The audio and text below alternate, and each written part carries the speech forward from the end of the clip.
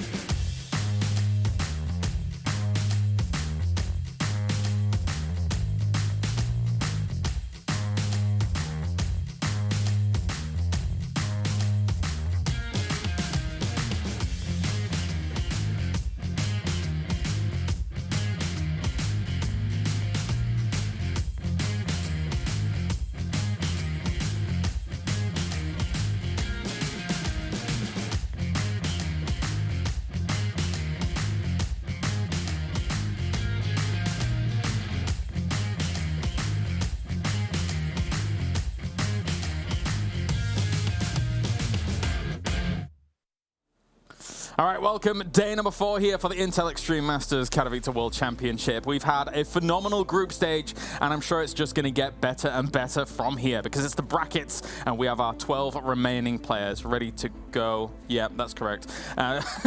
Sorry for the pre-match here and the pre-show as a whole, and that pre-show is brought to you by Coinbase. A huge thank you to them for joining us here at the EPT and the circuit as a whole. So let's get to it, gentlemen. I have Wardy, I have Rotterdam, I have DeMuslim. It's going to be a good time. We've got a lot to talk about, a lot to break down from what we saw yesterday and the past couple of days, of course, and now coming into today. Wardy, the group stage was great. The bracket's going to be great. Everything's great. It is great. I actually think we've got the best bracket we could. I know we ended the day saying this, but now I'm not as tired. We have not been on air for 12 hours. Yeah. And it really is good, you know. This entire bracket, I think, is the best matches you could have had. We don't have as many mirrors as we could have had. I think there's a lot of, you know, really cool potential. I think Here Marine getting Zaun is very fun.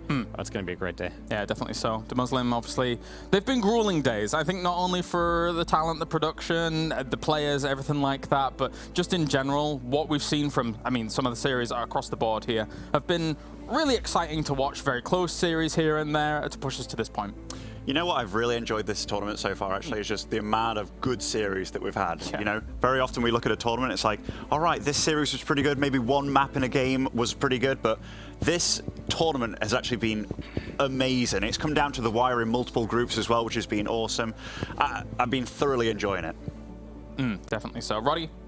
Yeah, as a StarCraft fan, I can only echo everything that Ben just said. I feel like we had a lot of very fun series, close, competitive, definitely a fair amount of upsets still. We have a few miraculous runs of players that started all the way in the open bracket, looking at Ryong, of course. I love our bracket. We didn't really have a chance to talk about it because we casted our final series yesterday, but our opening match is already ridiculous. We're going to talk about it soon, but I think today has potential to be also a very, very memorable day in the rich history of StarCraft 2, James. That's right, and the rich history of the Intel Extreme Masters Katowice. We've been here 10 times now. This is our 10th edition, and for a lot of these players, partially, it, of course, is about the destination, that trophy that you can see right there. One of these players will become a world champion, I should say. But it's also the journey as well.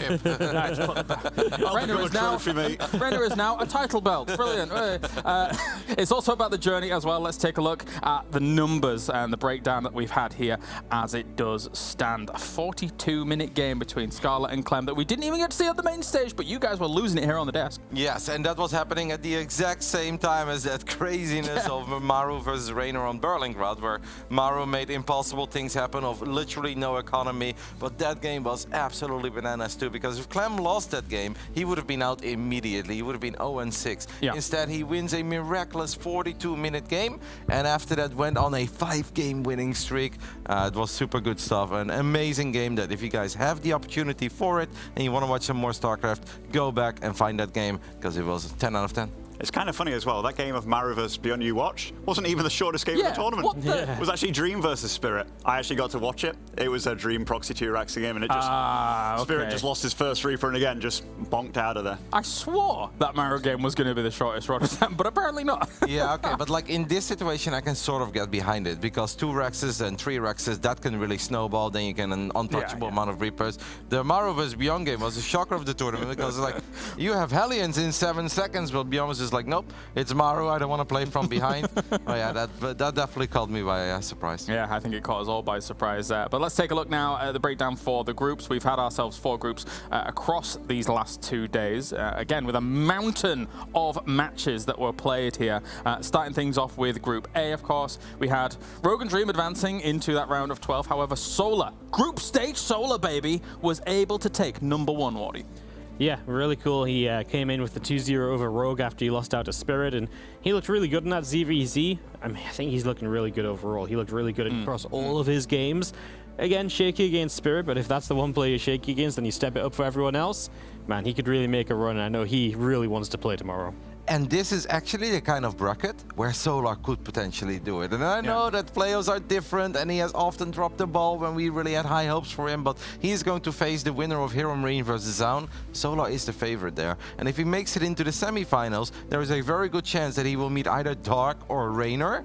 And Solar in ZVZ is incredibly intimidating. This could really be that one career-defining run for Solar. I actually get goosebumps when I think about it, because he's been around for so long. And I know he's won a tournament in Korea, but he should have won more than he's done so far. It is possible, but he really needs to show his very best StarCraft. And sometimes something in the playoffs is just missing. I hope for Solar that's not the case. Yeah, and finally to wrap up Group A here, of course, you've still got Rogue active in the tournament. He is the guy, the only guy that's won it twice here, Ben. And I imagine after a group stage, a slight blip in the group stage, he's going to be coming into this fighting form. Oh, absolutely. And he's got a fairly okay opponent for him as well in Ryong, who was also a massive surprise getting into the top 12. Yeah. Like, huge kudos to him, because he went through the whole open bracket to get there and really fought for it too. Took out a lot of good names in that open bracket.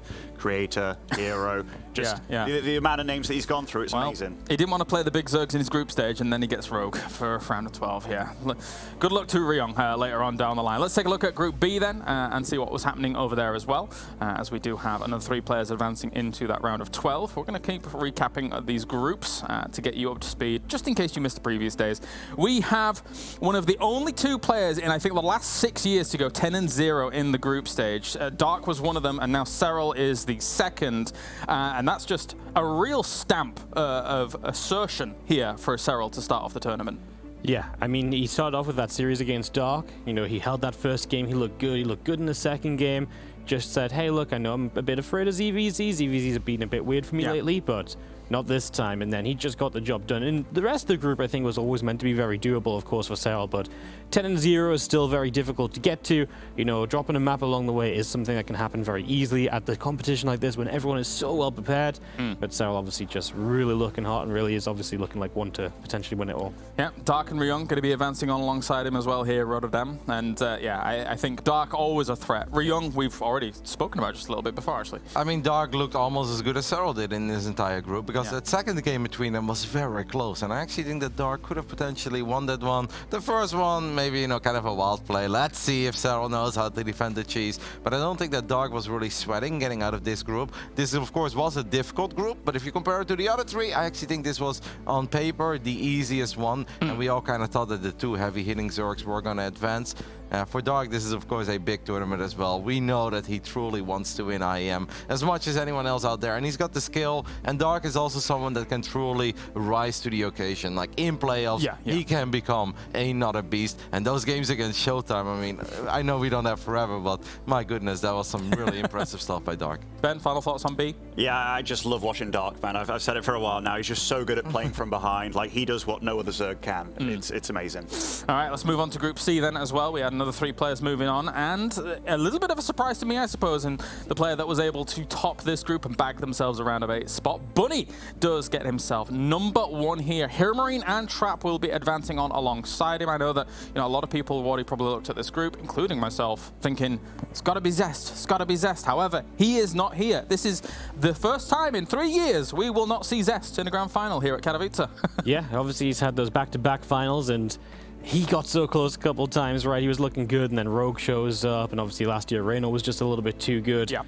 Yeah, I mean, the group was always one we said, hey, look, anyone can kind of beat anyone here. We didn't know which way it was going to end up, and this is one of those results where Bunny's on top. That's amazing for him. Hiramarine gets out in second place, not just scraping through into the playoffs. And then it was a fight between Trap and Zest at the very end, and Trap did just look a little bit better on the day. Zest looked a little bit shaky, just couldn't quite bring it. It's, this really was kind of the craziest group, I think. See for crazy. Terran's having a good time here, Ben. Absolutely. And I mean, rightly so. I think Hiramarine and Bunny played super damn good. Hiramarine taking out Zest, taking out Lambo. That first series against Lambo, I think it was super crucial as well for the group. Like, we've talked about it. I think a lot of momentum went into that, because we can't forget that Lambo's also very emotional when it comes to playing. And if he actually beat Hiramarine, I think we could have been looking at a totally different group, because maybe go into those other series, he could have been looking super sharp, because Lambo ended the day beating Zest. Yeah, it goes 2 ways, right? Good momentum for Hiramarine, but sapped the life almost out of Lambo when it comes to this group, unfortunately. Yep, heartbreaking group for Zest. I really think back of that first PvP he played. We kind of went over it at the desk. We didn't show the entire series, but I think if he overcharges a different battery, I actually think he holds the game 3 attack against Trap. I think he wins his first series. Zest is off to a flying start, and then there is a good chance that Zest would have just gone through into the playoffs. Super happy for Bunny, though. We met him a solid hour after everything took place. Still overwhelmed with emotions. Like, I've known him for a long time, but he was shaking. You could see like happy tears in his eyes, talking to us. Like, he was just rambling. He wasn't even really talking to us, but it was just hype, happiness. But then he's like, while he's talking to himself, he's like, but now relax, focus playoffs. And like, it was amazing to see. Bunny is a beautiful character. It was so cute, man. Like, he was like, I called my father, I called my girlfriend, I called my friends, and they're all been watching me. Like, and it was, it was beautiful. Bunny does a really good job of endearing you to his cause. I like that a lot. Let's see if he's able to go further as we do stand. Group D as well, to round things out. Well, the highlight that a lot lot of people were looking forward to of the group stage, and it did provide, we have Reina going 5-0. Reina and Serral, coincidentally, the only two players to go 5-0 in the groups. Maru and Zhao will be advancing on from this one. It was a bit open, I think is fair to say. However, for some players here, they didn't get off to the right start, kind of falling a little bit, but a great trio that we've got moving forward. Yeah, I think it's great to see Zaun just to have another Protoss player. I think we're all sad to see Clem fall. It did feel as though Clem just didn't quite get going until he was like out. You know, he was losing that game against Scarlet. It was over. He was out. The tournament was over for him. And he just brought it back, and it felt like then he turned it on. He looked amazing against Zaun the series after as well, and he gave Zaun no chance. And this is a Zaun that then went on to beat Maru 2 hours later, and then obviously just couldn't quite get it done against Bjorn, and that could have made all the difference. In the end, maybe not because Zaun beat Maru, but it just felt maybe the order of matches even. If Clem had maybe gotten going earlier, and then got to face Maru, then got to face Reno, maybe that could have made all the difference. Roddy? I actually really agree with what he said there, and that's of course something that's completely random. You can't really control it. But Rainer in the beginning of the day said, he's like, I actually love this. Like, I play Zaun first. He's like, I know I can do this. It's gonna be a good warm-up. Then I'll go on stage, and then I'm like not too tired yet. I should be peaking after winning my first series. Meanwhile, Clem starts the group TVT against the best TVT player of all time, Maru. Right after that, you play against Arena, who's obviously off to a better start. You're already shaking a little bit, and he starts 0-4, and there is no shame in going 0-4 against Rainer and Maru, but we know that if Clem reaches like his absolute highest level, he can duke it out with those two. He has defeated Rainer time and time again. Maru is always going to be tough, but even if you just take a map, that can give you some momentum. I think Wardy is right. I think the order of matches was very unfortunate for Clem. And I think coming into the bracket here, Ben, even you don't have to plead for Maru to survive. I think we've got a good opportunity here to, you know, do well here. You know, I'm not worried about Maru. Like the fact that he did that in Berlingrad against Reno, like that is one of the craziest holds of all time. I think like what he was able to do cost efficiency wise, but yeah, going up against Dream, I think that's a pretty decent match for him. And Dream, he's probably going to be the one like, why of all people, you know? Like, I think any Terran just fears the crap out of Maru. No, understandable, completely understandable, considering what we've watched from him in season finals, in Last Chance, etc. But anyway, let's move on now to the bracket. Here is what it's all about over the next 2 days to crown ourselves a world champion. We kind of gave you a little preview at the end of yesterday about what is to come here, but just across the board, Roddy, it's solid. It's a super fun bracket. I love Hero Marine against Zaun in the round of 12, because whoever wins there, to me, that's the biggest achievement of their career. I don't know if Zaun would agree, because he did make finals of Super Tournament, but I really think that this is bigger, especially after he made it out of that super difficult Group D. Trap against Dark, that's a GSL finals. We've seen it before. I feel like Dark historically does better against Trap, but the last time we saw them in a DreamHack Master season finals, Trap actually surprisingly got the victory. And I mean, I don't even have to hype up the guys that are waiting in the quarterfinals. No, indeed, Ben. We get to Katowice, and almost every single time it's magical, and I think this is probably going to provide some magic as well. Yeah, like just looking at it now, these are the 5 best Zergs in the world. Like no one's upset them, right? Besides the other Zergs, pretty much. So that's really cool to see. I'm sad to see that Clem and Kjor didn't make it, and also Zest. But honestly, this is a super damn impressive Katowice lineup, and the Zergs, they're looking phenomenal once again. If you had to pick a match that you're really looking forward to, Wardy, that you got your eyes on, what are you thinking? Maru versus Serral. Dream's not even there in that bracket for me. I'm sorry, Dream. I love Dream. I believed in Dream to get out of the group. I really thought he could do it, and he played some great TVT against Kjor. It's freaking Maru. We know what he's like in TVT. He slipped up once, maybe in the last year against Bunny. He dropped that series or so. I just don't see Dream doing it. Then Maru goes on. It feels like we're finally getting it. And I know Maru's messed it up before, where we're going to get Maru Serral, and Maru's been the one not to get there. If he doesn't do it this time, I'm actually just not showing up. Actually, that would be kind of crazy. It feels like an easy bet here, Roddy, for this one. Yes, but I do like that he mentioned Dream against Kjor, because Kjor is also a GSL champion, and Dream played so good on Berlingrad. That was one of the most fun TVTs, and it takes a lot for me to call TVT fun, but that was an amazing game 3 between those two. But I do think that this is that moment that we've all been waiting for. Finally, Maru Serral, and it happened a couple of times over the last few years, but it was always online. It was smaller, it was different. There is a lot of ping involved. We saw what Maru is capable of against Rainer when he has got like 7 SCVs for 12 minutes. Yeah, that's a best of 5 that every Stalker fan around the world should tune in for. Yeah, it's an exciting day. It's an exciting day. Thank you very much, guys, for the breakdown of the groups as well as the brackets. Of course, here, throughout the year, in fact, in terms of 2021, we have had ourselves some great signature series editions additions to the overall StarCraft library. However, now we have one of our players here in the bracket who's also staring down a signature series himself. It's time for good old Hero Marine.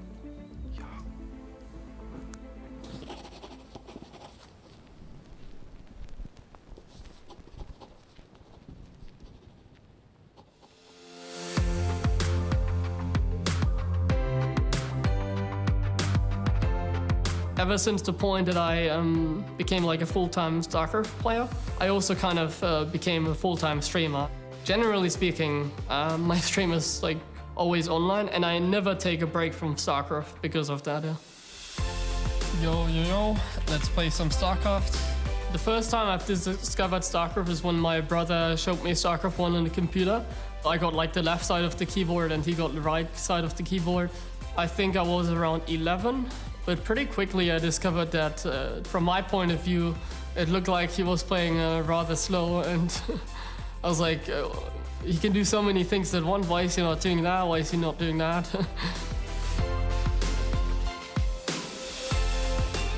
Gabriel und ich haben gemeinsam die Liebe fürs Computing. Ich selber war auch Player, Gamer und habe damals das Spiel Siedler gespielt. Ich denke, Gabriel spielt StarCraft, weil er sich da auch selber besser entwickeln kann. Gabriel hat sehr viel Kraft in Individualismus und deshalb denke ich, hat er da auch weitergemacht und das Spiel hat ihm auch gelegen.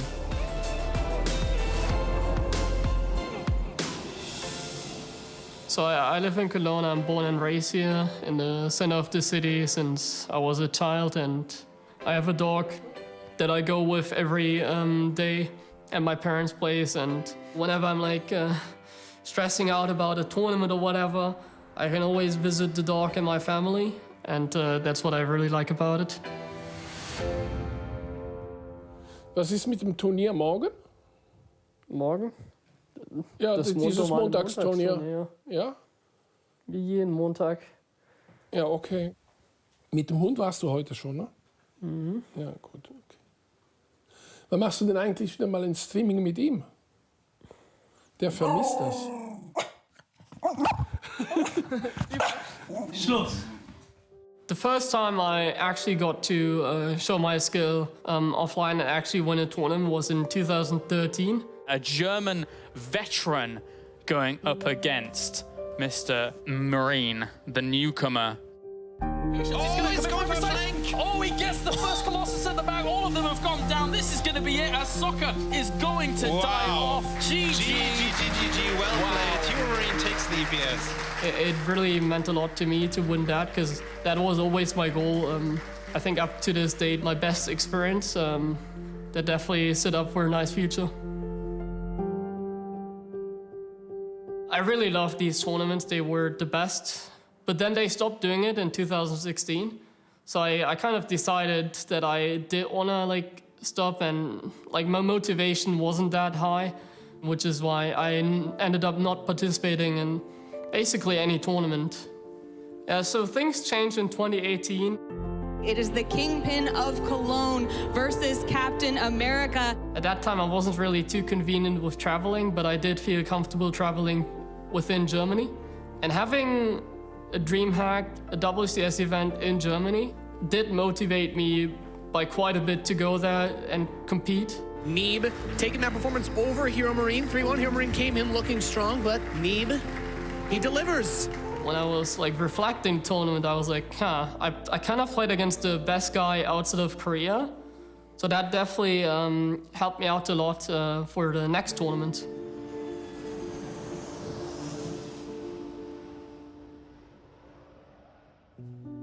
So in 2018, that's when I was traveling to my first events regularly, and I felt kind of weak, when I was traveling. I just didn't feel very healthy. I was kind of feeling sick a lot of times, and that's, I think, what I definitely experienced in Austin a lot.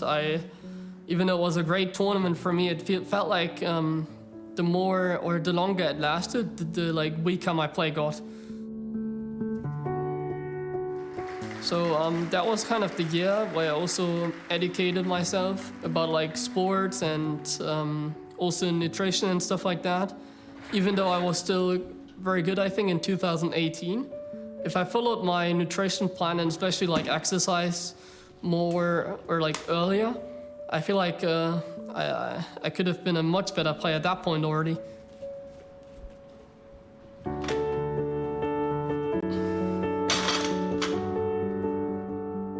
And now in this year, like I actually had like the best results ever, basically. So I still learn, and I think that's quite fascinating and motivates me a lot as well.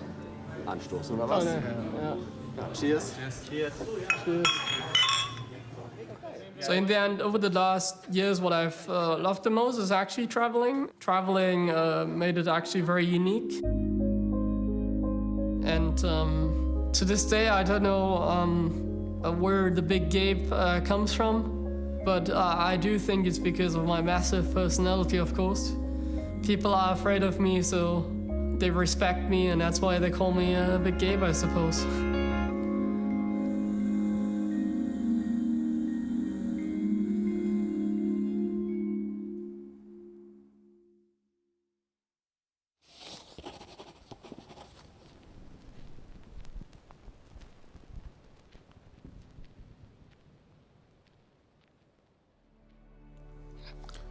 The biggest of Gabes with the biggest of journeys. Thank you very much for producing the signature series here for Hero Marine, of course. We actually, I would look to get your thoughts, gentlemen, on that, but we actually do have just a few minutes before we get into our first series here of the day. I've got Waddy as well as Rotterdam joining me for this one. It's going to be Dark versus Trap coming up here for this first game, and it's an exciting one, Roddy. You already mentioned it in the pre-show. This is a repeat big fixture that we see time and time again. Big Hero Marine. Come on, Clark. You're really not allowed to talk about it. But sure, move on. I do want to say great video. I loved it. And I'll also come clean on the record. When he was doing those pull-ups, I was lifting him, actually. That's why. That's why. That's why it was framed like that. But other than that, great video. And Gabe is strong.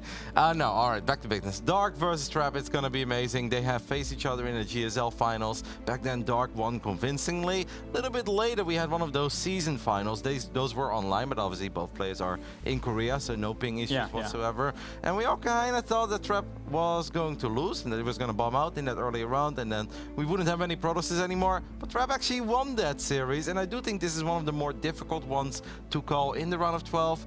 But I personally am leaning towards Dark. That showing that he had early in this tournament against Showtime, that was ridiculous, Waddy.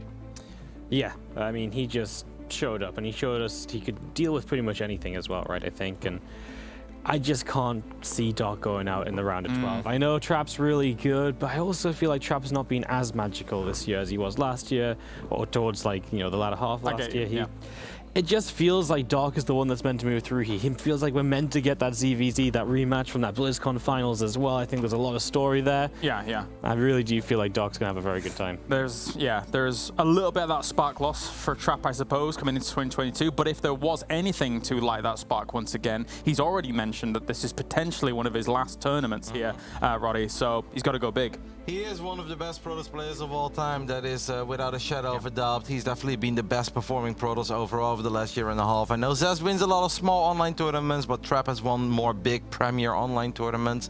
This is a really big moment for him. We know that he can do it, but the one thing that makes me a bit afraid to say, like, I truly believe in Trap is the few times that he played against Serral on big moments deep into tournaments. Like those best of 5s, they weren't even close, or a best of 7. And Dark obviously had some time to do his homework. He can take a look at it. And Dark actually is one of these very talented, gifted players that can look at how Serral played and said, actually, I can do that. You know, I could never do that, James. I only have 1 or 2 strategies and played them for 12 years. But Dark truly is so solid across the board that he's like, you know, dots, crosses some X's and I's, and it's like, all right. So that seems to be the blueprint on how to beat Trap. I can do that too. Here are the numbers from this tournament specifically, of course. And so far, Dark's been able to, you know, deal pretty well with his Protoss opponents that he's come up against. It's not quite been, I think, the caliber of Trap here, but these two, just in general, Goliaths coming into this round of 12.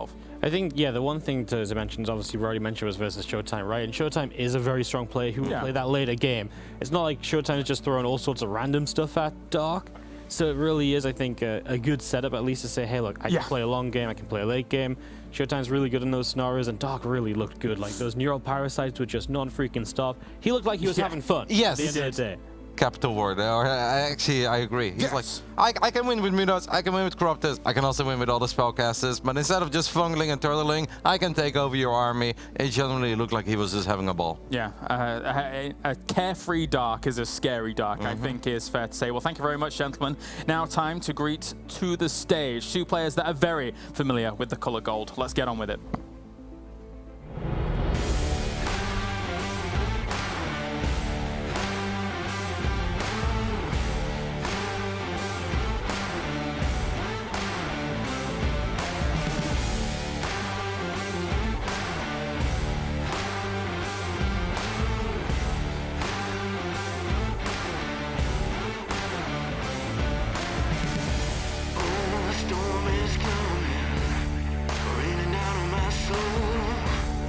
We have been blessed over the last 3 days with some amazing games of StarCraft 2, and it is crazy to think that it's only going to be getting better from here. For our first player to introduce to the stage today, he is a decorated champion across multiple tournaments, GSL, SSL, as well as the title that every StarCraft 2 player desires, the title of Global Champion. His opponent had a crazy 2021 with a whopping 5 championship titles under his belt. This is a match you do not want to miss. It is Dark and Trap.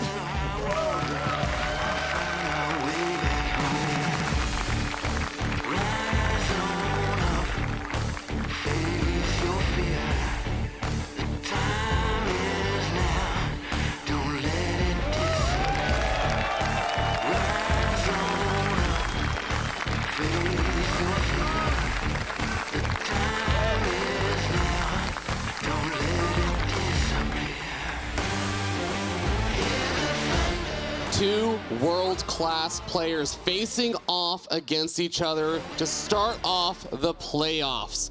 My name is Fear Dragon. I'm joined here by Harstem, and we are going to be bringing you coverage of this match here as we kick off the round of 12 with an amazingly good PvZ match. Yeah, it's hard to believe that these two fellas will play each other in the round of 12. Well, very recently they played each other in that GSL finals. They have looked so amazing in the past year, and I'm looking forward to see what this match will bring us.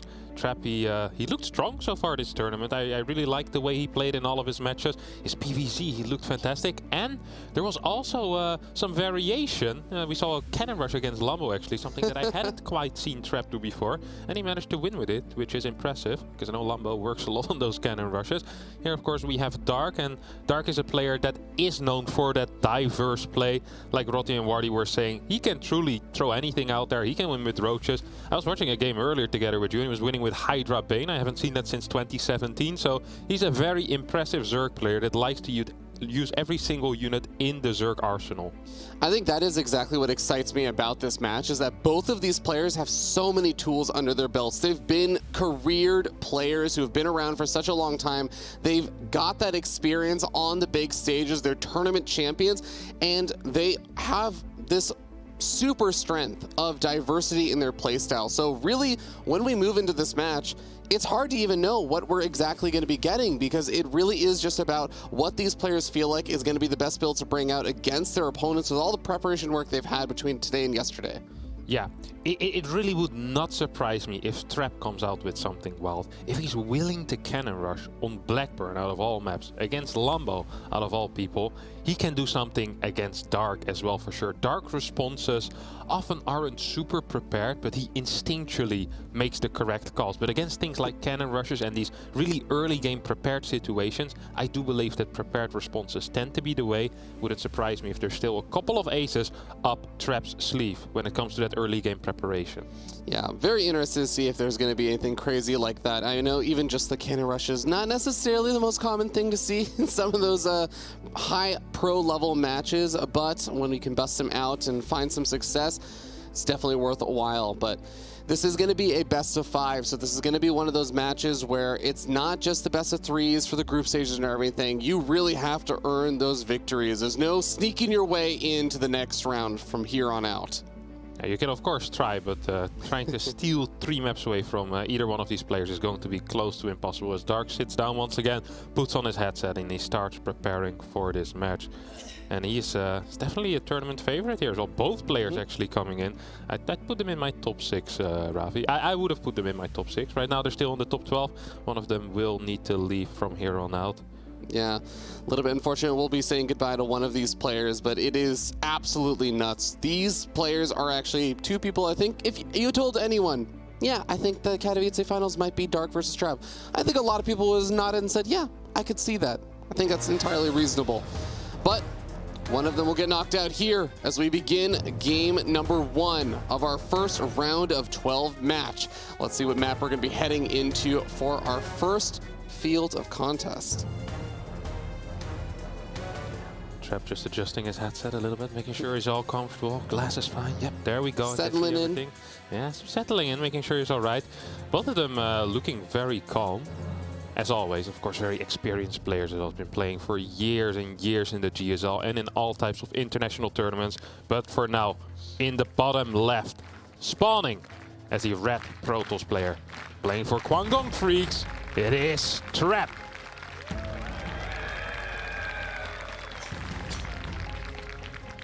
And up here in the top right-hand side of the map, we have the blue Zerg player from Dragon Phoenix Gaming. He is Dark.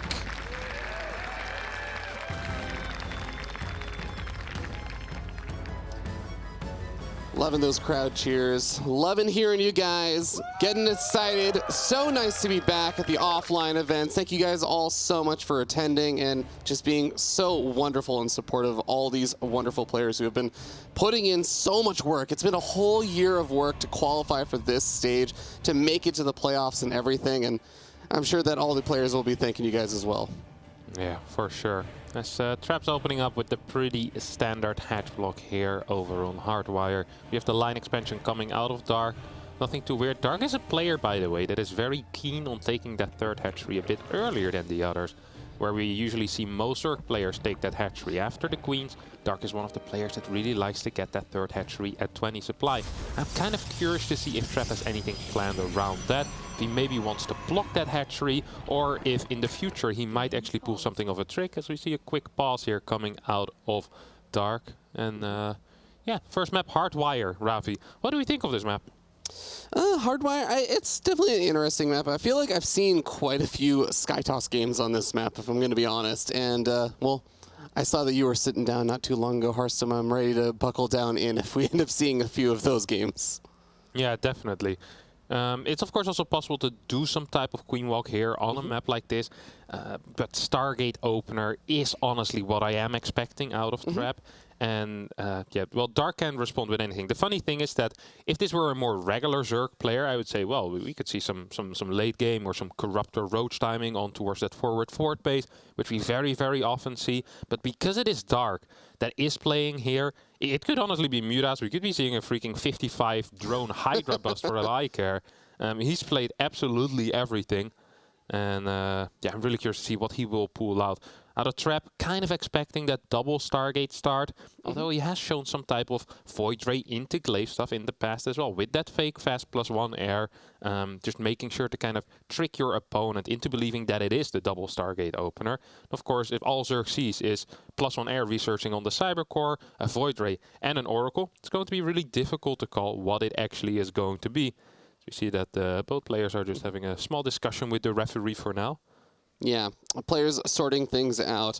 I think it's going to be really important to see how both of these players are able to keep an eye out on each other's builds and to kind of get a sense of whatever the other one is up to. Because like you were saying, it's not just a situation where the stereotypical Zerg is sitting back, reacting to whatever the Protoss player is doing. Dark is one of those players that can also throw out some of those aggressive builds that Trap has to be ready for, that Trap has to identify, react to, make sure his defenses are up and ready. And, you know, exact same thing for Dark. Dark has to be ready for anything that Trap could be throwing out in those early stages, especially like you were saying, the Adept builds are something to also look out for. Yeah, and Dark is also one of the players that is extremely good at playing from behind, because I'm going to be honest with you here, Ravi. A lot of his build orders kind of put him behind in the early game.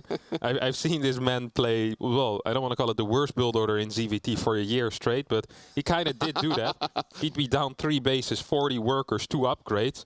Then he'd still win the game against some of the best. It's absolutely insane. Actually, recall a game from last year where he played against Special, and I legit think he was down 60 supply and down a base, and he still managed to come back at the Intel Extreme Masters Katowice last year. It was crazy to watch, and he has this type of skill in every single matchup. He utilizes his units in such a special and unique way.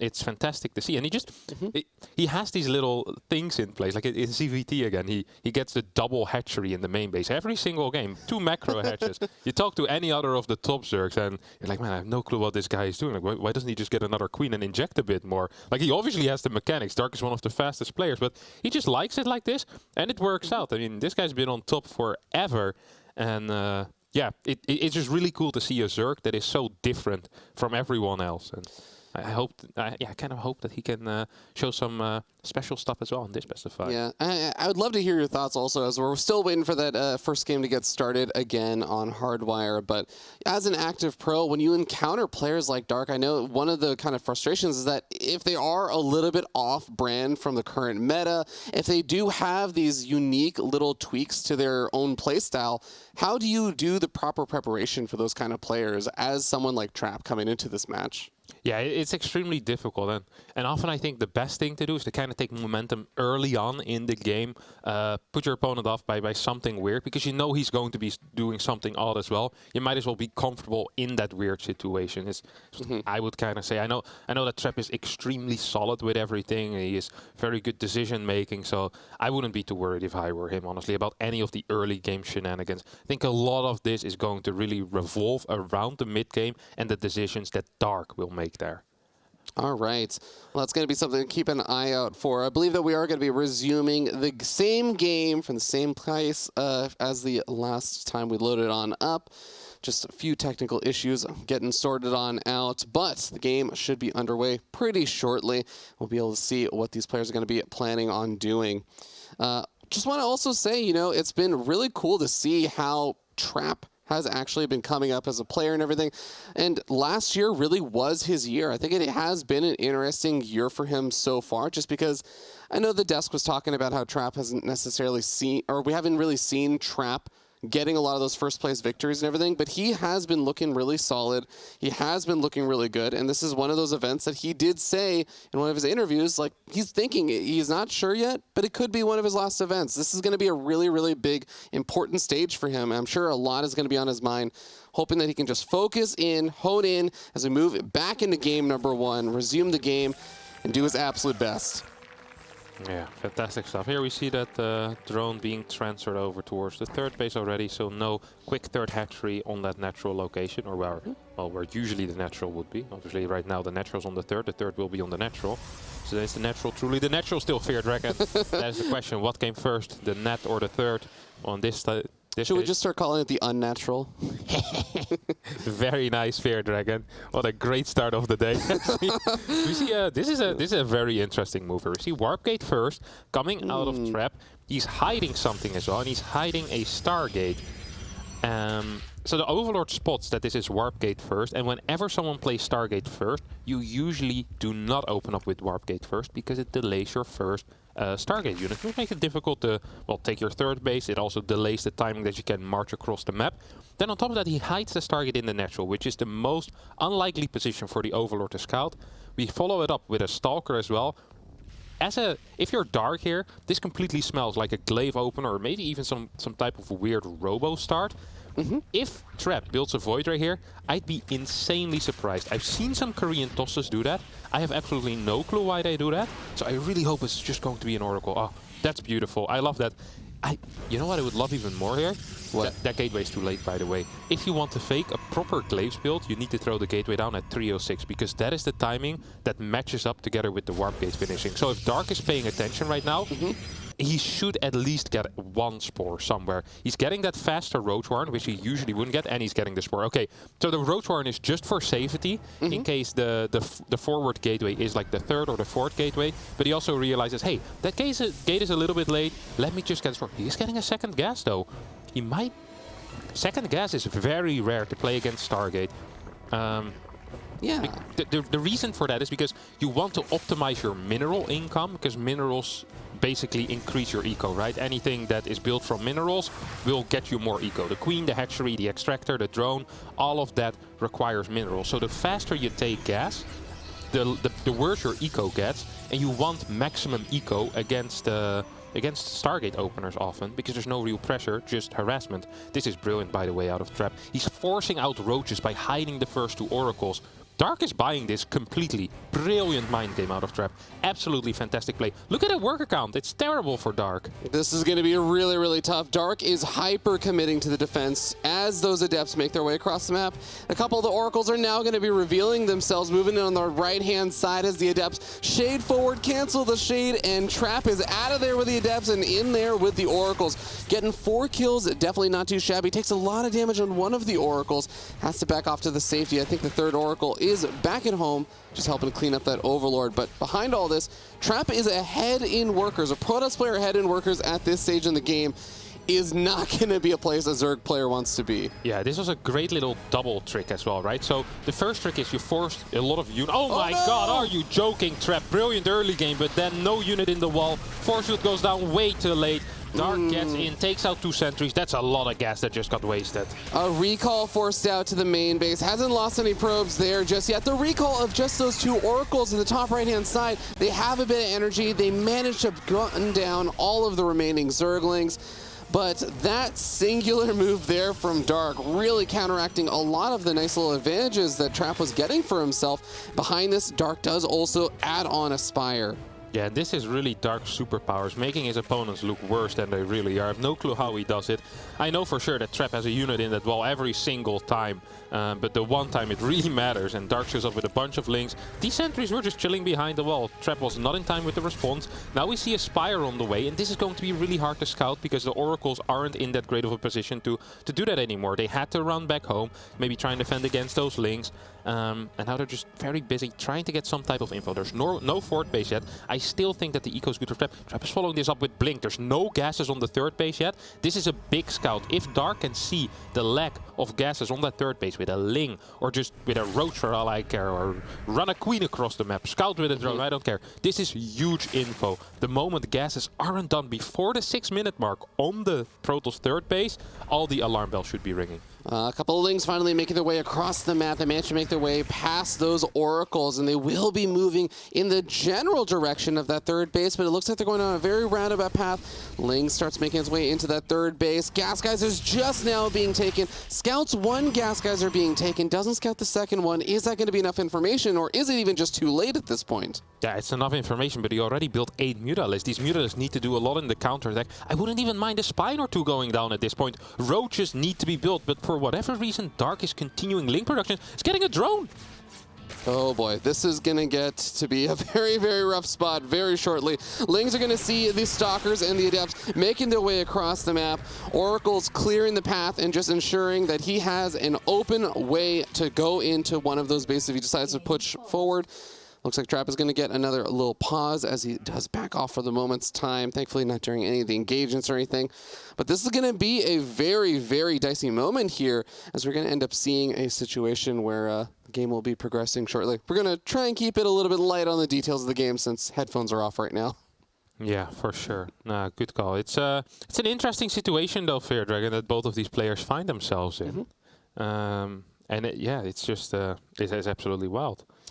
Yeah, always a little bit tough also when you're maybe getting ready for the game to get started, really getting ready for the game to hit a big moment, and then have to pause for a little bit. So it's going to be interesting to see how these players also deal with that, as I'm sure the adrenaline has been pumping for both of them for quite a bit of time now, getting ready for this.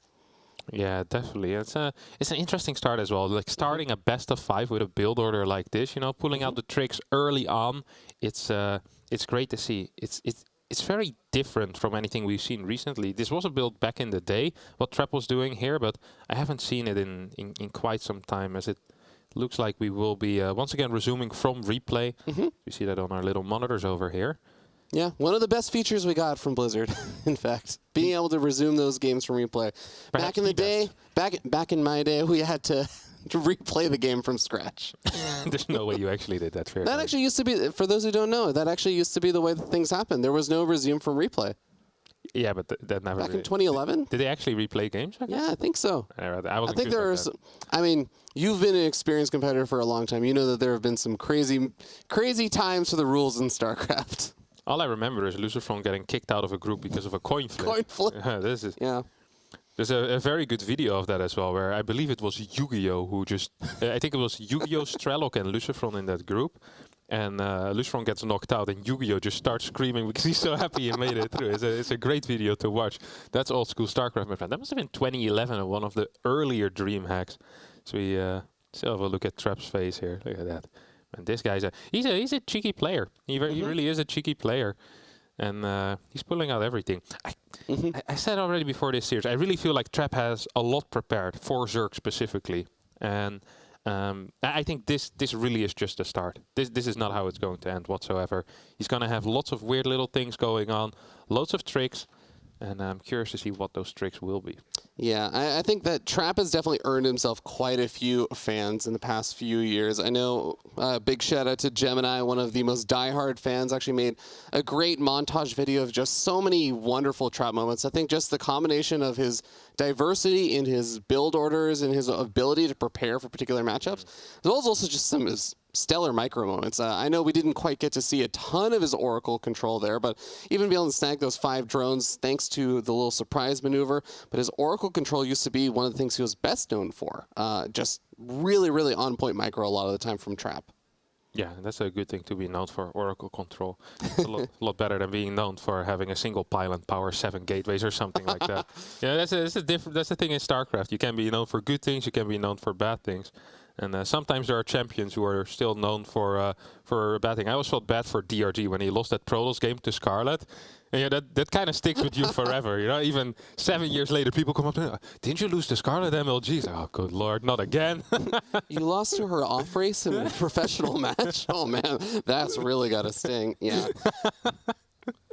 Well, hopefully you can feel a little bit better. Yeah, Oracle control is a good one to have. You know, one of the things I always think about actually with Dark, I know we were watching Hero Marine's wonderful signature series earlier today, in case you guys missed that right before this series started. Dark's signature series really won me over. I used to be one of those guys who I'd like, yeah, you know, Dark, he's a really good player and I respect him. But after I watched the signature series, became a big fan of him. Yeah, I've always been a big Dark fan. He is... yeah, he's just brilliant player. It's really fun to watch a Dark game, I think, because you know something is going to happen. Like, he shows up, and I don't even think really he mentally prepares for like certain scenarios, and then he's like, which unit do I like the most today? You know, it probably depends a bit on what the breakfast food is. I was like, X today, all right, Hydras it is, and he throws out some Hydra veins. Like, freaking every Zerg's been telling you the Hydra most useless unit, and he wins with him, like moonwalking back to his base as well. It's like so sick. His control, his unit movement, his decision making in game. It's just brilliant. He's such a clutch player. I love to see it. Yeah, always a treat when we get to see him because, you know, everyone's kept in the dark about what he's going to be doing. We are almost there, guys, to resume game number 1 as the players are getting ready. We're recovering the game. We're loading in and should be back into it in a matter of about a minute or so. Yeah, of course, gives both players a little bit of time to think as well. As Dark already was kind of preparing that defense for a while now. He was had a lot of links though initially, more so than Rosius. Surprising to me, because he spotted that lack of a gas. As the game is slowly but surely resuming right now. Yep, I think we are getting underway as the game has resumed. We're starting to see the mutas actually start making their way across the map on the left-hand side and heading over to the main base of Trap, as Trap is in the center of the map. Here we go. Yeah, this will put a lot of pressure on Trap to perform on the other side of the map. There is a Prism with his army. There is a lot of Stalkers, no sentries. At least I don't see any. Perhaps in the Prism. Yep, there we go. Sentries in the Prism. There's a couple of Ravagers here. Should be able to stall this out.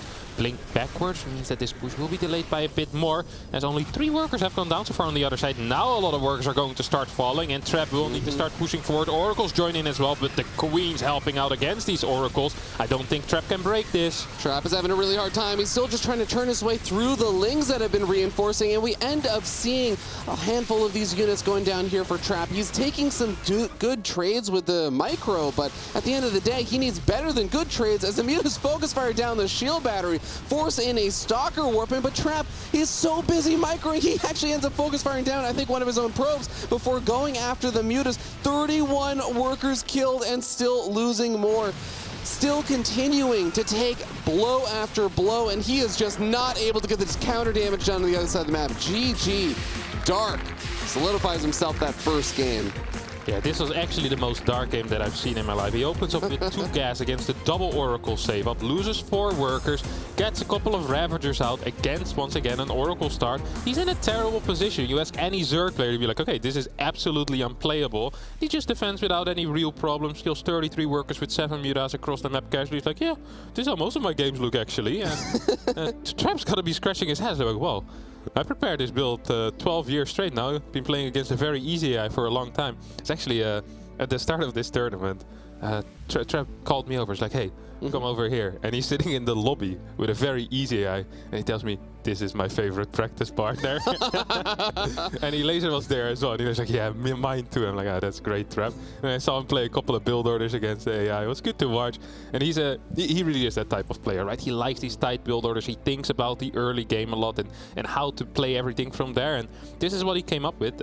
Honestly, I love this early game, but the follow-up, when you evaluate a build like this and you see that the start works so well, like you get ahead, obviously, right? That you're up 7-8 workers from where you're supposed to be.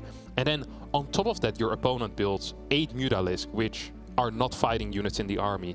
Then you hit with a timing attack and your timing attack doesn't kill. I don't think the build is very good. I think there is something wrong. Sure, perhaps you expect the Dark to go up to a higher drone count than 65, 66, but it's also a build that's easy to scout. You delay your gases till, I think it was 630, 640. I mean, this is a dead giveaway, so it does make me doubt that build order a little bit. I love the start, don't get me wrong, but the Blink Stalker follow-up, not the biggest fan of it, and well, I think Dark was a big fan of it because he held it really easily. Yeah, I think that's a really good way to put it, because I'm sure it must feel a little bit demoralizing when you feel like everything went your way until the moment where you take the big follow-up engagement, and even with good micro, it's not like Trap had some massive faux pas with the micro or anything, wasn't losing a bunch of stalkers to the Lings and the Roaches, still had a hard time. But here we go, guys. We're heading into map number 2 in this best of 5. Starting down here in the bottom left-hand side of the map, he is from the Kwandong Freaks, Trap. And in the top right, the Blue Zerg player playing for Dragon Phoenix Gaming. It's Dark.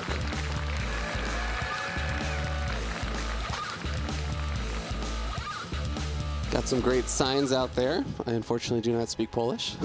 Yeah, and I can't read, so both of us have an issue. Once again, the hatchery gets taken here on the 3rd base, as Trap is one of these 13 pylon blockers. There's a big debate in the Protoss scene.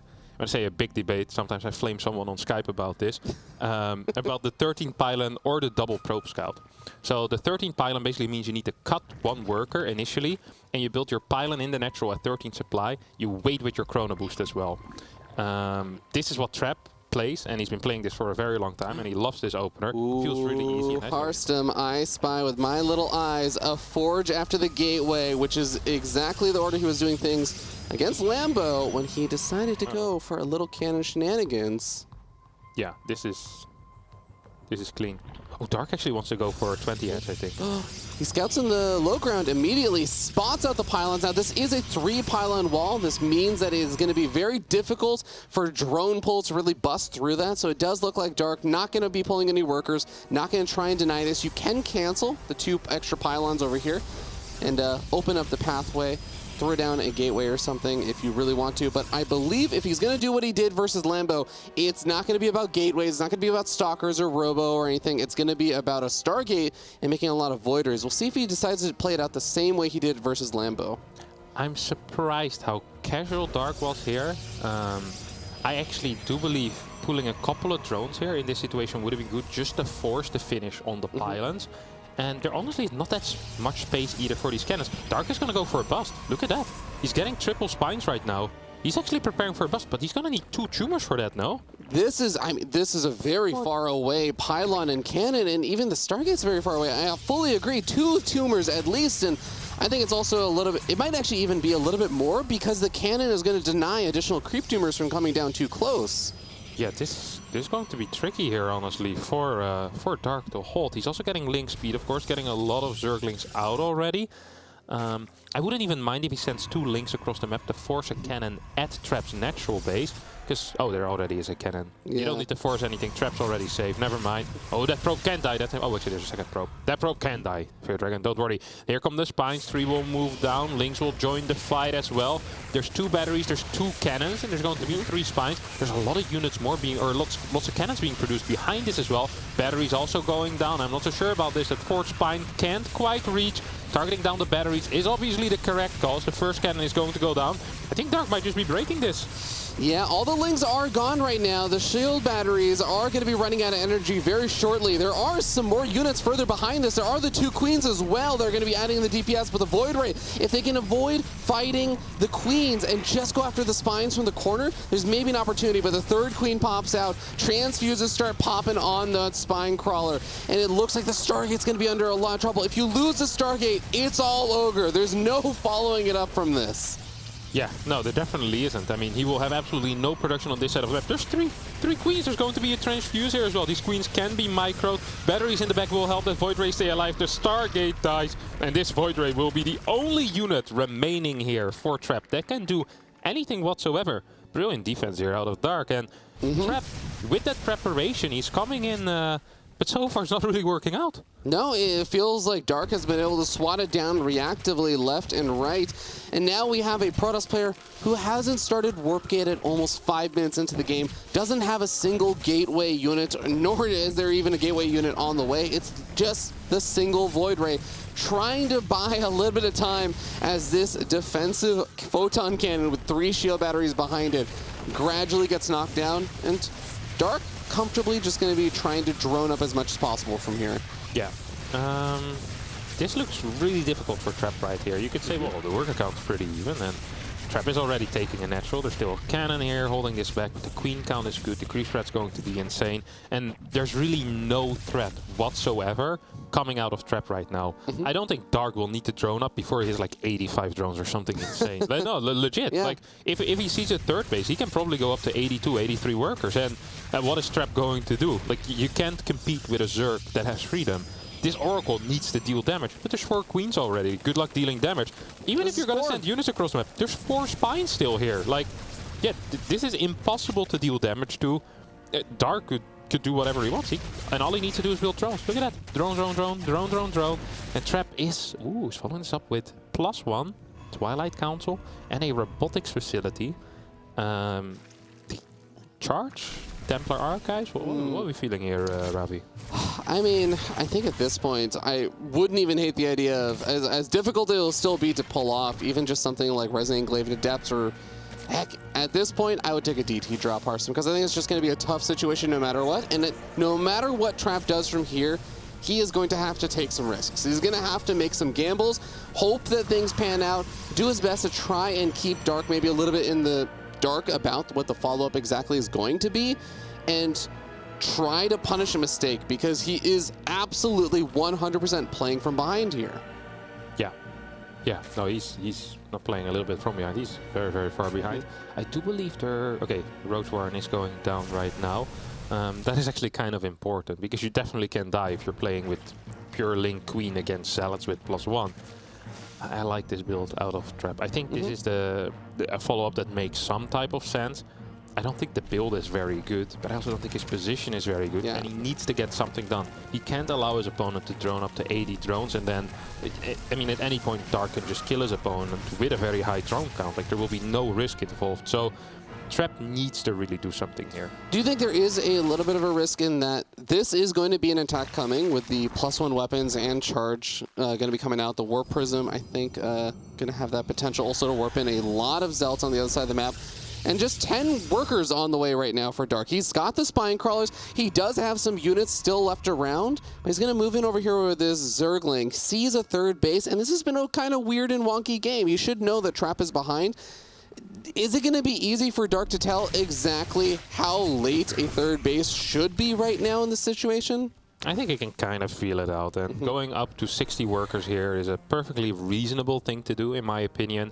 And then he starts a bit of roach production. He's getting the extra gases. Should be thinking about a fourth base in the near future as well. Yeah, there we go. I really like this setup. I really do. It's perfect. Oh, Overseer comes in and scouts out the Dark Shrine that was on the way. The charge lots going to be greeted by roaches and queens. Now, they are trying to focus fire down a Spine Crawler, but they don't even get the Spine Crawler. I like that Trap is pairing this up with the double Oracles moving on forward, and this is some great damage in a normal game. But 3 workers, not really going to be evening up the supply differential if you can't find additional damage. Now, killing off a hatchery, or at least forcing a cancel, is definitely not too bad of a start. Yeah, this is nice, and as long as Dark continues producing roaches, the game might actually get kind of playable here for Trap.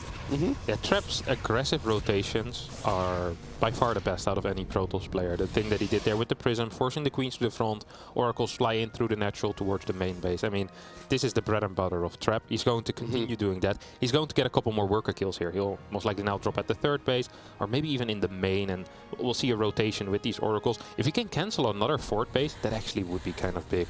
Well, at least delays it. Doesn't quite get forced out of cancel as the drone does decide to pull back. Oracles try and come in from behind and also try and get off a little Revelation. Zealots do end up falling over here. I think Trap has been doing a really good job with just general unit retention, because even warping in additional Zealots would be a little bit costly for him. He really wants to cut every corner he can. Dark has had enough, though. He says, oh, you're making my life a little bit more painful about starting up a fourth base and everything. He just decides to throw down the Nidus Worm along with the Infestation Pit. Now, Arstum, I know that there is a Zerg build order that can be very frustrating to go up against when you're playing from behind. That is a Swarm Host style with the Nidus Worms. Is there the tools available for Trap to actually deal with something like this, since he does still have the Oracles at least alive? It's going to be really difficult, to be honest. The first Nidus is the most important one, and if he can clear that, that would be huge. After you clear the first Nidus, the second Nidus is the most important one, and if you can clear that, that would be huge. After the second Nidus, then the third Nidus becomes really important, and once you clear that, the fourth. I'm noticing a pattern. Yeah, there's just a lot of Niduses that are important to take down here for Trap, and he actually gets on top of the first one. This first wave is not going to be doing too much. Not a lot of Locusts are out. I think one or two Zealots might fall. Nidus will get taken out. Here comes the second Nidus, also, like I mentioned, a really important one, but the supplies are so Dark favored here. Dark's already transitioning as well. Dark says, I'm not going to rely on these Swarmos to kill you. I'm going to rely on these Swarmos to really annoy you and, well, maybe kill you, but kill a couple of workers, force a response, and then eventually I'll just transition into lurkers. Yeah, before the first Nidus Swarm was going up, you saw that Trap was trying to poke across the map, trying to threaten a little bit on the other side, and immediately had to pull back. And now you can see it's all out defensive mode here, but Archon's going to have to do a lot of damage to try and save this cannon and prevent additional units from going down. Locust managed to wipe out that cannon, not getting any probes or anything just yet, but another Nidus Swarm is going to be on the way, and Trap going to do his best to try and clean this up. Love the Warp Prism Immortals, the Archons to actually just clean up these Nidus Swarms. Nice mobile units that can react quickly with that. Yeah, sadly another Nidus, I think, went down on the left side, so these Swarmos might be capable of getting another wave in. 1DT slightly out of position. That's a lot of Swarmos, by the way. How many is that? Holy crap. 16 Swarm Hosts. This is becoming a pretty committed Swarm Host attacks, but it's because Dark can afford to do it all behind this. He is nearly maxed out at this point. Trying to focus fire down a couple of these units. He is going to be able to snag a handful, but the Force Field's actually locking out quite a few. Only 4 probes going down. All in all, Trap has been doing a really stellar job defending against all this. It is still just the question, is the damage being done by the fact that Trap is being kept at home, unable to expand and unable to do anything else behind it? Yeah, it's difficult because Dark is losing some momentum, right? And he's not killing that much, but he also hasn't lost any units except for 3 units, which is a great thing for him. Another Nidus goes down. There's no fort base yet either. There's no real transition out of this for Trap yet. It's getting a fleet beacon, it's getting a Templar Archives, but this is still really far away, and we're in the here and now. And in the here and now, Trap is down 70 supply, and Dark's on his doorstep. Yep, Locust coming on forward yet again. Going to be moving on in alongside all the Roaches and Ravagers on the right-hand side. So now the Locusts are acting as a great zoning mechanism to keep the Immortals away from the Roaches. Robo goes down, Shield Battery goes down. DT and Archon flank coming in from behind. The Roaches and Ravagers are actually pretty trapped right now in between a lot of these units. Zealot Warp and even force fielding in a lot of these Roaches. A fantastic snag for Trap. And suddenly, a Protoss player who was down nearly 80-90 supply, only down about 25. That was huge. That was so insanely big. All of the cannon fodder for these swarm hosts completely gone. We see the transitions into Lurker right now, but it's just going to be almost a standard Lurker game from here on out. Obviously, the swarm hosts are still a threat. The Nidus network is still a threat, and if they get a base down at any point, this is going to be terrible for Trap. But Trap has a fighting chance again. He just needs to take out these Nidus networks before swarm hosts can pop. Oh my god, bit of miss micro there on the Locust, which means a lot of them will land before anything happens. Super Battery gets activated. These Archons need to get picked up. Good control here out of Trap. Once again, barely taking any damage whatsoever. This has been some of the best defensive play I've seen in a very long time. In order for Trap to come back in this game, he needed to play perfectly. He needed to make absolutely no mistakes, and he took that to the next level. He made no mistakes and, in fact, did better than it seemed possible.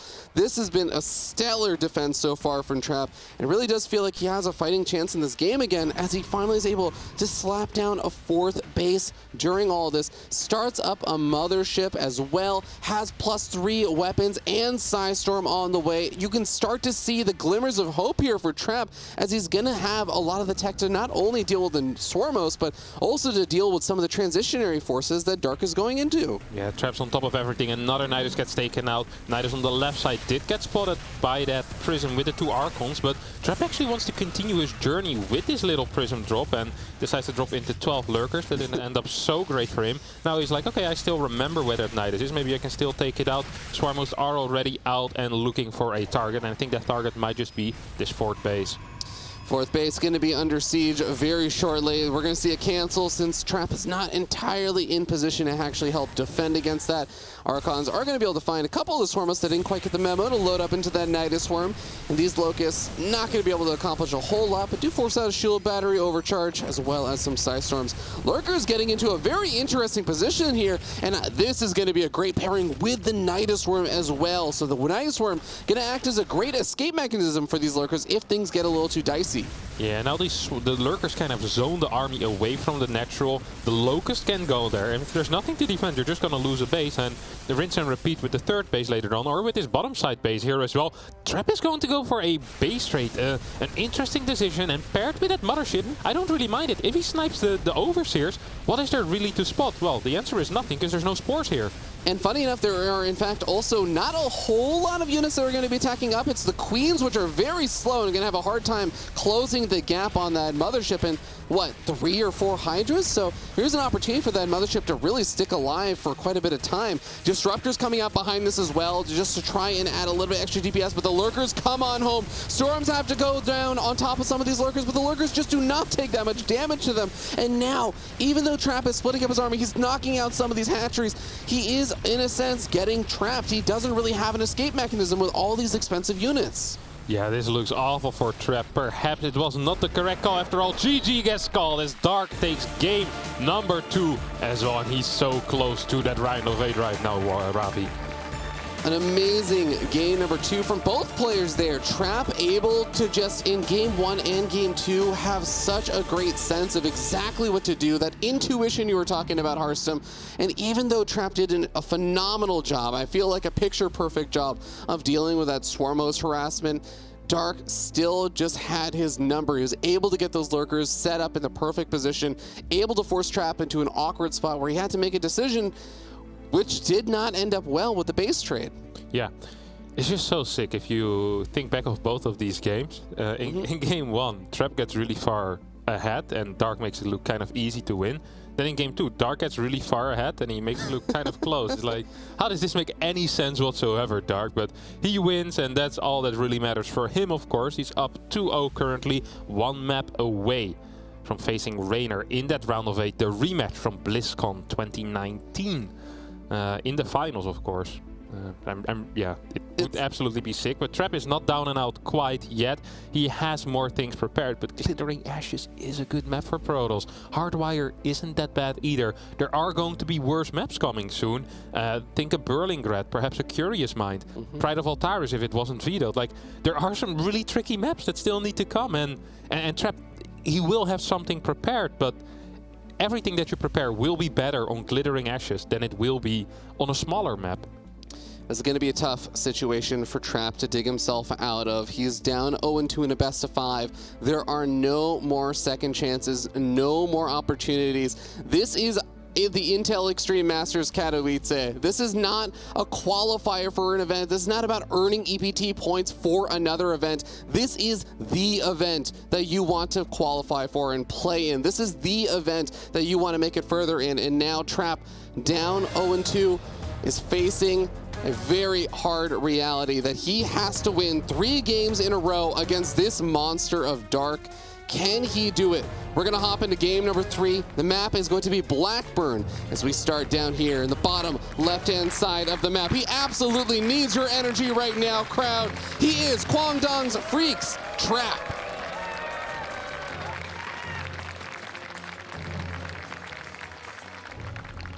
And in the bottom right, he's up 2-0. The Blue Zerg player playing for Dragon Phoenix Gaming. It's Dark.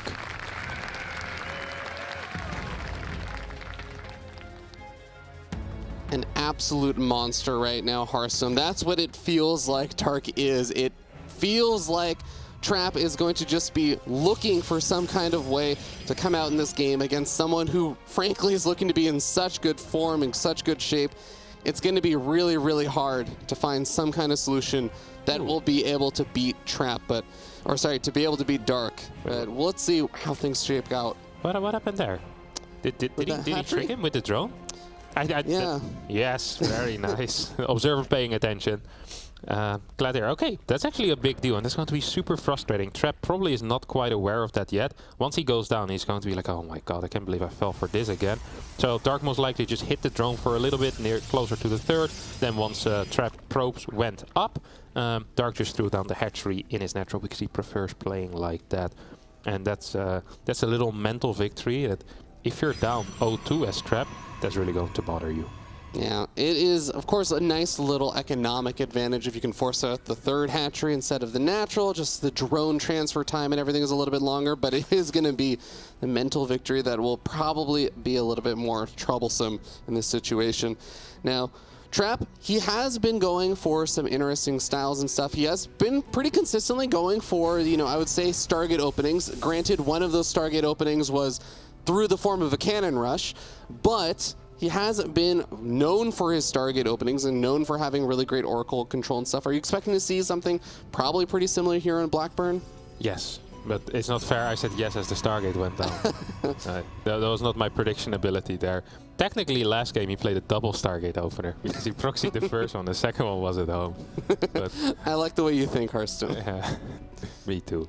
Yeah, Dark's just going to be taking a third base here. This is Blackburn. This is a map where a third base should be really easy to hold for both players. There's a gold base as well. Thanks for pointing that out once again. And there are some builds that we've seen, I think both Raynor and Lambo already do this tournament. Raynor against Zaun on this map and Lambo against Zest, I want to say, where they go up to 66 workers, they take a fourth base, but they don't really drone up that fourth base and just transfer drones from their third to the gold base and then all in with Queen Roach Ravager while having a pretty decent eco behind that. You can still go into a Spire later on if you really need to, but you obviously need to deal some damage if you're all-inning your opponent, but there are some opportunities to kind of transition out of that. I know Dark is not too fond of Queen Walks usually. He is fond of things that he likes. He likes, well, Hydralisk and Banelings and Swarmhost. We've seen Mutas already, we've seen Swarmos already, and this is honestly more diversity than we see from the average Zerg. So I'm really looking forward to what he's going to bring to us this game. Yeah, I mean, Dark has absolutely been, again, a player about diversity of playstyles, and even willingness to go into different types of unit compositions against the exact same unit composition from his opponents, against things like Sky Toss. He's shown that he's willing to go into the Hydra Infester option. He's been willing to go into just the Mass Corruptor option. Depending on the situation or how he's feeling, it is going to be difficult to try and predict exactly what he's going to be up against. But speaking of Sky Toss there, Hearthstone, we do have +1 air weapons on the way already there from Trap. Yeah, this is a layer timing, by the way. Holy crap. We're moving to that layer real fast. And could be for a Spire. Could be for a Hydra then. There's a second gas already as well, which we honestly never see. There's no Queen in the main base, so a Stasis Trap will be put near that mineral patch. Will get taken out though by Dark. 4 Overlords on the way. Okay, I am so curious over Overlord speed as well. Alright. I dig it. I don't really mind it. We don't quite have a fort base yet, but more drones are coming out. Double Stargate, of course, coming down here for Trap. Those two Adepts are trying to deal some damage, but Dark's defense has been pretty decent so far, especially with the lack of a Spore on this third base. Oracle potentially could have done something there, as these Adepts will get 4 drones. No! 3 drones total. That's a very decent amount. I'd be happy with that if I were Trap. Oracle does come back in as it was out in the middle of the map. Takes a bit of damage there, but only a shield so far. Snags actually another drone there, and definitely not too shabby, getting up to 5 worker kills. And starts to move out. Hello? What in the world is this? Is this a German taxi?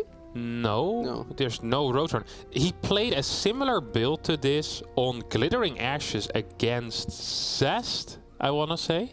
In the Super Tournament, yeah. The 50 drone Link Queen Nidus. This time there's some Overlords though, and he's going to drop on the other side of the map. This is hitting very, very late, and if there is a cannon or a battery at the third base, or ideally both, this could be pretty easy to hold. However, the main base seems to be what Dark is aiming for. He wants to drop those Queen to defend the Nidus building. This is great. There's no gateway units. Taking out anything has to be done with air units, but Queens will defend it. I love this build order. Oh, the Void Ray that's all coming out of that Stargate is going to be quite a bit of time before it actually is able to pop out. The Queens already solidifying a nice little spot here, throwing down the creep tumors to help keep that Nidus Worm a little bit easier to defend.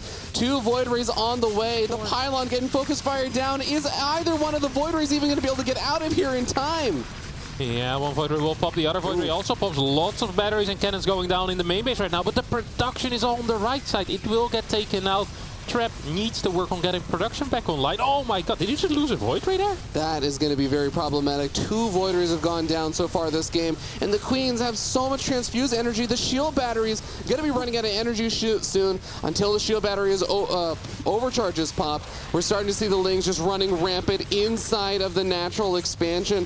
Trap already down 2-0. He has to mount a defense over here. There is no next game if he can't defend on this one. Baneling Nest on the way, so I love the Robobay. That's a fantastic call here out of Trap. I also wouldn't mind another Stargate being built somewhere in the back. This Baneling Nest, though, can definitely cause some problems because Banelings can blow up cannons and batteries and all of that good jazz. There is potential for a Nidus Worm at the third base as well. Let's not forget, at any point in time, Dark can say, hey, I don't want to be in your main anymore. Let's hop over to your third base. There are links on the map which can provide this vision for a Nidus. Links right now we can see trying to get into the natural, and they do manage to do that. There's a cannon going up there, and a couple of Void Rays will move back as well. Banelings moving forward, trying to blow up all of these cannons. Dark is prepared for absolutely everything as the Banelings fight their way into the mineral line. Probes want to evacuate. Can they? I think they can, but all of the cannons just disappeared. Every single one of them, and a handful of the probes going down with them as well. Queens able to continue pushing on forward. The shield battery overcharge about halfway done, and the Queens say, well, let's just head over to the natural for a little bit. We're going to take a vacation there before we come back in and go after those Void Rays a little bit later on. 3 more Queens being produced at a time, and that first Disruptor, it's got to get a lot done right here, Hearthstone. It has to, yeah, it needs to kill a bunch of Queens, and it requires 2 shots for that, so that will take a while. Once the oh my god, there was another Void Ray dying there. Trap getting a little bit sloppy in the defensive control. I love this Stasis Ward. If it hits, that would be huge. Good target fire out of Dark, though. More batteries going down in the main base. First Disruptor shot, not really achieving much. Does force Dark to burn a couple of extra transfuses. Trap needs to make the defense right now. He can't lose that main base. Disruptor will stay alive as these Links try to chase it down. All the Void Rays are gone, Ravi. This is awful for the Protoss player. Another disruptor shot comes on out. There isn't a second one to pair very quickly, and the second disruptor shot hits a different set of queens. So much is just going down at this point. Trap is going down, and Dark is going on up to the round of 8. And in an extremely dominating fashion as well, using completely different styles, insane build orders, good defensive play as well. Dark is dominant, and he is not here to joke around, Ravi. He is here to win tournaments, and he's looking so strong. If I were Reina right now, I'd be scared. He is looking like an absolute monster, almost unstoppable. Even when things would start looking a little bit bad with the openings, the things outside of his control, somehow he'd be able to react, to have that intuition, to make the situation still go in his favor in the end. Just an absolute legend right now here. And honestly, starting to feel a little bit better about the idea of a Dark being a champion of an Intel Extreme Masters Katowice. Yeah, it's becoming a real possibility as Dark will face Reiner in the round of 8. We've seen his players play before. Trap, of course, good performance this tournament, a lot better than last year, let's not forget about that. But he will be eliminated right now with a quick 3-0 sweep. And Dark at times made it look easy, at times made it look very difficult, and he made it difficult on himself as well, in that game number 2 as well. But yeah, it's a fantastic play. Absolutely great. And let's actually hear from the man himself, as I believe Smix is on the stage. Thank you very much, Harstim. Indeed, I am standing here with the victor in Dark. Congratulations, Dark. With this resounding victory, you are now through to the round of 8 here in Katowice for the 4th year in a row. The remarkable consistency that you've shown. Tell us what's going through your head right now. 일단 축하드리고요. 이번 승리로 8강 진출을 하셨는데 8강 진출이 이번이 이제 4년 연속으로 하셨는데 소감 한마디만 해주세요. 우선 대진표를 보고 나서 사실상 좀 내려놨는데 와서 커피를 좀 한 잔 마시니까 집중이 잘 되더라고요. 그래서 오늘 괜찮겠다라는 생각을 좀 했고요. 그리고 4년 연속 이제 8강, 4강 이렇게 갔는데 결승을 아직도 한 번도 못 가봐서 이번에 좀 결승을 가보고 싶어요. So he said, you know, to be honest, when I took a look at that bracket, I didn't have much expectations, but today I arrived to the venue, I had a sip of coffee, and I really felt like I was able to get my focus on, and I'm really glad that I was able to win. Now, moving forward through the round of 8, round of 4, I've never been able to make it to the grand finals here in Katowice, so this time around, I would really, really love to do so. You said that you had a cup of coffee today and you're focused. It was a 3-0. You honestly made it look easy. Did you expect that it would be as straightforward as it ended up becoming? 이제 방금 너무 좀 무난하게 3대 0으로 이겼는데 이렇게 쉽게 올라갈 거라는 것을 예상을 하셨나요? 우선 전혀 예상하지 못했고요. 그래도 1세트를 이기면은 3대 0도 바라볼 수 있겠다라는 생각을 좀 했는데 빌드 준비가 잘 돼 있어서 괜찮겠다라는 생각을 했는데 성호 형이 좀 준비해온 빌드를 썼더라고요. 그래서 생각보다는 쉽게 막아가서 예상과는 다른 결과가 나왔습니다. No, definitely did not expect that it would be as straightforward as it ended up becoming, but when I won that first map, I thought to myself, okay, maybe I can go for a 3-0 here, and in going up against Trap, I felt like the builds that he had brought to face against me, the builds that I had prepared on my end just worked perfectly against him. So I'm just really glad that it worked out in the way that it did.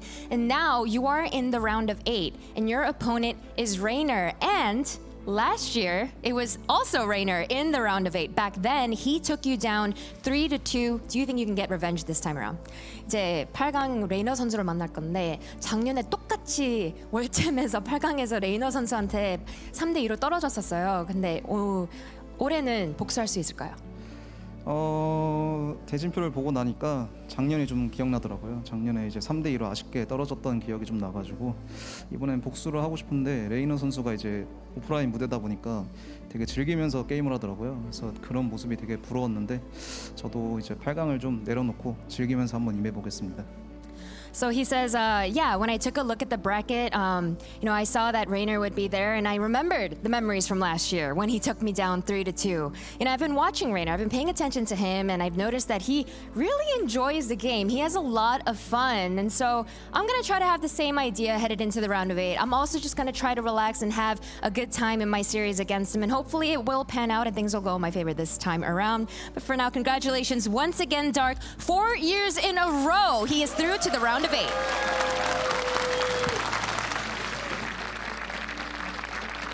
That's right. Despite this game number 2 not exactly going as planned and drawn out a little bit, still regardless, a dominating performance coming out here from Dark. 3-0 moving into the round of 8. Wardy and Rotterdam joining me here. Roddy, I mean, the thing that particularly impressed with me was that barely even breaking a sweat in game 2. You see the proxy going down. Everything was so calculated, so clean in the actual cleanup itself. Very, very impressed by Dark. Yeah, the way that he handled the cannons and the batteries and the Stargate in his natural, that was honestly very cool. It does feel that he indeed just stayed very calm, looked at it. But there was one thing that I was going crazy over. There are 3 shield batteries in the back of the natural, not healing up that Stargate. And I think even if that Stargate will inevitably fall, if you get a second Void Ray out, maybe that's where things can get a bit tricky, because those Void Rays, they can start battling the queens, they can fly back towards the remaining batteries, because there were still cannons. I thought that was a really big mistake by Trap. He did try to heal it at the very last second, but he had multiple batteries with a lot of energy. But yeah, Dark at that point, obviously the moment he picked off that battery and there was only 1 Void Ray out on the battlefield, or that Stargate rather, that was smooth sailing. And even if the game took a little while, I don't think that he was ever breaking a sweat. Last game, I think it was very cool. Pretty unique build. He basically combined 2 builds in 1 build, and it makes some sense. I do think that Trap, it looked a little bit off. Like, he lost 2 Void Rays before everything really started. Then another Void Ray popped that just flew straight into the Spore Crawler. And then you look at the top left side of the main base, nothing but shield batteries. Well, for those shield batteries to be effective in any sort of a defense, you need to maintain a high Void Ray count, but he kept losing his Void Rays over and over again. So Dark, absolutely on the money, does seem to be having a lot of fun. Not the best of 5 I've ever seen out of Trap, though. Oh, fair. Let's take a look at the highlights then and get some of Wardy's thoughts as well. Do you think there could have been a little bit more life in Trap here for this one? Yeah, it looked very uninspired, especially game 3. That third game was absolutely not what you expect of Trap, because he could have made a better hold. You lose the Stargates, you rebuild them, you buy time, you keep your Void Rays alive. It's one of those scenarios. Dark is so all in. All you got to do is stay alive as long as possible. And he just didn't do anything that helped him there. Yeah. This first game was obviously just rough as well. He obviously had a plan. The mutas was something he didn't seem to account for. I thought he was going to be actually in a good position, but the way everything timed out, I mean, Dark just apparently is really good at making mutas in this matchup. Makes them against Phoenix, makes them against Stalkers. Mutas are good in any situation, apparently. And yeah, to build on this game number 2, I think Trap also, like Roddy said, just could have done this better. Batteries finished, they don't do as much as they could have done. I mean, I think he realizes late, right, on the shield battery for the Stargate. Yes, but I mean, this is one of the best Protoss players of all time. Like, that's your most important building. You've got batteries, they're not healing up your cannon. Clearly, the Stargate is being attacked. I think he should have tried. I'm not sure if he ever gets a second Void Ray out, but if you're not healing up the Stargate, you're definitely never getting it out, and then your game is kind of over. I know it went on for a little while, but Dark is not going to let go of a lead this big. Listening to the commentary, I can understand what Harstom's saying, Fear Dragon's saying, technically Trap is kind of weathering the storm quite nicely against the Swarm host, Wardy, but ultimately, even for the Zerg, when he's ahead, they're also a stall tactic to just get Dark ahead whilst the Protoss is trying to scramble. It's different if he goes into Swarm host while the game is even, but going into Swarm host ahead, he just has complete freedom as to what he wants to do. You want to mention something here, Roddy? Well, yeah, it's kind of a shame, because obviously this went on for a little while and we didn't exactly see the first Void Ray just kind of flying off by itself, and then another Void Ray just being ahead of the rest of the pack. But even towards the end, there was maybe 1 cannon and there are 6 or 7 batteries. If we're building batteries instead of cannons, we need to keep our Void Rays alive, otherwise they don't do anything. They can heal up each other, but they're never going to pick off a queen, they're never going to pick up a link, because that was a cool attack and a really cool tactic by Dark. But I actually think that if you resume that from replay, I think the Protoss play with the tools that Dark or Trap was currently working with, I actually think he could possibly hold there, and maybe worst case scenario, you end up losing the main, but if you can keep your natural and your third base alive, and you've got like 8 Void Rays and Dark is on 50-ish drones, I also think there is still some potential there. So felt like Trap dropped the ball a little bit. Perhaps the pressure given to him as well. He may be a very experienced player and he's won a lot of big tournaments online, but that's not the same as sitting offline here in Poland. Biggest tournament of the year in front of all these people, different lights and everything. It just felt that, Dark was on point and Trap was not. Final thoughts, Waddy? Well, I'm really excited for the round of 8, Dark versus Reno. Oh, yeah. I mean, I think that's what we got to look ahead to, because that should be a really, really good series. You know, both of them are going to give it absolutely everything. There's going to be no holding back. It's going to be fantastic. Yeah, final, of course, with these two, very storied in terms of the rivalry that they have had across World Championship matches and, of course, our previous Katowice. So it's time for a break. When we return, we are going to be moving on to our next round of 12 matches. Here Marine is going to be going up against Zaun. Stay tuned.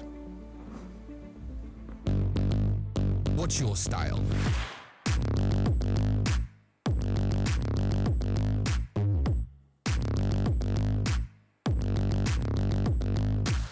Get your merch at shop.eslgaming.com.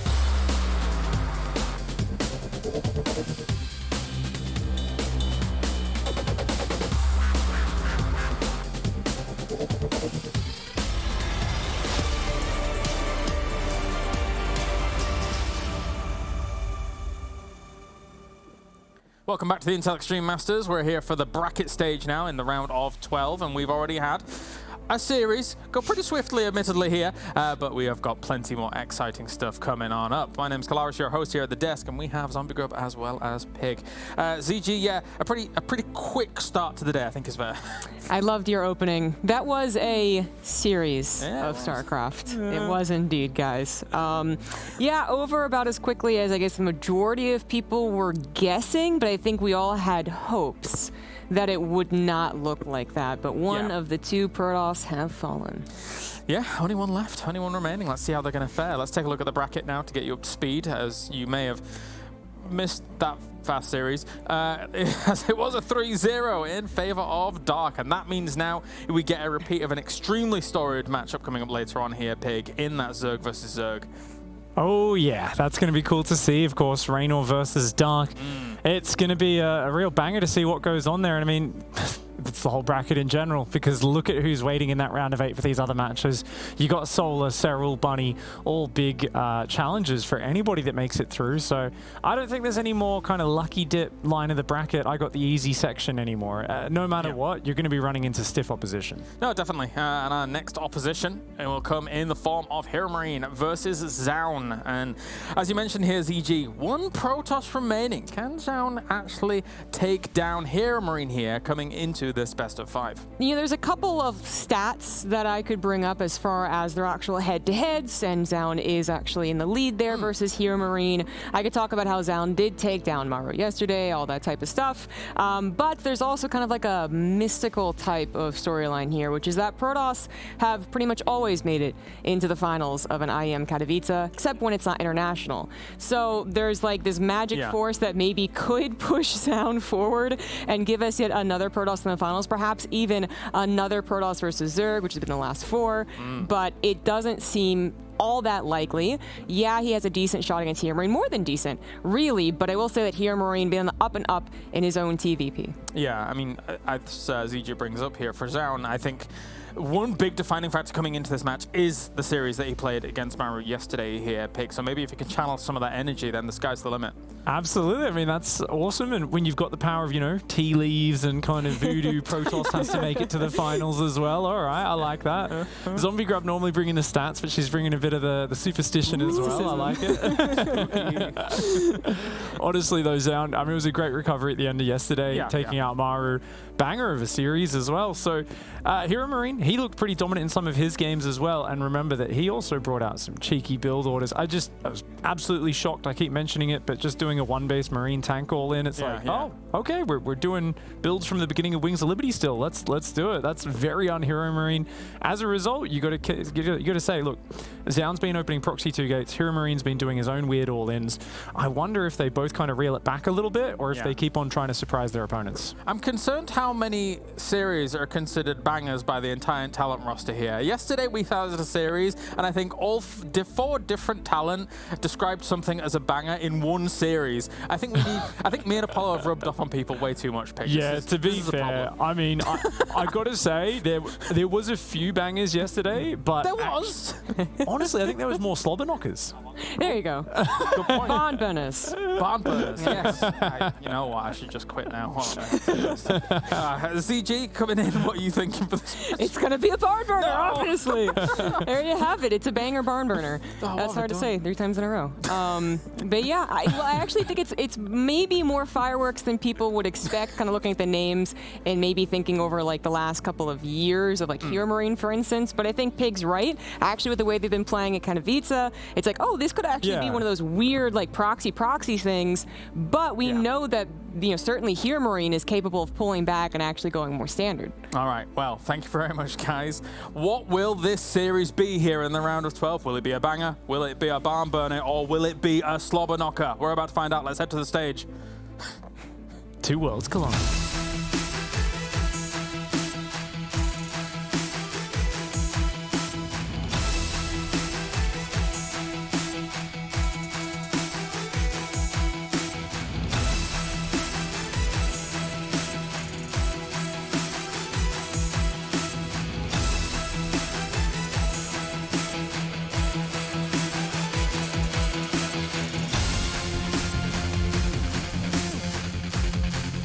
My personal bet, Colaris, is that this is going to be a slobber knocker. As for our first player to introduce onto the stage, he has shown a fantastic performance yesterday in that group of death, clawing his way out, taking down the likes of Maru, Byun, and Scarlet to do so. And coincidentally, 2 years ago here in Katowice, he was eliminated by his very opponent facing him today.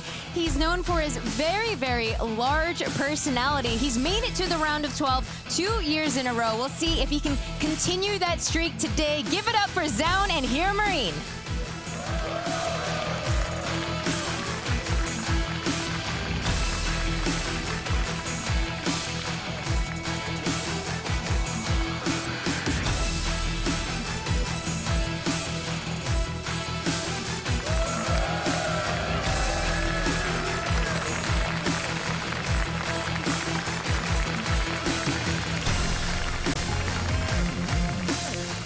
It is time for our second best of 5 of the day, and these are my favorite kind of series, Benjamin. Two players that look at this series where they say, all right, my opponent is obviously incredibly good, they made it this far, they are very talented, but I can do this. This is a doable one. Hero Marine genuinely believes that, and I'm sure that Zaun genuinely believes that as well. And I really think we're in for an absolute treat of a PVT best of 5. I think you're totally right here. Like, Zaun comes in very confident. He took out Maru in the group stage, which is, you know, by all intents and purposes, the best Terran in the world. Hero Marine went through his group stage, taking out Zest as well, though, which, for all intents and purposes, is one of the best Protosses. They've both absolutely got what it takes to go at one another, make it onto the round of 8. And honestly, what a bracket to have for both of them. And what's beautiful as well is that this is a pretty unique matchup. Like, it has happened a couple of times historically, but they don't play against each other very often. Zaun mostly plays, obviously, in the Korean region, sometimes plays a little American tournament. Gabe, once in a blue moon, stays up late and participates in an American tournament or two, but they haven't played against each other a whole lot. The few times they did, it often went in favor of our Korean Protoss. But I have a pretty good feeling about Hero Marine in this one. I think his TVP is spectacular, and what truly sets Gabe apart is not necessarily the speed, the micro, the macro, but I think it's the game sense. Gabe is so damn good at realizing when his army is just a little bit better than the army of his opponent, and he can walk to the other side of the map and immediately end it. And we're getting right on into it. First map of this series, spawning over the top right, representing Mousesports on Hardwire, it is Hero Marine.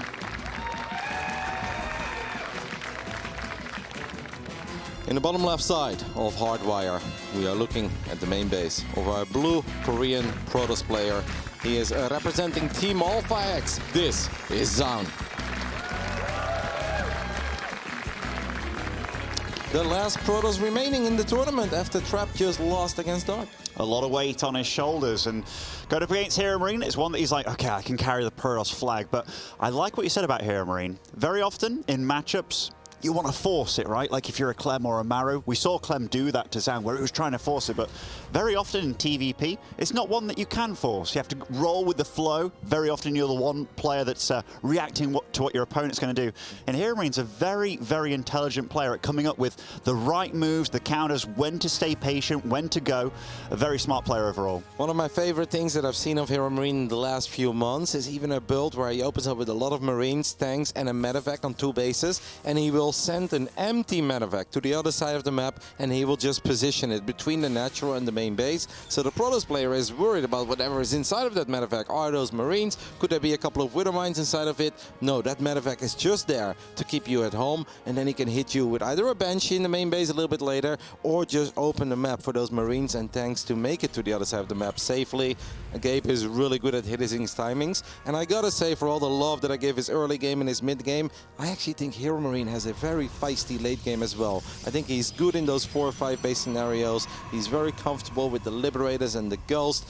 I don't think he likes playing late game against Protoss, because he's been pretty vocal about a lot of Dark Templars with Shadow Stride, and we saw some of that already of Zaun yesterday against Maru, but I actually think Gabe is better at it than he gives himself credit for. I think he's not scared of it, which is the best part, right? Like, I've seen a lot of really good Terran players go at Protoss and get really flustered, whereas that doesn't seem like something that Hero Marine does in this matchup. How do you feel about this CC on the high ground, by the way, despite fighting with this probe on the low ground? A little bit of a surprise to me, given that he did go for an SCV scout as well. Yep, very, very safe here by Hero Marine. Maybe a bit worried about some of these 2-gate openings that Zaun has shown us. That's true. Throughout this event already. Zaun is no stranger to building a gateway on the other side of the map, but often it's a bit later, just for quicker reinforcements or some Zealot warp-ins or Stalker warp-ins, of course, if he's aggressive with the Blinky boys. But maybe Hero Marine is like, just in case, I don't want to start this best of 5 off on the wrong foot and immediately have to deal with an adapt in my natural way quicker than it's supposed to be, and then I can't even finish up my command center. I think this is one of these rather safe than sorry moments, and sure, I'll fall a little bit behind economically, but I just want to make sure that I can actually get into my flow in game 1. I think you're very right there. It's like when some Zergs open up pool first against Terran.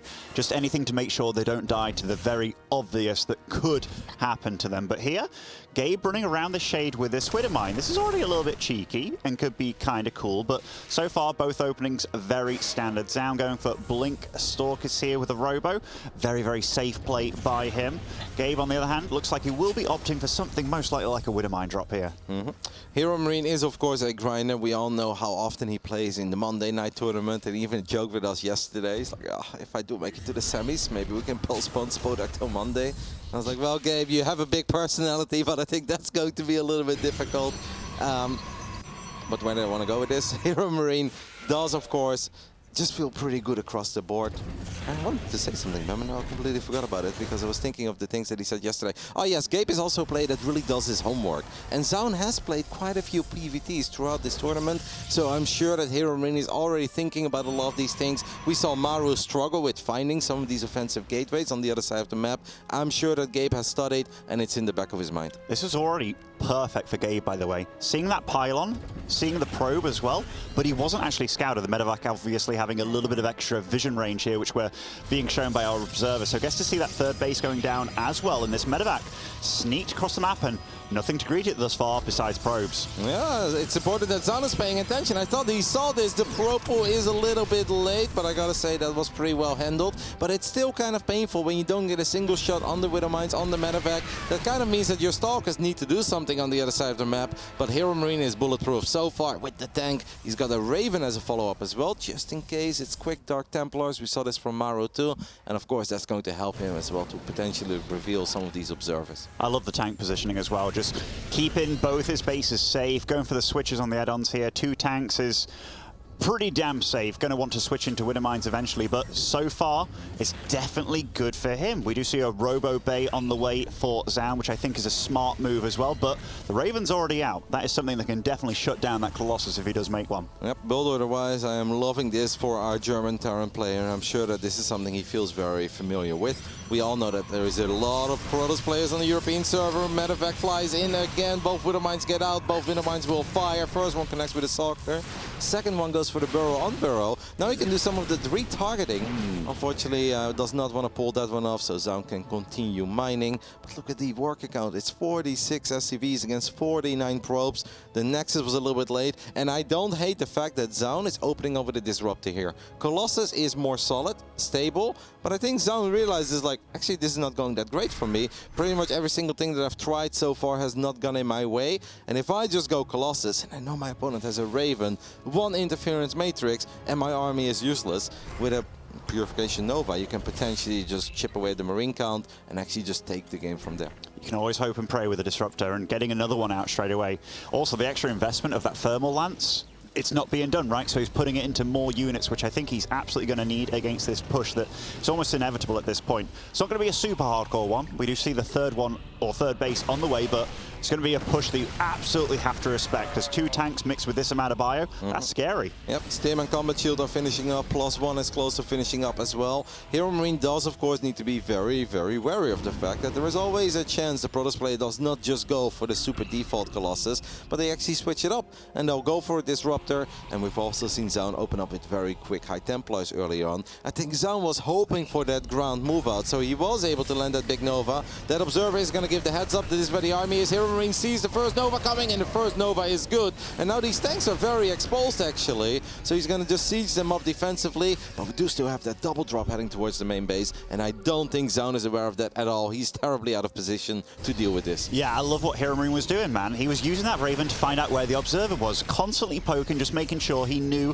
what Zaun was seeing. So you're almost using the Observer against him, now getting a move out here and dropping into the main. There is recall available, but his army is actually not that great to recall immediately. Another Nova does go off in the center of the map, and it's going to soften up the tanks. So Zaun gets a big victory in the center of the map, but Hero Marine is having the time of his life in the main base of Zaun, and most of the time this does not go too hot for the Protoss. So we will still recall, but he lost the Nexus, so the recall gets cancelled. +1 is not finishing up either on the Forge. This is all heavily going in favor of the German. Yeah, despite those big disruptor hits on those tanks and taking out all those pretty valuable units in the middle, I'd much rather have my main still alive, and this is shutting down all the production as well. If Hero Marine can keep this tempo going, he's going to have a massive army marching out across the map. 6 gateways unpowered, one of them very low on HP, will live as the Stalkers push away these 2 medevacs, but this is obviously going to give Hero Marine a lot of time. That's a little bit sloppy that command center is not an Orbital yet, because I feel like that finished up a while ago. I'll forgive him for all the damage what was done, but you're totally right. And Zaun, he's like, you know what?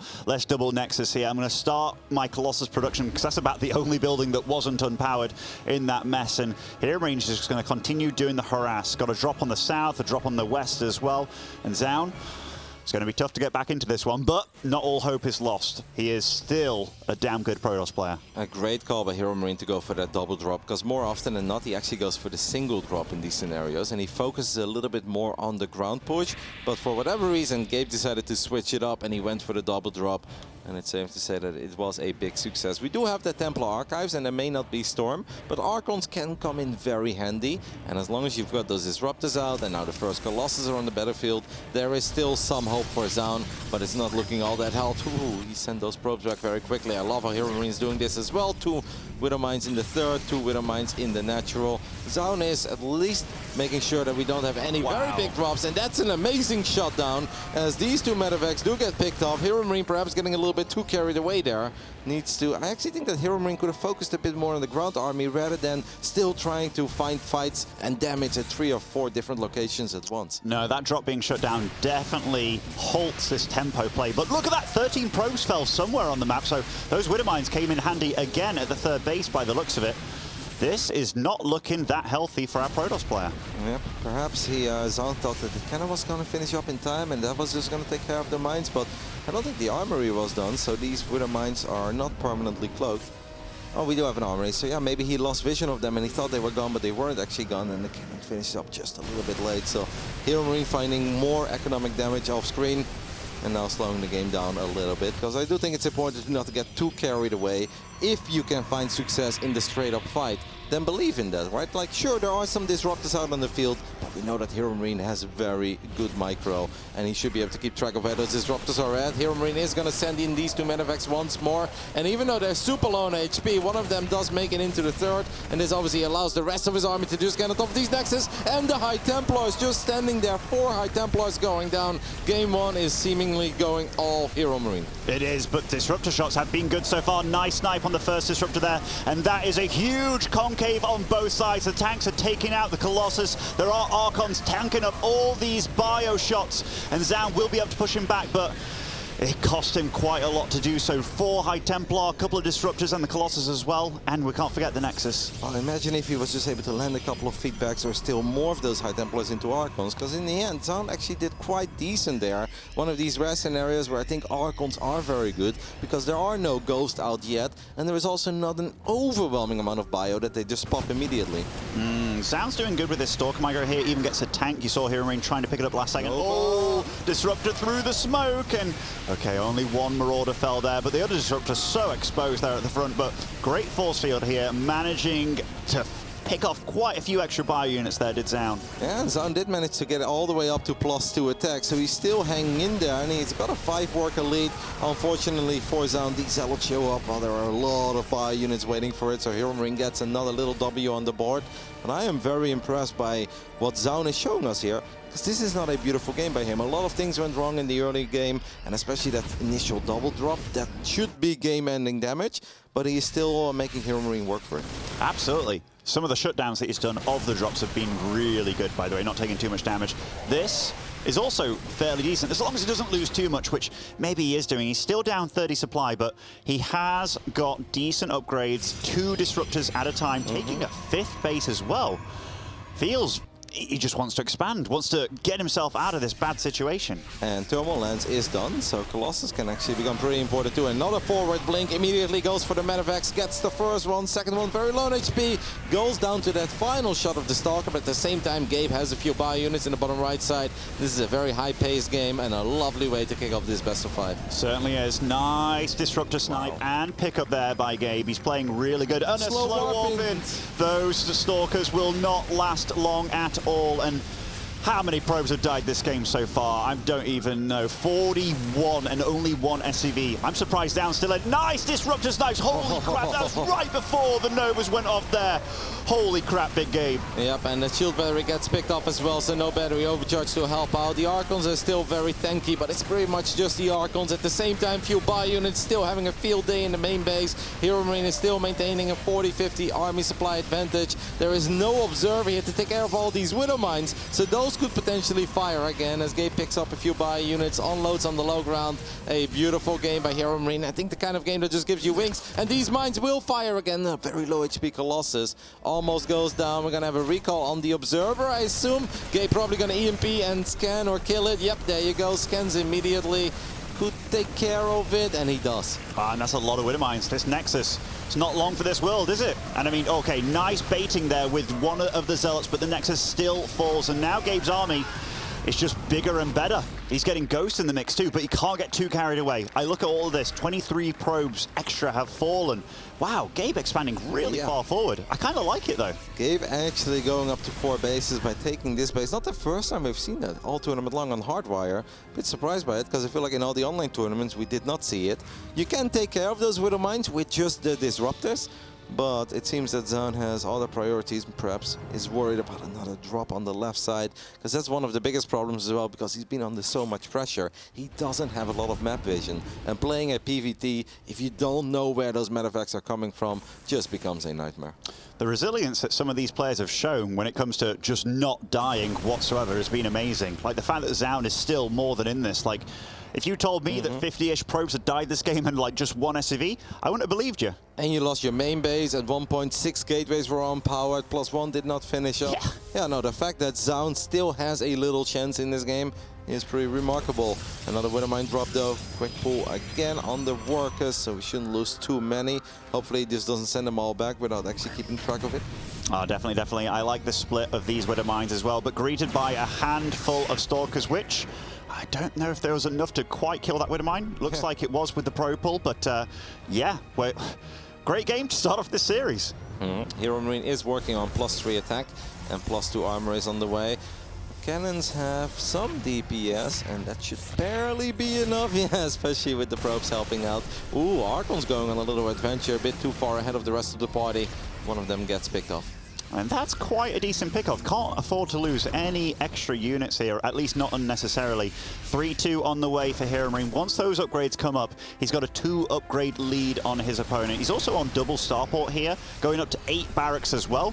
He's really starting to tank up here. But we still have a lot of Disruptors, so there is absolutely a chance here. We gave Maru a lot of compliments for how well he played in a game that was unwinnable. This game felt pretty unwinnable to me after the initial double drop. Of course, Zaun got a little victory in the center of the map, but normally Gabe just runs away with games like this. This is a game that's actually still, in a weird way, somewhat even. I prefer Hero Marine's position, especially because of the +3 and the +2 armor that's finishing up. But 8 Disruptors, and we don't have tanks, we don't have Liberators. Zaun has just done a ridiculous job in hanging in there and still giving himself a good chance. All of a sudden, there's a lot of hope for Protosses out there, because this Zaun, he's the last Protoss in this tournament. Observers fall along with the Colossus. Big Gabe getting ready for a big surround here. And that army of the Protoss, if it gets collapsed focused on. It isn't the kind of army that wants to fight multiple flanks. Few Zealots trying to get on top of these Marines and the Ghost. Yeah, Hero Marine was clearly looking for that flank, but Zaun was aware of it and he got himself out of it. Very nice situation. Disruptors are kind of exposed here. You need to be so careful, but instead he lands a decent Nova, sends another good zoning Nova towards the top side. Man, what a game by Zaun. Because I feel like he has no business making this a game, but he's here on the other side of the map, and he is 1 or 2 good Novas away from potentially still winning game 1. Certainly is. Gabe feeling the pressure here, even lifting up the orbital command. Zaun sending out zoning, disruptor shots here, and some big juicy shots do land. The supply still ridiculously close, but the disruptor Novas, they're running thin now. Another massive shot, another one. Oh my goodness, I don't know how Zaun's doing this. He's actually ahead 30 supply now, pushing Gabe to the limit. And that is not a good vibe for the rest of this series here, given how far ahead he was in this game. Yeah, a ridiculous performance here by our Korean Protoss. He did such a good job there in sending out the zoning Novas. Gabe getting a little overeager. He's like, you must run out of shots eventually. Well, he didn't run out of shots. Hero Marine chasing a little bit too far. And in a game where so many things went wrong for Zaun, he still takes the 1-0 lead. You can see him have a little sigh of relief there too. It's like, phew, had to work for it, but wow, I'm stunned, Ben. I'm absolutely stunned. That was some great Protoss play by our Korean Protoss. That was really good, man. Like, super impressive. I mean, even try to recall to the main. I think that puts your recall on cooldown as well. Then trying to get back home. He did eventually, but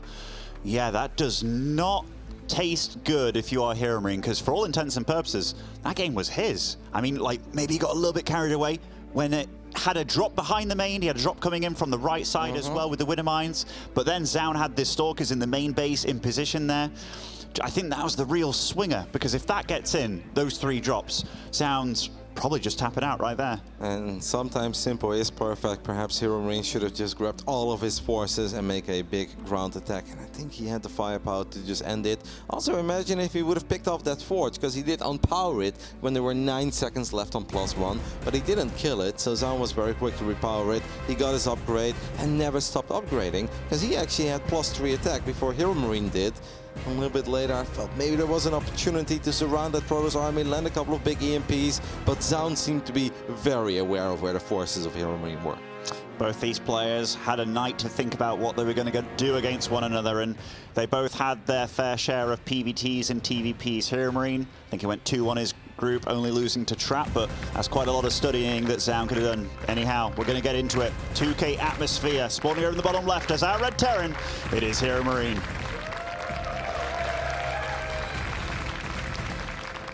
In the top right side of 2K Atmosphere, we are looking at the main base of the last Protoss in this tournament, representing Team Alpha X. This is Zaun. Really cool play that he's displayed so far this tournament. He has his own swing on Protoss. Very often we thought there was kind of 2 ways to go about it.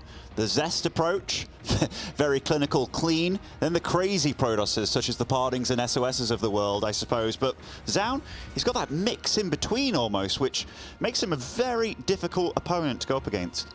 Now, for all the Hero Marine fans out there, I don't think there is anything to truly worry about. I've spoken with Gabe in the past about like, wow, I'm so impressed that you brought that back 0-2, especially after you were ahead in one of the games.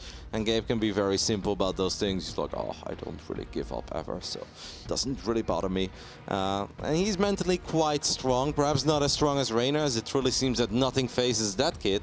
But Hero Marine is not somebody who's going to panic after losing the first game in a best of 5. He can just shrug it off and still focus on whatever plan he has for the remaining maps. Absolutely, and we were speaking to Big Gabe a little bit last night. It's like, oh yeah, I put my mind on a holiday, so I'll wake up fresh and very good, and then I'll sleep very good. And he's actually looking very comfortable over there in that booth as well.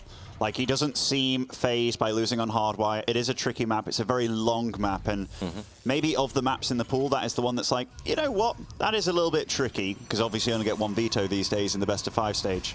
Yep, Hero Marine did not want to talk about his games too much yesterday. He said like, it was a stressful day, I'm just happy with the way it went, and I'm just gonna have a good time tonight, relax a little bit, and the moment I wake up, that's when I'll be focused. That's when I'll start studying, that's when I will get ready, and obviously I'm gonna make a plan on what time I want to wake up, what time I want to arrive at the venue, but right now I don't want to think about anything strategy related, because otherwise I'm gonna dream about it and I won't be able to fall asleep. So he's like, yeah, tomorrow's a nil day. And I'm sure that he's done his prep this morning. I think he arrived at the venue around 10 a.m. or so he's been here for a little while, played plenty of games. And perhaps the same went for Zaun, but like I said earlier, these are the best of fives that I love, because I'm sure that Gabe is confident, but I'm sure that Zaun is confident too. And how can you not be? The man beat Maru yesterday. That's the thing, right? He went up against two very different Terrans yesterday, Clem and Maru. Did fall to Clem, but they have very different styles when it comes to TVP. This 3cc build, by the way, for Hero Marine here, so it was Reaper into Reactor straight away, which is a pretty funny way of going about it, but he did also SV Scout. And for Zaun, going into Phoenix, I think that's one of the maybe best things that Hero Marine can play against. I think you're right, and especially if Zaun is not going to reveal his Phoenixes, right? It's very important for Hero Marine that he does not let the Adept Shade enter the main base, so he's on the money so far with raising those depots over and over again. Zaun would love to hide the fact that he's playing Phoenix, because if Hero Marine then commits to a Widowmine drop, and he flies a medevac to the other side of the map, and the Phoenixes just pick it up immediately, well, that is a almost game-ending advantage. Zaun is going to recall the Adepts. I think he wants to hide the fact that he's playing Phoenix. And that's actually something that is going to work in Hero Marine's favor, which sounds silly. But for Gabe, it's almost better if this Reaper doesn't see the Phoenix. Almost, yeah, but there is a Phoenix flying across the map, right, which I think did reveal itself. It also got shot, which is a big deal. Then you know it's not a hallucination, given it you don't deal the double damage. But right now, both of them know exactly what they're both up against, and immediately switching into the Oracle after making the Phoenix, I mean, it's a tough choice, right? Because if you stay with the Phoenix, then you're in a bit of a pickle, but if you just leave the one Phoenix, then he's one lone fly boy that can't do that much. That's a pretty unique call. You don't see this very often in high-level PvTs. Zaun is immediately going into Oracle after the scouting Phoenix, realizes that this is going to be a game where my opponent is going to have access to a lot of Marines early on with quite a bit of firepower, as Stim and Combat Shield, even if you play triple CC, are going to be relatively quick. This is not a Phoenix game. So he's like, you know what, I'll just make an Oracle instead. Also dropped his own Nexus immediately. I have to say though, as a Protoss, I still think there is a dicey moment. The first time that Hero Marine is going to move out, there is way more potential in the Terran army than there is in the Protoss army. But these world-class Protoss players are often very good with getting a battery in the right place, having a sentry nearby for a force field or a Guardian Shield. As this Oracle actually flies into the main base, Hero Marine probably very surprised about the fact there is an Oracle, and I can't blame him, because who in his right mind goes Phoenix into Oracle? And that's what we're talking about, right? Zaun's a little bit crazy, has his own swing on things entirely, but Zaun has to be worried about this and immediately making an Immortal, which will be good against the Marauders, but everything else, it's going to be tough for him to hold. He needs like sentries and stuff just to buy time. He needs a battery there, but he actually lost one of the probes that I think was normally supposed to build a battery. We've got two batteries going down. Is one of them going down near the third base? Because without that, oh yes it is. It's not completely done yet though. Gabe can be a very decisive player. If these Marines stim on top of that little gateway army and the Immortal isn't there yet, the battery isn't done, Zaun is in a world of trouble. This is really close. I think Hero Marine is going to send it. I think so. I think it's the right call as well. He snipes down the sentry with Guardian Shield. Yes, he does. The Oracle falls down as well. Lots of units falling. That battery is done, but he quickly snipes it down. The units falling one by one. If he gets the Immortal, then it's not a bad trade, but honestly, quite well handled by Zaun, because that could have been a lot worse for him. It could have been a lot worse, but I still think Hero Marine is pretty happy with how this goes, because with this build, he's always going to have a lot of Marines. These are units he can easily replace. I could even find maybe a little bit of extra damage. There is a shield battery, but that battery cannot heal up forever. No, this was going to be it. So can we take a look at the units lost? Exactly 23 Marines going down for a Phoenix, an Oracle, a Sentry, a Stalker, 2 Adepts and an Immortal.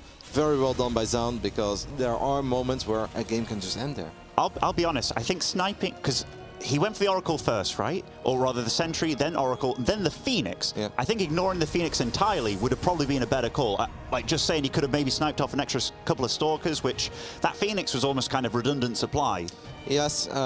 This is me being very nitpicky, you know, No, yeah. just given that it had nothing to shoot at. Definitely don't think you're wrong. On the other end, it is nice for a Protoss to still have a single Phoenix, because that's something you can put on patrol underneath your main base.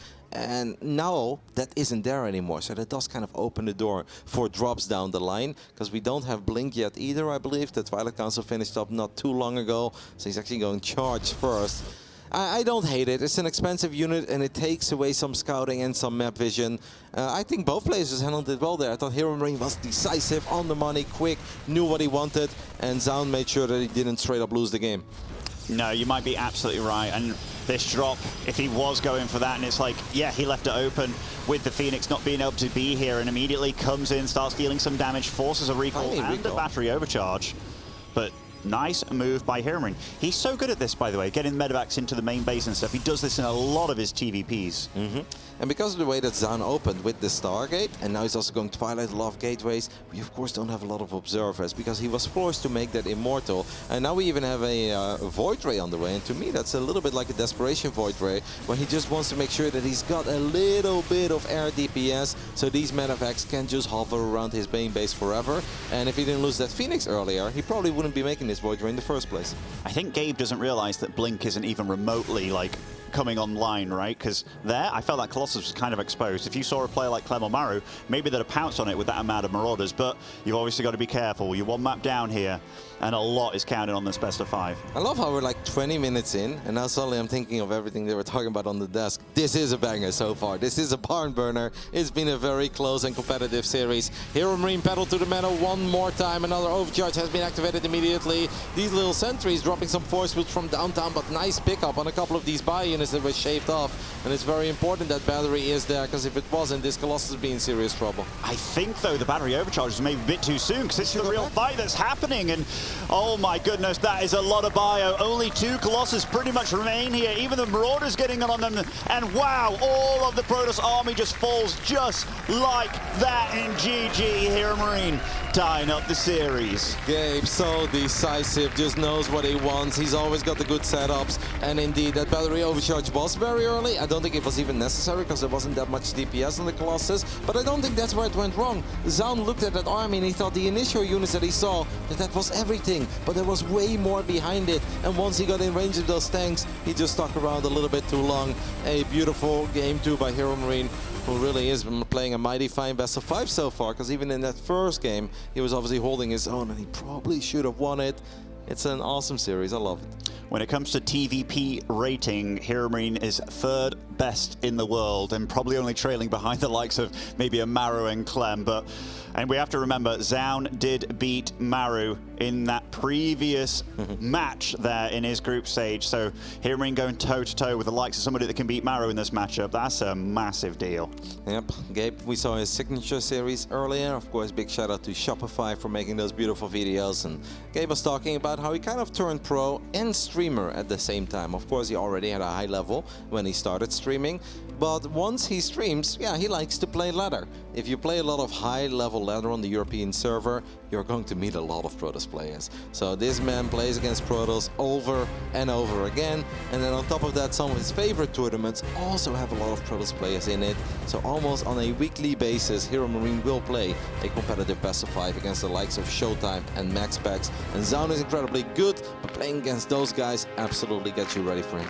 Absolutely does. Curious Minds, 3rd map of the series. Spawning on the top left-hand side, representing Mouse, it is Hero Marine.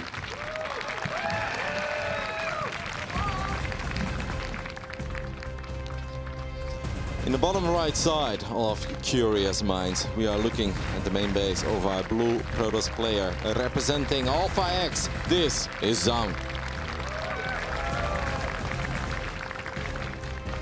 Very cool play from both of them so far. Nothing truly standard out of either one of them. Hero Marine opting for that 3cc build in the second game, which I thought was actually a very good mix-up, and obviously a build order clash, right? Zaun went for the Phoenix, got the Scout off pretty quickly, which was a silver lining in the situation for him, because if he did keep those Phoenix at home, he'd have been in a world of trouble. Went for the Oracle, got some damage done with it, and kind of made a little bit of a game out of it, but yeah, just a very good build order choice by Hero Marine. And earlier in the first game of this series, both Ben and I were freaking out at the same time when we said slow warp-ins. I know, of course, at the Intel Extreme Masters Katowice, we have a lot of people tuning in that don't watch StarCraft 2 all the time. Slow warp-ins used to not be a thing, but in this day and age, you basically need to make sure that your pylons are connected to either a warp gate or a nexus.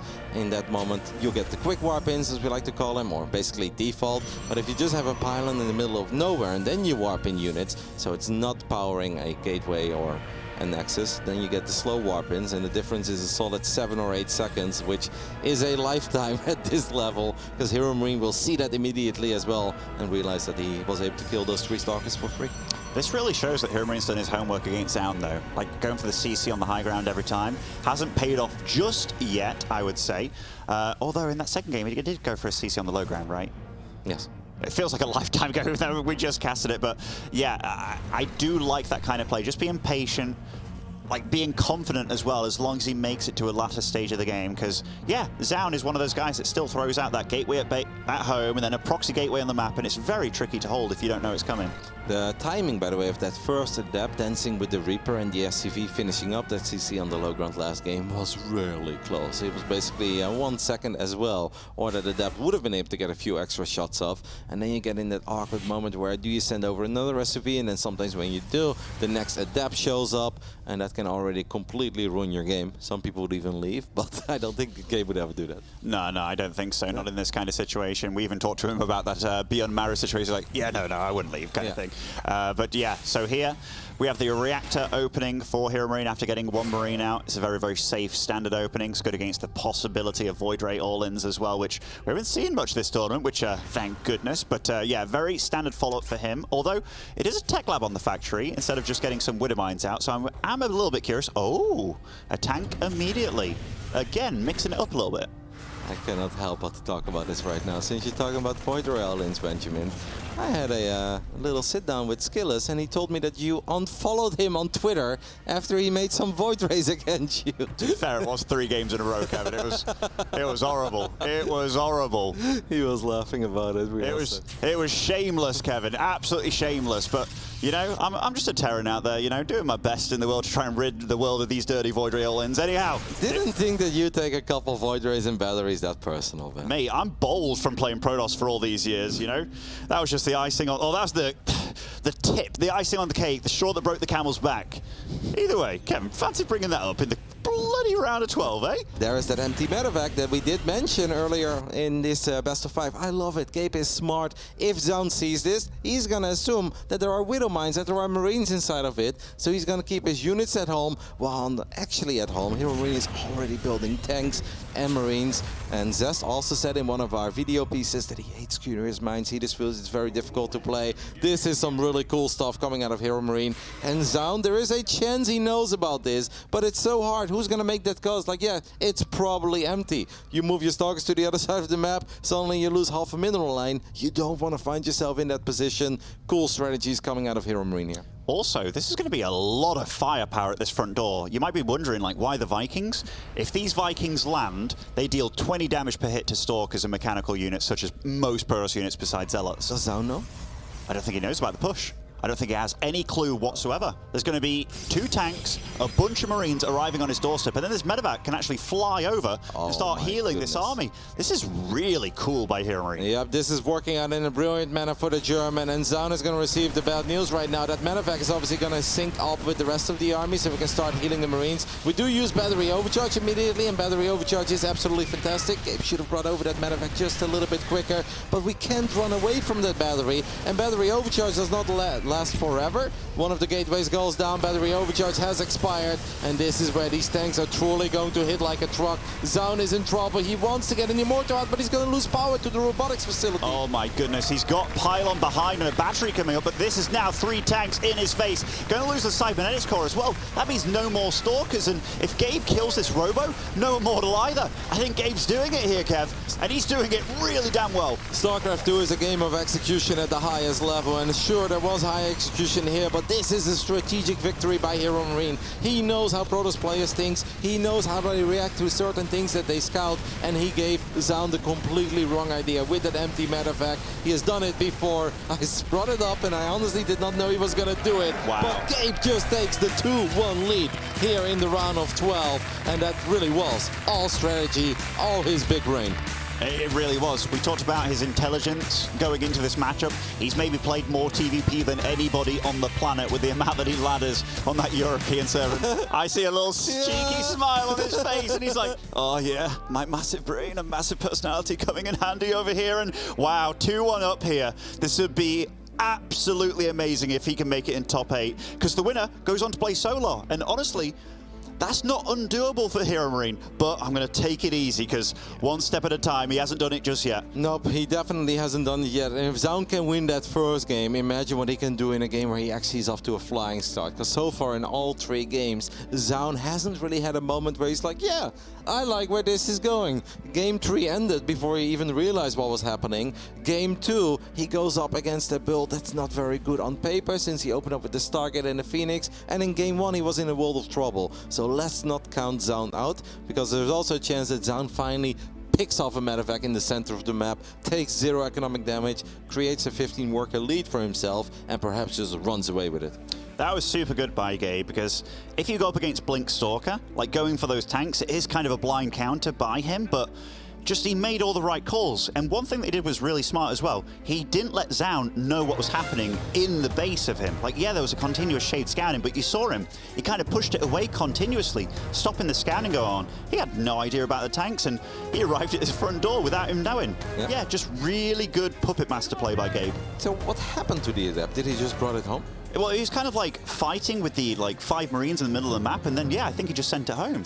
Imagine if he would just kept it in the center and at least send out a shade or 2. Because I think the moment he sees a few SCVs coming, he sees the tank coming, he's like, all right, I won't care about that medevac anymore. No, I do want to bring my Stalkers, because if Zaun had his Stalkers on the other side of the map all along, he picks up 5 or 6 Marines before the push arrives, and he probably wipes the floor with it. But he's going to have to put it in the past. Let's go ahead and hop into Game 4. In the bottom right side, we're looking at the main base of the German legend. 1 map away from making it into the quarterfinals. Representing Mouse Sports, this is Hero Marine. And spawning over the bottom left-hand side, life on the line now. Last Protoss of the tournament, it is Zaun. I do hope for Zaun that he gets off to a good start here, because I feel like he kind of deserves that. So far in all 3 games, first few minutes just not going his way. Build order-wise, it hasn't gone his way. And Gabe does have something in store once more, because this is not completely standard. First barracks is being built outside of the main base, and double gas going down in the main. It's absolutely evident that he came into this series very prepared, because he has done a different build every game now, which these are the kind of builds that can really throw you off as well. When you've had the 3cc build, like very, very economic and good against these Stargate plays, into this kind of thing, yeah, Hero Marine's a player that can do it all seemingly, and that's a very different Hero Marine that we were used to seeing maybe over a year ago. Like, he's absolutely divvied it up. Yep, he really believes that this is very important in a best of 5 as well, especially when you play against Protoss. You don't want to become too predictable. And of course you can always just play your Reaper, Fast Expander, followed up with a Factory, and win on execution. But Hero Marine believes that this is a better way to approach a series. So far it is working out for him, because this really could have been 3-0 already. So what is Zaun doing in that top left spot on the map? Because this could be a situation where he goes for like a Twilight Council or something, right? And then he just goes for some crazy build. But he's truly respecting this, and yeah, it will be a Twilight Council as a response. So far, I'm not sure where he's going to go with this, unless it's just going to be super damn crazy, Kev. Yeah, I mean, it could be a Dark Shrine, of course, but he's sending the proper way, so it seems like we're just going to open up with Blink. Maybe Zaun is worried about some crazy 1 base all-in, and he feels that it's easier for him to stay on 1 base himself and just defend with 1 base Blink Stalkers, as Gabe is going to open up with a Cyclone here, I assume. Anything else? This is very weird, by the way, because like they're both still on 1 base, 2.5 minutes in. Hero Marine is going to drop the CC in his main base. The SCV is awfully close to finding the Twilight Council, but he's not able to truly find it. If Hero Marine goes into tanks right here, right now, and starts making Marines, he's in a phenomenal position. He does go for the Cyclone just to be safe, because he has no idea what he's up against just yet. Oh, did he see those gateways? I don't think he did. I don't think the Reaper went deep enough. Or if he saw those gateways, then he'd have a big idea that it's going to be some kind of Blink Stalker all-in. But it's still not over by any means yet. Nope. But this is going to get real hot very, very soon. Now, seeing 2 Stalkers and 1 base is a bit of a tell. The SCV has been scouting around too. He knows that it wasn't the quickest gold. Zaun is probably going to take the gold behind this based on that pylon, and that makes sense. So he's going to get very quick Blink, as Zaun's probe does see that factory and the cyclone on the other side of the map. So this is actually kind of cool, because Zaun can of course just continue building probes as well in his main. The moment that the gold finishes up, you can recall those probes immediately, saturate the gold, and you're still off to a very good economic start, despite the fact that your Nexus is late, but now you also have very quick blink to go with it. This could be a really big scout here, because there's two very valuable spots to find out about, and oh my goodness, that is so close to seeing that Twilight Council. He will see the Nexus though, and he sees the timing on it as well. And oh, for a second there, I was like, oh my god, is that some sixth sense kind of stuff there? But he wants to check out everything that's going on, maybe see the natural, but yeah, he knows what's up and what he's against, at least to some degree here, but he still has to be super careful.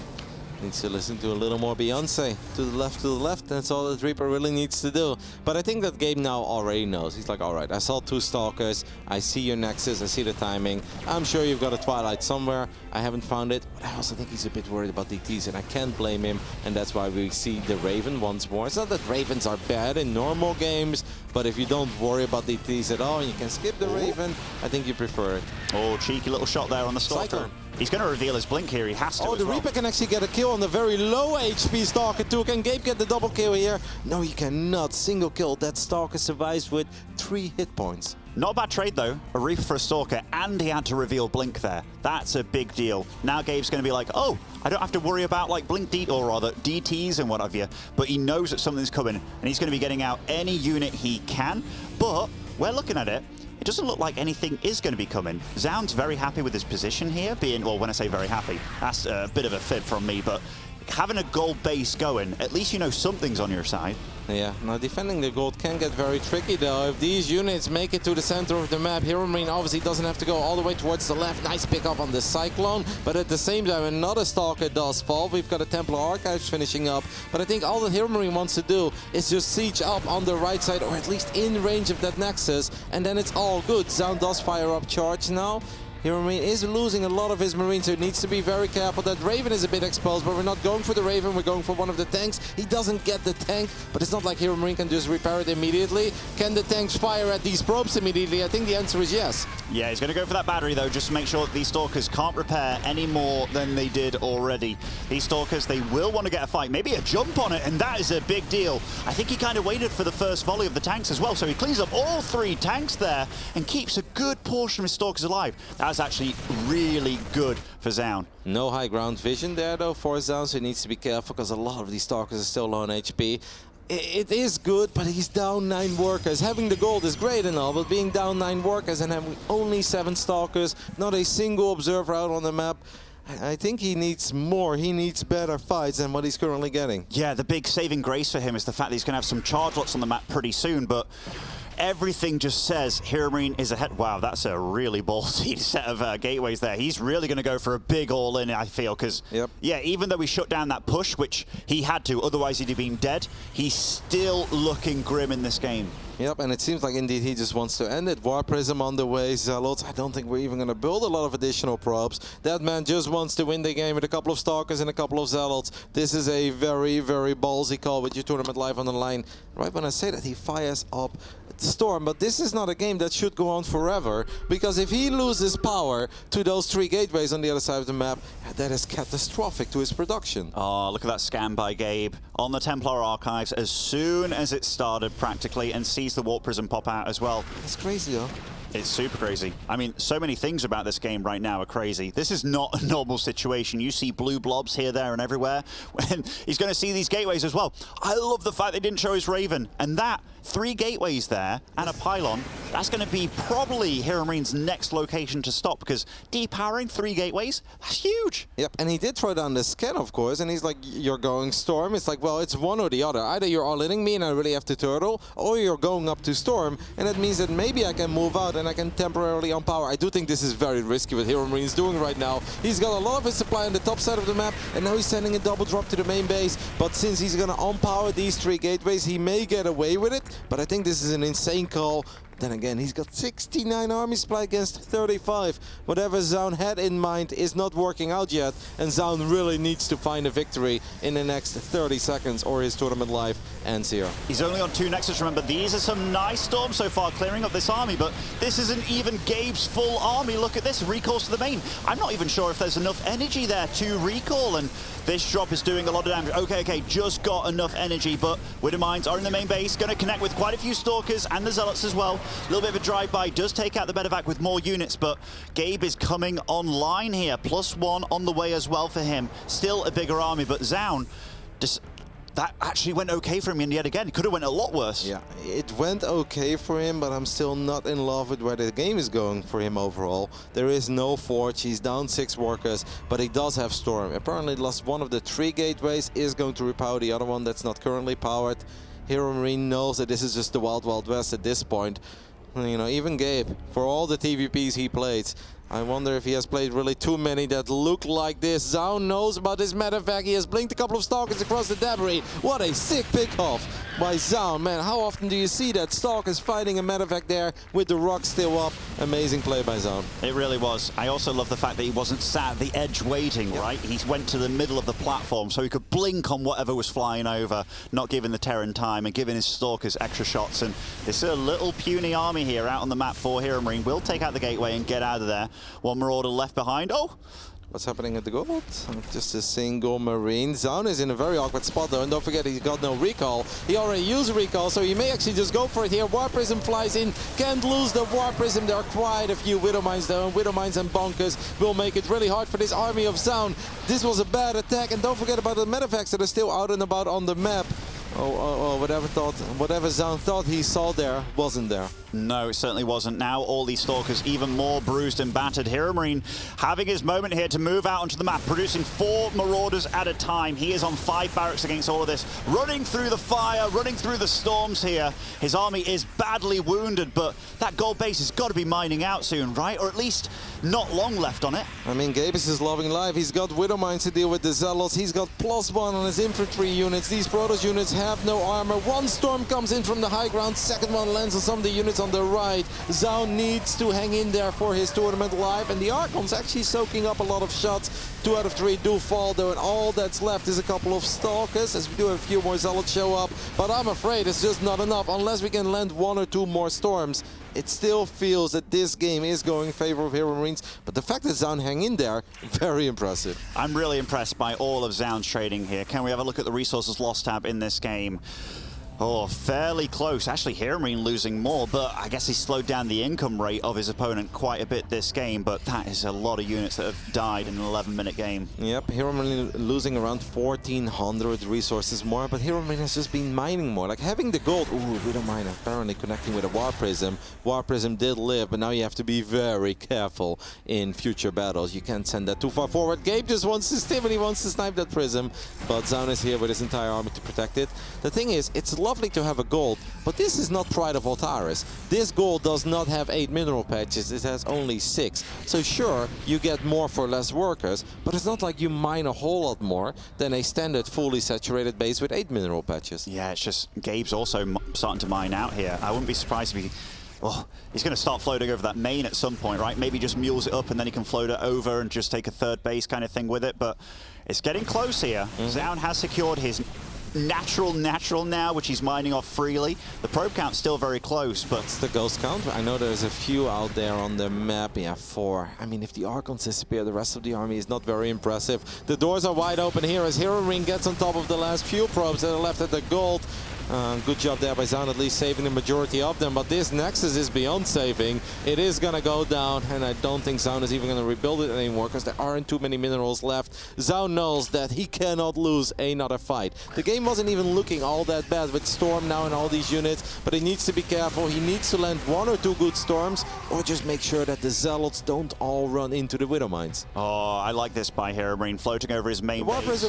Oh, some juicy Storms, but if he doesn't capture capitalize on this, then they're just all going to regenerate. And look at that. Field of Widow Mines. You don't get past that. I love the fact that you use those as a shield for him. But the double robo is up. If Zaun is able to get, let's say, 2 Disruptors or 2 Colossus out, I actually think he's got a good chance, because this army is very low on HP. Zealots are not going to get the job done. A Storm might, and that's another decent Storm that actually kills 2 Marauders. There are the 2 Disruptors on the way. Zaun can still do this. He just needs to hang in there a bit longer. I don't even hate the idea of a couple of force fields. We've got battery overcharge, and EMP does go down. If the Disruptors get out, I still believe that Zaun can do it. It's so hard though, Kev. It's so hard. Remember, these are ghosts in the fray, meaning, oh, that's a big storm and a lot of bio, medevacs, and Zaun, he's running down the ramp. He feels this is his moment, and the Disruptor shot is pretty decent as well. A huge splash of red Terran blood here. He's still fighting another Disruptor shot. This one, not as juicy. He does take out a ghost, but he's got no battery left whatsoever. Hero Marine smells blood. Oh, he takes out the Warp Prism. Oh my goodness! Hero Marine moves on to the round of 8 here. You see the elation on his face, fist bumps in the air. What a series from Big Gabe. 2 base Hero Marine there on Blackburn. That entire army was ridiculously low on HP. That honestly got very close. One more Storm, one good Nova, and it could have potentially gone into a game 5, because that was not a 3-base Terran. That was a very committed 2-base Terran as well. A beautiful series between these two. And Zaun, unfortunately, his journey ends in the round of 12. But Hero Marine, after working so hard throughout the entire year, playing tournament after tournament, we know about the Monday night magic that he gives us each and every single week, but apparently he's got some Saturday afternoon magic as well, as he moves into the quarterfinals of the biggest tournament of the year, and he's got to be feeling damn proud about that. He's one of the 3 Europeans left in this tournament, and he's alongside the likes of Serral and Raynor, and top 8 for all 3 of them now. What a result. And guys and girls, we'll get to hear from the man himself. Take it away, Smix. Thank you very much to Muslim, and congratulations to Big Gabe moving on to the round of 8 in a fantastic series that he just displayed against Zaun. Hero Marine, this was your first time in the playoffs, but you decided, you know what, I'm not going to stop in the round of 12. I am moving forward to the round of 8. What does it feel like to make it to the round of 8 in your first time here in Katowice? It obviously feels great. I mean, yesterday I came to the realization, I was like playing in a big tournament. I usually play in the weekly on Monday, so I thought to myself, why don't I make every day a Monday? So I came onto the day today with that mindset, and it worked out pretty great. You and Zaun have so much history against each other. And just to wind the time back a little bit, 2 years ago in Katowice, you were the one to actually eliminate him in the round of 76. And today you face him again. This was actually his first time in the playoffs. He had hopes and dreams too, but you just shut him down. You eliminate the only Protoss player left. I mean, I get a lot of TVP practice. That definitely helps. I actually lose a lot to Zaun, but that was usually in less important tournaments. So I'm very happy that I was able, I actually forgot that I beat him already in this tournament. I think these were the only 2 times I beat him. So I'm very happy that it happens here. Yeah. Well, here, this is when it matters most. And what was really impressive about this victory is that you started off with a loss on Hardwire. It's really hard to mentally come back after that, especially because you were actually in such a good position on that map, especially after you eliminated his Nexus and his main. It really looked like it was all but over. What happened there? I think I wasn't playing very fast that game. Maybe I wasn't warmed up properly, or I just didn't play very well, or my opponent kept me under pressure too much. I definitely, like, after killing his entire main base with the 16 Marine drop, I should have definitely won, but I made so many mistakes that I deserved the loss in the end. Even like that one last engagement against all the Disruptors, I set up a concave, but then the pathing on these maps is a little bit difficult. So my units didn't flank properly. They went all through the 3rd base. If that engagement went the way I wanted it to go by setting up the flank properly, I think that would have definitely done the trick.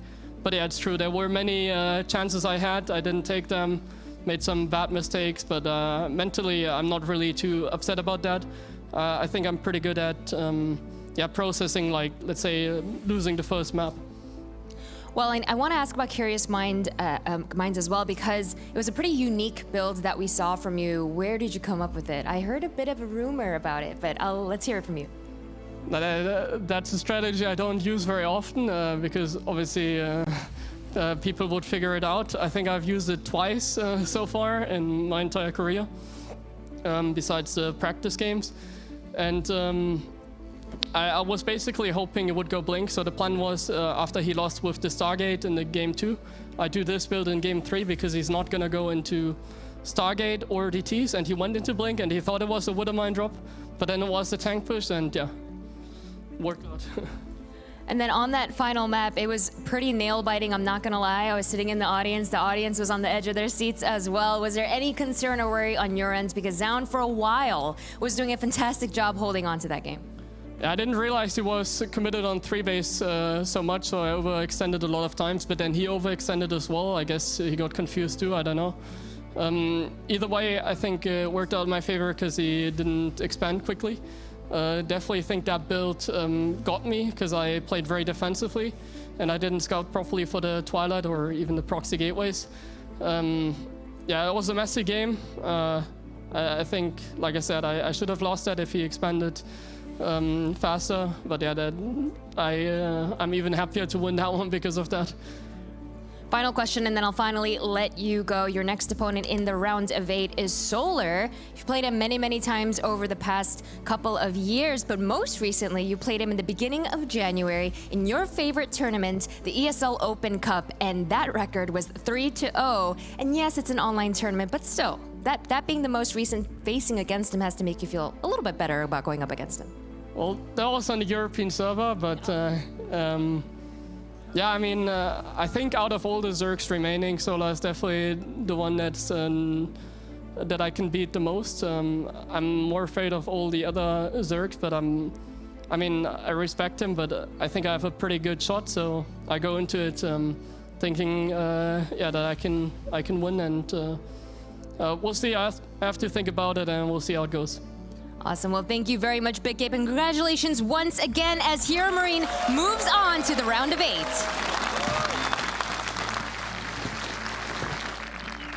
That's right. For a lot of people out there, you know, today might look like Saturday. However, it's Big Gabe Monday. Forget the Big Gabe Weekly. That's right. Big Gabe Monday is here and proud. We have got him moving into the round of 8, defeating Zaun here with this match. Joining me, ZG as well as Pig. ZG, look at that. Protoss is eliminated. They're out. Yeah, I was actually trying to check really quickly about what other IEM Katowice might have been missing an entire race. And I do think it happened once with Terran. It is obviously still very rare not to have a bit more of a balanced round of 8. But apparently the Protoss time has come and gone for Katowice at the very least. No balance talk or anything like that. But just, we're guaranteed not a PVZ. We had him 4 in a row. Yeah. This time around has to be something else. Yeah, it's been a long time since we haven't had a Protoss in the grand final here at the Katowice. But I mean, let's not focus too much on that. Let's focus on the fact that Big Gabe, it's Big Gabe Monday here, Pig, and he's ready to go. Yeah, ready to go indeed, mate. I think a lot of the haters out there would have been looking at that game 1, say, he's ahead, he's looking good. Big disruptor shots, oh, he's going to start to fall apart. But it was the complete opposite. He picked up the pieces. Game 2 was so clean, just pushed right through that third base. And honestly, I think this shows the improvements in his mentality, which, you know, that's always something that holds back every player. It's a lot about playing, you know, a skillful game, but it's also about getting out of your own way in your headspace and being able to just discard losses, unlucky things happen, move into the next game. Absolutely. He did it so well. Yeah, let's take a look at the highlights here, and you bring up a perfect point, especially when it comes to game number 1. If you're thinking, ZG, whilst we take a look at what was going down here, it really felt like Hero Marine had so much control, but Zaun was able to pull it back from truly the brink of destruction. Yeah, it was really impressive, and you got to wonder if the spirit of Katowice, I guess, was with him, but only for so long, only for so long.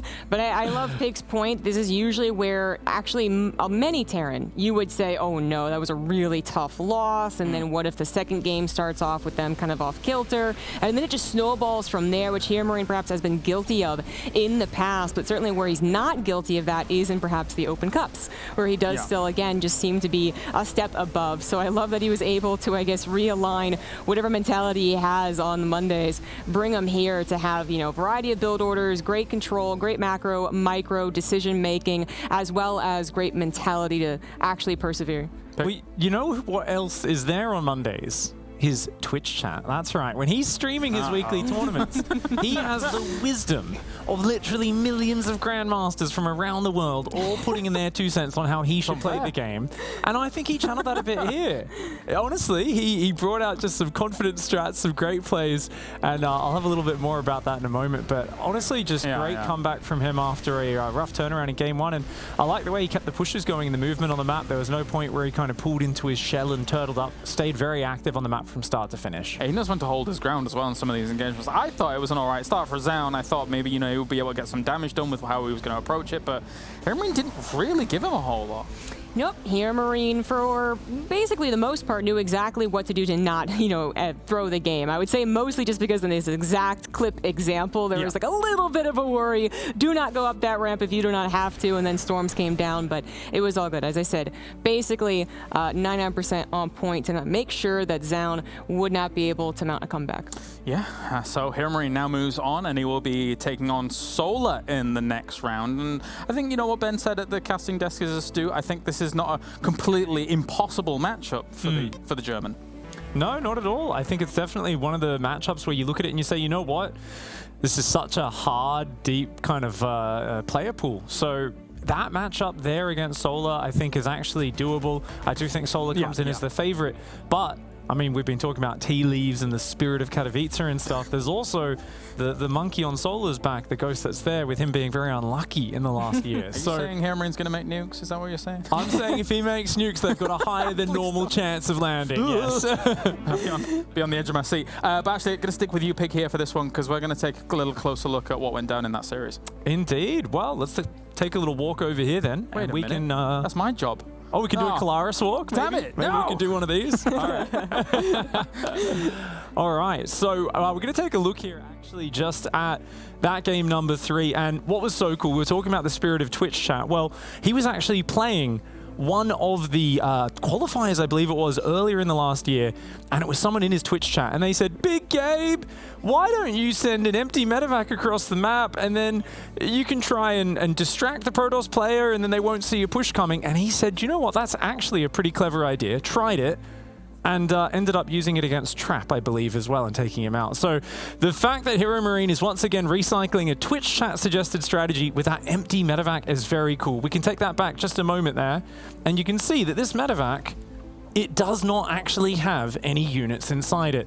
So the whole thing here is basically saying, check it out, look, here's a medevac, it's got Widow Mines in it, and what does that do? It pins back Zaun's Stalkers. These Stalkers right here, they need to be across the map, spotting the move out and picking off the Marines, spotting the tanks so he can add shield batteries, reinforce those units. But he has no idea that's coming. And you could see the way that Big Gabe actually just kind of moved forward, will fast forward through. And this push, it's actually not very maneuverable and powerful if you spot it and you can wear it down. But he avoids the watchtowers, clears the Adept ahead of time. And this is every Protoss's nightmare scenario, but especially when you're playing Blink into Colossus and a third base, it's a kind of greedy build for a small map, and Zaun got caught out here. So shout out to Twitch chat and Hero Marine for bringing out these surprise tactics when they matter most. Fantastic. Thank you very much for that breakdown, Pig. I don't know if my microphone's on. Well, not sure it was. No, yeah. It is now. Oh, cool. Fantastic. Yeah, we're back. All right, well, thank you very much for that breakdown, Pig. Of course, really cool kind of to see that coming out from him here on such a big stage as well, ZG. A bit unnerving that Twitch chat actually got something totally correct for once. You're going to give him a lot of confidence with that little breakdown, but actually it is really cool that we're able to bring that up. And obviously there are some historical events as well. Someone suggested a center tower against the Blink Stalker era, and then TY actually made one, so it does happen occasionally, but it does turn into quite the story. Awesome build from Hero Marine. Yeah, definitely so. Pig, final thoughts before we move on from this series? You know, you always made it look so hard doing the Kalaris walk across here, James, but I found that honestly it was a lot easier than it looked. It was very fun. I'm looking forward to doing some more. Brilliant. Brilliant, brilliant. All right, well, I guess we are now indeed ready for a break. It's quite the moment here at the Intel Extreme Masters Katowice, of course, because now there are no more Protoss left. We'll shed a tear for the poor Protoss. Can I toss it again? Can I just throw it? Yeah, if you want to. Do you want to throw it away? Bye, Protoss. You're gone. All right, we're going to a short break. When we return, we have another series on the way. It will be our Terran versus Terran. But before we get there, let's take a look at closer home here to Katowice.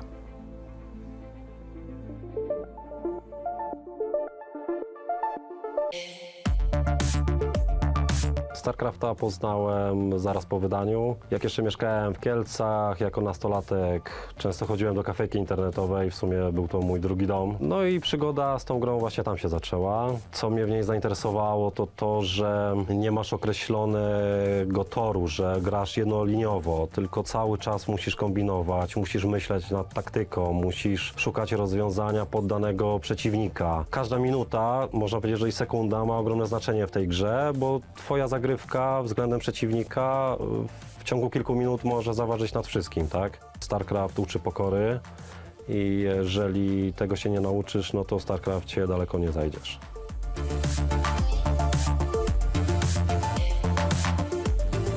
W tym roku przyjechałem z moim synem, jest on pierwszy raz na IEM-ie. Zajawkę gdzieś tam ode mnie wziął, jak miał 7, może 8 lat, gdzieś tam podglądał, jak ja gram w tego StarCrafta.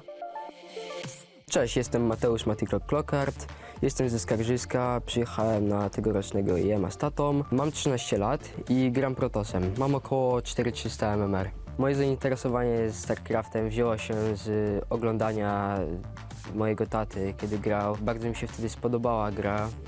Zacząłem oglądać streamy mojego ulubionego streamera Indiego. Gdy dostałem swojego pierwszego gamingowego kompa, to od razu zainstalowałem StarCrafta.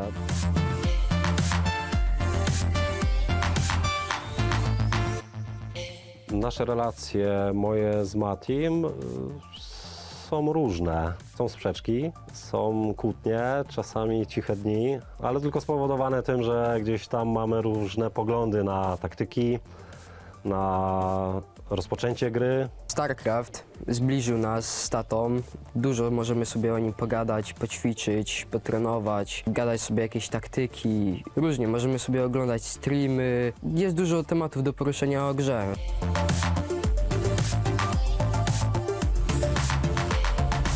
Wieczorem ukradkiem, gdzieś tam przed mamą, żeby nie wiedziała, w nocy oglądam sobie streamy, gdzieś tam Mati jeszcze gra laderka, gdzieś tam go podglądam, coś tam mu podpowiadam. Nieraz jej to przeszkadza, że gramy wieczorkiem, ale ona to rozumie i wspiera mnie i mi kibicuje. Kilka lat temu StarCraft na polskiej scenie troszeczkę wygasł. Było tych turniejów bardzo mało. Były to turnieje online'owe. No doszedłem do wniosku, że no trzeba coś z tym zrobić, no bo StarCraft w Polsce umrze śmiercią naturalną po prostu, tak? I nie chciałem na to pozwolić, bo kocham tą grę, uwielbiam ją i dlatego też tak mocno się w to angażuję. I już wtedy wiedziałem, że będę chciał stworzyć coś większego. No i udało się. W styczniu tego roku mieliśmy pierwszego LAN-a w Sport Warszawa. To jest mój pierwszy IEM. Bardzo się z tego powodu cieszę, że tutaj jestem. Mogę spotkać się z najlepszymi graczami na świecie. Oglądanie StarCrafta na żywo na tym najwyższym poziomie to są emocje sięgające zenitu, bo widzisz tych zawodników, którzy są, można powiedzieć, że przed tobą kilka metrów. Nie jest to samo, co przed monitorem. Tutaj to czuć, ten żywioł, tą publikę. No jest to coś pięknego, no, nie do opisania słowami. W przyszłości chciałbym zostać pro-playerem, żeby zagrać na IEM-ie w Katowicach. Bardzo bym chciał do tego dążyć. Jeżeli chodzi o widzów, którzy są już dziś i będą przez najbliższe kilka dni, no to życzę emocji takich na najwyższym poziomie, bo na pewno ci gracze nam ich dostarczą. No co, good luck, have fun i follow Indie StarCraft. Tego mam nadzieję, że nie wytniecie. Mamy dla Ciebie mały prezent. Nie udało się zorganizować sesji z graczami, żebyś mógł ich przywitać. Natomiast mamy dla Ciebie mały prezent od graczy w podziękowaniu za materiał. Więc możesz sobie zobaczyć, co tam jest. O kurde, no to ładnie. O, będę miał nową podkładkę. Super.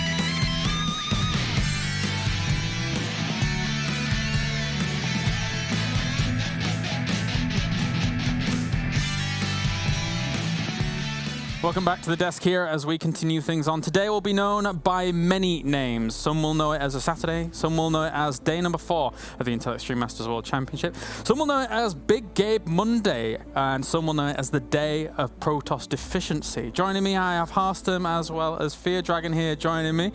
How are you doing, Harstem? You good? Yeah, I'm doing great. It's a little bit of a sad start for the day here, honestly. Yeah. Yeah, no, it really is, obviously. As a Protoss fan, I like seeing Protoss players win.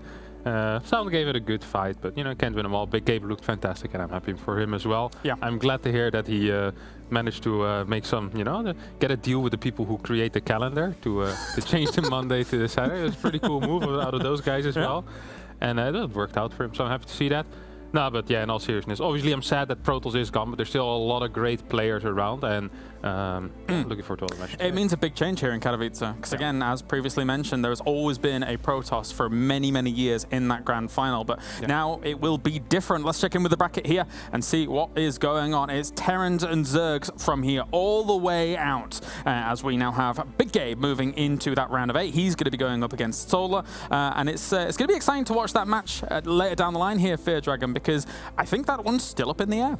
I am actually so amped for that one, because if Big Gabe has the power to change a Saturday into a Monday, which is a frightening concept in any other circumstance, that's pretty fantastic. I mean, and I really hope that everywhere that Big Gabe goes, every time he wins an event, someone's going to go up to him and say, looks like you're having a case of the Mondays. Ooh, yeah, maybe. All right, well, let's move on to our TVT that's coming up, and we're excited for this one. It's another round of 12 match, and we can take a look at Maru and Dream going head-to-head here to figure out who is going to be playing out into the round of 8. So to start things off here, Harston, when you look at this, I think a lot of people are probably saying to themselves, how does Dream solve the Maru puzzle?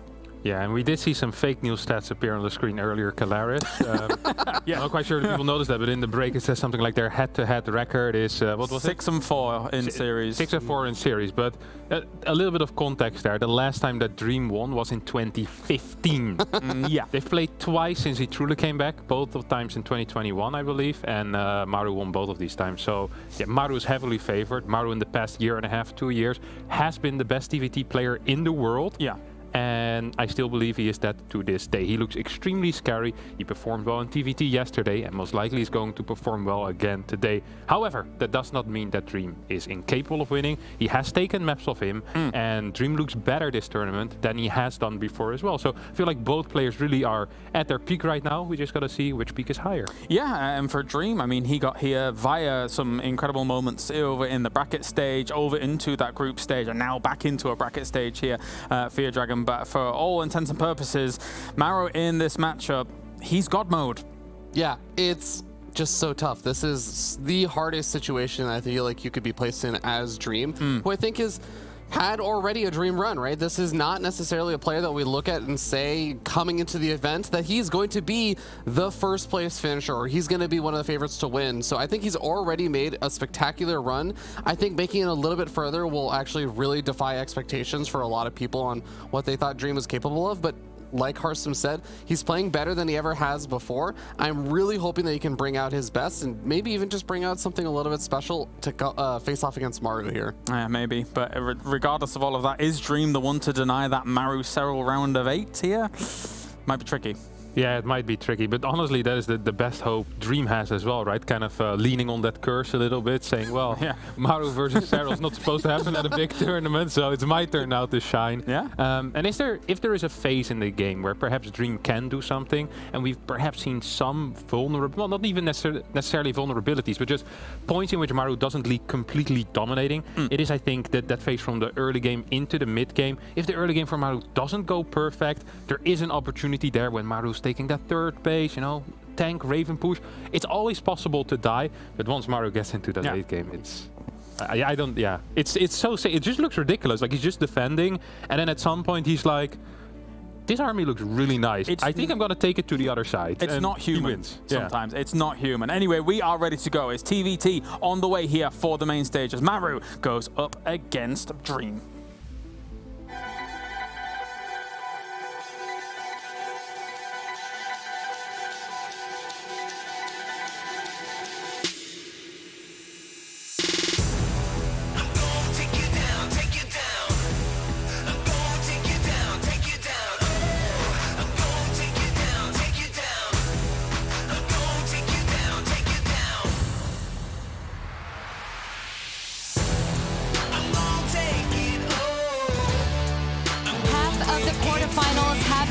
And for this next match, the victor will be moving on to face the Finnish phenom in Serral. For our first player to introduce to the stage, he is the only player at this event that was present at the first Intel Extreme Masters Katowice where he placed second. He's hoping for a win here to get one step closer to the grand finals, but it will not be easy because his opponent is one of only 3 players in the entire world with 4 GSL titles under his belt. Please welcome on stage, it is Maru and Dream.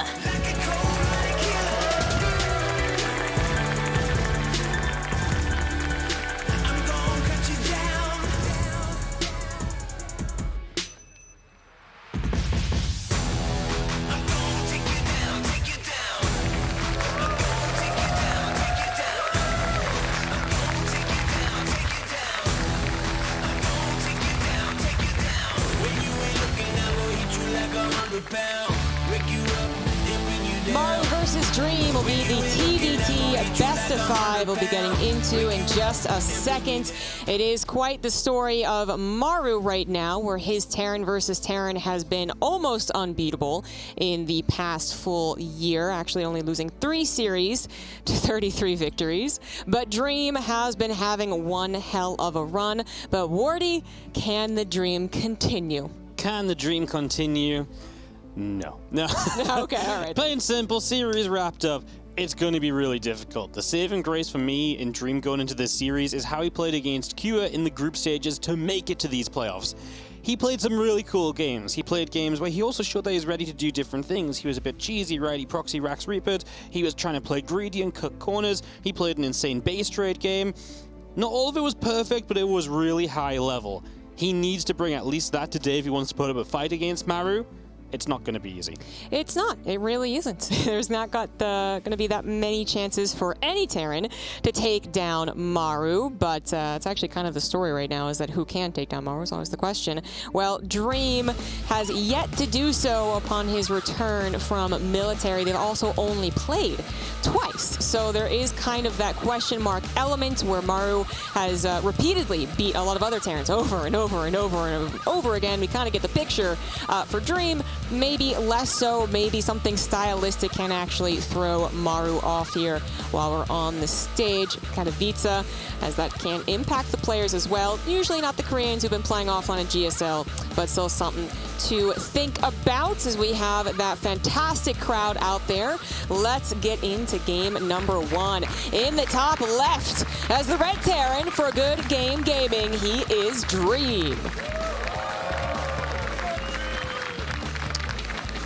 Yeah, fantastic crowd. We just sat there watching the last game of the crowd.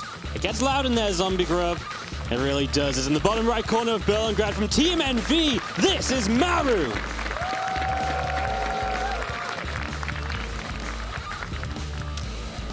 And already something slightly different here from Dream, who probably is absolutely coming into this thinking, I need to do something a little bit tricky. And when we say something a little bit tricky, we don't necessarily mean just do nothing you've ever tried before. That's probably not going to help you. It's also not going to help to severely differentiate, I guess, between your regular playstyle. So if Dream doesn't play mech, probably don't bring it out here. But there are tiny things that you can do to throw off a player, this being one of them. Dream actually putting, the supply depot behind his mineral line, but also his barracks far over to the right side, forcing Maru to, if he has CV scouts, which he is, actually go, what? Okay, no, there it is. Phew, all right, we're good. But that actual panic can cause a delay in a 1 Rax command center build, which is what Maru is. Well, actually, no, he has second gas, doesn't he? Yeah, he's got second. Yeah, he's got second gas, yeah. So if he was 1 Rax expanding, then this could be a problem. With the factory expand and the SCV scout, Maru is really actually saying, like, I am going to stay secure in the early game. Yeah, it's going to maybe take a few more moments to figure out as he finally comes over, and now he is going to be able to see the Reaper coming out of a barracks. He will see that factory going down as well, so a few moments of maybe being a little bit like, uh-oh. But like you say, it is double gas, and that means that he's already going to be fairly safe. If this was going to be pressure, there's not too much he changes up.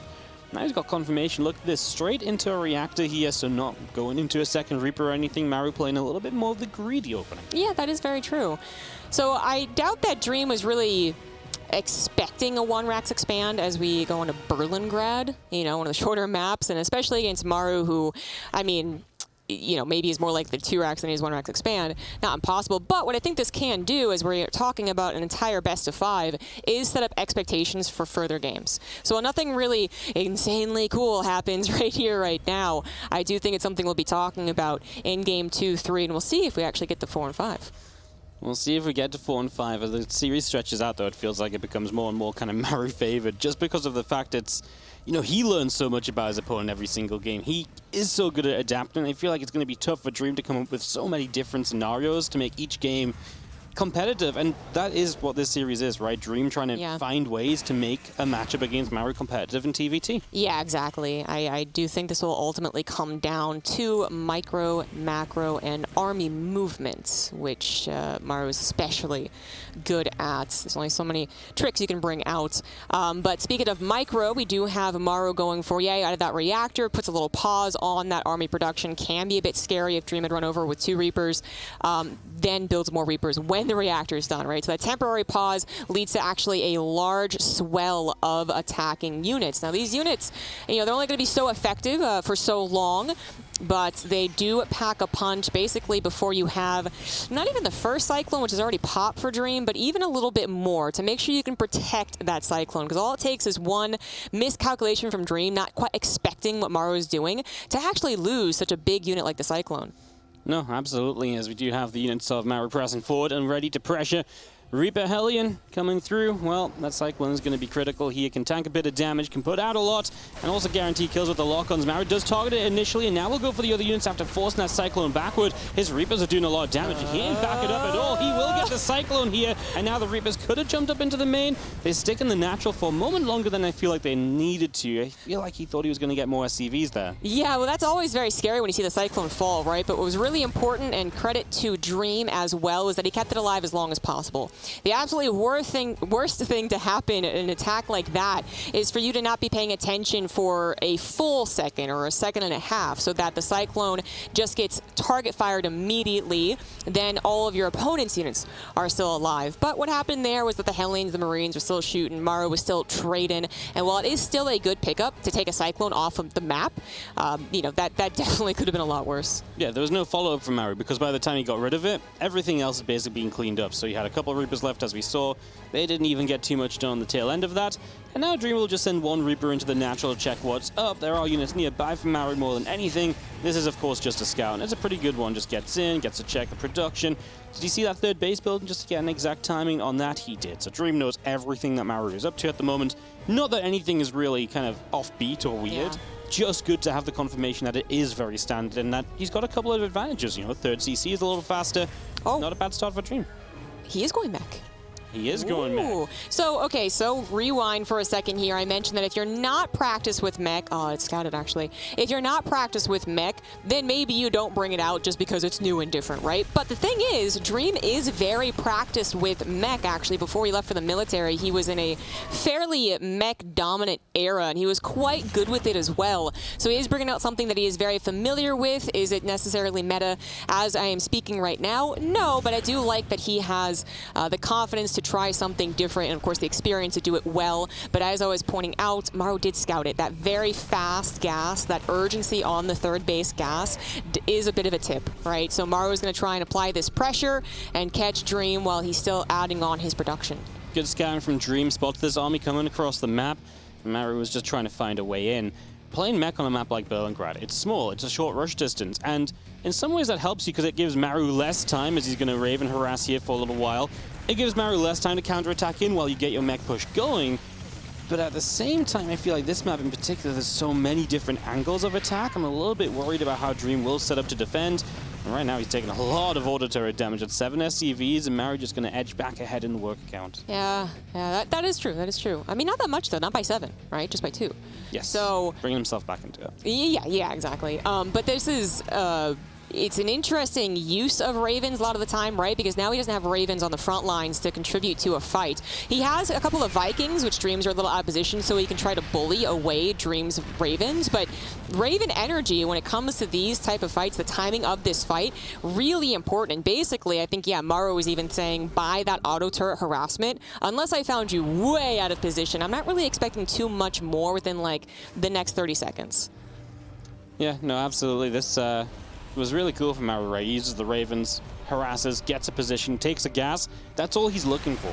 And it's really cool because Maru's confident just taking the little leads. He never feels the need to try and push an issue further than it needs to be.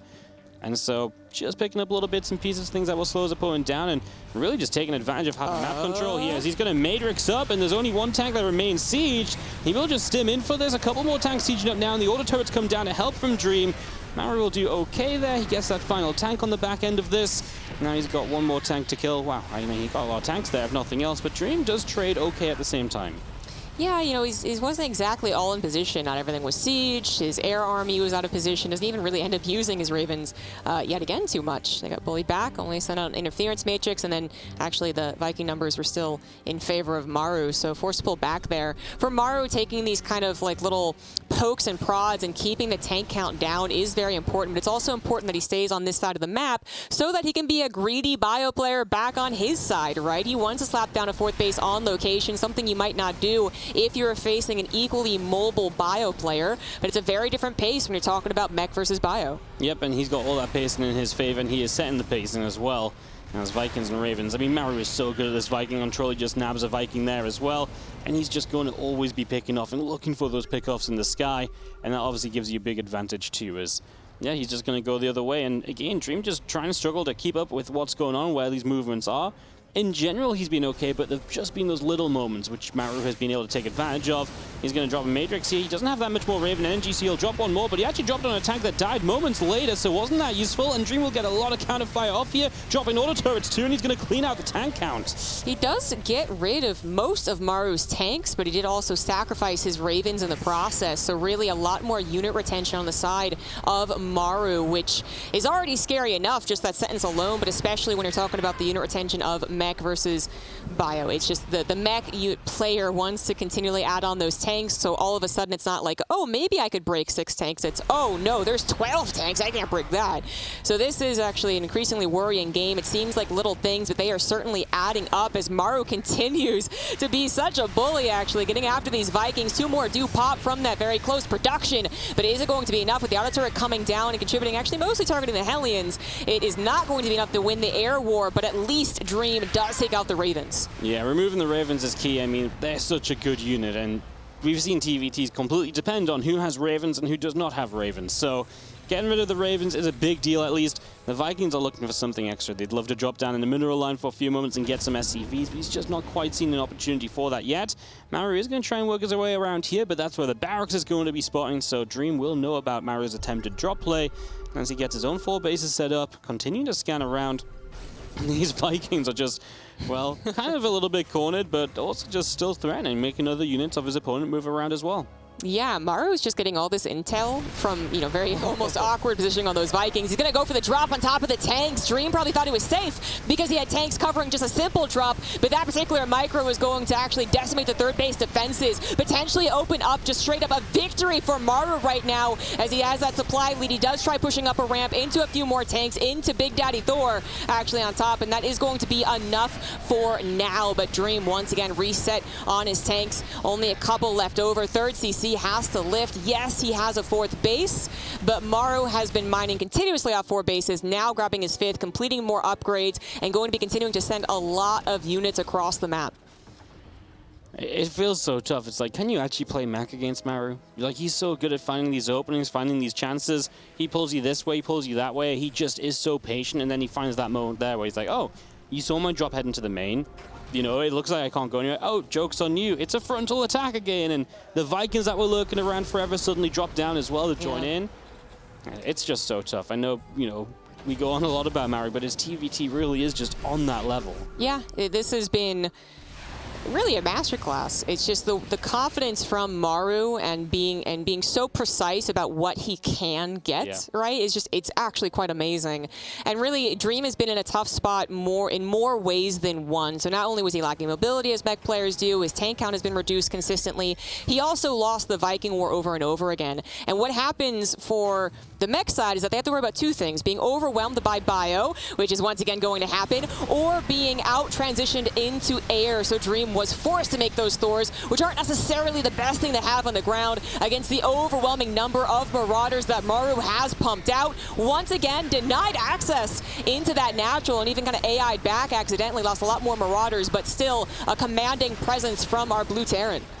Yep, I mean, Maru once again just saying, I have the army supply now, it's going to get even tougher for you. We do see Maru building up some extra Vikings, as he hasn't had many for the last few moments. He was back into Medivacs to escape away, it seems. Not going to get aggressive. I do like that Dream with the current Viking lead. Says, right, let's get a couple Liberators out. Let's be able to finally push back your tank lines and do something more myself. And I like this, just moving forward with the Vikings. That's a lot of what Maru's been doing, right? Looking for the opportunity, taking what you're given. So nice to see Dream fighting back a little bit. Just that's been his one opportunity. Well, Maru has had 10 more to show. Yeah, and you know, right now Dream might be like, oh, okay, finally, I got the Viking lead back. I can actually push away those Medivacs. One, you do have to consider like that's a lot of still Medivacs to be mobile with, and as we hit the left, and their tank does go down. And also, two, how long can I keep the Viking lead? I know I haven't done any damage to Maru's side of the map. He probably is preparing, if not already has a lot of starports. Dream not actually, I think, able to even scan with so much pressure being applied to him. So it could even feel like a matter of time. But on Dream's side of things, he's going to have to hope to build up both a ground army and still have a commanding air army too. It's just so difficult. Like Liberator 2 sieging, but look at Maru, he just says, you know what, I can just drop straight on top of this. I mean, the Thors get some shots off initially. Maru ain't really wrong. The Liberators don't matter too much. They'll clean up a few tanks, but the Marauders are continuing forward.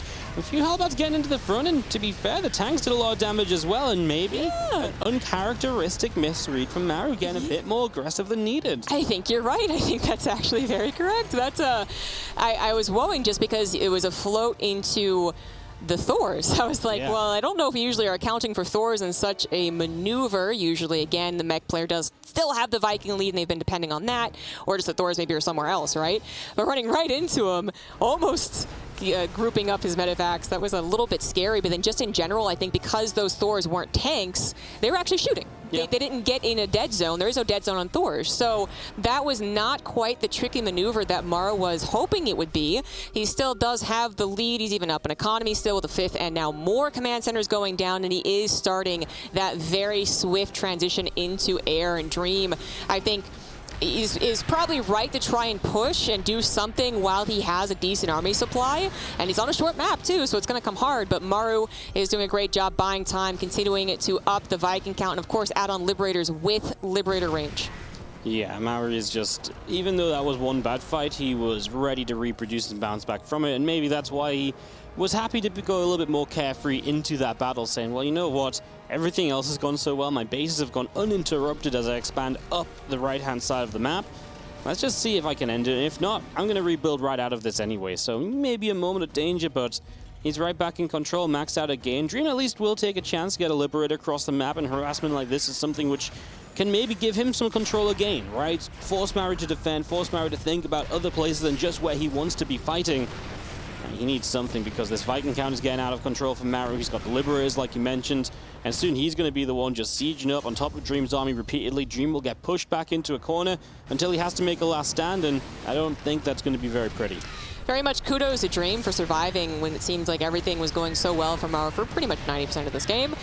He has been able to accommodate for all the fears that a mech player would have, and he actually is probably, I guess, going to get maxed out. We could have a battle soon, though, but get very close to it. So he's given himself a chance, right? Like, maxing out is, in a way, a great stabilizer. Even if you have a bank, even if you have maybe superior technology in the form of Liberators, it means things can happen. So Dream actually being able to push across the map, going to try and take out the Liberators, perhaps. Actually, I think he took the Viking War, which is absolutely not going to be won by him. The Thors don't actually match up against Liberators, especially when they have range. And, well, yeah, Dream did not get to get maxed out. No, he did not get there at all. It's just going to be seeing Maru still comfortable. He loses 15 SCVs. It's like, well, I've still got 74. My rebuild's okay. Just continue trading, finds a siege tank here that doesn't have any vision, so it's going to get liberated down. Obviously, Dream at this point just building Thors. He needs that anti-air. He needs something that can fight against this air army.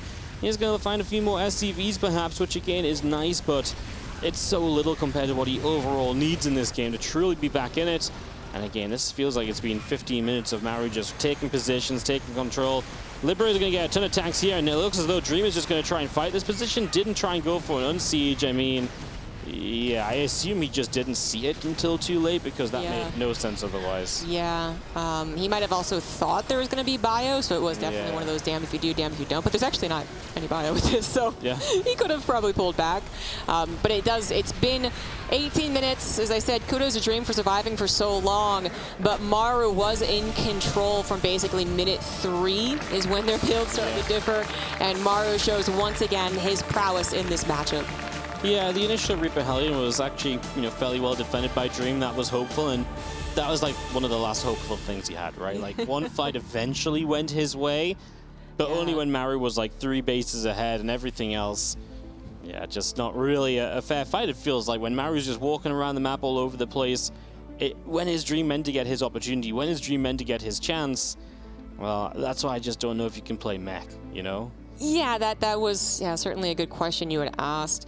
I do kind of even assume that Dream was hoping that there'd be a little bit more of a, oh, it's mech. Oh, hold on here. Yeah. Which can't happen, right? Because the beginning of TVT does look very similar to each other. It's very tech-based 90% of the time. So that's a 1-1-1 setup. And then you have pretty equal number of tanks, Vikings, and Ravens. And then you can maybe start to wonder, hey, there's not a lot of Marines. Wait a second. Or maybe you do get a drop into the main and you say, oh, there's a bunch of factories. But there's actually a legitimate hope that they don't really tell that quickly. Perhaps they have 5 barracks with reactors instead of a bunch of tech labs. And they have to kind of pivot. But in that game, I truly believe that Fast Scout on the 5th gas at the 3rd CC was already kind of like, oh, okay, all right, but what is this? Whereas the urgency to get that, where I think a lot of bio players, they would have been chiller about it, Yeah, it was a great single Marine scout, just get to see it, and you're right. At that moment, it's almost like Maru's like, well, you're not going to be surprised. Now I'm kind of just okay, so perhaps something that Dream will look at this next game. I don't even know what you changed. I mean, that's just unfortunate, that Marine being there, right? Well, none of us, apparently no one in the world except Maru himself can go up to a Terran and say, oh, you should have done this. That's true. Yep, it's definitely a tough one for this guy in the top right. He is the red Terran for Triple G. It is Dream. I like the Triple G. Gotta change it up one. Better than saying, good game, gamer. Bottom left-hand side, from Team NV, he is the one and only Maru.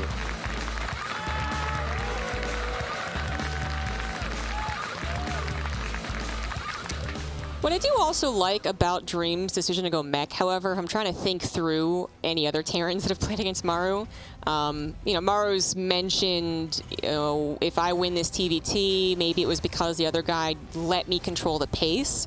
And in that fashion, too, often means that Maru got like a run by, if you will, Marines running by. And I'm like, oh, okay, well, actually, I guess mech, should it survive to the mid stage, one thing it's pretty good at not dying to is run bys necessarily, because a couple of tanks are pretty strong, and you certainly have a surplus of tanks. But that's obviously is something far down the line, assuming that everything had already gone according to plan. Maybe that would contribute to Maru's style of attack, I suppose, defending against that. But I really think it was just about kind of pacing change and trying to throw him off, and it just did not work. So I don't think Dream is going to be relying on mech, hoping, praying that it works. I do think we'll see Marine tank versus Marine tank. What I'm hoping for that on a map like Hardwire is that Dream actually makes, I guess, some risky calls. Does blitz with Marines, does load up a bunch of medevacs. Yeah, and Dream has been willing, like I said, before the series started, to do very different things in TVT. Obviously, he's not proxying 2 racks here or anything, but some games he has cut corners. He lost one game to Cure where he tried to cut a lot of corners on Pride of Altaris, and Cure hit him with a great time, and he wiped the floor with him. But I think those kind of things are what you kind of want to do when you're playing against Maru. If you can cut a couple corners and survive and get away with that, sometimes that's just what you need to do. So, yeah, take some risks, basically, in whatever form, but take something, because otherwise Maru ain't going to give you very much outside of that. No, he's not. No. All right, so what do we have build order-wise? Factory expands for both players. That has been bread and butter of TVT for quite some time. Not just good defensively, but also opening up the options of how many Reapers, how many Hellions. And last game we did see Maru out of the reactor, go into Reapers, actually find a success in killing the Cyclone, which we could actually see more ripple effects from something like that than we did last game, but ultimately did not get any SCV damage. Yeah. Didn't really do anything at all early game. Didn't find any damage at all. Just going to see if Maru can do any better himself this time. Getting across to do something. I mean, this is very similar to what we just saw. So let's see if the same situation arises a second time, or if maybe the micro is going to be a little bit different. That's, like, honestly the question. Is the micro going to be just a little bit different? Someone's a little bit better, a little bit worse. But I guess we do have a very similar situation. So to elaborate on what a Cyclone kill might lead into, we could go to an extreme and say a Cyclone kill could lead into, like, a Banshee, but that's... Banshees are really out of the meta for a reason. Ravens are also alone good against Banshees. But then that could mean that maybe Maru guarantees map control with his own Cyclone. So it's out on the map actually looking for really good pickoffs of tanks or Vikings. So it's still a good kill, but I do believe that most Terrans, they have that Cyclone low. They have it in their sights. What they really do want is for it to die and for the rest of the bio to fall as well. Let's see, Maru is setting up to push in his own Cyclone Raven production, all starting behind this. He's going to lead with the Hellions here. He's actually going to go for SCVs initially, a shot on those, and now he's going to jump on the rest of this. He doesn't target fire the Cyclone as much this time. Hits it once, and then it's backed away, so he'll continue to trade otherwise. And with the Hellions going down, he's got the Reapers left. Looks like he's going to go for the jump up into the main, or at least threaten that.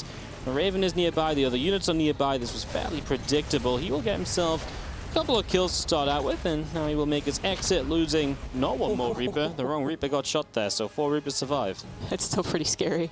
Yeah. 4 Reapers, dramatically less important when it comes to the actual army matchups, still have the potential to backstab. So that's exactly what Maru is going to keep them alive for. Backstab and scout, of course. A little bit of damage on a tank. Maybe the Terran player here, Dream, doesn't repair it. Suddenly it's now 2-shot. That can actually contribute to Reaper still alive. Again, backstab opportunity, perhaps. Maru actually this time with the faster 4th gas. It would be kind of funny if Maru was like, I'll show you mech. But why would he? Why does he need to? Yeah, absolutely. Is just going to be seeing our Raven down the right side from Dream. The siege tank about halfway along. And a few extra depots continuing up across the board. Very passive for the moment, ZG. As we just get going, 3CC on both sides of the map, obviously. Everyone kind of just matching each other this time. We really are expecting Dream, I think, to not play mech here and to maybe just go into a typical bit more Marine tank versus Marine tank. Yep. You can see, thanks to the Observer, that the resources lost is technically in favor of Dream. Just something to give credit to him for before things might go awry, as we expect them to do against Maru. Unintentional poetry there. Raven harassment yet again, but this time it's Dream starting it off. Going to be able to grab 2 SCVs, building SCVs too, which is really the most annoying thing. We do not have the workers popping up, guys, but trying to keep counts 3-ish SCVs go down to the auto turret harassment. There you go. Yep.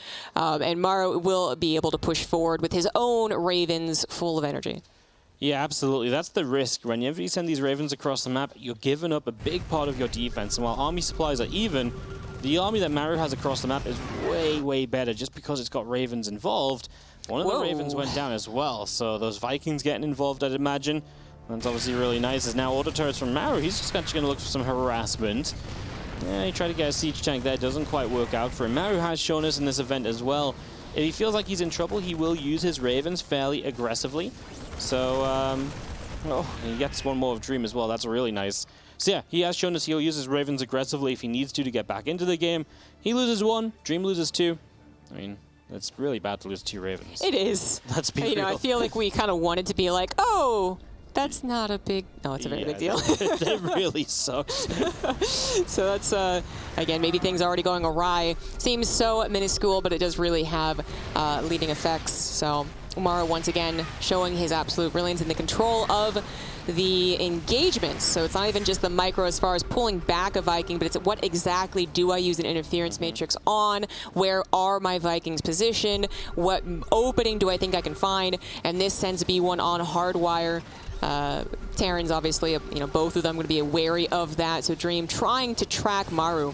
But what Dream would like to do here, besides win this particular battle, which he does take, they both actually go for it, is actually to be able to push back. So that is the real ultimate goal here as the Vikings, one more sniped, and then the micro from Maru saving his own too, is that Dream can handle this and then open up an opportunity for a macro game where he actually can send units across the map. However, as I say that, macro game, right, it's already not so good for Dream. I believe his +1 armor forgotten about during all of this. One of those very easy mistakes, 95 gas instead of 100. Yep. Yeah, it's just rough as well. Going back to the Ravens, right? It was like one Raven left each, but because Dream built 3 initially, it meant he was behind on Vikings. I feel like we're still seeing the repercussions of that, where Maru is just constantly winning that Viking war. So because he killed 2, while Dream only killed 1, you might say, well, Dream had 1 more to play with, but it was a knock-on effect. And it just feels like that's why Maru's been so confident to still be on the map, having that air control. And yeah, like you say, building on that now, the lateness of that +1 armor. Armor is obviously one of the worst things to forget because the knock-on effect is you're then late on your +2 upgrades and so on. Mentioning that, both here are a little bit late on their armory, so both getting a little bit caught up in the action so far. Yeah, you know, I actually say that a lot in TVT, and at this point I do believe that it's really just maybe actually part of the build order. Maru actually might have simply been allocating resources to sound really professional. And the armor just tends to come down a little bit later. But absolutely for Dream's side of things, right, for his sake, is that you could at least be ahead on +2, even though he's missing an entire other upgrade. That's not even going to happen. And we know how important those upgrades are when we're talking about fast shooting units. And of course, Marines are that. So we do have even double armory coming down here for Dream. So he might try and just go right into a lot of Viking production, which isn't a terrible call. But of course, the downside to that is that maybe your production on the ground is not quite as much. Maybe your second factory does not come down as fast or produce as frequently. But if you can get to the late game of TVT, then you will have a lead there. Maru just seeing how far forward you can go with these Marines. There wasn't much you could do. Forced a very minor liftoff. You will also test the waters up the right side, find a depot, so it clears out a little bit of vision. And again, it just always seems like it's Maru that's on the map, right? You know, he's always the one that's out there. He's always the one looking for the chances to do damage, to push himself further ahead in the game. And that's obviously very scary. Dream, a lot of infrastructure on the way up right now. The 2 extra starports is obviously a critical part of TVT. I was going to say, I'm sure Marios are not going to be far behind, and there they are as well. Terran players have this kind of, intuition as to when those starports should go down. It's very rare at this sort of level the starports come down much more than like 30 seconds apart. Yeah, basically recognizing that, okay, I didn't kill that much, and you're probably going to be fine with 2 sensor towers, so let's just get into the late game, guys. And this is something that Dream is going to maybe be a little bit ahead on again because of that second armory. He hasn't used it yet, though, but I think it is very much on purpose. His drop does get found out, so reduced down to just a medevac and not full of Marines either. But yeah, absolutely, the test is still, can Dream track Maru's army? Here he does actually, trying to focus right on the tank. Did not work for Maru, as he last second decides to try and split. And actually Dream almost with a cute micro there, does not find the medevacs. That was another little call from Maru. I was like, all right, let's go. And that wasn't actually quite the moment to go for anything. I want to ask you, ZG, we see 2 more starports again from Dream, so he's going straight up to 5. Do you feel like he needs 5 right now on 4 bases? Is that a little bit overkill? Do you think you feel like he's trying to play catch-up? What's going on? That is a good question. I mean, I actually just think that the assumption is that it's going to get to that point, right? Yeah, the starport and tank production is far more important than even the Marines. We might see one person be forced to pivot back into Marine production as they just straight up lose the air war, but right now, the best army is what they're currently building. Viking, Raven, tank. The only reason you might see Marine armies win in those situations is that they do just outmaneuver it, get a couple of surprises, and Ravens are notoriously difficult to control. Talking about it, Maru added on 2 more agains as well himself, so yeah. They both just want to be at that point where if a big fight happens, they need to be able to rebuild, right? So just having that infrastructure ready is always great. Just pointing out that the Raven energy upgrade actually being gotten from Maru. I think Dream not remembering it now. Maybe we'll remember it. Yeah, it's nice just to have those Ravens reach that max energy a little bit faster once they spawned, obviously. There we go. There we go. He gets it as well. So it makes a lot of sense as, well, this is TVT, isn't it? Our favorite kind. Sit back, wait. A little bit of aggression here and there. Maru, gave up a few Marines to make it a bit more exciting for us a few moments ago. But otherwise, this is just waiting. They're all going to get their sensor towers up. They're going to have a lot of map control on both sides. And this really does become that micro duel more than anything. You're not going to catch your opponent off guard 9 times out of 10 in these battles. This is much more so going to be about how each of those battles goes and how you engage. Yeah, getting a little bit of the caster flashbacks of maybe Maru versus Cure. which was 4 games that actually a couple of them went very, very long, but were ultimately absolutely in favor of Maru. Well, you could definitely see that here. So we should be kind of saying, you know, hyping up Dream, right? Being like, wow, he got to this point, he lived, he actually can tackle Maru in the late game, but actually I'm not sure that is true. So many Terrans have tried, some have looked good up until a point, and it all comes crashing down as Maru is just a little bit faster, a little bit, I mean, frankly, maybe even just smarter, confident perhaps in even this stage of the matchup. So, yeah, we've actually talked a lot about how Maru, it feels like you could kind of be winning in the mid game against him. You know you're going to lose in the late game, so then you feel very urgent to win in the mid game, and he like can play into that. Well, if you do decide to not try to win in the mid game and play in the late game, Maru still wins. So there's no victory here. Yeah, I mean, Maru's just already expanding forwards, expanding to the corner, just a little bit ahead on that corner expansion. You see a few Marines here and there from Dream. We saw Maru just previously giving up a few Marines and freeing up a little bit of supply. Dream maybe just doing the same here, but also getting some information, just being annoying around the map. And these Marines go down, we're expecting more Vikings, more air units coming out. You know, there we go, 2 Ravens and a Viking. Obviously, extra sensor towers all coming up as well. This really is the the good old invest into that mass old air army kind of setup. So we sit back, we wait for it all to finish. I mean, 3-3 is going to finish on either side. That's not going to be too impactful with the way that this game is going.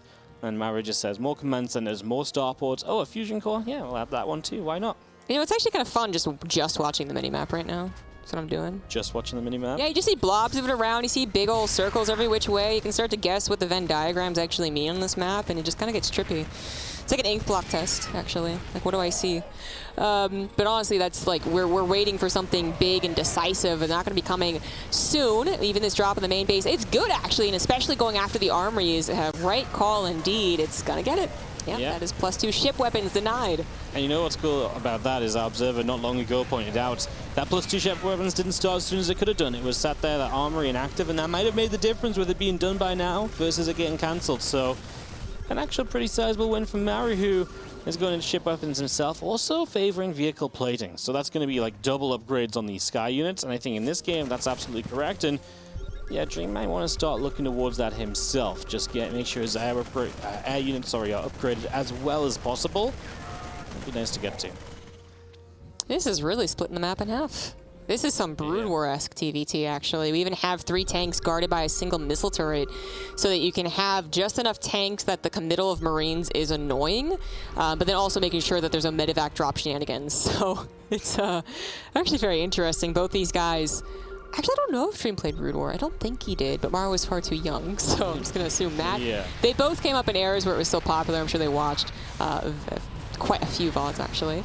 But Patience, you know, being pretty critical, actually choosing the right moment to take an engagement. Dream deciding that was the right moment, and Maru says, okay, maybe you're right about that. I'm going to pull back. Can be very difficult to tell who has more Vikings in that case. Dream did. Yeah, Dream does just have more standing Vikings on the map. How many are building back up from Maru? Like, just 5 versus 4. So actually, Dream going to maintain it. Maru just has like 10 extra Marines that aren't really doing too much just yet. Both continuing to extra command centers. Another sensor tower going down. Make them Venn diagrams even more intriguing, ZG. You know, hold on. Maybe a big fight here. Anti-armor missile goes down on both sides. Maru lands a larger one. He's just going to clean up a few SCVs over on the far right. So picking up over there. That's maybe going to be his next base along, so Maru will just hold this position. CG, who starts building battlecruisers first? Does anyone? Ooh, good question. I actually think that someone will. I'm not sure that it's Maru, though. The last time I could recall someone actually accepting that it can be a battlecruiser phase was it time against Maru? I think. Yeah, I feel like I saw that. Yeah, and then it looked actually like it was the right call. Whoever made the battlecruisers was winning, and Maru just won anyways. Because of course, what's tricky about battlecruisers is that they produce slow, they are expensive, they produce one at a time, and they do get nullified by the Ravens, which are still so damn powerful. As we see here, just orange painted every which way that we look. Marines and auto turrets from Maru do seem to be making the charge on the low ground, however, as tanks from Dream do start to fall. It also looks like Maru has won the air battle. 14 Vikings to just 4 or 5 from Dream. And while Dream's supply does stay steady, it is because his production is in full force, but he's already lost a bit too much ground to be comfy. Yeah, Maru, I mentioned a little bit earlier having those tanks from Marines, and in this fight they were actually kind of nice. They survived a long time. Those tanks weren't all sieged up. And so the Marines just sat there dealing some extra damage, and in that situation, that's where Marines can still be useful. So that works out. Dream going to come on the counter now, though. No, going to matrix up a couple of tanks and a massive auto turrets. Wants to remove this base location to try and stop Maru from mining here on the 3 o'clock location while he has the 9 o'clock himself. And this planetary fortress should go down. I actually thought Maru had the ground, but as soon as I say it, Dream actually recognizes that he can push forward, takes out the base. That, if we're talking about the mirroring effect of a map, he has. Dream still has his left side of the base, the 9 o'clock, so this can be big. Dream did take the worst fight, though, so his bank is a little more depleted, but if his economy is making up for it, then that is still fine. Another battle perhaps going to ensue. I think you got to be careful. If you are so blatantly more obvious painted orange before your opponent is, you kind of just want to wait that one out. Yeah. Why fight in with a disadvantage from the very get-go? Why potentially give your opponent that shot advantage? As Maru now, knowing that this is about a fade, is looking for a fight again. Sieges, matrixes to make sure that he will get the siege tank victory on that. And let's see some of this Viking control from Maru. He flies his Ravens in the front. Matrixes go down from Dreams. He wants to offset the Viking numbers, give himself the lead, but he does not have an anti-armor missile on Maru's Vikings, and Maru will trade very well there. Also remember that Maru has the +2 vehicle playing. Exactly. So a significant upgrade lead there. That was a bit questionable, but Dream, I think, might also be thinking about just how long can I kind of force an engagement to last to allow myself maybe to reinforce. Can be a part of it, or if I think that if I have to back off, then I lose my tanks, and then there's a lot more to think of past just the micro of the battle. This is a very bold attempt from Dream to actually take control of this high ground. It does seem like this battle is all about this right side, right? Yep. But it does not work out. Maru is going to get that base back. All the meanwhile, however, Dream taking the left side, becoming more and more important. I'm actually kind of surprised that Maru has not sent something over there. That's kind of what we know him for, is that even towards the late game, he can have a good old run by, actually throw off, at the very least, his opponent's momentum. But no, not this time around. It really is about the two armies battling each other in a single place. Yeah, I do wonder, obviously the right side's very important, because not just Dream trying to deny Maru, but if Maru gets this position, exactly this, he's going to start denying that next base along from Dream. So yeah, the fight's not happening on the left side, but that's only because they're both deciding the right side is where the fights are happening right now, and I can understand the importance of fighting over here. We anti-arm missile once again. Maru seems to hit everything, and Dream hits like half as much, and it's just like, it potentially just gives Maru that potential jump in. Wow, Dream's going to go for it right now, so he's just going to play. I mean, he doesn't want to deal with the Liberators. He knows that's becoming a problem. Some matrixes go down across the board. The Ravens of Maru are going to back it up. I mean, he's going to fall quite far back here. He refreshed the anti-armor missile on a lot of the Vikings, so you could maybe re-engage in for even more damage. I mean, Maru has been steadily winning these battles, taking away some of the economy from Dream on this base as well, and once again the battles do ensue.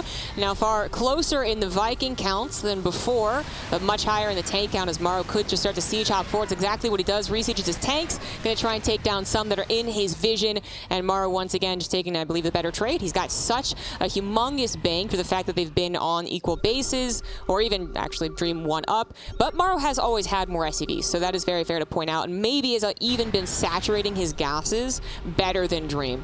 Can't actually get the whole look here, but that would not be too surprising. I love this attempt from Dream. I just mentioned that Maru's usually the one to do it. I like that Dream tries, goes right to the middle, takes out that single tank with kind of like a what-if tank. It did buy some time, it did do some damage, and ultimately, 10 Marines, 8 Marines aren't going to do a whole lot. If it distracts Maru, which might be happening on the right side here, he doesn't have enough back at his planetary, then hey, Dream just cracked the planetary. Yeah, he's going to get straight on through that. Tell you what, ZG, that Bank of Maru just feels like it's not going anywhere, doesn't it? Yeah. It's just been huge for such a long time. What's the resources lost at? Well, maybe let's have a look after this, because right now we engage in. Vikings and Ravens is going to go huge. This time it's Maru that's painted orange. He got matrixes off on all of the siege tanks, but he has no follow-up to that. Now we're going to get the paint orange, and we're just going to go back and forward in the skies. 16 to 14 Vikings favoring Dream at the moment. Now we've got these Marines continue to push on forward. See even more units coming in on the counter-attack, and Dream putting the pressure on Maru still. 2 orbital commands going down, and these Marines maybe even could have jumped after the Vikings. They're going to jump on top of these Marines, maybe one of the tank and denied by the auto turrets. These Marines on the left side are going to eventually be cut by the reinforcements, but again, Dream finding a little bit here. I think he eventually realized, wow, I'm really not winning enough engagements on the right side. I got to try something a little bit trickier. So he is using, I believe, a better barracks production to actually go a little bit more into the Marines than Maru has, and using them to be mobile on the map, causing some big distractions. Finally takes out that base, and it looks like Dream might also be able to expand there if he's quick. Yeah, Maru's going to stop playing around the right side, it seems, and put more attention on the left. Obviously, Dream wasn't immediately here to defend this, so Maru is just going to move right up, get rid of these couple tanks, siege up in their faces. Can't do anything because they're Matrix, and that means that this base on the left side will just go down unless Dream has an immediate response, but I'm not sure if he should go rushing in. I mean, while it was nice to take the base lead, you've also got to know when it's just not time to try and take it back, right? Give it a little while, maybe fight back later, maybe, like you say, expand to the right side yourself, then give Maru this left side, because this base has been mined more, so that would be a win for Dream. Yeah, that's actually a good point, which he needs because his resources trades are not looking so good. So Maru, you know, I mean, a little bit better than before, I think. But Maru kind of identifying that he did pull everything back on the right side in response to the Marines, then says, well, I guess I can't get back there fast enough. Just goes to the left, which Dream was weak on. The sensor towers can only cover so much offensively, if you will. So we do have, once again, most of the potential long-term TVT coming down to 9 and 3 o'clock, I suppose. Dream's little harassment here is cute, but ultimately not going to be enough. Yeah, there you go. Yeah, I mean, trying to get, you know, turret up or so, right, to try and zone out the Ravens in case they came in just like this. And, oh, to be fair, I believe the Raven actually did shoot down, sorry, a turret did shoot down the Raven there. So that's something we're going to engage in on the skies. Anti-arm missile and all of the interference matrices. So immediately, Maru is just outnumbered. But Dream supply just plummeted, Jess. It just went to 150. Yeah, that did not look so hot. Does get back to rebuilding eventually.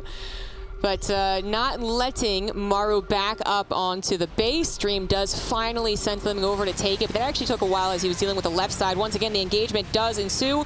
We have Maru up 4 Vikings, but significantly down in the Ravens at this point. 12 Ravens to 3 is actually huge in these TVT battles, but then 10 tanks to 4. I mean, the thing is that Dream can actually interference matrix the ground. He has not had the Marine advantage in a while, only when he went for those dives. If he had 50 Marines now, then I actually wonder if he could start winning the ground war and kind of the weird like flip that TVT can get back into, but he doesn't. Maru going to retake this right-hand side, so he's going to be the first to retake the 3/9 o'clock battle kind of base. And that's going to be big. He's going to set a sensor out here, turrets. Looks like he's very serious about holding this position. 4 new Ravens on the way as well. Of course, Maru has the bank to keep on rebuilding. Dream really does not. He's really out of gas and out of minerals. That left side would be really nice to get back. Of course, this base hasn't been mining properly. He's evacuating there, and that's some gas that's left behind. I'm actually like, obviously there's a lot of things that have been going slightly worse for Dream, but I do wonder if a surprisingly large thing is that he did not take the right base when he had an opportunity. I want to say there was at least a minute and a half to 2 minutes where he could have at least dropped mules. And while, yes, gas is more important to the rare commodity, I think he at least could have been mining out with mules, just literally stealing minerals from your opponent, which, hey, if Dream does start to turn around on the resource trades, could be a big deal. As it is, Maru was still such a bank. Now looking towards that left side, just an orbital for Dream to defend that. So just a handful of Marines is all it needs. Absolutely. Just going to see that +3 vehicle plane coming through from Dream. That's been so long in the making. You know, he really was slow on those upgrades initially. Maru definitely has taken advantage of that in some of these fights. It's just how many they've been. Those upgrades have been almost invaluable. So Dream back toward the right-hand side, but Maru is extremely well set here. Probably the best setup he's had on the far right. He looks for maybe a Viking pickoff there or so, a Raven. Doesn't quite find it, but now Dream's kind of diving down into the center, and Maru will have to pick up a fight here and decide what he wants to do. As Ravens are separated from the Vikings, so they're kind of on their own. The Vikings will start to kill them as he's just trying to turret. The Marines sat AFK on the right side from Dream, though. They would be really useful against all these Vikings right now. Maru was caught very off guard by Dream's audacity to just march into his side of the map. Yeah, exactly. Exactly. His Vikings went around to actually stop or at least punish a lot of the Raven usage, so 9 of them still live for Dream after breaking Maru's attempt to hold in that choke. Suddenly, Dream deep into Maru's territory, taking out bases, going for more actually, which is absolutely the right call. If you've got momentum against Maru, please go for the production. That is the killing move there, and that's exactly what Dream does. He knows that he wants to continue pushing forward. It once again comes down to the air battle that Dream actually number-wise is absolutely winning. He has some Marines on the ground as well to support, getting into the production, getting into the economy. So many orbitals at this point have fallen for Maru.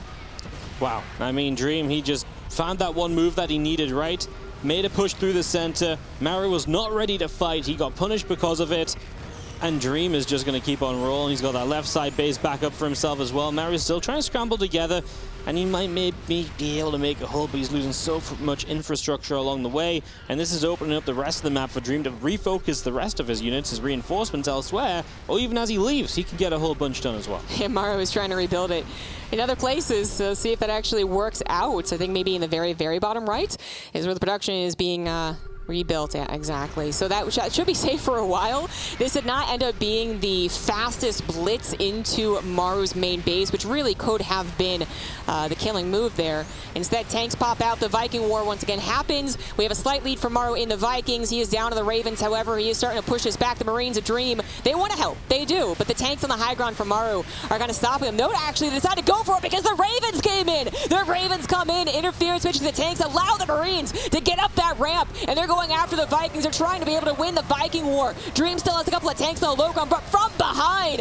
the extra production is finally coming in. And this turns into a bit of a surround as Dream does get pushed back from this base. He loses his supply on this side of the map. Look at the supply on the actual overlay. Dream still did so much damage to Maru that he is still up 40 supply. He really is. He is absolutely stunning performance, right? He just kept that fight going. Yes, cleaned up, but he got such a good jump. And obviously this was through the last 3 or 4 minutes just so Dream favored. And now Maru is going to have to try and dig himself out of a hole. And I don't know if he can, because he is in a lot of trouble. Way down on supply, way down on workers. And the little bit of money in the bank is not going to catch him up to the 40 army supply he is missing. Casterism has to come out. If anyone can do it, Maru can. He's got some production, he's got some economy, and apparently for this guy, that's a lot of time all it takes. He also does have slightly better upgrades, I guess, when we're talking about the tanks too. Not sure that's really going to matter, as Dream already in position, shelling away at the planetary, denying Maru another base, and Maru, he's depleted his bank.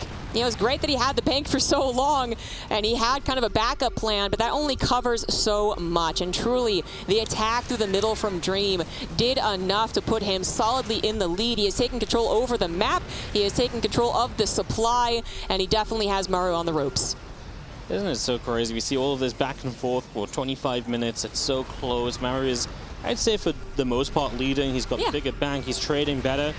Dream just finds that one moment, that one opportunity where Maru's not paying attention. He does so much with it. The game completely flips, and now Maru feels like he must defend this base. He's going to make a play. Matrixes go down. The Marines of Dream will come forward to fight, though. They're getting a little bit caught up on the tanks, but there's just not really much from Maru to stop him from streaming on forward. He's going to go for the tanks. He'll have the planetary fortress to kill afterward, and he is going to win the air battle as well, as there just is not enough, and Dream will take one map off Maru in fantastic fashion. That was actually kind of insane, you know. That was a long game for all of us here too, but especially for the players. But when we think about that game, right, easily, you can say 70% in Maru's favor. The last 30%, though, was so dramatic that Dream was able to win within, you know, a couple of minutes, really, as we think of the overall game. Small percentage is what Dream won, but it was the more important percentage as he takes a map away from Maru, continues kind of digging in, I suppose, to Maru's record in TVT, and that is just kudos to Dream to actually be probably feeling under so much pressure for the majority of that game, and still to say, no, I'm okay, I can make some moves, hold on, maybe there's an opening. Definitely a great tournament for Dream. Yeah, fantastic game. I feel like it's so interesting. Both maps so far have had a similar feel. Maru has been on the map. Maru's been making the moves, he's been taking control. Obviously, in that first game, he found the openings that took that control and pushed it to a victory. Here now in this second game, obviously, it was the same. Just Dream found that one moment, and it was just a mess of a fight, right? Marines were everywhere, the tanks were, you know, I think the main thing for Mario was he didn't know what to do because his Vikings and Ravens were just caught apart from each other. Usually he's so good in those in-the-moment, quick thinking engagements, but this time he was just not set up in any way which he's probably played with before. Like his Vikings far to the right, his Ravens on their own. It almost felt pointless to Matrix. Felt like he froze up a little bit. Yeah, I absolutely agree. Just one of those times where Mario was actually caught off guard, and not with everything together is especially brutal for him. And then we even we saw basically more mistakes, which might sound like an obvious thing. Like, well, obviously the game got hectic and Mario's already on the back foot, so of course a lot more forced errors are going to happen. But actually, what usually makes Mario so good at coming back is not only his understanding of how to come back, but also that he then kind of says, that was the last mistake, all right, like I'm good now. But no, continuing to make some mistakes. Obviously a very last second dive towards the very end that just wasn't going to go well for him regardless, but it was still questionable even for the amount that he had. All right, well, game number 3, we saw Dream stand up, move around a little bit, take a breather. Absolutely deserves after that 30-minute epic. 1-1 here in the playoffs of the Intel Extreme Masters Katowice. Just on the screen a few moments ago. Winner plays Serral, of course. I know I said on the desk earlier, I would be very surprised if we didn't get Mario versus Serral. I might have to start backtracking a little bit. You know, Dream's playing pretty darn good. Still think Mario can get there, but I mean, Dream is going to make him really work for it, huh? Yes, he is. I mean, honestly, a lot of us were kind of throwing in that doubt, right? Like, well, there's that one Katowice where that didn't happen, and there's other tournament where it didn't happen. It was, if you will, a bit of fault of the Maru, more than Serral in a lot of times, like GSL versus the World and all that.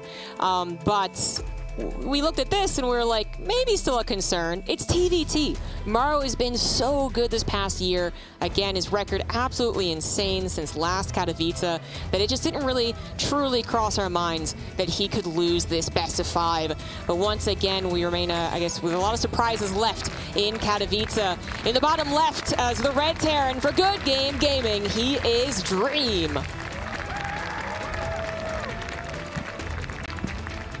Top right-hand side, ready for some more TVT, I hope. It is going to be our Blue Terran player from Team NV. This is Maru.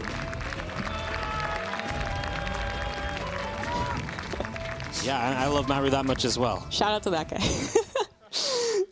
Heard ya. Obviously, Maru, fan favorite for a lot of different reasons, but one of them, actually, in my opinion, is that he is, in a way, felt like he's been advancing the Terran race. I feel like some other Terrans have to kind of credit Maru, if not with literal builds, right, the Maru build or something like that, but just actually how you play. So everyone's kind of been chasing after Maru in a lot of, especially late game matchups, but yeah, especially in late game TVT, and he just lost a Dream. He just lost a Dream. It is just one map, but it was a spectacular map. 2,000 atmospheres.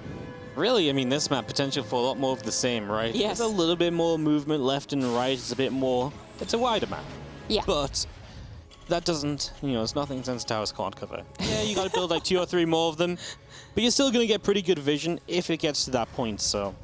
I guess another question is, both games so far has been the same build from both players, right? Same opener. Same opener, yes, exactly. Yeah, exactly. So I wonder if that difference is going to be a difference here as well in this game 3 now. Yeah, it's actually very possible, right, that Maru saw a potential micro weakness in the first game, because he's like, I got that cycle, and maybe I can do more. So he tries it again in the second game, and then it goes, I mean, not even worse, it just goes different, right, because his Reapers were able to bounce around. And then said, oh, okay, well, you know, you passed the test, you know. Yep. It was shaky, you kind of had like a redo, but okay, you passed the test. So maybe we don't see the same opener for Maru this time around. But for Dream, I'm actually expecting something similar for him. Definitely not Mech. He actually finally took a victory here with that Marine tank. And actually, I want to really emphasize that. Oh, maybe in a second. Little denial in the command center is always annoying. Maru, is he going to go after the Reaper? The grenades are pretty cute. Oh, second Reaper, get out of there, Dream. Get out of there. You don't want to lose your first Reaper against Maru, because apparently that's game ending. Yeah, yeah, earlier.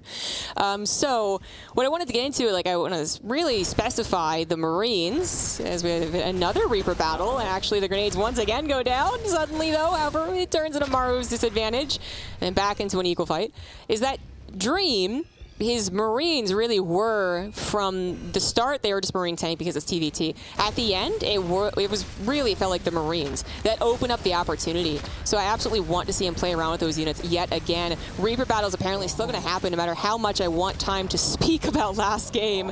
The micro is coming through here, and Maru has come out the victor. More units now available. Dream, having lost 2 units, is also a bit shaky on the defense as a whole now.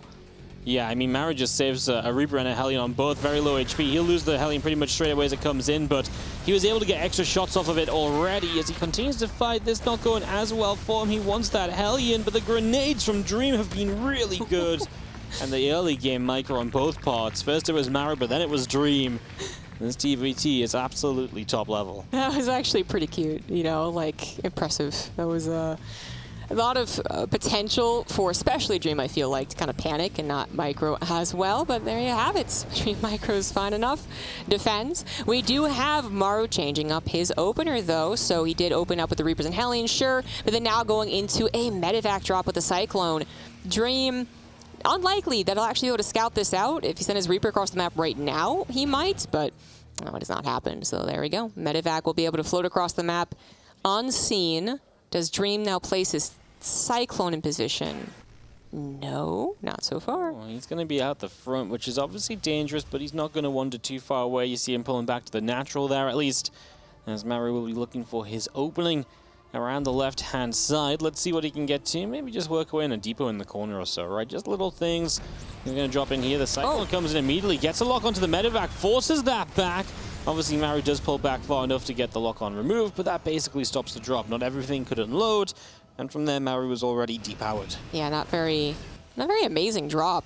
You know, not only was Maru, I mean, pretty much hitting at maybe the wrong time. Dream was responding. Dream was going to get that lock onto the medevac, but Maru's lock on himself actually went onto an SCV.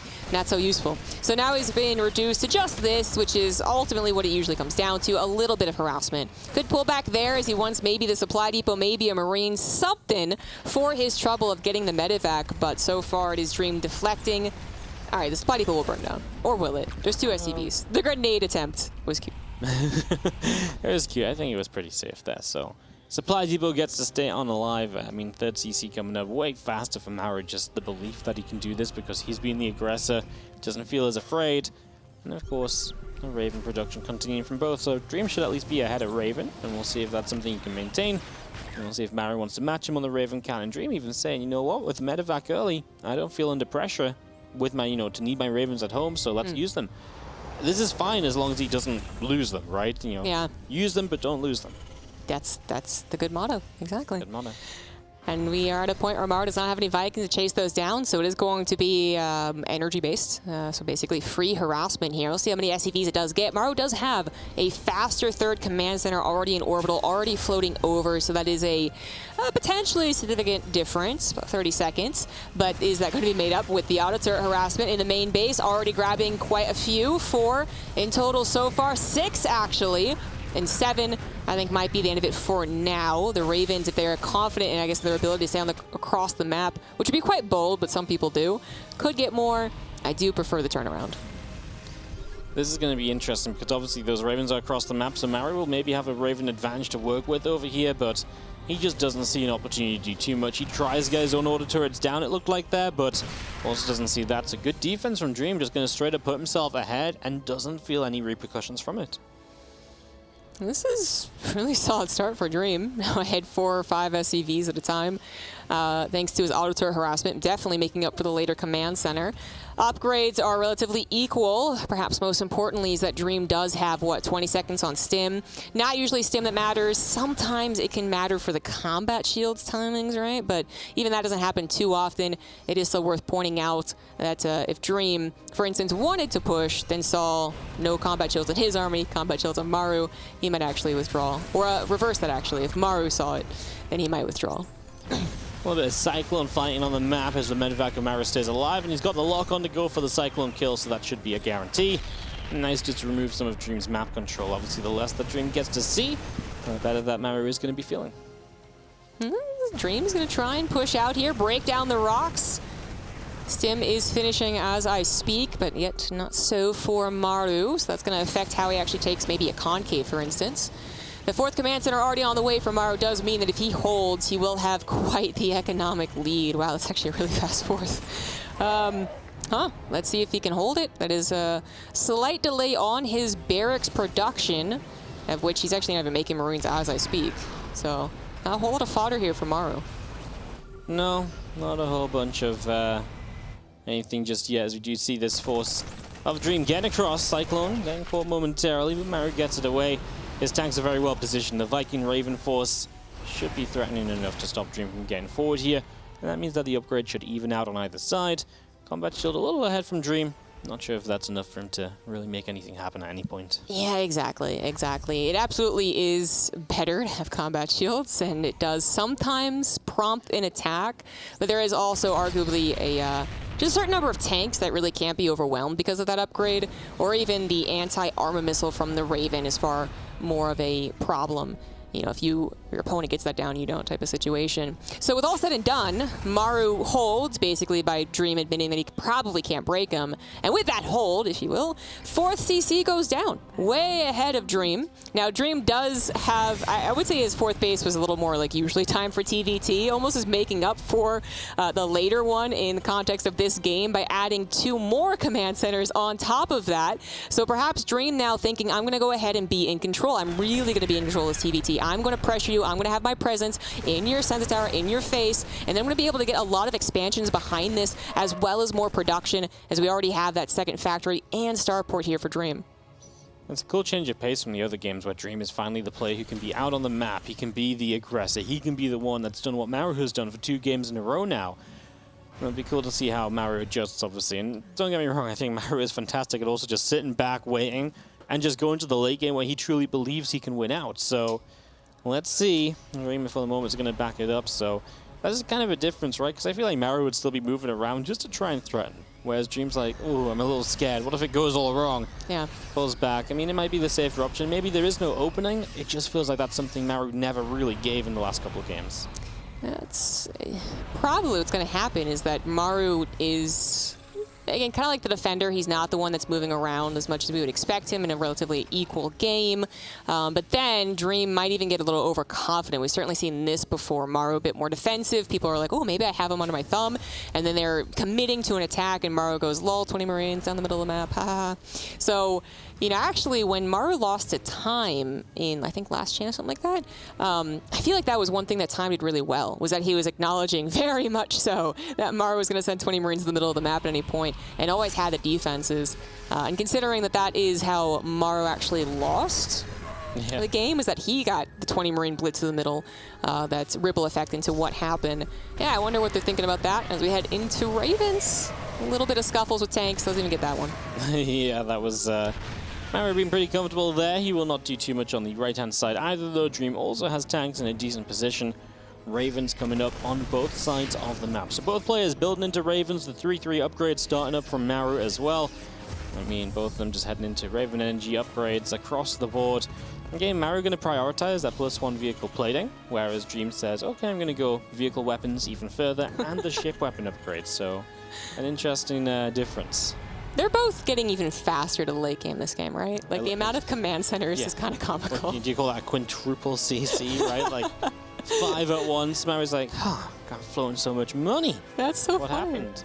I guess kind of an interesting thing about the production tab right now is we have all the upgrades, is that Dream actually does add on more barracks, which might seem like a no-brainer. They have more economy, they have the means of more production, but actually, as we see from Maru, a lot of the times Terrans are like, well, we're done with the barracks phase, pretty much. I got enough. Let's go into starports, and they don't add anything else. They stay at 5 barracks. Dream, I believe, going up to 7, though. I just pointing out, maybe as like advanced notice, perhaps I'm given a taste of what could happen again, which is that Dream goes back into Marine production. Oh, is this like a almost hidden base for Dream? Yeah, you skip one of the normal expansions, you're like, I'll just take this one now, and Maru's like, no. You do not get to do that. 8 command centers at once? Seriously, Maru? Okay. There was 8. There was the number 8 right before this. I saw. Thank you, Morty. That is crazy. That is so many mules. You just cancelled one.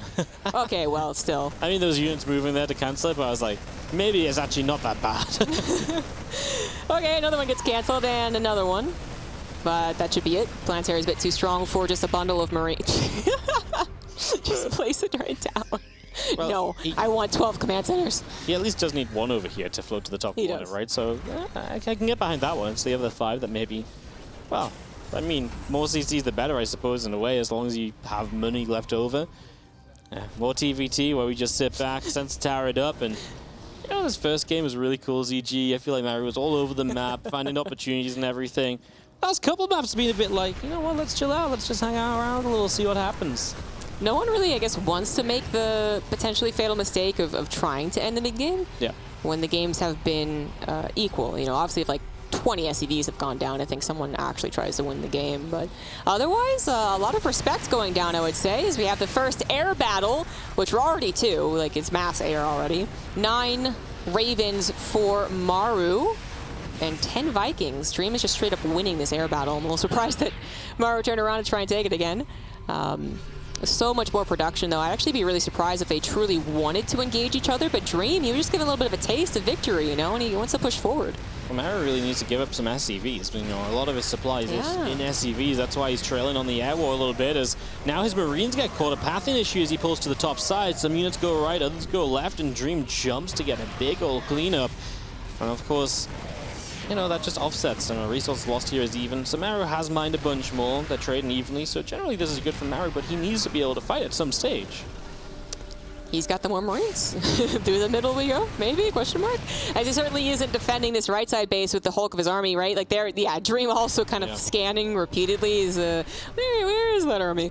Well, it is over to the left, and he does preemptively scan that. However, it's already so far across the map, especially on 2,000 atmospheres, which, as Wardy was saying, is a very wide map, right? It takes a long time to go right to left. So Dream will not necessarily be prepared to defend his own planetary. Now, if he trades, then that's all well and good. And actually, Dream was totally anticipating the trade. But then Maru, I guess, anticipates that Dream can respond. And again, maybe this is just one of those mutual respects where actually there's an opening maybe somewhere. Yeah, no, there's definitely more chance of an opening here than on Hardwire. But mutual respect is a big thing, and obviously a big tournament, right? A lot on the line in this series. As an anti-armor missile goes off, like you said before, neither player really wants to be the one to really make the jump or make the commitment. Refreshing the anti-armor missile there, Mario is going to commit in. If his Marines can get active, they're going to be able to do a lot. Now they're obviously going to start reaching tank range, but he gets a lot of Marine fire onto the Vikings there, making this a lot more reasonable than I thought it was going to be. 7 versus 12 coming out, still in Dream's favor. Mario still just holds 15 SCV advantage, so he's mining so much more all of the time. That is very true. That is very true. Once again, building up a bigger bank, which did not win him the game, but gave him, I guess, kind of a backup in case it started to go south. It just went too south. And I want to give Maru credit for his Marines there, right? Trying to stay as long as they possibly could to try and take out the superior air army, but it really actually has not led to Maru winning any particular battle. Now back on his side of the map, up against his 4th base, with all these orbital commands, very close to his starport production as well. Maru really would not want to give Dream another inch, but when this planetary falls, the natural is, of course, next. And I don't think that Maru can actually give that up, right? So what does he do? Leaves the air army at home, maybe hopes that the faster production can actually have him win that, and then sends his ground army through the middle of the map. But, you know, Dream, he's got advanced notice of this, and it's not even that impressive of a ground army. It's not that scary. It's a harassment force, not an army, right? Yeah. It's, I mean, he's sending more reinforcements across now, but Dream is continuing forward. He's got so much time to prep for this as well. So Dream going to start dealing with it. Like I say, still pressing forward. He's going to get on top of a bunch of starports here. Maru brought his Viking Raven back to maybe start defending this position. Let's see if he can. As Dream will be picking his way through CCs. Here come the, here come the Ravens. Order turrets and interference matrices and all sorts going down. Maru is starting to, I think, win this fight. He's painted orange, but he's got so many more Vikings, it doesn't matter. He will get rid of the tanks after, and Maru gets the cleanup on this attacking force of Dream, and that is impressive as it saves both the CCs to the upper left as well. Yeah. Loses the SCVs, but honestly, he kind of needed to lose SCVs for a while. Maybe now having an extra 10 would be nice, but... Yeah.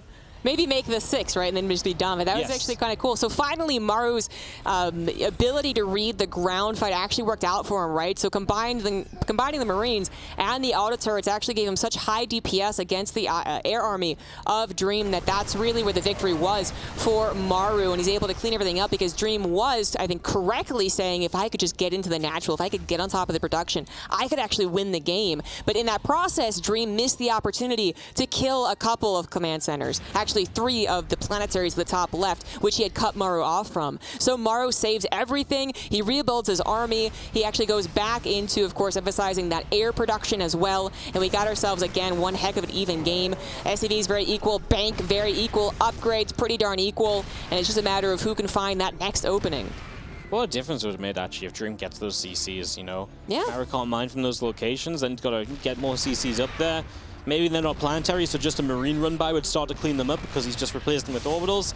It could have been big, as we do see a few Marines trying to grab a Raven. That's very hopeful, though, as Maru will clean up this continued attack up here. However, Dream is now striking on the right side, and Maru is not immediately in position. He's starting to set up right now. Marines on the right, but some Marines from the left as well. He's going to get scared away, and Dream will not be able to push further forward than this, but he might be able to get himself 1 or 2 of those orbitals here. The Vikings going up against each other. Dream has a supply lead at this moment in time, and a lot of its EG is in the army supply.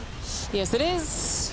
Dream once again on the brink of, I guess, Maru's natural, going to be able to deny command center that is mining, as well as a couple of extra command centers, which of course had already happened. Maru had built so many extra command centers. They are all gone at this point, as we have another battle here. The Ravens here of Dream leading the charge, getting the interference matrix. The ground army of Dream also trying to do what Maru's had just done, get underneath the Vikings. Doesn't necessarily work out. Maru holds onto his natural base, takes the Viking lead, and keeps an even Raven count as well. Dream forced to back up, acknowledge that the Fenner's advantage is going to work out better for Maru. That opening still not quite there.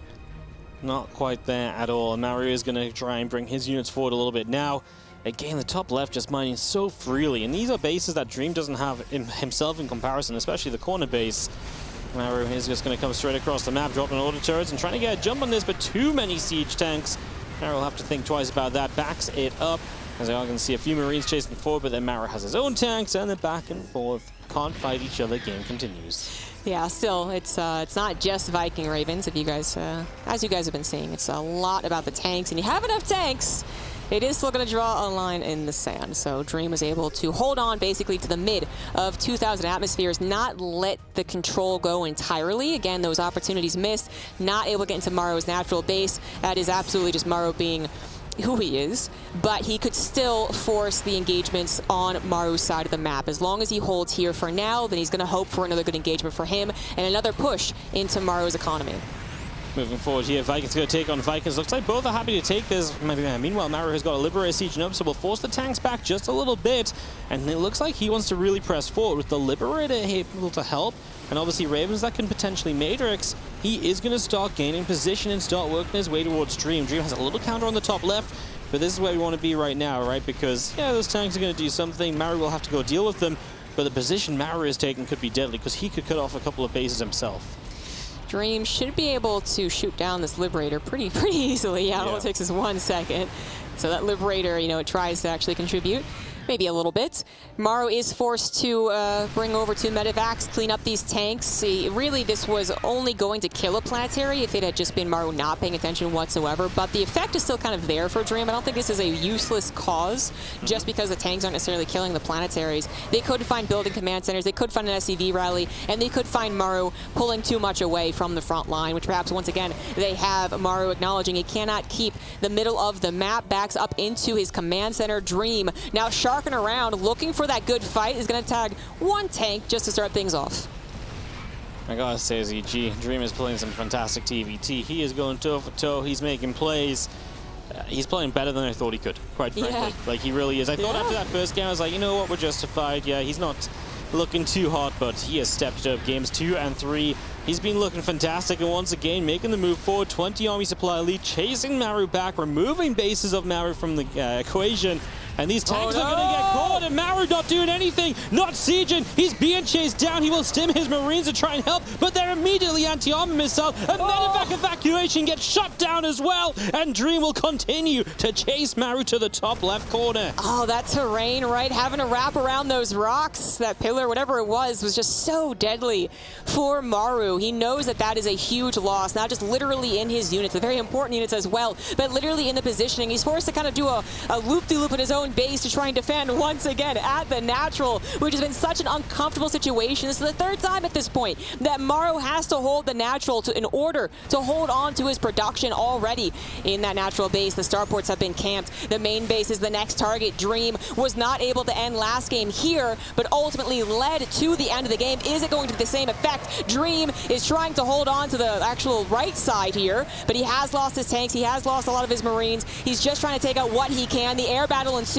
Dream keeping the supply lead, starting to lose out on some of his units, but ultimately has more, or maybe going to be pushed back. He is going to be pushed back. The orange actually covering his Vikings forced them to retreat. His lack of ground army also retreating. That was maybe a bit questionable there, trying to throw down auto turrets to contribute to the Viking fight as he realized he was truly losing it. Maru actually defends his main base and punishes Dream as well. Wow, Dream just got a little bit too caught up. I was thinking, it's looking great, it's looking fine. If nothing else, if he just ran away, it felt like he at least had a Raven lead coming out of this. He cleaned up the Ravens of Maru, and that was a big offsetting factor towards the end. Maru still had Raven energy to use, and he was able to turn the fight around with it. 36 versus 28 Ravens lost in this game, by the way. I won't make you do the math on the gas on that one, ZG, but it's a lot of gas gone down in Ravens. But no, that was just a little bit overcommitted. I think he got excited. I think he thought, this is it. I'm in the main. The fight's going to be good for me. And then when he was pushed back, he's like, oh no, get the most out of it, but it just backfired, and what was a massive lead once again brings us to an even game. Exactly, it is once again turned even. Actually, Dream gonna lose an orbital that was maybe boldly going to the bottom rights, but it also is now a question for me, is he just out of orbitals, out of command centers rather, to actually plant down? No, and no Baron command centers. They're all orbitals, they're all gonna be weak. This is actually a great break from Maru, getting that concave on top of the tanks after getting the interference matrix, ends up being able to snipe 3 of them, and now it is Maru's turn to kind of inch by inch maybe go into Dream's economy. Nowhere near close to the Dream natural yet, but very close to a vulnerable orbital command. You know, obviously this stage of the game, they don't have as much gas because the bases have been mining out and they've just been stretched and drawn out. So we're seeing so many more Marines again. The few Ravens that we've got are so important every single time. We need to hit Matrixes here. Dream will hit a couple on the south side, but his Ravens are dying. However, he has the Marine count initially to keep on going forward. Now he needs some tank support, however, because Maru has too many Marines and he's going to come forward and Maru will clean up the majority of what was involved in that fight. Just enough reinforcements, right? The effective Marines against a low number of tanks is that they can fan out. They do pretty much wonderfully against them. So Maru's reinforcements able to come in, get that concave, actually effectively take the fight, and perhaps lead into the game-winning push. Dream's SCVs desperate to go somewhere, go into center tower range. That's not a very good feeling for the workers right now, as they all are going to get slaughtered. Dream is now down 30 in army supply, is going to plummet in the SCV supply as well. Yeah, he's got a couple tanks hitting the top left-hand base. He is making a move in between these bases. We've seen him be here so many times, but he has struggled to actually get rid of these bases from the map. And this time it feels like Maru has plenty to perhaps clean this up. His army is not quite over here. It's on its way. Again, Dream just sort of sitting there, letting the tanks do the work. Repairs come through from Maru. And Maru, his main army here now, looking to maybe take a fight if he wants it.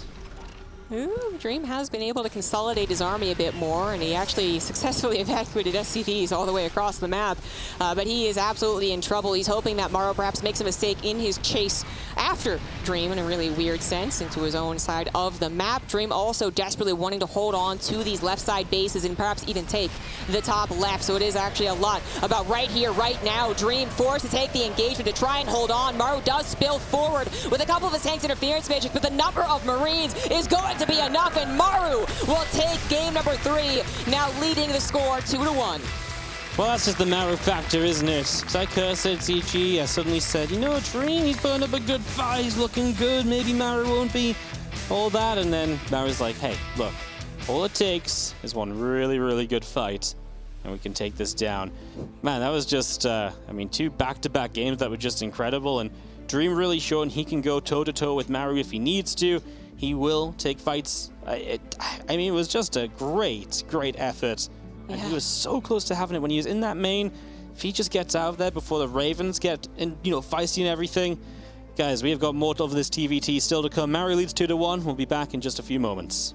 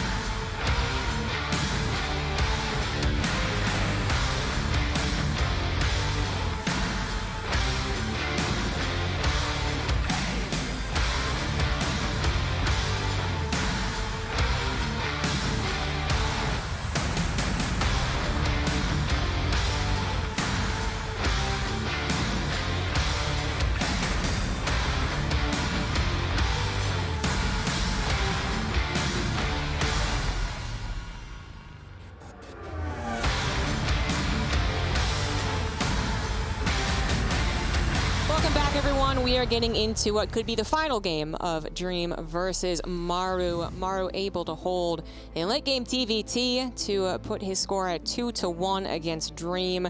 But as you were saying, Wardy, in the game, I guess cursing Dream, Dream is playing so much better late game TVT than we expected.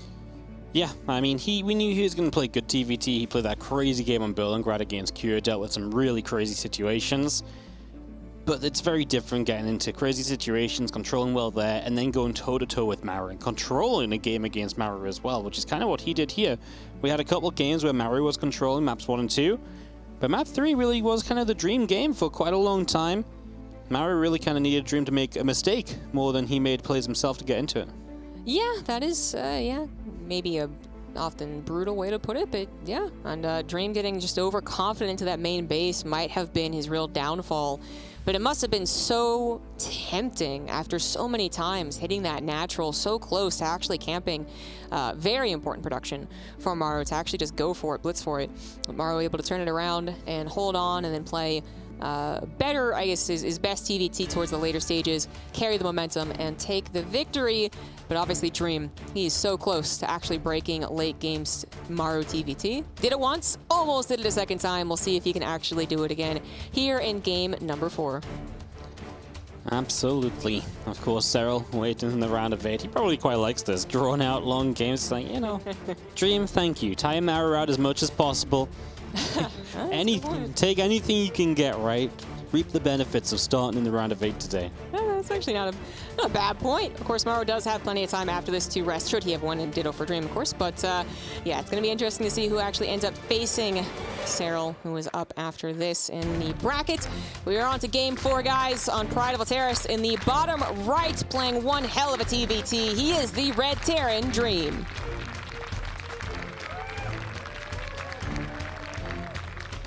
Top left-hand side, definitely not going down without a fight. In fact, he's looking good. Up 2-1, our blue Terran player from Team NV is Maru.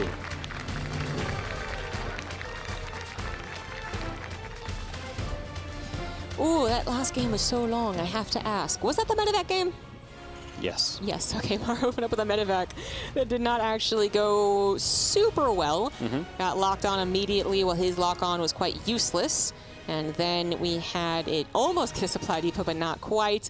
Nothing truly game-ending, not at all. We were noting very, very slight differences in, for instance, the stim timing or the barracks timing. But then Maru had maybe a significant advantage in the 4th CC. It's one of those things where someone gets one thing, another person gets another. Nothing actually comes out so far ahead that they both have to admit, late game it is. But Dream is still playing slightly different, even if we're talking about very similar compositions. I noted the extra barracks last game, actually built, not even faster, just actually built, compared to Maru. Dream's also been playing with a lower SCV count, which you were pointing out for Maru might have actually been a reason he was losing some of those fights. Yeah, he was just behind an army supply by 15 almost all game long, and it just felt like that was the difference in him having the Viking count that he wanted. And sometimes Ravens can offset that enough to where it's like, okay, you know, with really good control, he can just take those fights, but he was losing, and so he needed the SCVs to bounce back a bit, and that was definitely a factor. Maru mined a lot more in that game, and for a lot part of it, though, he was losing a lot more on the map as well. No scout allowed. Dream lifted up that depot early. I mean, once again, is Maru going to go back into that early reactor? This time, it's even faster than usual. That's a good point. Another thing I was just thinking of is that we actually did not see any more attempts at a tricky barracks positioning, we'll put it that way. Dream started off this series, actually, honestly, at this point, looking like a different Terran. You know, that first game almost seems like it didn't exist. Yeah. Although the point is still on Maru's board for it, in which we had Dream play in a way that we thought he was really, you know, acknowledging that he was the underdog. He went for the kind of weird opener of placement, building placement. He went for the mech that ended up being the failure, right? Yep. And then he just goes and plays 2 games of brilliant Marine tank, Viking, Raven. And so I don't know if he was hoping that maybe that first game would be a bit more of like a gut punch, you know, like a slap across the face. Haha, gotcha. Now I get to show you what I'm really made out of. But seriously, that first game was not actually truly indicative of what we're going to see in this TVT. Yeah, no, the first game was like a different series. It was like they played a warm-up game. And, you know, Dream's like, I'm not going to quite show you what I'm probably going to do. Maru's like, oh, that's okay. Yeah, and then, like, right, now the best of 5 begins. Unfortunately, Dream actually took a loss for it, so. Yeah, they actually thought they were playing ladder, so Dream was like, I want to hide my builds, right? No, of course not, guys. But we do have another medevac build from Maru. It's not going to be with a Cyclone, at least yet. No, it actually isn't. So 4th Hellion is on the way. Could do, I mean, a couple different things with this, actually. The placement of the armies could be in question, so immediately we think 4 Hellions medevac main base, right? But then the Marines or the Reapers rather hit the natural. What if he actually swapped that? Or maybe he did one first and then the second one afterwards, right? Dream only has so many units to spread around. And then actually, what if Maru just puts everything in the main base, which has actually become one of the better ways to use this opener. Yeah, no, it's dangerous. You can find, if you just find your opponent's units out of position and you have the, they're attacking into you and you're the aggressively set up player, that's obviously pretty neat. There is going to be a Raven to help Dream defend.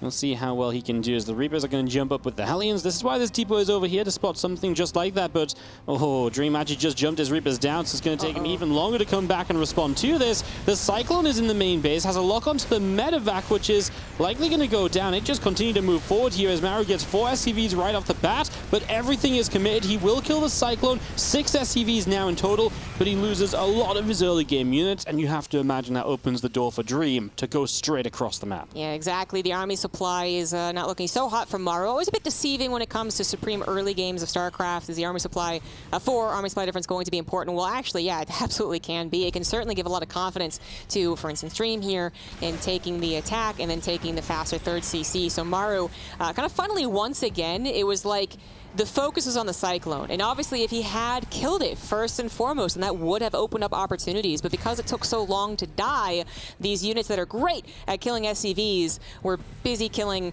something they're really not great at killing. So Dream, it's almost like build a Cyclone and just use it as bait at this point. This is, it takes a while to get across the map, of course, in Pride of Altaris, but it is here now.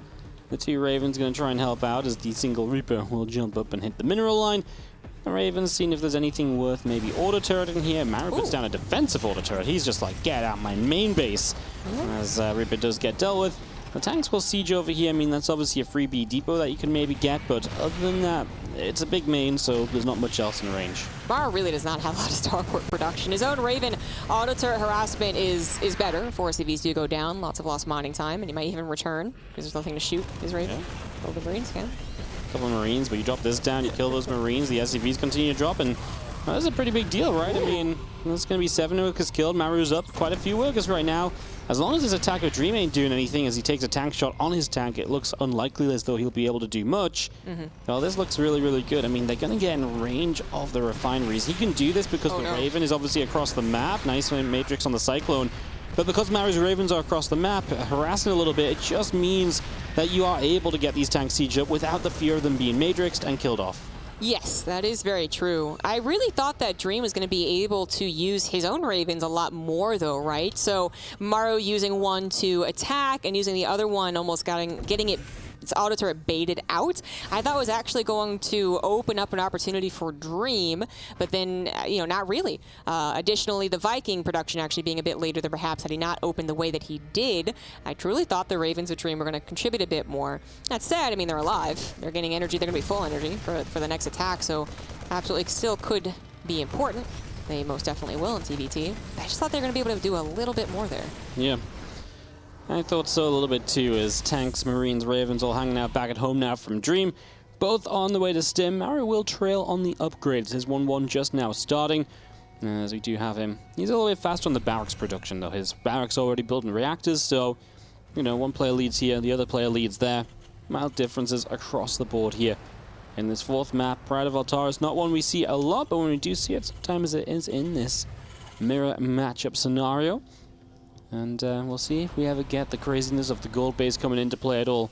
Obviously, this is, again, just another large map where you could really see a long, drawn-out TVT, ZG. Yeah, you could. We just see the map so rarely, I can't actually think of times that I have. But we do have the first push from Maru here, actually coming across with tanks and Ravens, not just Medevacs and Hellions. So it is going to be seen by Dream, and Maru takes a look at where Dream is positioned. Can be a bit tricky, I suppose, in this map, but actually trying to beat bop between left and right and actually finding your opponent off guard, it takes a while. Right there, just a simple miss rally from Dream. Not sure what that Viking was about. No, that was an interesting one, as the upgrades do finish up, by the way. Maru nice and quick with the armory, and again, just being the one in the middle of the map. Pride is very open in the middle of the map, so you got to be very careful if you're going to try and hold that. Your opponent can just take like a huge spread, it feels like, and engage in much more so than 2K atmospheres and hardwire that we've seen so far. So that's something maybe be a little bit more careful about. Obviously, you never really want to go run into tanks, but if you do see, you know, a couple tanks on siege, you get a couple matrixes and the Marine spread, yeah, it's an engagement that just might happen here that you don't see on the others. And that's what's interesting about this map, besides the gold base, besides maybe a couple of other features. For me, it's actually for TVT, now that I'm really thinking about it. It's that two of the bases that might become really important bases in a super late game TVT are in front and in the middle. Yep. Right? So as we get to that point where it's like, oh my gosh, who actually has better mining, who can refill the supply better, they're right in front of each other, as opposed to 2000 Atmospheres, which is the opposite. Like, you can just keep on taking bases far to the left and far to the right. This actually almost encourages being centralized, and in that central position on this map, that's where the concave is, the one that you're talking about. So yeah, we'll see how that actually works with late game TVT, as I assume we will get there. We once again are heading in that direction. You know, they both kind of acknowledge they're not going to break each other. Yep, absolutely. You know, it's a lot of fun, isn't it, Zombie Grove? We get to cast a nice TVT, we get 20 minutes of build-up every time. We really get to make the most out of being on the caster desk today. I know, right? We're like doing things that like casters should, like mentioning like slight upgrade leads and stuff. But let's be real, guys. Let's just be real. Assume that counter is going to hit 20 minutes, and then there's going to be some real action. We can just talk about whatever we want, truly. 2-2 upgrades faster for Dream. I don't know if that's going to matter, Warden. We do actually see Mario get a nice little jump there. The Vikings get rid of a medevac, and he lands that anti-armor missile. And Dream is going to try and press the issue. Not sure about that. Mario definitely getting the better edge of those trades. So Dream trying to find a way in, will not really find that. Now he's going to go the other way. Of course, Mario tracks all of this movement with the sensor towers. Something that Dream so far has bypassed. Yeah, good point. Good point. Maybe I would say that's usually just a straight up mistake, right? Like sometimes they're pretty good. But he's also going for the more mass expansion process than before, right? It was Mario had more SCVs, and also he had that comical number of command centers on his production tab. But Dream, not just trying to get extra command centers, trying to get them on location, perhaps justified in losing it, right? Mario was like, yeah, you're not going to get away with that. Actually having some presence this fast on the other side of the map. In the previous games, it was denied fairly quickly. Didn't contribute a whole lot, but this time around, Dream a little bit more out of position, perhaps.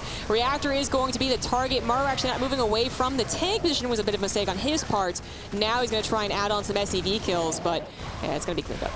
Yeah, Mario, I don't think realized just how much of an opportunity he had in this main. He could have changed the mineral lines sooner, the tank wasn't siege right away. Dream was very unprepared, so only losing a couple of reactors seems like an easy, getaway for him compared to what it should have been. Yeah, it was kind of funny you mentioned him not running away from the tank. I think he split his Marines, being like, oh yeah, I'll shoot at this one. But Dream had already target fired, and so it just hit a second time in the center, and then Mario was like, oh, yeah, that kind of hurts. Yeah, okay, there you go. Upgrade still on the way, guys. Mario is presumably just going to have 3-3 right after this, so not really the biggest upgrade disadvantage. But back to the expansion process, right? So Dream, his 5th was denied. Again, probably wasn't going to get up there as long as Mario had anything on the map. But then his 4th base, I didn't even notice, was actually an orbital. It's not even a planetary. And there might be some actual, I guess, reasoning for this, right? What I can think of is that the games so far have gone so far about more like the 7th and 8th bases, that maybe this 4th base isn't as critical as a defensive point. He's assuming that maybe the 5th base will be. So he's trying to get away with a faster orbital, and this time more SCVs than Mario, as we have a little scuffle in the middle of the map. This is that large area we're talking about. Concaves could be big, but right now, just about the air battle. Maru significantly winning in the Raven counts. Yeah. Slightly losing in the Vikings, however, as they both decide to continue forcing the fight. It looks like Maru might be winning a new unit tab, but maybe on the front lines? Yeah, I mean, this is one of those situations where Mario did a really good job just pulling his Ravens back right away, whereas Dream kind of just let his sit forward until they died. Yeah. And so, yeah, Dream gets the Viking lead for a moment or two, but that will always bounce back in Mario's favor, and Ravens are much tougher to take down. He actually was taking that fight the entire time that 3-3 was supposed to start. I just assumed that Mario would start 3-3 pretty quickly, and he just has not started it, you guys. There's going to be a full 2-upgrade advantage for Dream, and though we are getting more and more into the late game, at some point Dream's also going to be like, wait, those are actually just 2-2 Marines. Hold on here. I might want to try and actually break you with Marines and not so much on the Ravens. Yeah, no, I mean, the Marines could be a big factor, especially like we've been saying, big map, better concaves than usual. So maybe some opportunity there that doesn't usually exist. More starports on the way up at the moment, though. Maru does now start up his 3-3, as he is going to keep on edging forward. Yeah, nice on siege from Dream, just realizing that that was about to happen. So preserving some of his tank count here. And it does look as though this really is a duel over the center. Maru's starting to take a forward base to feel more comfortable to expand there already.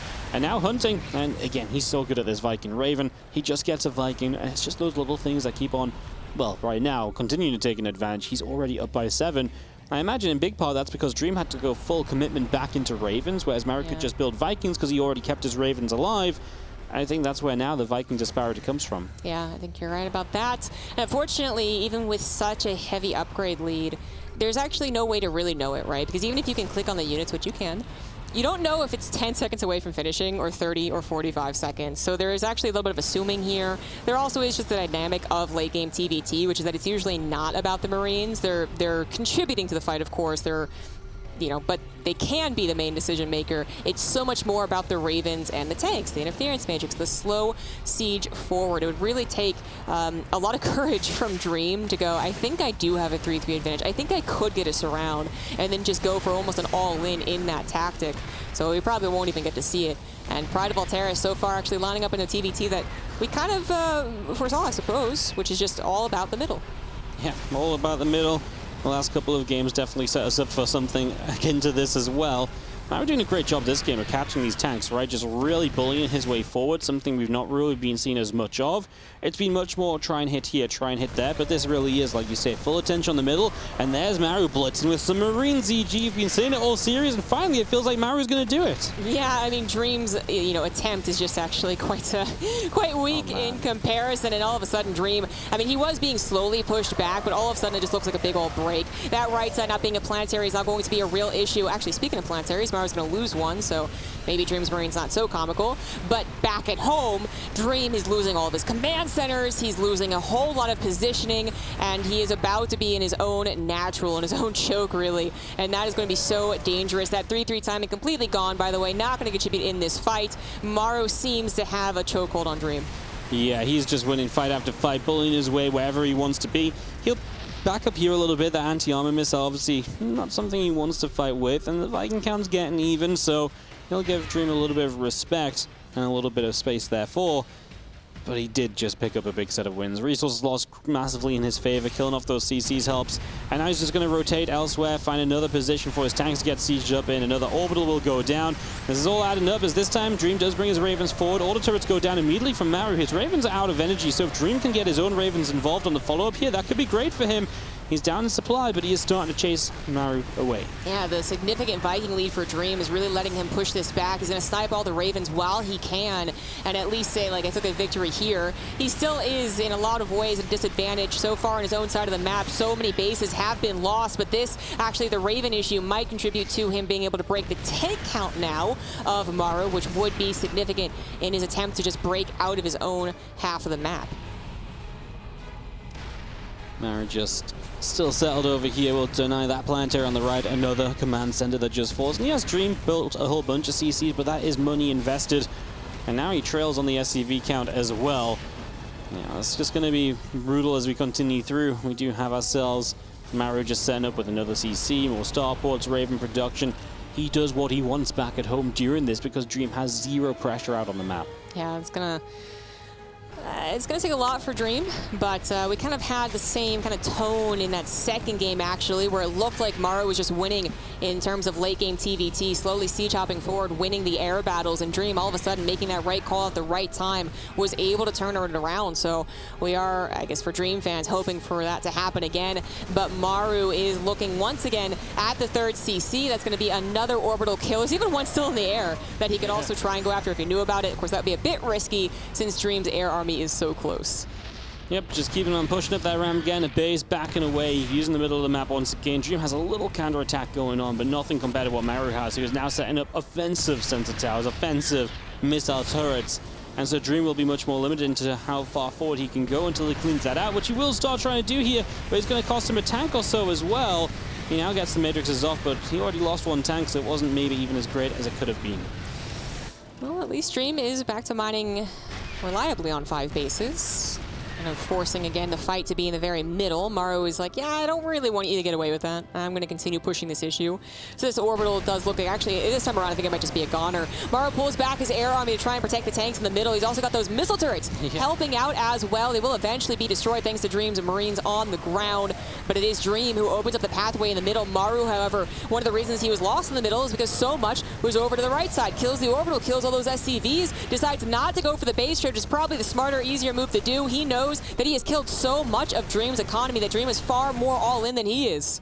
And the thing is as well, if Dream even takes down 2 bases, Maru's still ahead on bases, right? So he's got so much time before Dream really starts making moves that are going to take the lead. Another little miss rally. This has been a consistent issue for Maru today. I think that's like the 3rd time we've seen units going the wrong way, pathing a little bit weird. And it's just something you need to be a little bit more careful about. Supplies even out, and Dream does have larger army supply, but he is mining so much less right now. Maru's still expanding, new base in the top right-hand corner, and just going to pull back around into the center again. Oh my gosh, tripling the gas intake there. That is insane. Maru is going to be accruing quite the bank, trying to use it on whatever upgrades he still needs, replacing his Ravens as well, but suddenly it becomes the issue again of Dream's Marines. However, trying to get that concave. There are some Marines for Maru, auto turrets for Maru as well, so Dream will not be breaking into the main base, not soon anyways, but he is looking for it. Another air battle. There's a lot of Marines on the ground for Dream. His tank's currently on siege, actually helping to take down the auto turrets in a way that you would not usually imagine. But this all seems like it's not going to be quite enough, right? Even if Dream's taking maybe some victories, the kind of tiny ones, right? 24 Marines to 9. Overall, he can't break Maru fast enough. He's not breaking the air army, he's not breaking the tank line, and he's not breaking Maru's production. Eventually those Marines just going to run into tanks, and then they just don't really help that much at all. Tanks continue up the top side. The Marines are going to sit there. The Planetary Fortress is on fire, and we're just going to be seeing Dream continue to try and do something. Maru is looking to break out a bit. A few matrices, getting down an order turret, bringing his own Marines down this ramp as well as these tanks will fall, and Maru extending his lead in this game. He put in the foundations for this lead by taking down the bases and denying the economy of Dream. And now Dream has not been able to do enough with his army. He doesn't really have much of a rebuild, and Maru starts to set his way across the map and to start to set his way into the quarterfinals of the Intel Extreme Masters, Katowice. It does look like we're going to be getting that best-of-5 offline Maru versus Cyril match. Let's be real, a lot of us wanted it, but Dream is not ready to let it go. One last fight to try and protect his 3rd base, but he is 70 supply down, half the army supply, and that is it. Good game, well played. Maru 3-1 against Dream, moving on to face the Finnish Phenom. What a great series. I feel like this series was, you know, on the outside, the start and the end, a lot of what we expected. Maru controls the games. He looks really good. It was everything we thought it would be. But packed in the middle was some really amazing Dream action. He put up fights, he took leads, he got aggressive, he played from behind and made moves. Great job by Maru. Great job by Dream, putting up a fight. Very well done. Maru, Cyril, happening later today, Zombie Grab. And let's see, we're going to be talking a lot about that, guys, so I do want to go ahead and give Dream his due. Coming back after military and having the ascension that he has is amazing. Then coming into a Katowice, as he is one of the OGs of this tournament back when it was first created years and years ago, and then getting into the round of 12 playoffs. That is a very cool story. It's just that Maru, his story is still developing. His story is so exciting. And it continues to get higher and higher as we have the Dream best-of-5 matchup after that. But again, a credit to Dream. What a late-game TVT player. Another Terran might have fallen. Another Terran going down. All right, we're going to go to the stage and hear what Smix and Maru have to say. Thank you very much, guys, and congratulations to Maru advancing to the round of 8 here at the Intel Extreme Masters Katowice. First of all, congratulations, Maru. You are through to the quarterfinals, and this is your 3rd year in a row to do so. Tell us what's going on in your head right now. 일단 축하드리고요. 이제 3년 연속으로 8강 진출을 하셨는데 소감 한마디만 해주세요. 솔직히 조 1등 하고 싶었는데 그렇게 8강 진출 못해서 너무 아쉽고 그래도 3년 연속 와서 너무 좋은 것 같아요. Honestly, I was really hoping to get first in my group to advance through to the round of 8 in that fashion. So I'm a bit disappointed in myself that I wasn't able to secure that. But that being said, I am still very happy that I was able to get through to the quarterfinals 3 years in a row. So there is that. And this was such an impressive TVT series. I want to bring up that third map because there was a moment where Dream looked like he was in prime position to actually take the game, but you were able to bring it back. So tell us how that map played out for you.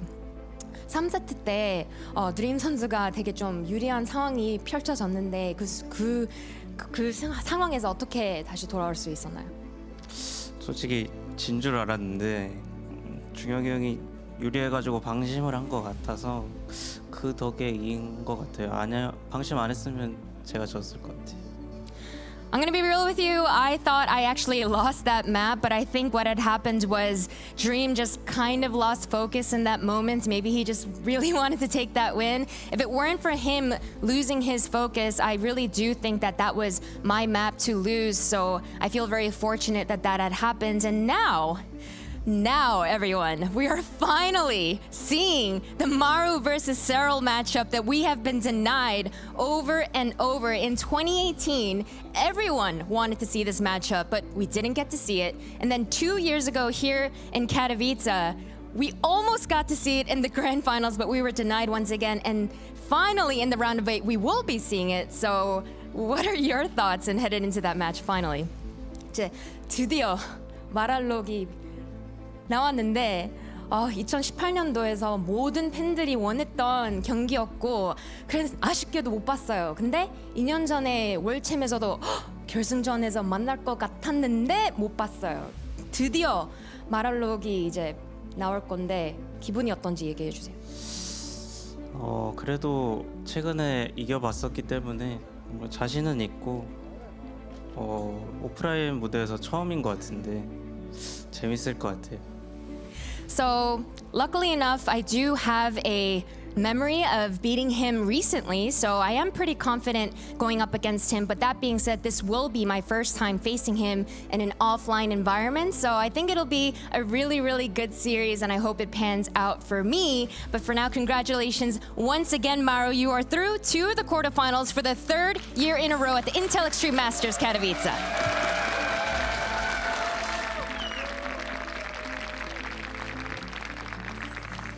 That's right, Maru's able to take the victory here in the TVT, sending him into, for a lot of people, the dream match for the round of 8. Not for Dream, though. We have got ourselves Fear Dragon as well as Harstem to talk about this one, and it does feel like a few hours ago that we were last here, but we are back, and that took a little while, but Maru is just so resilient, very unkillable in a lot of these situations. You got to give it to Dream for the way he brought the fight here to Maru. Yeah, I didn't quite expect this, to be honest. I didn't think there were opportunities in the late game to really take Maru out, but Dream showed that it's definitely possible. I mean, like Maru even said, on that 2K game, if Dream doesn't lose his focus there, if he keeps pressing on, he probably wins, goes up 2-1, and what does Maru do at that point? He's lost 2 late games. The only game he won so far is that mech game. Does he go into the late game again, or does he need to change his plan? It's like, that actually would have been very scary for Maru, and now that he won it, he's like, okay, I'm still good in the late game, and he can continue with the same plan, and then in Pride of Altaris, he has that confidence to play it again. But that was a really important victory. That 2K game, that could have completely turned the series, for sure. No, definitely. Dream put up a great fight. I mean, for Maru on the other side here, Fear Dragon, I feel like he almost believes that it was a blip that Dream found the opening where he did in the game that he was able to win. But, I mean, yeah, kudos to Dream for being able to do what he did. Yeah, I mean, it's super surprising that Dream was able to do what he was able to do, just given the circumstances of he was this massive underdog. People were still unsure if he would be someone who would make it out of the group stage and everything, but being the guy who said, oh yeah, I think that maybe I can beat Maru. Everyone says, oh yeah, but like you're gonna beat him in like the earlier mid game. He's like, no, I'm gonna beat him where he's strongest. Yeah. Oh my god, the fact that he took a map off, I'm super impressed. I already feel like, as weird as it is to say, Dream earned a lot more respect from me even when he lost here than he did in like a lot of previous events. No, definitely. I mean, he's a name that has stood the test of time. We mentioned it to each other before, 2013, where he was in the finals here at the Intel Extreme Masters Katowice against First, if anybody remembers that name, which is a name gone by now in the history books of StarCraft 2. But to be there and then disappear and then relevant again quite this way here, Harston, that's an achievement in itself. Yeah, it's just extremely impressive. And yeah, just the way he played as well. He played with confidence. He was confident in his own late game. He was confident in a lot of the scenarios where Maru is known to be the best. I mean, Maru hasn't really had a real challenger in TVT for a while now, especially in that late game situation. And Dream went there and he performed pretty well. He had chances in one of the games. He won one of the games and he made Maru look vulnerable. Yeah. It is fair to say. I mean, there have been so many TVTs very recently where Maru has made world-class players look silly. So, yeah, very impressive by Dream. Let's take a look at the highlights from this TVT and get you on the same page as us. We've got plenty to look at because it definitely took a while. It's going to be an hour because the series is 2 hours, so the highlights must be like an hour, right? Well, you say that. I mean, one thing that is fair to say about this Fear Dragon is that some of the games were slow until the engagements, started rolling on in. Yeah, I think it's very tense, right? Because I don't think there was a whole lot of time in a lot of those longer games where there was nothing happening. There was always this constant posturing. There was always the constant movement and the threat of things. Yeah. So you'd always have to be on the lookout. Like at any given moment, the Vikings could find the other Vikings at an odd angle, siege tanks getting caught, unsiege, or interference matrix. And we saw so many different moments where they were fighting or duking it out over singular bases like this one, where it was just those central bases, seeing who can actually establish a position or a posture, the individual moments of trying to set up those interference matrix. It was tense. And some of those interference matrix fights, I feel, Harston, were some of the best I've seen from an opponent of Maru's in a long time. Dream really brought it to him. Yeah, he definitely did. And this game really, it felt like Maru was winning it as well the entire time. He was winning all the trades, and then Dream just finds one moment to kind of pounce, and he pounded. And that used to be Maru's thing, Maru, he used to be like, okay, I defend, and he sees a moment, bam, he goes, and the game just kind of ends. And it felt like Dream was the person that was doing it this time around. Here, once again, he just finds that moment, and he goes in. And yeah, it's so close. And if he just keeps pressing on, if he can get those good fights there, he might just win this map, and this series looks so different. Yeah, fair Dream. It's such a crazy series just because I feel like there, exactly what Harston was saying, there were these moments where it felt like Maru was trading and he would force these trades, and after he had gotten the advantage, you would see, like, I would look at the banks a lot of the time to see how the players were doing. Yeah. And it really did feel like Maru would get like a 2k mineral or 2k gas bank lead, and then it would just stay at 2k mineral, 2k gas as he would continue to trade out, but keep his bank. And in the meanwhile, Dream was constantly just at no bank whatsoever. And it would carry on like that for 10 minutes. I'm like, how do you in TVT, a matchup where it's really hard to force even trades, like at any given moment that you want to trade, you can just force a trade and keep those banks even. That was also really impressive to see from Maru. Yeah, absolutely. Well, gentlemen, thank you. That confirms now our next TVZ that is going to be in that round of 8, and it's Serral versus Maru later on down the line. Stay tuned for that. That will be later in the day. For now, we're going to go to a break, and when we return, it will be our final round of 12 matches. We're going to have our 2-time Intel Extreme Masters World Champion in Rogue going up against Ryung. We'll see you in a few.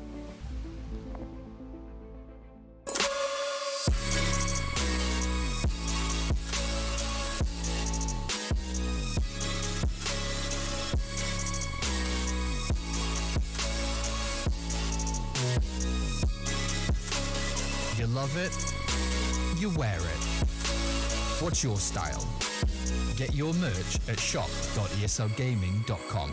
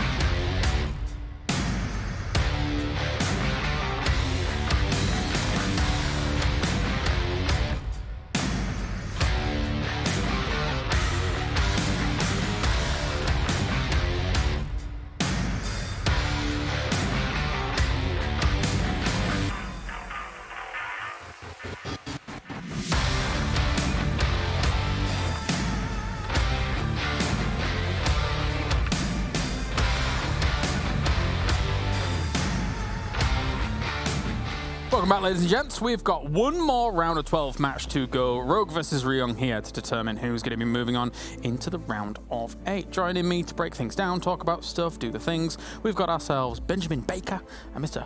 Kevin van der Kooi. Gentlemen, it's that took years off our life. You okay? Yeah, that was a TVT and a half.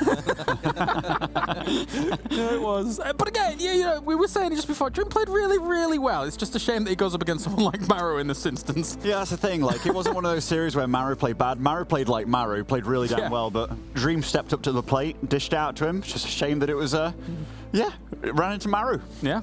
I mean, Dream's story was really cool, and if he would have somehow taken out Maru in the round of 12, that would have been amazing. And in game 3, I was like, oh my goodness, if he takes the 2-1 lead, it could very well happen. Which would be amazing for Dream, but it would also kind of suck, because we don't get to see our Maru versus Zero, and with how well Maru has performed in the last 9 months, we kind of deserved it, I feel like, as StarCraft 2 fans. It sucks for Dream. He played amazing. It definitely wasn't one-sided. A lot of sense of towers, still, James, a lot of sense of towers. Yes, there was. All right, Rogue versus Ryung here, our final round of 12 match. Let's talk about it. Let's get our head-to-head as well between these two, because I think a lot of people are looking at this to start off, Ben, with a big favored check mark on the side of Rogue, the 2-time world champion. Yeah, of all the round of 12 matches, this is the one that I was like, this is the biggest mismatch of all of them. And I mean, like, Ryung's done so well. He's the last player remaining from the open bracket. And just to be here is already amazing, because he's a player from the Slayers days, man. Like, he's proper old school. But Rogue, he's an absolute monster when it comes down to these big money tournaments. I mean, historically, Rogue has never lost against Ryung. They've played against each other 11 times throughout the long history in StarCraft 2. Rogue won all 11. Ryung did win a map every now and then. They don't play too often, no, they only play twice, like in the last 3 years, so perhaps that doesn't say too much. But as well as Ryung has done, and he's the last remaining player from the open bracket, he hasn't really played a lot of Zergs. Through the open bracket, he played 0 Zergs. And in the group stage, well, he played Zero and Dark. That didn't go very hot. He lost above best of 3s 0-2. And now the third Zerg he plays in the tournament is Rogue. I mean, that's kind of ridiculous. He's playing 3 out of the 4 best Zerg players in the world. It's just going to be an uphill battle. There's no other way to put it. Yeah, he already wasn't keen. Obviously, you know, to reference back to it in his interview when he was able to qualify on through, he was not best pleased with being put into this group with the Zergs. And, you know, he was able to prevail through that group. But now, how do you bring it to Rogue? I mean, he just has to use what he has, right? Like, he's been playing very smart, very methodical. But how do you play smart and methodical against this man? It's going to be ridiculously difficult. I just hope that he comes in with something a little bit special, because even some of these mech plays, I think Ryung could do really well. Kev, thoughts before we go in? Make it dirty and quick. Maybe. But I don't know. You know, there are a couple crazy Terran builds out there. We know TVZ is a very mechanical, demanding matchup, but it doesn't always have to be. It is hard to win a best of 5 with cheekiness, but I wouldn't mind just throwing in 1 or 2 crazy builds out there, because if we're just going to sit back, Rogue will most likely roll all over you. So why not try to make it scrappy, messy, dirty, and potentially cause a massive upset? All right, well, let's get to it then. Thanks, gents. Time to head over to the stage now as we see if Ryung can deny a 3rd run coming in here for Rogue towards a potential 3rd championship.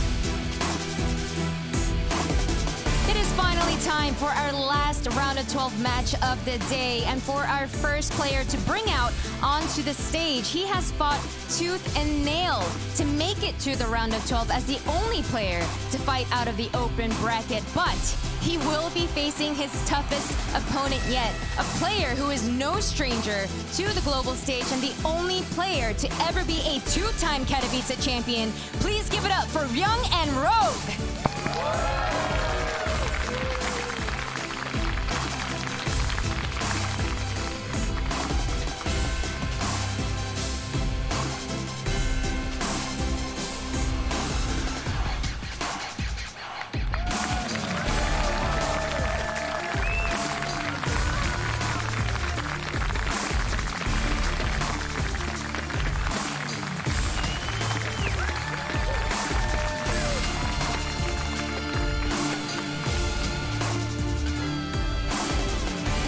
Well, that might be the best standoff we have of the series, Pig.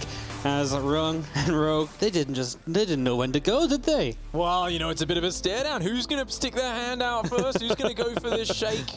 And who's going to try and get the upper hand there? You know, I think it's a little bit of a metagame there sometimes with the Korean players. It's more who's going to go in with the softer handshake sometimes to try and get them with a bit of surprise. And speaking of surprises, well, Rogue is basically one of those guys who, if he has a good read on you in this matchup, oh my lord, will he take advantage of you. We have seen him make Maru look like a chump in the past with those roach timing attacks and all sorts of tricky strategies. So he's one of the most dangerous Zerg players out there. It's going to be really fascinating to see how he approaches taking on Ryung. Yeah, it'll be really fascinating to see what Ryung can bring, right? I mean, I know he's been creating upset after upset in this event so far, but it feels like this has got to be the wall, right? Rogue is just the two-time champ. Ryung is the player that wasn't really meant to make it out of the open bracket. In fact, he was here as a replacement, right? You know, he has gone past so many odds already.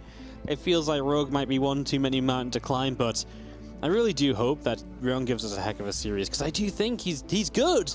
It's just Rogue is so good. Indeed, an absolute monster. It is funny as well because, you know, mentioning the kind of Rogue versus Maru rivalry, well, Ryung is kind of known as like Maru's other half almost. They're like the brains trust of Terran, those two. Attached at the hip a lot of the time at these events, always practicing together, sharing their build orders and chatting. So there's going to be a lot of planning and discussion that's going on between the two of them on how they approach this man here, because I don't know, dude. I look at Rogue and sometimes I just think, how do you ever approach a series against a guy who is willing to be so greedy but also so all in, and he always seems to pick the right one. It's like he's playing this poker game where he's always taking the right risk at the right time. It's so hard to make the right decisions. It feels like he just has this omnipresent view of how his opponent is going to be approaching the series mentally, and he's always a step ahead. It's going to be really, really tough. I actually read something that Ryung said on the B stream when he got interviewed, and he said, "My body is Ryung, but my soul is Maru." And I feel like he might need that a little bit today, because if he doesn't bring a little bit of Maru, I don't know if he's got it against Rogue. I really do hope he does, man. I think he can do some really fantastic stuff. I'm excited to see what he's got planned, because, you know, it's the round of 12. There's going to be something in the works. Indeed, definitely is. And it's been very cool to see a lot of this mech play and the mech ghost play coming out. It's interesting to see, though, because Rogue was one of the initial guys who never lost to mech. A few years ago, when it was quite popular, he was the one Zerg that they just could not make a dent on. But you can see, of course, the players are there, warming up their hands, getting ready. The first map will be launching momentarily. It's a Terran versus Zerg match here in the round of 12, and it's our final round of 12 match to see who is going to be completing the top 8. Absolutely. Some exciting quarterfinals coming up later today as we enter the second half of it. But for now, one last best of 5 in the top left-hand corner. Our two-time IEM Katowice champion, this is Rogue. BlizzCon champion as well, so 3 world championships to his name. Definitely a very big hurdle in front of the Terran player. Down here in the bottom right side of the map, representing Team GP, it is Ryung. One of the original Slayers Terrans back in the day, Wardy. He's had a real history with this game right since the early days of Wings of Liberty. I was so happy when I saw Ryung coming back to playing as well. You know, when he left for the military, it was like, we might not see him again, right? He was a player that was trying to do decent in a game, but wasn't at the top of the top. And it's very possible that when they leave, they just don't come back to StarCraft. But he did, and he's been doing well. We never expected a playoff performance from him here. Great to see him. It's so cool to have these surprise stories, these Cinderella runs. We've had them before at Katowice, often just getting through the play-in stage, or the open bracket in the previous year's formats was just like insane in of itself. We've almost talked dozens of times about people because they almost made it out of the play-in stage. We're like, they were one round away. They beat like 5 of the best players. But to make it through the group stage as well, when you're obviously playing with such a deep talent pool, an incredible run already, but no time to kind of hang up your hands and say, oh, that's it. We've already got a great achievement. Ryung is going to be opening up there with a command center on the low ground, barracks on the high ground. So he's going to be going for that quick factory. The Reaper definitely not something that Ryung or Maru are favoring right now. Yeah, bypass that. I feel like a lot of the time it's like, yes, it can harass, it can poke across, but so much of the time, what information is there to gain? It's nice to see roaches and stuff, but it's also nice to have that faster factory on the way, some faster Hellions, and, you know, a lot of the time, just more aggression you can apply and potentially some more damage you can do. You see Rogue going all the way to 6 Lings immediately as well, so with this SCV mining out the minerals, they might get a chance to go across the map as well and put a little bit of pressure on. I do like that. Opening it up, just giving yourself a path right down the middle, so it's just not the extreme angles. You know, the more chances your Hellions have to dive, the more opportunities there is to dive in while those queens are out of position. And already one Hellion does start up, the second gas about to finish. So it looks like whenever I see this, I'm always thinking it's probably going to be that Marine drop that we've seen with a few Hellions behind it. But because the factory can swap over onto the reactor, you can still have a real big amount of Hellion production. And I mean, we've seen this used for battlecruiser openings behind it, a few other things as well. Any thoughts on that? Yeah, I mean, there's a lot of really cool builds, and I think that's something that's you got to kind of, you know, go into as Ryung here as well, right? Pick a few different builds, come with things that maybe look similar each time, and then hits different a little bit further down the line, get that early lead. And the BC is such a great way to do that as well, right? If you can hide it and then you show up and there's a battlecruiser, it can be scary, and of course the BC can lead into some of that mech, and maybe that's what Ryung will favor here.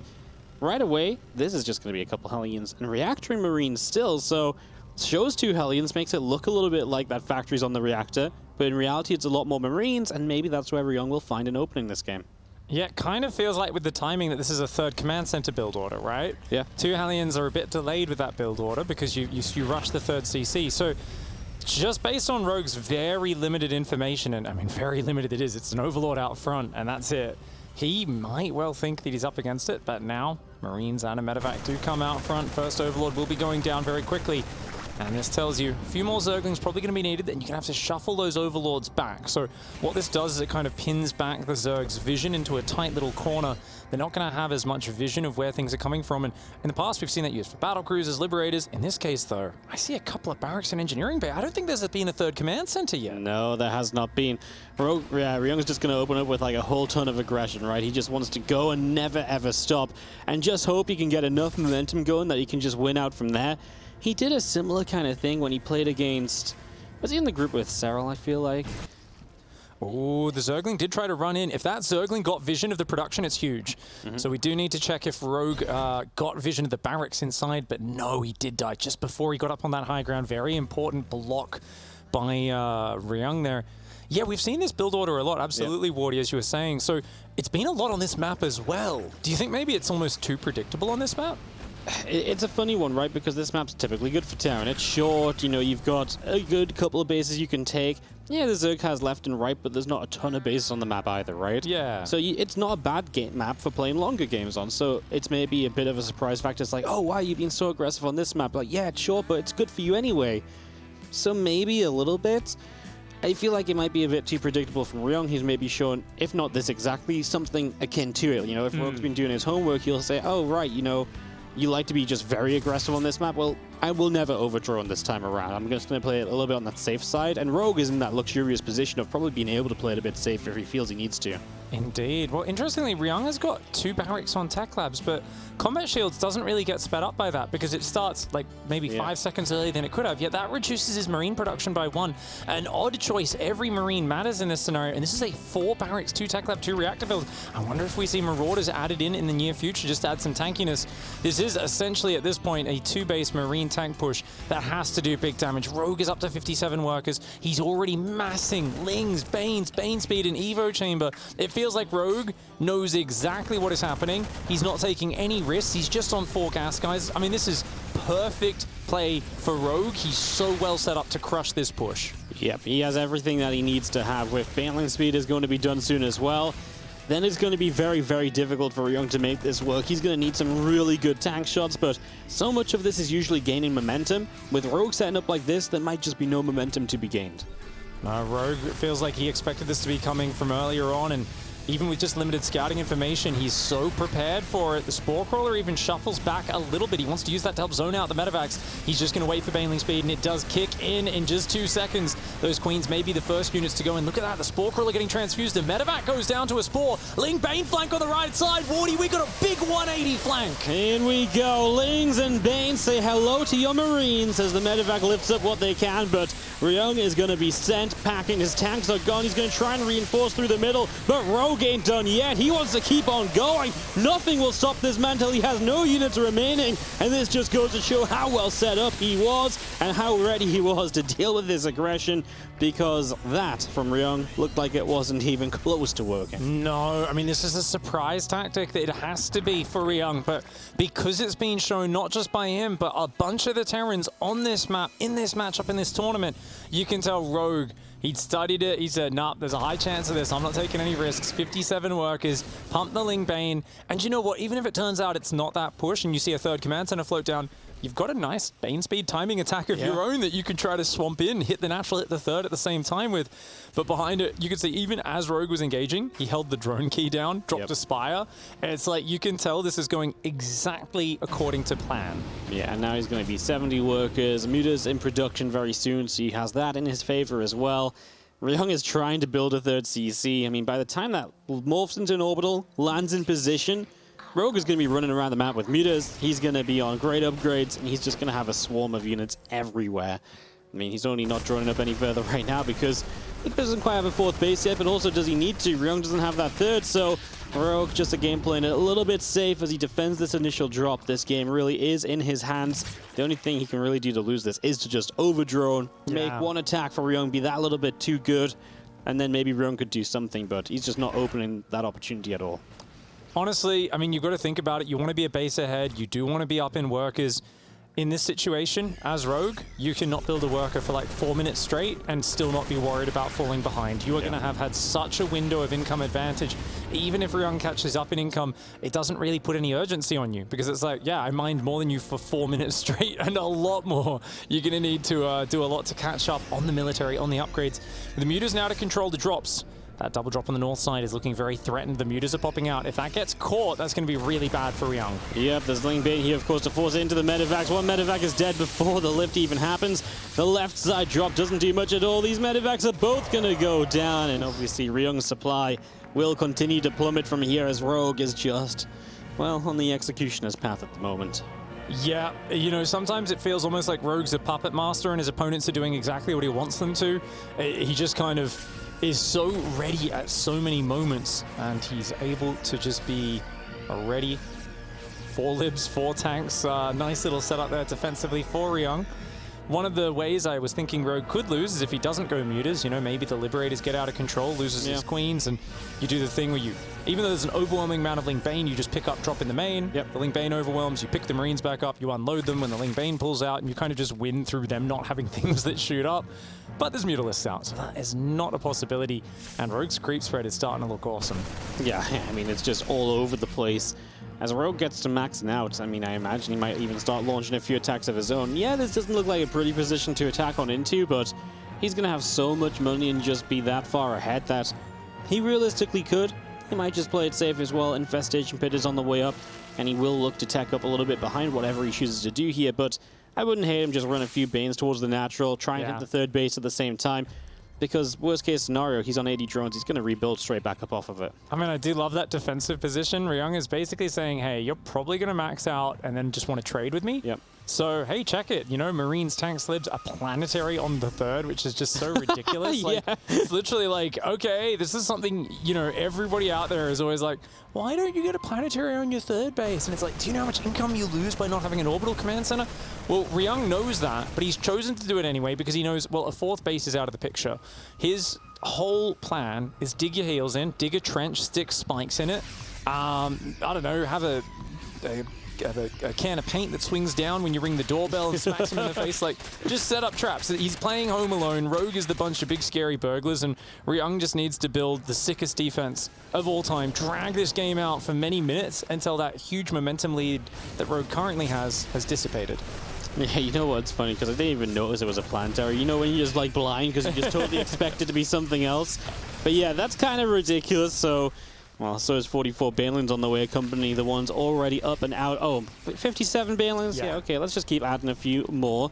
Going to be a pretty disgusting amount of Banes here very soon, and it feels like Rogue might just start to pull the trigger and see if he can bust down. As no, Ryung. Oh no, don't move out now. Worst possible timing for Ryung. Rogue is going to catch the planetary and actually, surprisingly, pulls back from that. I really feel like any trade's a good trade for Rogue right now, but he's being a little cautious. And honestly, the fact that Ryung's maxed out, tied up the upgrades, that's incredible. This is a sick maxed out army for Ryung. Doesn't have a lot of Widow Mines in there. The Marine split's going to be very important, but he's got a few Thors, a lot of Libs. And Ryung, I mean, wow. I just, I'm very, very impressed right now. I'm impressed that he's going to give himself a chance, but the Marine splits need to be more than that as the Mutas go across the map on the counter. Marines come chasing back. I kind of like that Ryung was just making a beeline for the other side of the map, but I understand you got to kind of deal with the Mutas, but every second he waits, it gets worse. There's an Ultra Cavern on the way up. Rogue is getting more and more money off the back of his 82 workers. It felt like Ryung really just had to pull the trigger and go, and as he unsieges here and repositions a bit, a few units move forward. Not a lot from Rogue, and especially just Banes kind of into mostly tanks, a Thor too. Maybe not the best, but he's pretty much set to go again, and now he is going to come in from top and left-hand side, so in we roll. The Mutas are coming through as the Thors evacuate. They will start to work their way through the Libs, and the bio that's reinforcing doesn't stand a chance. There's just so many Banelings, Wardy. Oh my lord. Beautiful spreadies from Ryung. But when there are so many Banelings, they still end up connecting with a fair few units, and the main thing there is the Mutas cleaned up the Liberators. Of course, they forced back the anti-air, did the Banelings. The Mutas took out every single Liberator, and Rogue, well, his supply has really dipped, Wardy. He is now at only 197 out of 200.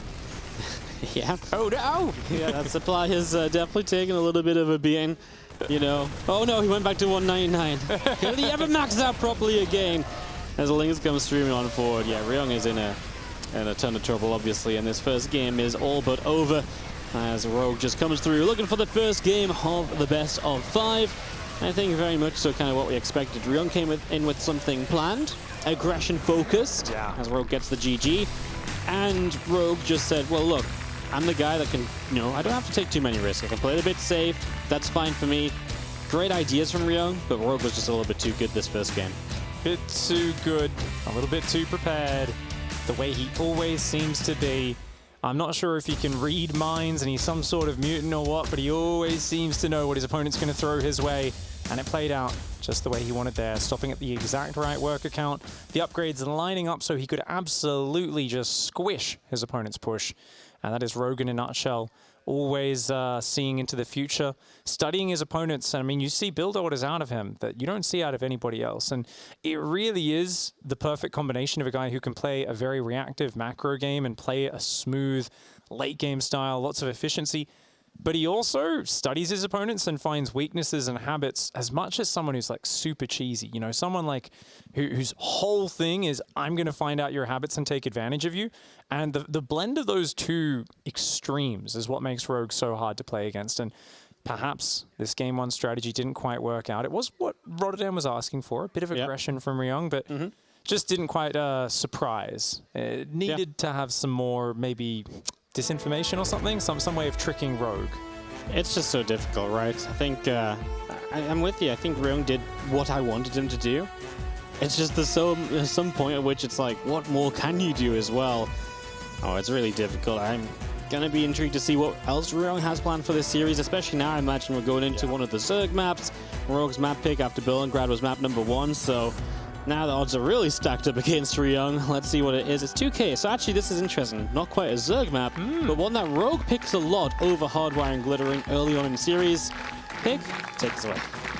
Up here in the top right-hand side, representing Dragon Phoenix Gaming, it is Rogue.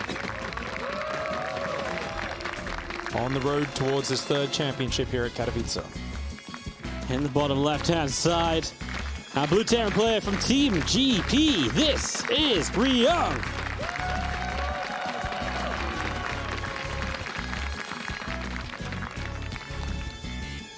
Ooh! Oh my lord! Whoa, dude. Oh my lord, this is the most aggressive proxy barracks. He snuck 2 SCVs behind the expansion. That second one was so close to getting spotted by the drone as well. And he's building 2 barracks literally behind Rogue's base. Oh, this is so dirty. I love it. Let's go, Ryung. He's got a plan for this series, Pig.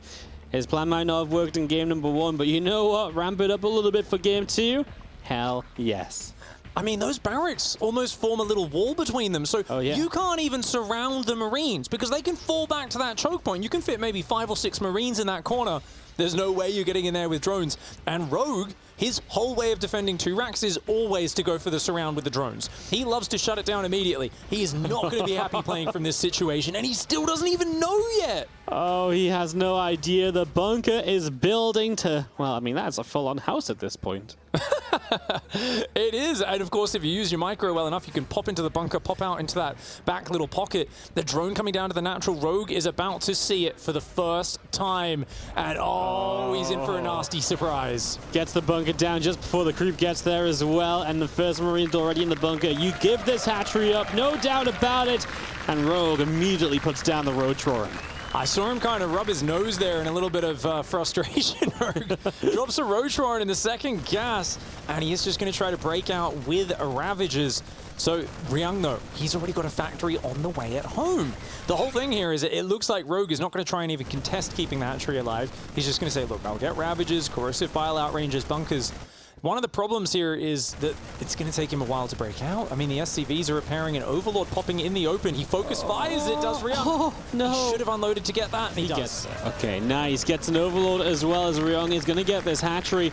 The problem with playing Roaches against 2 racks is you do get that factory back at home, so the counterattack is not as powerful. It's not as committed as the 3 racks, which then the Roaches are even more justified in breaking out and then have a better counter. The hatchery goes down. The bunker will, of course, survive. You're going to get a bit of repair on it as the first Roach about to pop.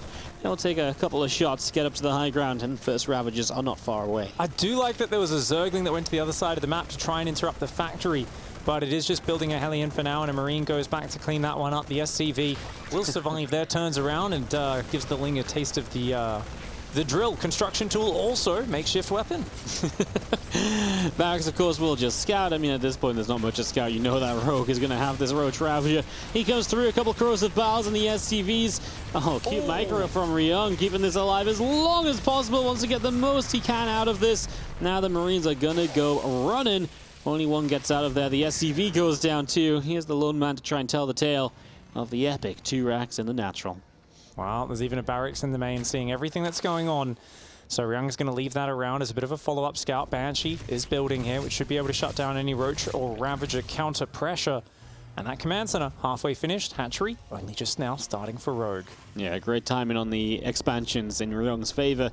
He will, of course, know these Ravagers and Roach coming across the map. I almost want Rogue not to. I know it's like, custom to go across and see what you can do, but oh, nice catch to the drone. They're trying to move out as well. Nice Hellion. But yeah, it feels like now maybe this Roach Ravager dies to the Banshee, and maybe you could have kept it alive. He gets across, he sees it, he goes back home, so maybe it doesn't really matter. He's going to get away in plenty of time. Yeah, I think as long as you run away quickly, that's good. But 2 kills. Wow. Almost got a third one there as well. Not to mention, delayed the third. Wait, did that Spore Crawler finish? Did Rogue not cancel the Spore Crawler to save his... Oh my goodness. Oh, well, you know what? Rogue comes in as such an overwhelming favorite, and I think Ryung is doing everything Papa Roddy asked him on the desk in the pre-show. How do you take him down? And he's really giving Rogue every excuse to get a little bit flustered. Yeah. I mean, if I'm Rogue, I'm so tilted right now. You know, like, there's nothing going right for me. As we do see this Banshee coming around the right-hand side.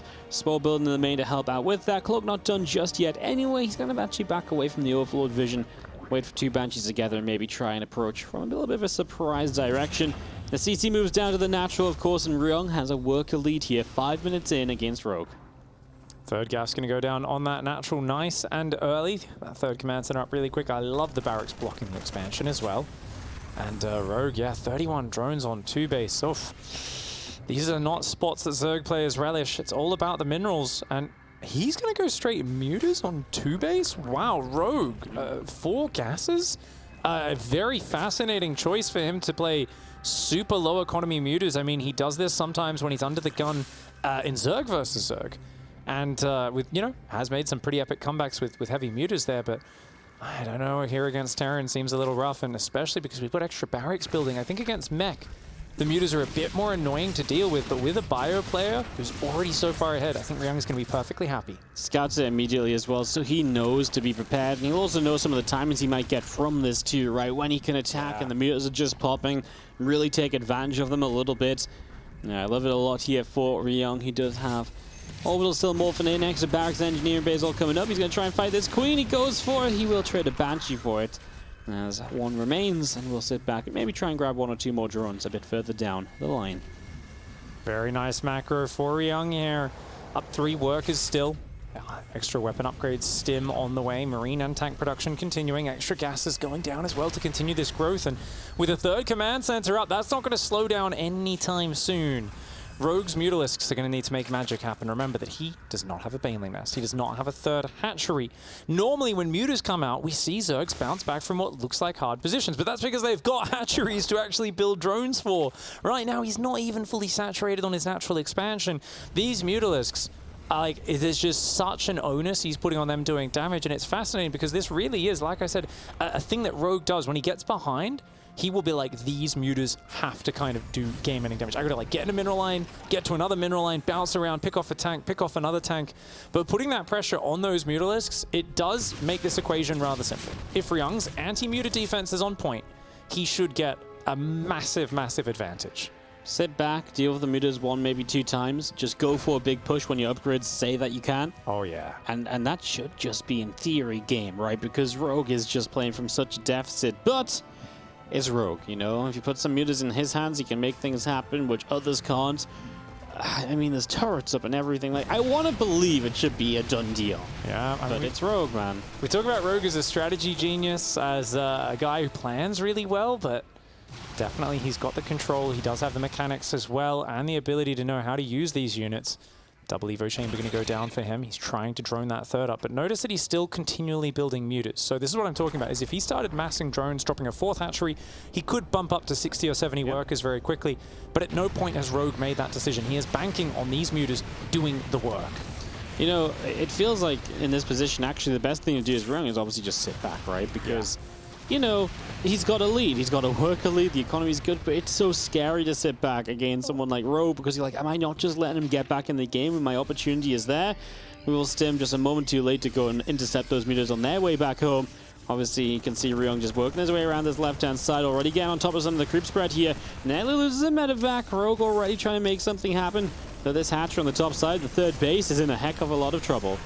Yeah, Widow Mines, Marines, tanks, Baneling speed just started. A handful of Lings and Banes being built, and this push is perfect because, I mean, Rogue just does not have the numbers. Mutas are not good frontal fighting units. Combat shields kicking in, very important, plus 10 hit points on all of those Marines now. The Muta's going to struggle to fight that.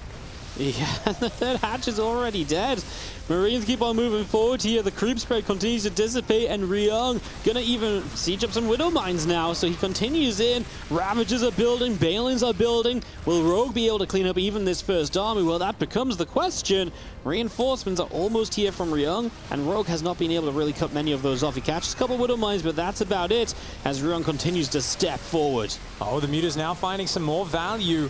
Whole bunch of Marines do go down for just one Mutalisk. Ravager does get taken out by a Widow Mine, but a few of these are being cleared up. Rogue is trying to make every unit worth their weight in gold, picking off Widow Mines with Ravagers. The Muta's dancing around from behind, trying to pick off these Marines. He's making it as hard as possible. Ryung is going to need to gather his forces, and I think pulling back from the front is the correct idea. It's a 2-base Zerg.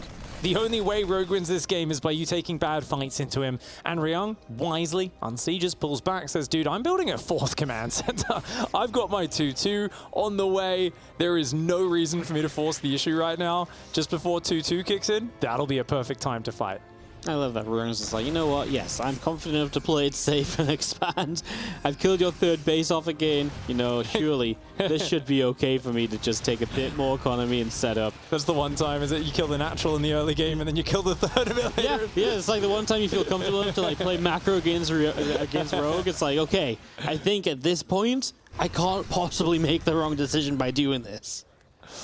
This is the fear that he puts in you, the 2-time Katowice champion on the back foot right now. Zergling backstab comes out desperately. Mutas do join up with it, going to go for it, but it's a pretty big section of Marine Marauder there. Does look like the Mutas are going to get on top. Definitely, a couple Mutas are starting to fall though. Does look like that's a win for now, but whoa, the Banelings get gunned down. Just a handful of Ravagers and Banelings not able to defend this many units. Oh, another hat-trick going down, and Rogue just surely cannot keep this up. The Mutas coming through, still shutting down reinforcements, and Ryung is having trouble over here. But there's only so many places the Mutas can hit because of the turrets and the mineral lines. This is about all they will have. Now a few more Marines to help push them back. And at this point, Ryung is not stopping on the other side of the map either. He's continuing to press forward. He's removing pretty much every creep tumor from the map. Pre-splitting, pre-sieging. Let's see if it'll be enough to take a fight. The Mutas are coming home to try clean this up. Those Ravagers, Lings, and Banes trying to buy time. Extra Banelings are morphing in. Great spread against the Biles from Ryung. A Baneling does hit the center of some of those Marines. A few more Banelings coming on forward. This is only a small army at this point. And Rogue, it looks like he will be able to clear up this force. Of course he does, man. Of course he does. He cleans up this one, but on 2 bases, surely. Ryung rebuilds, goes again. Has a good time. The Mutas, this is where they are great, right? Where they are able to get those counterattacks in, then be part of the cleanup once he's got the support with them. If he can keep on doing that, then maybe there is a chance. It's pretty much the only way he can make this work. Ryung will once again say, cool, I've killed enough bases, going to try and expand to a 4th base again.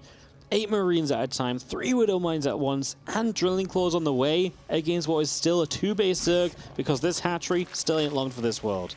These Mutas coming up, 2 Mutas, 2 Ravagers, and a Zergling. I'm not quite sure that qualifies as an army, Wardy. A handful more Mutas and Banelings do come along, but the Marines will spread, and every Baneling that goes down here will not be able to come back to life. Well, the spread wasn't brilliant. I think Ryung kind of got a little bit flustered there on the engagement. I feel like that could have been a lot simpler. He does now have some reinforcements coming through, joining up with everything else. Has a couple of burrowed Banelings on another way back into this game, but Ryung will avoid them for the moment, but there are more further up, and Ryung will avoid those ones too for now. Oh my lord, oh my lord. If those burrowed Banelings can get a massive hit, just maybe, it could be the lifeline that Rogue needs back into this series. Mutalisk does go down to the Widowmine. Marines coming on forward. They may pull back into the burrowed Banelings, but it looks like with some Biles, Rogue realizes I can't break out. Ryung tying up the series 1-1. Let's go, Ryung. What a game, right? Completely what you don't expect. You know, barracks in the natural. Just everything, right? It was just a crazy situation. He plays it nicely on the follow-up to that. You know, he gets the Banshee, he's safe, he gets some decent harass off of it. Obviously, Rogue is in a bit of a corner. He builds those Mutas, and that's not exactly ideal. But, man, Ryung played the situation great. Rogue tried his best with those Mutas. Just was not enough. And Ryung is in this series, man. Indeed. Perfect planning there. But that is a once-and-done trick. The barracks in the back of the natural. You're not going to be pulling that one off again in this series. Definitely something, though, which is brutal to be playing against as Rogue. I mean, when you spot barracks in your natural with the bunker almost finished, you go, I just wish I pathed my Overlord a bit different, don't you? Yeah. Wish I went in and checked behind that expansion, because that would have given him the warning, pulling the drones down and shutting it down. But a big risk pays off for Ryung and finds himself tied up. He's done a couple of very aggressive plays so far. And based on the next map, it may be time to slow things down a little bit and show us some of that mid to late game. Yeah. Oh, yeah, absolutely. It would be it'd be cool if he can. It's just so scary to do that against Rogue, right? Let's see what he has planned. He definitely has a plan for every game so far. One thing I will say is he's had Berlingrad. Now we've played 2K. Further down the line, those Zerg maps that are typically much more Zerg friendly are still to come. We got cut off by, you know, the proxy racks coming down. But Rogue does like to pick 2K atmospheres early, and like I say, that leaves the better maps for him until later in the series. Yeah. So they are still to come. Ryung is going to have a lot of plans as this continues. Interested to see whether we get Curious Minds or Blackburn for map 3. Of course, remember that Rogue is one of the greatest players of all time when it comes especially to best of 5 and above series. He was undefeated in best of 7s for so many years. Yeah. It was actually just this insane record that nobody else had. Best of 5s, he barely ever lost one. He dropped like a series every 9 months or something, if even that. And he is just an absolute monster. An obstacle to be overcome for all of the opponents in this tournament. If you want to hold up the trophy, you've got to beat this guy. In the bottom left-hand side, in the red, representing Dragon Phoenix Gaming, this is Rogue. And I will take it back hardwire for map 3. A little surprised about the order, but you know what? Let's see if we can do it in the top right corner. Tying the series, Team GP's Ryung.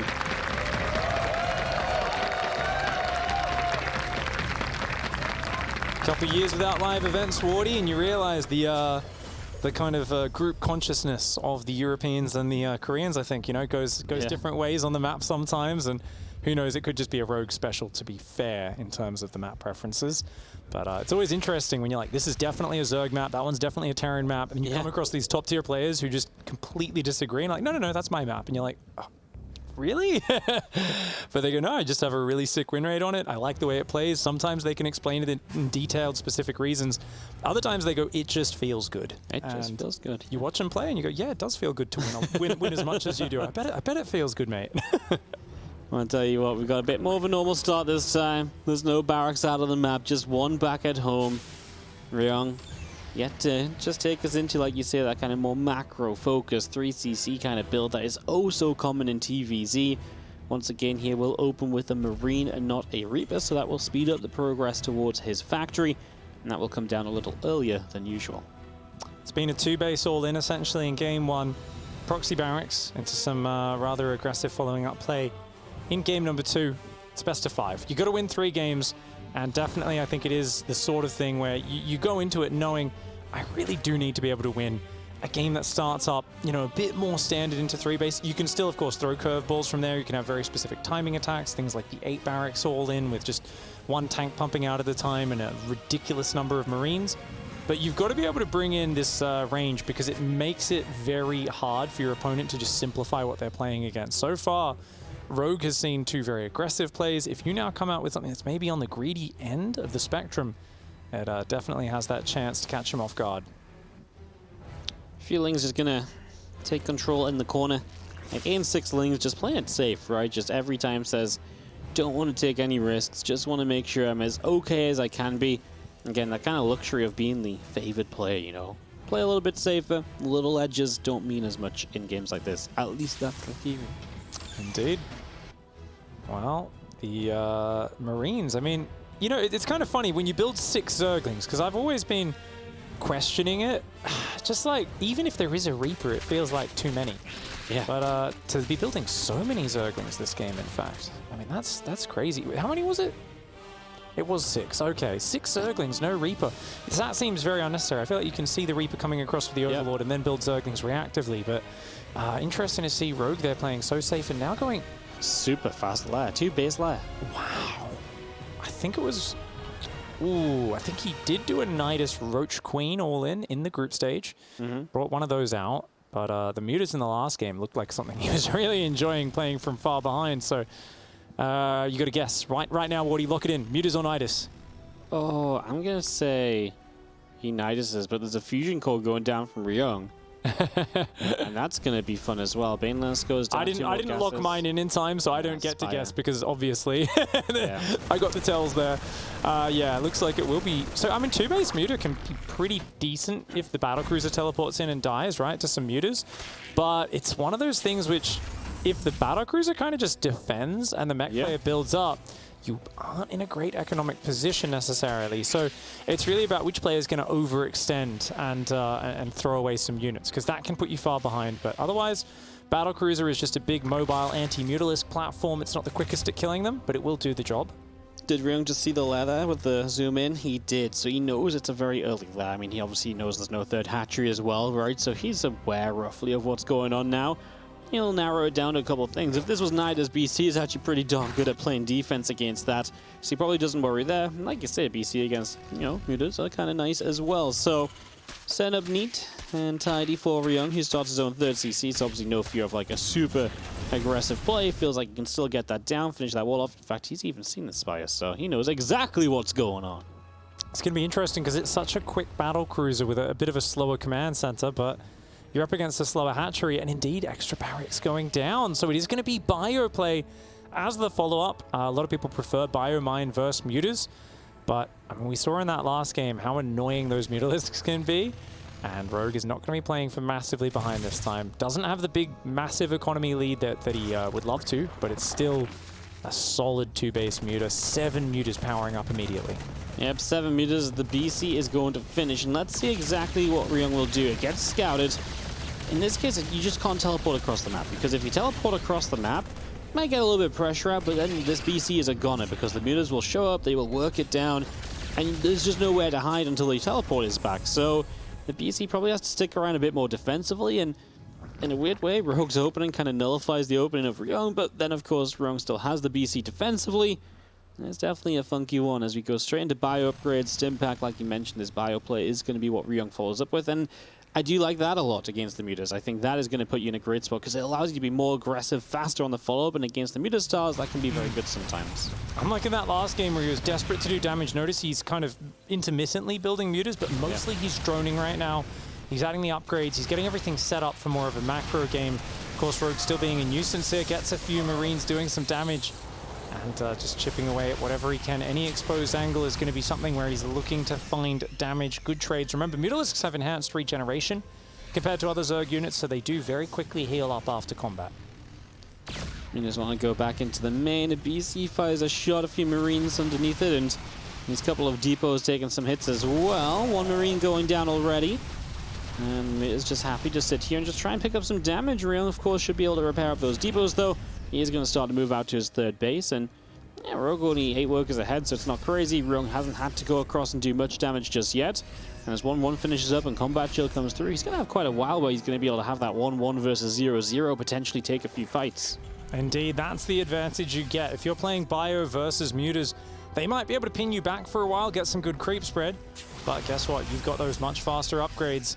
The trick is going to be, ooh, nice Widow Mine. The trick is always going to be making sure that they don't catch you out of position as you're trying to push, because the Zerg is going to be very aware of this. And I think what Rogue will do is to say, oh, you're pushing me? Bam, Ling backstab. Mutas will dive in. And if he can pull you home 30 seconds, 60 seconds, oh, guess what? We're at the same upgrades now, and you don't get to actually use the advantage. The upgrade advantage, if you don't fight during those windows, it's worth absolutely nothing. Well, the Mutas are back into the center, still not able to really find too much. A couple of Banes get found over here, though. It's a nice little find from Ryung. Shut those down before they become a problem. Good play from him, just scouting around the map. And, well, Combat Shields is done. How much do we want to move forward here? Well, he tries to, but the Mutas are there to intercept the Hellions, which get ahead of everything else. Picks off one. I think the BC is just sneaking away, you know, just getting down to the bottom side. Doesn't use its teleport to get there, so it has to teleport back home. Preserve that unit. Use it as a harassing force throughout the game. It's a really great little harassment tool. Mutas really controlling it well. The creep spread's now hitting the 50% point of the map, the halfway point. Burrow on the way as well. Rogue wants to be adding those Banelings in. He has not been very greedy, Rogue. He's only up about 10 workers, but he's got a good standing army. Banelings morphing. 1-1 upgrades have almost finished. We talked about fighting during those moments where your upgrades are ahead. Well, Banelings set off the Widow Mines, and now 1-1 going to be ready in just 10 seconds. So Rogue getting past this first scary moment in the game. Yep. I'm going to get through with that without much issue at all. The BC went home pretty quickly, and Ryung was never really seeming like he wanted to push any further than the first creep team or so. Get rid of that and then just back it up. So continue to rally his units out to the third base. A fourth base building. This really does have a much more of a kind of a macro twinge to it than the previous games, of course, as we stimmed down the left, and Rogue didn't realize these units were still over here, so we'll lose a couple more creep teamers, then Bane has to respond on the fly. And once again, Ryung just very content to take down active teamers. Yep, just trying to make sure his army doesn't get caught. Mutalisks would love you to overstep on creep and let him clear up these units, but Ryung denying that for now. Thor's being added in, Drilling Claws. His 2-2 upgrades are about to finish. And for Ryung, the question is, how confident are you taking the trade to Rogue on his side of the map? Because we always talk about how ideally you get these last 3 barracks. In this case, it's 2 building. You get tech labs on them. You add Marauders in to kind of just be the icing on top of the cake that is the Terran composition. A few Thors. And then you just split push and you try to create trades all over the map. The scary thing is Rogue doesn't sit back and fight you where you want to fight. He runs around with the Mutas, gets in there just before these turrets are ready. This is very annoying. Zergling's going to start to run in as well. Could bring some Widowmine friendly fire into those workers. Yeah, could have done nice on Burrow on the mines as the Mutas are in the main base. The BC in a little bit of trouble. Rogue is going to dive for it, and he will get rid of the battlecruiser. Remove that threat from the game, at least as Ryung runs around trying to clean this out. Clean this up. 10 new Mutas on the way, so Rogue really wants to double down on a lot more Mutas. Just really control the game with them. 3-3 upgrades are on the way for Ryung. And those 3 extra barracks should be continuing to build now. So that icing on top of the cake we were talking about, it's been delayed. The tanky units being added in. And if Rogue can get that hive up, well, I'm pretty sure we're going to see an Ultra Cavern very soon. Could see a Great Aspire as well, potentially for Broodlords, but Ultras is going to be the most accessible unit, as well as, of course, those 3/3 upgrades and Adrenal Glands. Ooh, Widowmine's defending a big Baneling run by there. Very efficient defense by Ryung. Yeah, not allowing those in, not taking too much SCV or too many SCV losses. Rogue not on the craziest of work accounts, right? 80 is nice, but it's not like super out of this world. It is quite army heavy, and like I say, with a lot of the mutas as well. He is teching up, the Ultras on the way as this round of Baneling's going to finish, but Ryung is very prepared if they had gone straight in. Instead, they run south, so for the moment, not a threat. The mutas are a big threat, though. They continue to come back in, and removing the tech labs on those barracks, that means Marauder production is slowed down, increases the value of these incoming Ultralisks.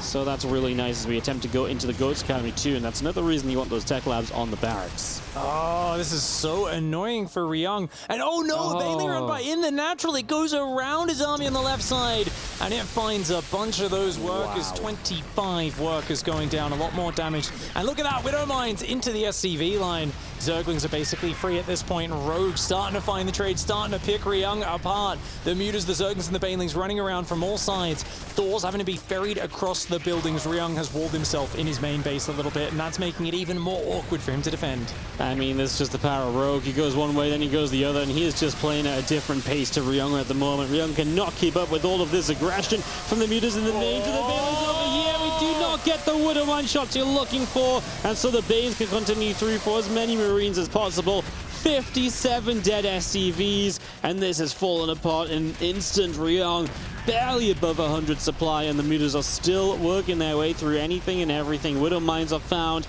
These Fuelings are getting some extra kills. He scans the main base, he sees the hive, he sees the Ultra Cavern, and that is the GG scan. Just double checks he is dead in this game, and Rogue will retake the lead in the series. Just too many Zerg on the dance floor in that game. Great control with the Mutalisk play, and I think we get a big indication of what his comfort zone is. He does not want to play a sitting back style, a lurker style. He wants to get the Mutas, grab control, and just dictate where and how the game goes. Ryung unable to really get to the other side of the map at any point in that game. Shut out, and it may be a return to proxy barracks and sneaky tricks in game number 4. Yeah, the long game. I never thought the long game is where we wanted to see Ryung. And this wasn't it as well. And it felt like such a good opening. BC versus the Mutas and everything. I liked it. You know, I felt like it put him in a good position. But once Rogue gets set, he can just go, and just not stop. And that is obviously absolutely terrifying. As the 2-1 lead is his. He's one map away from the round of 8, of course. That matchup against Bunny, waiting for the winner of this series. Should be a good one later on today as Ryung readies himself to try and tie this series up for a second time. Think about what build he wants to try and bring out here. I don't really know what you do, actually. Like, it's so tough, and I know he's probably had time to plan it and figure it out, but it feels like you need something as wild as what he did on 2000 Atmospheres, but only so many of those builds exist. Call up Coach Gumiho, get him in here. We need a creative Terran genius to come up with something special, but no, he's got a lot of build orders, does Ryung, and that last game didn't quite go the way he wanted, and I really do think things looked like they were going quite okay, but it's very fragile because of your lack of vision as the Terran in that scenario.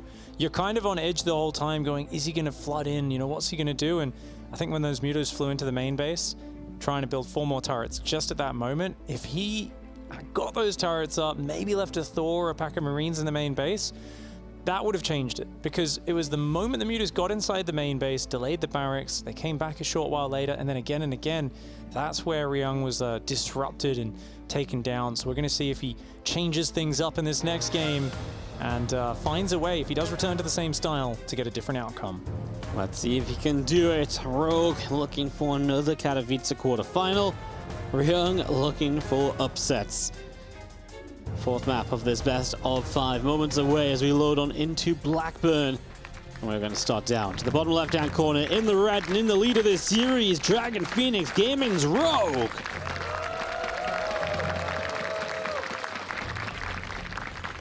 And his opponent, the underdog, the challenger.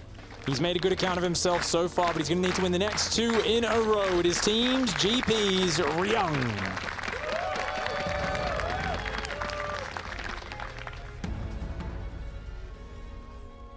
Well, Blackburn was one of those maps which always had an argument about. It's a Terran map. Oh, the Terran's like, no, it's not. Of course it isn't. Rogue obviously loves the roaches on this map a lot of the time as he goes for that 16 hatch. Dude. Where is Ryung's SCV going? No. Command Center first on the gold? Are you actually out of your mind? Command Center first on the gold? That is sick.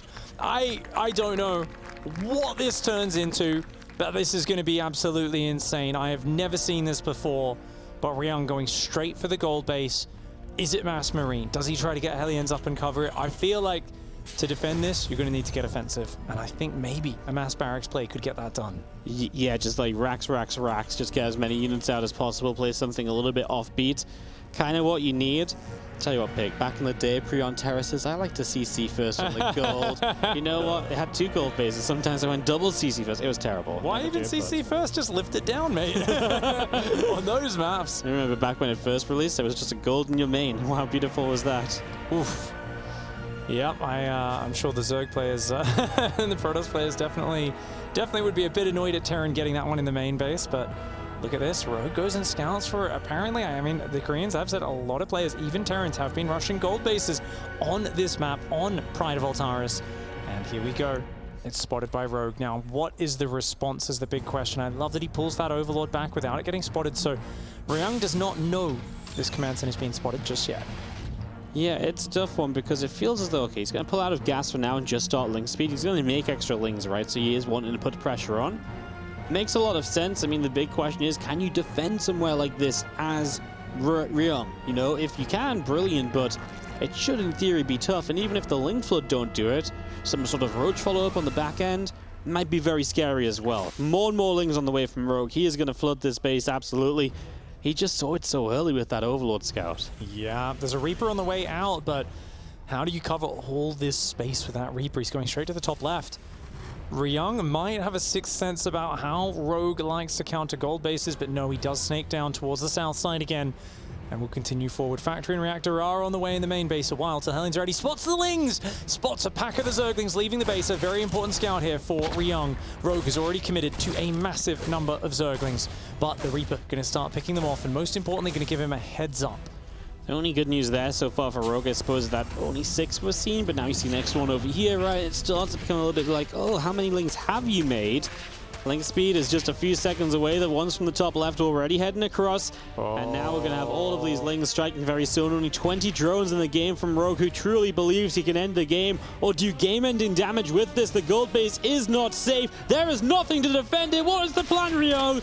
Run the SCVs? Yeah, I mean, run. Yeah, they've got to get out of there. And if he can save even a few, maybe, just maybe, because he's still up in workers. And he does have a wall off up. Whoa. No! Ryung! You let the wall down to try and save the lads. You needed to lock them out. Rogue with the link flood. Killer Instinct says, no cheeky gold base for you. And shuts that one down. And he continues on his path towards his 3rd Katowice championship. What a beast. You know, this was also like the last series. It started off kind of as we expected. Rogue looks great. Rogue looks awesome. In the middle, there was a little bit of fun from the underdog. Ryung played a very fun series. He was a massive underdog here. Everybody knew it coming in. But in the end, I mean, he gave us hope, you know? 2,000 atmospheres, maybe believe a little bit. I can only say hell yeah to that. Who sends their Overlord straight to the gold base? Honestly, I'm telling you, he reads minds. He knows what's going to happen before. If you check, I think the admins need to check in his backpack. He might have a crystal ball in there. Crystal ball. He knows what his opponents are doing before they know, I swear. He's just so darned clever and knows how to read his opponents so well. So who knows? Maybe that's something he does every game, but I wouldn't bet on it. I bet he just had an inkling and somehow knew it. But with the early warning, the Link Flood does come in. You can imagine those Lings hit 30, 40 seconds later. You got 3 or 4 Hellions out. That's going to be great. But even the Zerglings poking the ramp stopped him swapping the factory and the barracks. The little pieces. Oh, so nice. Just the little things, right? Because if that, factory gets up or the wall is up, it's a completely different situation. Let's go and have a talk with Rogue after his victory. Thank you very much, gentlemen, and congratulations to Rogue on advancing to the quarterfinals, taking down Ryung, and especially convincing fashion. Rogue, congratulations. You are the only player at this tournament who is a two-time Katowice champion. So I can't help but feel like Katowice must be a very special event for you. What is it like for you to not only get back to the round of 8, but do so 3 years in a row? 축하드리고요. 유일하게 월챔 우승을 2번이나 한 선수인데 그래서 월챔이 되게 뜻깊은 대회일 것 같은데 3년 연속으로 8강 진출한 소감 한마디 보내주세요. 일단은 월드 챔피언십이 이게 또 해외에서 하다 보니까 또 와가지고 빨리 떨어지면 너무 우울하더라고요. 그래서 준비 되게 열심히 했는데 그리고 또 제가 토스전이 되게 자신 없었는데 토스전을 안 만나가지고 운도 좀 따라줬던 것 같아요. 그래서 기분이 되게 좋아요. So he says, you know, when it comes to the World Championship, not only is it a very special event, it's also on foreign soil. So I have experienced this before where if you fall short here, it feels really, really bad. And I'm going to be real with you guys. I am not very confident in my TVP right now, but I think I've just been very fortunate in that I haven't run into any Protoss players. So for now, I'm just really happy to be advancing in this convincing fashion to the round of 8. And Rogue, you talk about not feeling confident against Protoss players. Now that you've taken a look at the bracket, as a former champion, what do you think about your chances of getting back into the grand finals for the 3rd time? 이제 대준표를 봤을 때 다시 결승전 가고 싶은 마음이 당연히 있을 것 같은데 이제 대준표 봤을 때 갈 수 있는 확률이 어떤 것 같으세요? 솔직히 토스전만 아니면은 우승도 할 수 있다고 생각을 하고 왔는데 일단 토스가 없다 보니까 최고의 시나리오인 것 같고 저만 잘하면은 우승할 수 있을 거라고 생각하고 있습니다. So like I mentioned, because the only matchup I was worried about was Protoss, now that the bracket has no Protoss remaining, I think it's the absolute best scenario for me. So as long as I continue to show my best performance, I think I have a pretty good shot of making it back into the grand finals. But if you want to do so, you do have to take down your next opponent in the round of 8, and it is Bunny. You faced him recently last month at the GSL Super Tournament, and he barely took you down in the round of 16, 3-2. Do you feel like you'll be able to get revenge on him today? 이제 다음 상대는 이재선 선수인데 지난달에 GSL 슈퍼 토너먼트 16강에서 간신히 3대2로 패배를 했었는데 오늘은 다른 결과가 나올 수 있을까요? 그때랑 지금이랑 제가 실력이 너무 차이가 나가지고 당연히 자신 있고 그때만 다르게 이번에는 제가 손쉽게 이길 수 있을 것 같습니다. He says, even though that was last month, I think the skill difference between the Rogue I was last month and the Rogue I am today is vastly different. And so this time around, facing him today, I feel very confident that it will be a very easy win for me. So look forward to it. For now, congratulations once again, Rogue. He is back in the round of 8. There you go, thank you very much. Surprise, surprise, Rogue makes it through into another round of 8 here at the Intel Extreme Masters Katowice. He does what he does, and he is able to advance on forwards. Joining me, Muslim, as well as Rotterdam, to talk about this one. Roddy, it's Rogue all day, and actually, depending on which you're paying attention to, he may have already broken that $1 million now. Yes, he did what we expected him to do. He just looked like the better player overall. And Ryong also did what we kind of hoped he would do. Make it weird, make it scrappy, a little bit dirty. Unfortunately, first game, I feel like that's the kind of game where maybe you can catch him off guard if Rogue is sleeping on the job. Maybe he makes a few too many drones, not enough units. That push could hit like a truck, but Rogue was clearly paying attention. He kind of says it in the interview as well. This is a very big deal for him. He wants to be as focused as possible. This was a really beautiful surround, because Ryong does have a lot of units with this face in the game, but Rogue was aware of it and had the right answer. Rogue has a ton of Banelinks to power on through, and just take a look further into this, into the highlights, Ben. Just one thing that's very evident here is that Rogue was very prepared for Ryong, aside from maybe Game 2 situation, which maybe not. Yeah, maybe, but you could also say that Ryong was very prepared for just throwing everything he could at Rogue that was a little bit sneaky and tricky. And we talked about Ryong's a good player for knowing his strengths, because he knew that he couldn't take Rogue on when it comes to just pure raw speed, and he went about it in the best way he knew how. Fortunately, he got a map on the board, but Rogue just looked so good. You know, even this game in particular, Rogue was dead absolutely dead. But the fact that he was fighting back in the way that he was just showcased that Rogue was the superior player. James Bond SCV is getting on in there, and that gave him enough of a leg up here, Rotterdam. Yeah, no, I actually think Rogue looked really good in this game. Yes, because he was working with nothing, like just a couple of pennies out there, still managed to get quite a few units out, and even was able to take 1 or 2 favorable fights. But over the entire best of 5, Rogue was just too good, and I think it was one of the toughest draws that Ryong could have had. But of course, I mean, these are the players with the Intel Extreme Masters. This is where you're going to face the best players in the world. Ryong started at the very first day in the open bracket. He had a great run, and his TVP looked sexy, his TVT had his moments. TVZ, unfortunately, he wasn't even able to show us what he's truly made of, because he literally played Dark, Serral, and Rogue. I mean, come on. Yeah, there's not much you can do about it at that point. I mean, Ben in there in the final game as well. No funny business, no economic cheese, no gold base for you. Lingford. Yeah, and like Rogue was not messing around, was he? I was talking with Harson backstage, and I was like, you know what? When he scattered those lings with the Reaper, like the 6 that were moving north kind of thing, maybe the best move for Ryong would be moving all those SCVs from the gold base immediately and just getting back to his base, because it was going to be like 20 drones to 30 SCVs. I think that could have actually given him a bit of a chance, but yeah, he just didn't think about the possibility of that follow-up. So unfortunate for Ryong, but the better player moves through.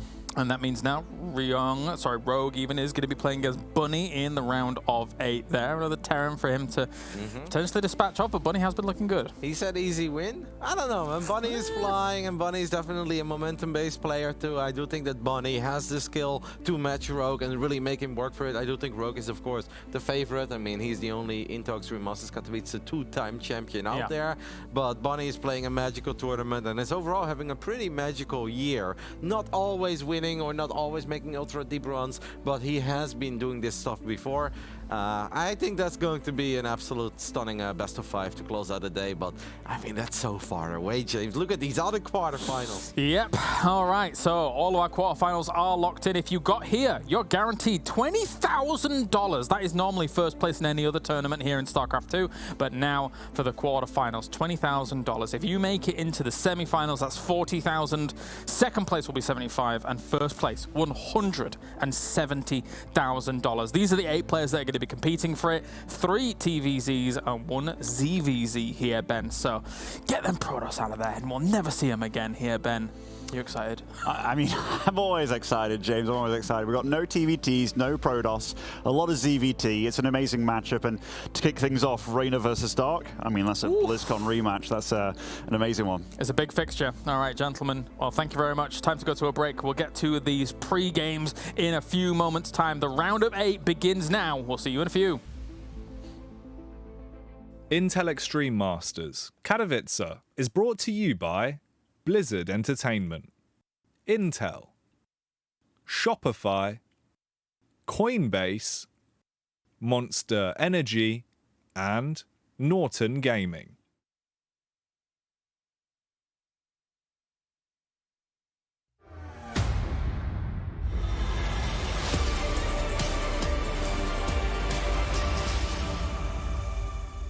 My name is Pig, and I'm an ex-pro player who is now a professional caster and commentator.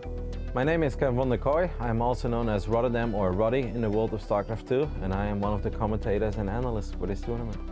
My name is Benjamin James Baker, also known as The Muslim. I'm a caster and analyst for StarCraft 2. Hi, my name is Ravi Parikh, or I'm also known as Fear Dragon, and I am a commentator and analyst for StarCraft 2. My name is Harstem, and I'm a caster at Intel Extreme Masters Katowice. Hey, I'm Wardy, and this is going to be my 3rd time casting the Intel Extreme Masters Katowice. My name is Jessica Zombie Grub Chernega. I'm coming in to cast primarily, but I'm also going to be filling a little bit of the interview and hosting role. To be at a live event with fans, with the players, with my friends who all love the game here and we love talking about it, to share in this energy, it's almost like a reunion of one of the most badass communities there is. I think this is absolutely a legendary tournament at this point, and honestly, it's delivered some of the best finals we've ever had. Very happy to be back.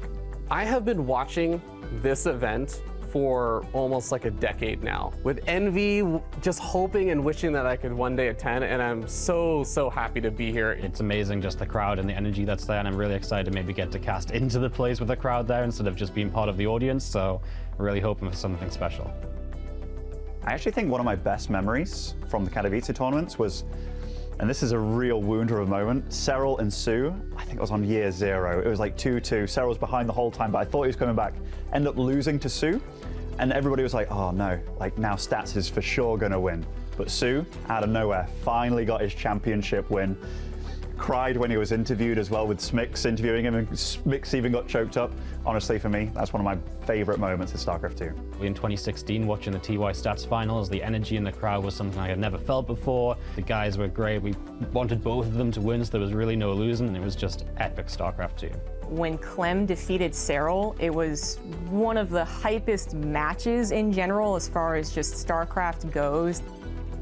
Katowice is the biggest and baddest StarCraft event we have. Everything we do throughout the entire year leads up to the Intel Extreme Masters Katowice. It is one of the longest form tournaments with a big international roster. We're getting the best players from everywhere, and they're competing in one of the best formats you could have to crown a champion. I think one of the coolest things about IEM is just how many people really show up in the Spodek arena when it's full, and seeing them cheer for a game that you've been playing for so long. StarCraft, it's a perfect blend of mechanical speed, execution, how well you can control your soldiers, but also the overarching strategy and just the amount of mental prowess, but also speed and just the ability to execute many commands quickly. It doesn't really matter what people are doing right now. Almost everyone that's currently active in esports is like, I used to watch StarCraft 2, or I played StarCraft 2, and I do think that StarCraft 2 has just played a vital role in everything blowing up online. I think it's like a Queen Elizabeth, where it's got a lot of royalty and regality to it. It's got a lot of respect from a lot of people, and it's on the older side, but StarCraft has been around and it knows what it's about. I think we as a community have shown that no matter what's happening, the community is always going to be there for this game. We're always going to have a really vibrant scene, so keep on supporting it, enjoying it, and now that we've got live events going again, I hope to see you all there. I'd just like to say a big thank you to all you guys out there, the StarCraft 2 fans. I love you. I wouldn't be here without you. None of us would be. Like, it doesn't just feel like a side hobby for a lot of people. Like, when you're into it, you're truly into it, and it's extremely fun to see how passionate people can get about what to others might just seem like a video game, but for a lot of people is a very big part of life, and it's an honor to be a part of that community. You all know how special the game is and how special you are basically for enjoying a game that is, I guess, has been out as long as this has been in the same expansion for going on 6 years at this point. It's just something special and magical about StarCraft, and as such, there's something special about being a StarCraft 2 fan.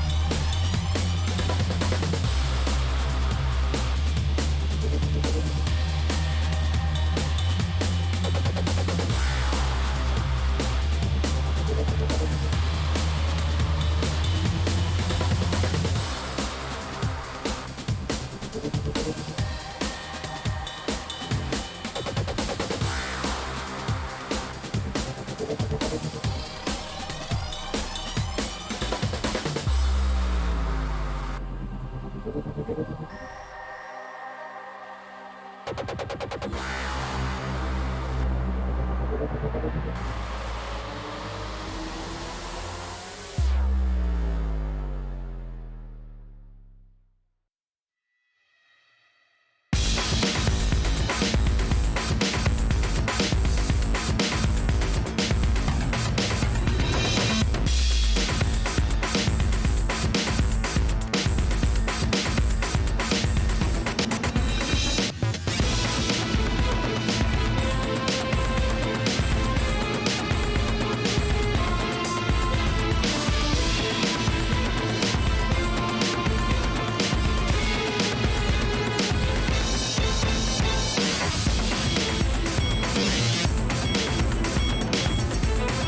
there, ladies and gentlemen. Welcome back to the Intel Extreme Masters Katowice. As you can maybe mention and notice, there was one talent missing from that previous video, and it was me, the only English-speaking talent to work every single Katowice since its beginning. Pig, I'm furious. Why was I not included?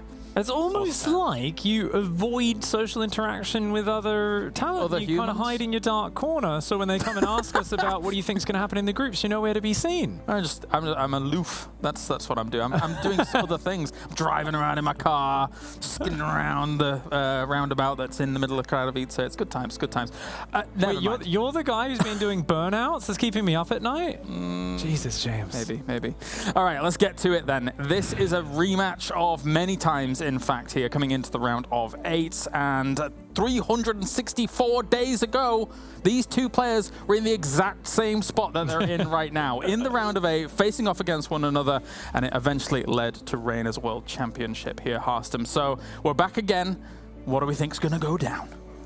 It's going to be very difficult to predict this. I mean, it's a ZVZ, best of 5, and both of these players are known to take a little bit of risk in this matchup. Reiner initially, when he came up, and you had that Reiner versus Serral type of matchup, Reiner was the underdog, and he was the one that really abused that underdog position. I always felt like, you know, opening Mudas, those fast carapace upgrades, but then Reiner got a lot better, and he wanted to be a bit more solid, and he started playing those more solid styles, and, well, now he kind of switches in between the two. He's like, well, sometimes I can be aggressive, I can play with risk, and at other times that safe Roach style. But for me, Reiner is always the player that loves to build links, and if he gets that opportunity to build any type of links, get a quick carapace upgrade, he's going to go for it. And Dark mentioned, of course, that he remembers the times and more recent history in which he, you know, has gone up against Reiner here. So do you think that Dark's going to be coming in a okay mentality, an okay position? Because he does remember the losses and the victories. I think both players are going to come in with a bit of stress, because when you're facing your literal doppelganger, which both of these guys are, you've got hyper-aggressive Zergs. They're willing to gamble, they can play very solid, but most importantly, they have incredible mechanics and they never give up. Like, the number of comebacks between these two players, games they have no business winning across all 3 matchups, is incredible. So you've got 2 guys that you have to put them in the ground. You know, you need to shoot them many, many times over. They're going to keep getting back up because they are just such incredible mechanical players. They're very good at risk-taking. They've got that good game sense. So both of them have this very strong respect for the other player, and I expect it to be fireworks, start to finish. Yeah, it didn't used to be that way, I suppose, for Dark when it came to non-Koreans. However, over the years, he's definitely kind of accrued quite a bit of respect, especially, I think, for the likes of guys like Reina, guys like Serral, who can really kind of push him to the limits here. And, of course, you know, Dark and Reina, they've met each other quite a bit, obviously in TSL.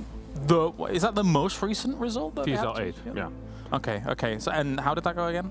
2-0 in favor of Reiner. Of course, that was online. Yes. So Dark will say it doesn't count, Reiner will say it will count. That's kind of how these things work with pro gamers. You know, you count all the results where you win, you don't count the ones, you know, jet lag, ping, whatever you can find, you will get an excuse for your losses. Yeah. And I'm sure Dark knows that as well. And I think Reiner knows that as well. Of course, offline is very, very different. There's a lot of money on the line, a lot of reputation as well, status. And for Dark, he wants to get that first place because he wants to get the $1 million prize money earning. He'd like to be there as well, yeah, alongside the man who's already got there, it seems like, in Rogue. I mean, the thing is, Pig, as well, is on the other side, is that yes, Reiner wants to do the back-to-back, but Dark is probably very hungry for this, because this is probably also one trophy that's kind of eluded him. He's a world champion, but not a Katowice world champion. No, indeed. I mean, he did, of course, take down Raynor in the grand finals of BlizzCon 2019. Yeah. And that was a huge victory where, honestly, he manhandled Raynor. At that point, obviously, Raynor came back and had such a nail-biting win over Dark last year. I mean, that series... That's one of the few series where my whole household was screaming at the TV at home watching. We were like, oh! I can just remember how excited the whole community was because it was so nail-biting. And they were both kind of making these sick comebacks. The final game, I believe, was on like Lightshade or something, and it was just like mutas taking out roaches, run-bys all over the place. Dark's going to be very frustrated that that one slipped away from him because he was so close to winning that series. And yeah, it's a world championship. This is the biggest event of the year. Dark, he's sometimes people say he's arrogant, but I just think he's very, very aware of how good he is, and he wants the victories. Well, as Maru even said in the interview when he was asked about how it's going to go against Cell, right? They've played each other so much online, but you know it's now offline here, and kind of you're echoing those sentiments with these two as well, right? There's been these online matches here and there since that BlizzCon in 2019. Yes, it was 2019. But since then, a lot online, a lot of back and forth, but Reyna's got the better edge of it in the last, well, not all of the exchanges recently, but like 3 of the 4 of them, I think it is. Yeah, I believe so as well. And I mean, Raynor is just in fantastic shape. In 2019, he was very, very good, but he perhaps wasn't as solid as he is now. Yeah. And he's such a complete player. It's really crazy. He's confident in his own play style, in his safe play, but also in his aggression is at an all-time high. All right, gentlemen, time to get to it. It's our first round of 8 match of the day, of the tournament, as we have world champion versus world champion, Reyna versus Dark.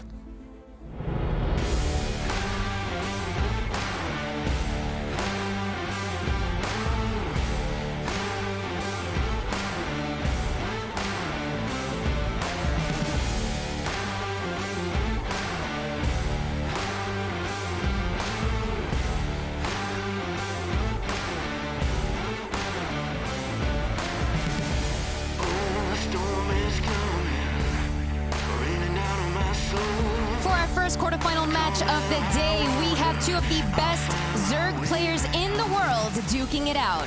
On the one hand, we have a BlizzCon champion taking on the reigning Intel Extreme Masters Katowice champion, a perfect rematch of last year's round of 8. Please welcome on stage, it is Dark and Raynor.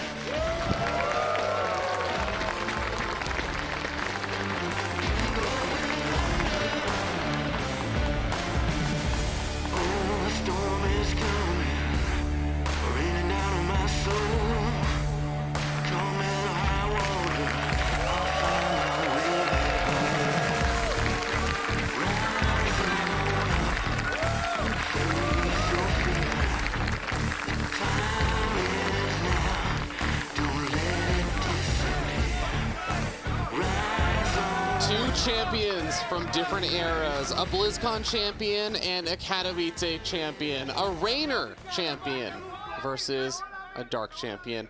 My name is Feardragon, and I'm joined here by DeMuslim, and we are getting ready to start off our round of 8, our quarterfinals here at the Intel Extreme Masters Katowice.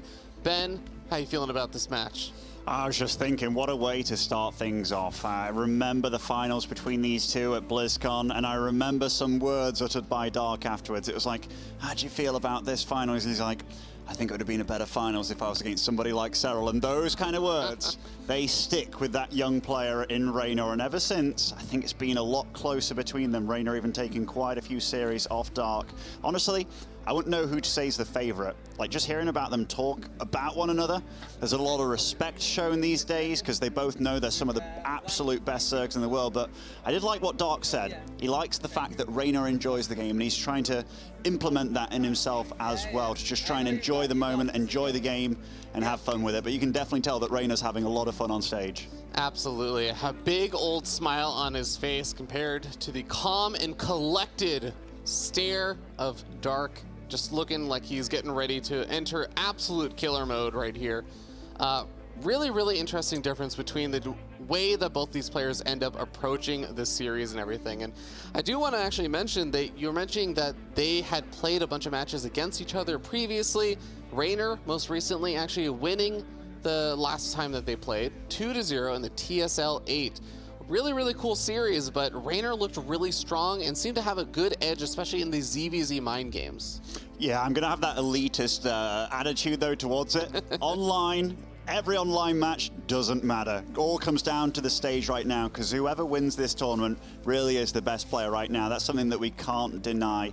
And so far, both of these guys have adopted the stage as if they never left. They've both been playing some damn solid games. Trap, or rather Dark, he defeated Trap 3-0 super damn convincingly in that round of 12 to get here. Now he has to play a different matchup, which he already did lose in the group stage to Jonas Atala, also known as Serral, but it's a clean slate here from out. And yeah, Raynor just seems to be so comfortable though, and you know, he's the kind of guy that I know he's not faking it whatsoever. I think we're looking forward to a real cracker here. I think it's important to remember that Raynor was, funny enough, one of the players that even though he still did well in the online era, he was an offline kind of player. He was the player that did better with the crowd. When he had a big ambient experience with a crowd cheering behind him, that's when he oftentimes did perform his best. And it's going to be very interesting to see that go up against Dark, who earned himself the name for a very long time as the non-Korean killer. He was the person who ended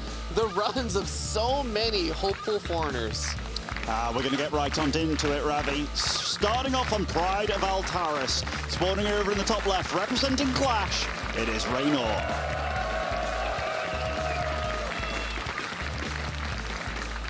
And down here in the bottom right-hand corner of the map, we have the blue Zerg player from Dragon Phoenix Gaming. He is Dark. Yeah, definitely going to be a good one on here. Pride of Altaris. It's not a map you super often see during a tournament, and especially when you only have one veto, or rather two vetoes. But now we're just down to one veto apiece, and both these players already up to gold base shenanigans, which isn't super weird for ZVZ.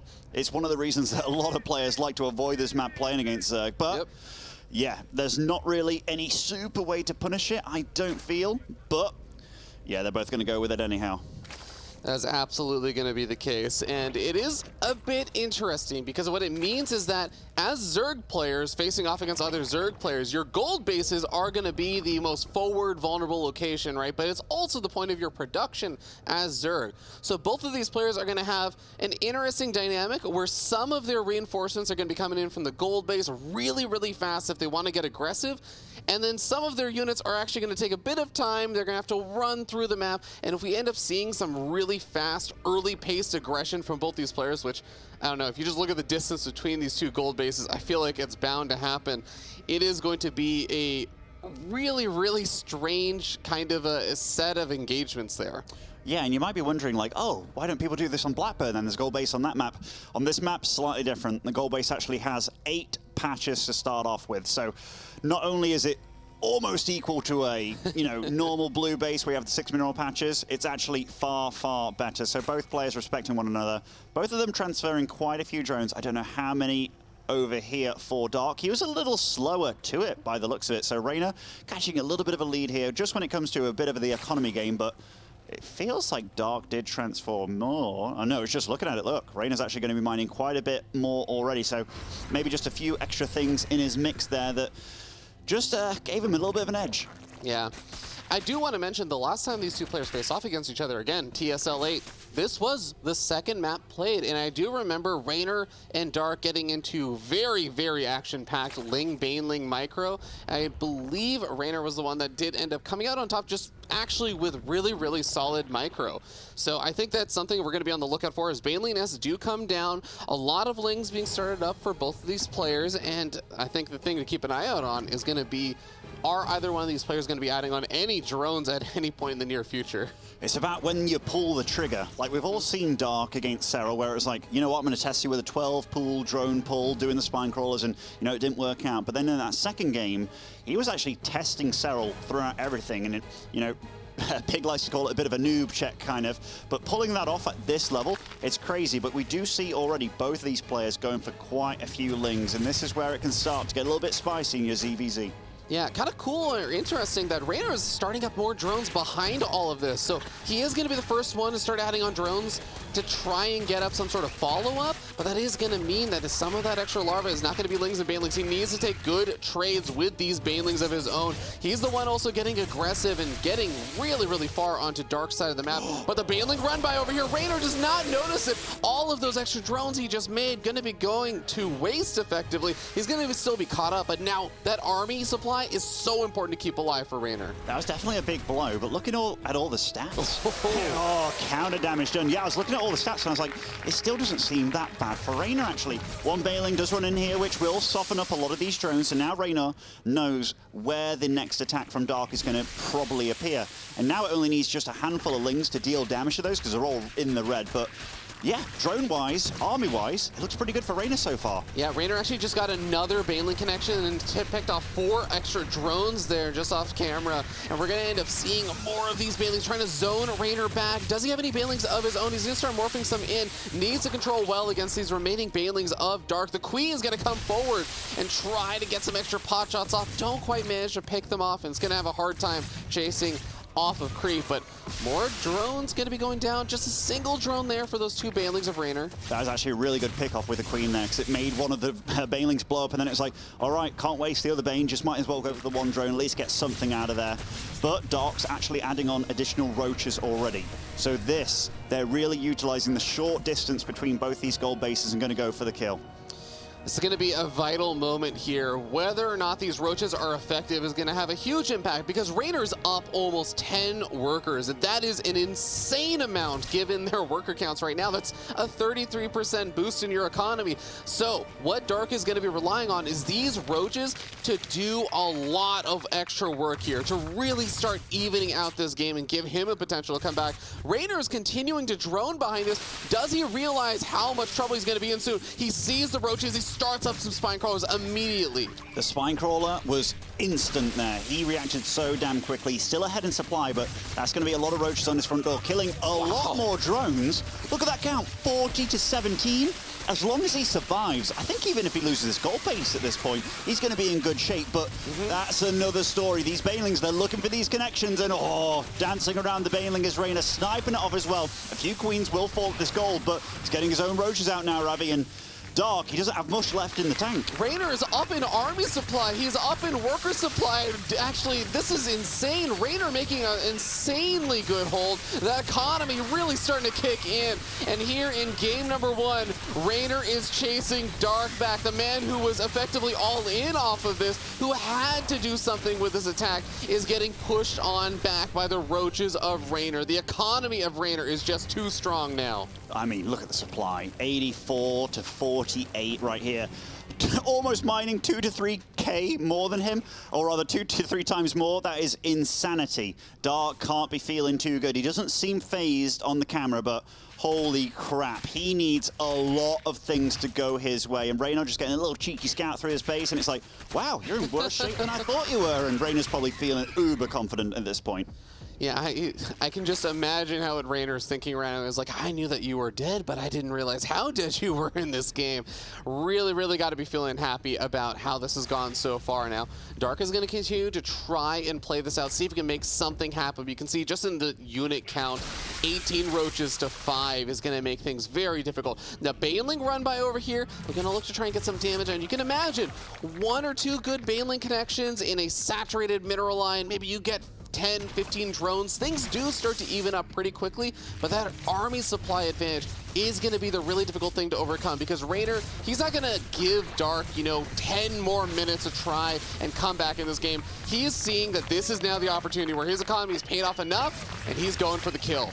I can't believe he even eked out more drones while this was going on. Up to 47 now, doubling the supply. Dark, yeah, you saw it on his face. GG called. Raynor takes a very convincing game 1 here. Extremely convincing game number 1. And I would actually say, Ben, that it didn't feel like that was off the back of extremely superior micro or anything. It felt like it was really good larva management of what units he was making when, his positioning on the attack to pull Dark a little bit further back, and also some of the scouting information that he was able to get to identify that roach attack and know exactly when he really needed to cut the drones. It was just ice cold, no mistakes from Reyna. Like some of the, I say that, but the initial bailing detonation on his gold base, I was like, oh damn, maybe he's in trouble. Then I looked at all the numbers and I was like, no, he's actually totally fine. Then he got his own counter damage done. And it was like, wow, I'm actually not sure how you're doing this, but a few little edges here and there from Reyna. His build was a little bit cleaner, got to the goal base a little bit faster, and yeah, just very well played by Reyna. But Dark can't let this throw him off too much because of the maps in the pool, this is definitely one of the weirder ones when it comes to ZVZ. There is no map that is going to be played in this best of 5 that is anything like Pride of Altaris. So Dark can take some comfort in the fact that that is going to very much so be a one-off game. No game should look quite like that one. There's no bases that I expect to be taken in the center of the map in quite that manner. So as we head into game number 2, Reyna's just going to be sitting up on a comfortable 1-0. And now I think the true test of who is going to be better in the ZVZ matchup is actually going to be beginning. Absolutely, Hardwire it is, and spawning over in the top right, representing Clash and Red Bull, it is Raynor.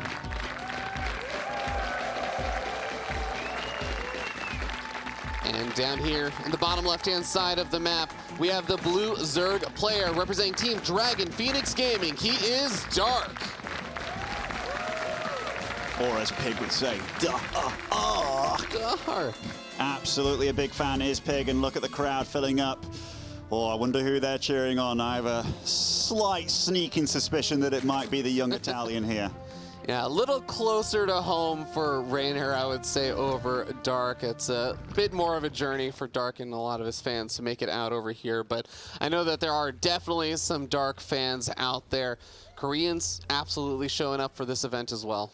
Oh, absolutely. 5 Zergs left, 3 Terrans remain. All the Protoss are gone. Basically comes down to raw mechanics and who is the fastest, the most precise, and the best StarCraft 2 player on the planet, and who's going to do it. Would you have it any other way, Ben?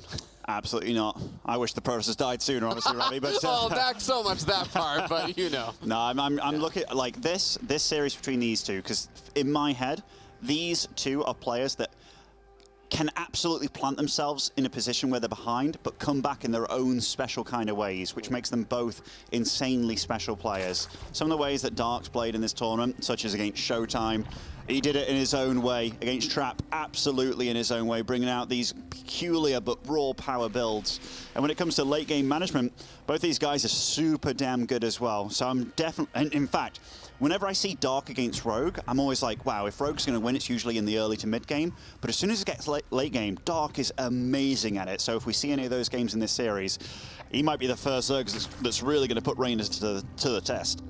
Yeah, I like the way that Harsum said it. It's not even necessarily that Dark is always making what I think by standard thought processes around the current meta is the smartest decision, but he just has this amazing intuition about the game and being able to identify situations, even if he is falling behind in the earlier stages, to just make some miraculous comebacks later on, to really make the most of situations that seemed like it wasn't going to be possible. And I think that is going to be his big superpower he can find as the game goes a little bit later into it. Yeah, they're both very decisive players, like super decisive, and very often in StarCraft 2, let's say there's 5 options to make, they're all pretty okay, but as long as you go with one full march ahead, it can be a pretty good one. And both these guys, they're very good at that, which that can make it very crazy in which way they really go about things, because it can be like, we saw Dark go up against Serral, and I thought the second game, actually, he had super good chance. I was speaking with Rotterdam about it, but yeah, it just didn't go his way. But going up against Reyna, 1-0 down, we already see a lot of lings being made for Raynor, and this is usually to be safe, getting to spot out your opponent, making sure that they're being safe and honest and what have you. But yeah, it's going to start. Yeah, that is quite a few Zerglings to be making right now. Ling is going to end up going down over there. Raynor getting a nice little pick off, especially since he is making all these Lings of his own. It'll be nice to have a bit of extra firepower there that he doesn't have to deal with.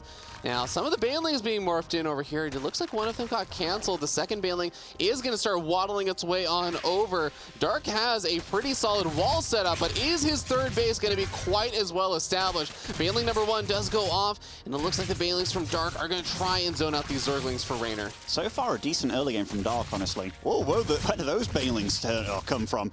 But, yeah, Dark's doing very good with his queens here. This is just 2 queens and a handful of Lings holding this off, obviously, with the Banelings and whatnot. But Raynor did get to scout that Evo, which, at this point, it can be like, are you going for Carapace? Which is obviously really good if you want to do a hatchery tech push, which Raynor is aware of. He is a smart player, going for lair tech of his own here, and also going for an Evo. So we might see a very big all-in at tier 1 from Dark. Yeah, it's definitely looking like that might be in the cards for him, given just the Carapace upgrade being one of those good indicators of some kind of earlier game aggression. Raynor has already started up that layer, and you can also see Dark definitely a lot further behind in regard to that, thanks to all the gas that he had to invest to both Carapace upgrade, as well as even just those extra Banelings he had to make on the defensive. And look at that, Dark queued up about 5 Overlords there, and whoa, Raynor's going for +1 melee against this. That is a really funny call. I'm not sure how it's going to work out for him, but Dark, I wouldn't be surprised here if we just see like 10, 12 Roaches queued up ASAP, because we see that he's got the supply for it, and yeah, they do start. And what that +1 Carapace does is it just means that all your units survive way, way, way more, makes the Lings, the Roaches worse, and especially the Queens. But Raynor going for a Spire here, so he's going to be heading into Mutas. This could get very, very spicy for the young Italian. I think the name of the game over here is going to be the longer Raynor survives, the more his tools that he's investing into are going to come into effect. Raynor has a superior economy. He has a +1 melee upgrade to negate the Carapace upgrade coming out, but it is a lot further behind. He has a Spire that's going to be able to shut down a lot of these units, but it is going to take some time. 5 Spine Crawlers getting started up as Raynor also tries to go for a Ling run by past this army. He's just trying to draw the army back right now for Dark, and Dark is saying, well, I'll happily trade against a lot of this army supply, but is Raynor going to be buying himself enough time? I think they both know exactly what's up, right? Those 6 Spine Crawlers, classic move. He bought actually so many seconds there in the middle of the map, and Dark, he knows he has to go here, so keeping just a smidge of his army behind, just the Lings, by the way. They do have the Carapace upgrade. Raynor cancelled his melee upgrade as well, realizing what was going on. He needs the minerals, he needs the gas, and he's doing such a good job of buying time, but how much time does he really have? Mutas are starting here. Banelings are being produced by Dark as well. Oh, I don't know what's going to happen. It looks like Dark is also just going to forego the third base. He knows that he has to pretty much go for the jugular. He sends a few Lings over there, starting to knock down the wall. The Bailey's coming, rolling on forward. They can't quite connect with the Spine Crawlers just yet. They finally get in range as the Queen wall starts to dissipate. But these Spine Crawlers are holding the line here for Raynor. Mutas are finally starting to pop out and are going to start working away at those Banelings and Roaches.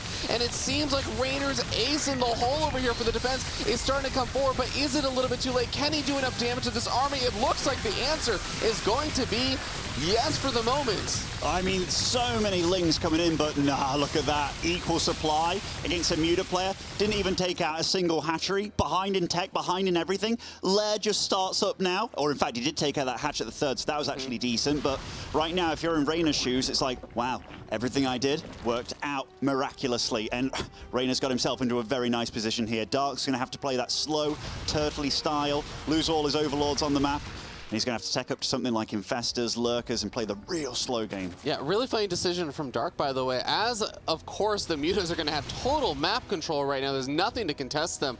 I actually see Dark sending his Overlords further out onto the map instead of pulling them back or just leaving them be. So that is going to be quite a few dead Overlords that Raynor can pick off. And that is just extra resources that Dark is going to have to reinvest into.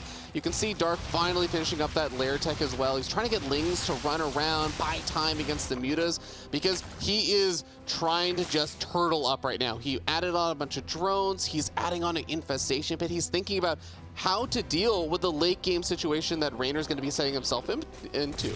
Yeah, you could tell that Reyna's being very respectful of this, by the way. Eking out just a few battle units here, Lings and more Mutas, which he can absolutely deal damage with, but he was really respecting Dark's ability to be out on the map with those Lings and get some damage done. But Dark's actually managed to survive a pretty hard phase of the game here. And he is still trying to be annoying out on the map, which Reyna's doing a good job of shutting down. And Dark's even eking out a little bit of a drone lead here, which is surprising because it's the Muta guy that's being able to have the map and be aggressive. Oh, juicy Lucy.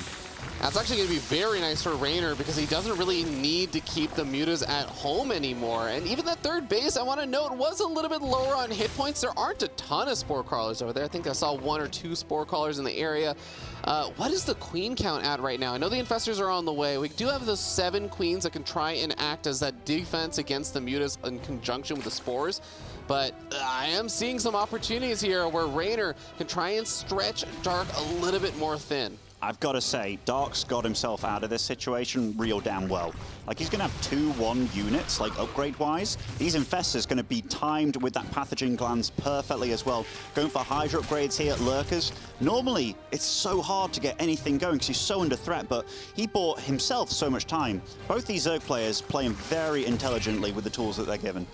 And it's a tough situation to be in. I think one of the big questions for Dark, besides, you know, replenishing all the Overlords that the Mutas are still picking off, is going to be, how do you move out eventually? That is always one of the toughest questions against this kind of number of Mutas, because you might have the tools to take the Mutas on a direct engagement, but you really need to make sure that they can't just counterattack you, deal damage until you move across the map, force you into an all-in position, and then come back home to try and defend. Yeah, the question for Dark is which 4th base does he take? I guess he goes for the slightly more forward one over here that our observer is showing us, which is quite close to the rest of it. So it's a nice map to actually kind of creep your way out of it. Hive on the way. Lots of Banelings now being made for Reynor. Maybe going to be looking to be a little bit aggressive, get those Baneling run-bys going into the bases and stuff, but it's so hard to do when your opponent's so turtled up like Dark is. Dark's playing it really smart. He really is, and with the Lurker Den now finished up as well, it's actually going to make things like Baneling run-bys a little bit more difficult to do. Snipe off on the Lurker that was morphing in on that high ground. Nicely done. I want to actually say, oh boy, those Banelings find the opportunity, past all the roaches, sniping off the 3rd hatchery. That's a big deal because remember, we were talking about how difficult it was going to be to take a 4th base as Dark. Dark is on 2 bases right now, Ben. He certainly is, and Reynor's feeling confident enough to take out these spores over here as well. And oh, that's a little bit of a cheeky fungal. Nice split in the slow of it, but a few Mutas will die. But overall, Reynor's going to be happy with these trades, I would imagine. And oh my goodness, Baneling's absolutely everywhere. Just, he's the demolition man, but he has to be careful. He can't get carried away because that Zerg army of Dark, it's getting Vipers in the mix as well. One fungal parasitic bomb and goodbye Mutalisks. Yep, this is a very dangerous style that Reynor is going to be playing as long as he's just purely on the firepower of Banelings and Mutas. These Banelings, like I was saying before, not going to have as easy of a time as before, thanks to those Lurkers well set up. We're already seeing additional Spine Crawlers or Creep Tumors being thrown on down over here. Spore Crawlers also being made and try and solidify the defensive position. Reynor's gameplay here is all going to be about trying to take as many, or throw as many hits at Dark as possible, knowing that he has a superior economy, and continue to keep Dark's economy as low as possible. I love how Dark's defending all of this, by the way. And now the Vipers are out. Reynor's luckily seen it. I think he knew about the Hive on the way anyhow. And Reynor, by the way, he went for the +1 melee, but I think he's realized he's not dealing the damage he wanted, and he's being very mature about his response as well. He's like, you know what? I'm going to catch up on those Lurker and Hydra upgrades myself, get to my own Hive, start the switch. Because if you're turtling as good as Dark, if you get to a situation where you've got Lurkers against Ultralists in the endgame, you bet ya, Lurkers are way, way better. Getting his own Vipers out as well now is Reynor. I love it from both of them. Reynor doing a great job getting set up for the later stages of the game. And like you said, a mature decision to say, I don't need to win right now. I can win off of the advantage I have right now later on. Went ahead, get more ahead, and that's exactly what Reynor's doing. And we are seeing that Dark is able to establish a little bit more forward of a hatchery. He is finally getting a bit more mining going. And the mutas are going to have a harder time actually trying to deny a whole lot over here. They can maybe try and pick away at some of the outskirt bases, but those parasitic bombs are very, very deadly. Thankfully, Raynor is one of the fastest players in all of StarCraft 2. He can pick away those mutas that get parasitic bombed in an instant. Yeah, barely did any damage to that muta flock, and Raynor's just adding on more Vipers right now. I think Dark is actually totally in the dark as to what Raynor's doing behind all this. We have to remember, Raynor did go for that +1 melee upgrade, which if you see that as Dark, you could assume that he's going to commit. Quite a lot of players can be a little boneheaded with that, but this Viper count, it might actually catch Dark super off guard here. Yeah, Viper's going to be a very solid way to deal with the lurker count that Dark has been going for. Dark is so defensively set up right now, getting so many of those spores, even adding on again additional spines, adding on a few more Vipers, but we're hitting the point where both of these players are nearly maxed out right now, and Raynor's again still going to have a better economy off the back of all of this, but when is going to be that big moment for Dark where he says, okay, I feel comfortable starting to find a way to push out? Because I'll tell you one thing, if he was waiting for a creep spread or slow advancement to Raynor's side of the map, it is going to take quite a bit of time. What's cool about this situation is how we got here. Like, Dark kind of went for that big all-in off the hatchery tech, but I did talk about it earlier. Dark, when he goes up against Rogue late game, he actually looks so damn good of it. Like, sometimes he makes Rogue look silly in that matchup, which is crazy to think about with how good Rogue is. But going up against Raynor in the late game, which we're getting to now, and they both went about it in their very own individualistic ways, it's going to be cool. They're going to both put each other to the test for maybe the first time, really, in this tournament. Yeah, I'm looking forward to seeing how things are actually going to shake out over here. Dark going to have to still make sure his defenses are on point, even as he starts to take some of those bases on the right-hand side, that those Baneling run-bys can still be deadly. I like that Dark is finally getting a little bit of vision out on the map, thanks to the Changeling, runs on forward, confirms the location of this, and wow, what a fast response. That is a direct target fire from that Spine Caller, by the way. Would not have it just naturally attacked a Changeling like that. Yeah, and he was telling me he doesn't practice Archon mode in ZVZ either, but obviously Raynor is ridiculously quick. The big upgrades now coming online for Raynor. Dark still has no idea, but he has to be thinking that, yeah, Raynor's slowed down quite a chunk here, because these Banelings, even though they're still popping in here, hasn't been even remotely as crazy, and maybe clicking on those upgrades as well, it's like, you're not getting that +2, and +2, that's how you one-shot the drone, so obviously knowing that something else is up. Yeah. That's going to be a pretty good giveaway for sure. And just more Spine Crawlers being thrown down here for Dark. Dark is actually taking a full-on Maru approach and saying, yep, at some point, you're going to get tired of waiting around and you're going to come attack me. And that is when I will be ready, because I will have so many spores and so many spines available. 19 lurkers to 9 as well. As of course, Raynor does have a lot of supplies sunk up in just, 12 Mutalisks and actually a decent number of Hydras as well. He's going to start moving on forward over here. Fungal Growth's coming out on Raynor's side as he is losing quite a few of those Hydras, and the lurkers plus the Vipers are all going to have to start backing off here. And that was a ballsy play from Raynor, wasn't it? Moving up that ramp like that. And the mutas, I mean, these are almost dead weight at this point, but you never want to give away units for free. All things said and done, I don't know exactly how that trade went. What are the Viper counts at? So Raynor did lose 2 of his, keeping the ones alive for Dark as well. Look at the gas lost for both these players. 5,800 to 1,500. Yeah, and I mean, a lot of that could be down to these Banelings as well, which obviously, you trade a little bit inefficiently in the mutas as well. But yeah, Dark, he's a scary player to go up against, man, because he will play patient. And we do know that Raynor, even though he's been showing that he's a very, very all-round player, he has been known to get a little bit carried away sometimes. And this is a situation where you don't really want to do that. Yeah, speed can sometimes be the enemy if you aren't able to take a breath, back off and say, well, no, this is maybe not the type of fight that you want to be taking. But so far, I think Raynor, outside of that last engagement, has been doing a pretty good job of things. Muta's going to be making their way on forward, running into the Spore Forest over there, and that is, of course, going to also be another base location that Dark should be able to fairly easily secure in that bottom right-hand side. Even the base just a little bit further north should be not too bad, but a large Hydra count hitting at the same time as this Lurker drop hits the main. This is so funny by Dark. He's got Spine Crawlers ready in his main for this kind of stuff, and Blinding Clouds go down for Dark here. I mean, Reyna's kind of wrapping around, trying to get some mutas in, and now the parasitic bombs do land on these Vipers. The abducts land as well. Lots of Queens tanking for Dark. Big blinding clouds for Dark as well, pushing Reyna into this corner. And Reyna, he don't want to be here. He's going to try and get out. The Fungals, or rather the Infestors, were a little bit late to the party. He's actually using the Fungals to detect where these lurkers are. Very cool. Yeah, lack of Overseer is going to mean that the fungal growth is required to get that detection for the burrowed units, and does manage to push Raynor further back. But Raynor, I would actually say, taking some okay trades over there. And this lurker continuing to harass. He's actually getting some nice connections on a lot of the splash damage attacks that he's doing. I mean, okay, advantage-wise, Raynor has control of the map. Not because he's got like a bigger, badder, better army. It's merely because of how Dark's posturing. But for all intents and purposes, if Raynor just consumes a lot of the map before Dark gets there, if this does turn into a split map scenario, he's just going to be able to have more.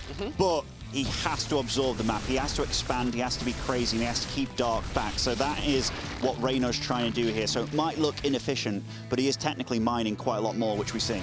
I think to exactly that point, Ben, I think it's going to actually be all the more vital that Raynor mines out the central bases sooner rather than later. And I actually, you know what, the more I think about it, the more I don't even dislike the idea that he transfers some of the workers from the other bases that are maybe further on Raynor's own side of the map, knowing that right now is the moment he has full map control. He does not have to worry about the massive move out there from Dark. He can continue doing these kind of attacks and everything, but mine out with full saturation on those central bases, because those are going to be the ones that when Dark finally feels confident about moving out, are the ones that Dark is going to be having the easiest time trying to disable. Oh, I love the abducts by Raynor. I also love that Dark tried to plant the blinding clouds to stop the Hydras from shooting his Vipers, but in that little trade there, that definitely went in the favor of Raynor.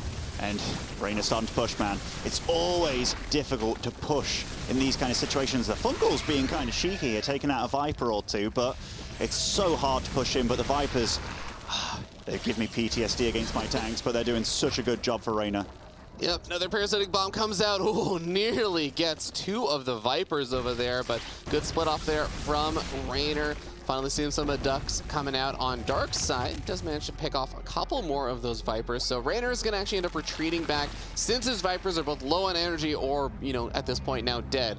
So Dark gets a little bit of breathing room there. A lot of Vipers going down for both sides, and that is going to be a key unit in these skirmishes. What a funny situation. Like, I saw Raynor kind of move around in his chair a little bit a few moments ago, and that kind of shows me, like, this isn't the kind of game that he wanted. Even though he's very good at it, having your opponent be like this, it can really come down to one mistake, which Dark, he's ready for this. Like, he's the one that's dictated how this game's going to go from the get-go, be it the all-in. Look at him. He's just bunkering and knuckling down. So many Spore Crawlers here. These mutas, I'm surprised they're still alive, but they almost don't want to be at this point because they're pretty much useless. Yeah, it's kind of funny because you're absolutely right. They are useless, and it's so interesting to see how these players are trying to trade off some of that supply. Dark is actually adding on some more drones. I was about to say he went down to the 40s in terms of the drone count thanks to so many spores being made, but he does want to remake them. He does want to still have some decent mining on the bases he has. The Muta's going to sack themselves to try and pick off a couple of drones, and well, they actually find themselves outside the range of the Spore Crawlers since that's exactly where the drones are running. They turn into spores, and it's not just for defensive purposes. I think he might actually go with this. Wow, Dark, more than prepared for that, actually. So many spores, so many Vipers ready as well to land parasitic bombs and clouds and whatever he could. And look at Raynor, by the way, 5 Vipers at once. What number is he already at? Because this is where having more Vipers than your opponent really does matter. He's going to go up to 10 here, Ravi. That's going to be pretty solid, and need to make sure you keep those Vipers alive. Wow, this is going to be a nice little angle over here for Raynor as he gets a good blinding cloud, a couple of ducks. The Vipers for Dark were busy trying to gather energy, so now a lot of these Spore Crawlers are going to be going down. This is going to make it a lot easier for Raynor to start pushing on forward. Hydra's fighting versus Queens with tons of transfuses coming on out. Is Raynor going to have enough to bully his way forward? It looks like no. Dark is able to push Raynor back. He gets a bit of a punishment as well as he abducts a couple of those lurkers on the retreat, and Dark, for the first time in a very long time, attacking a building of Raynor, finally getting a little bit aggressive, even if it is in the center of the map.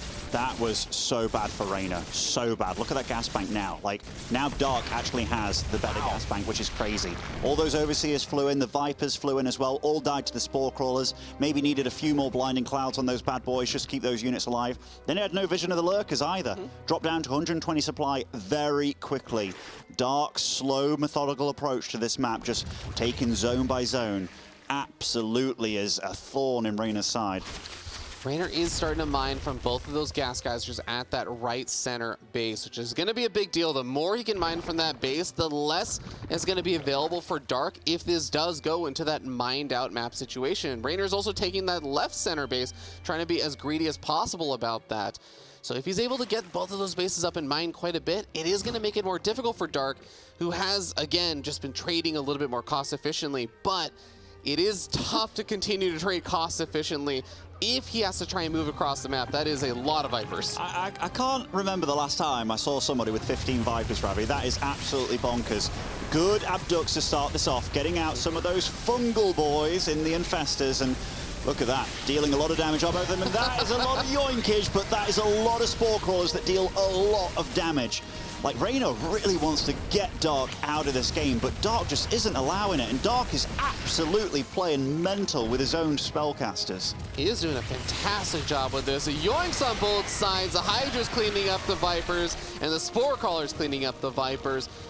How many Vipers do we have left at the end of the day? 7-3, so it does look like Raynor is a little bit further ahead in that Viper count, continuing to yoink away at a couple of these Lurkers as well. More Vipers coming out for both sides, but again, these Vipers are very gas intensive. That is going to be a limiting resource for both these players. But Dark, you can look at that mineral bank as he replenishes some of the Hydras that he's had to lose at this point, oftentimes just for Lurkers, and a lot of his mineral bank is gone now.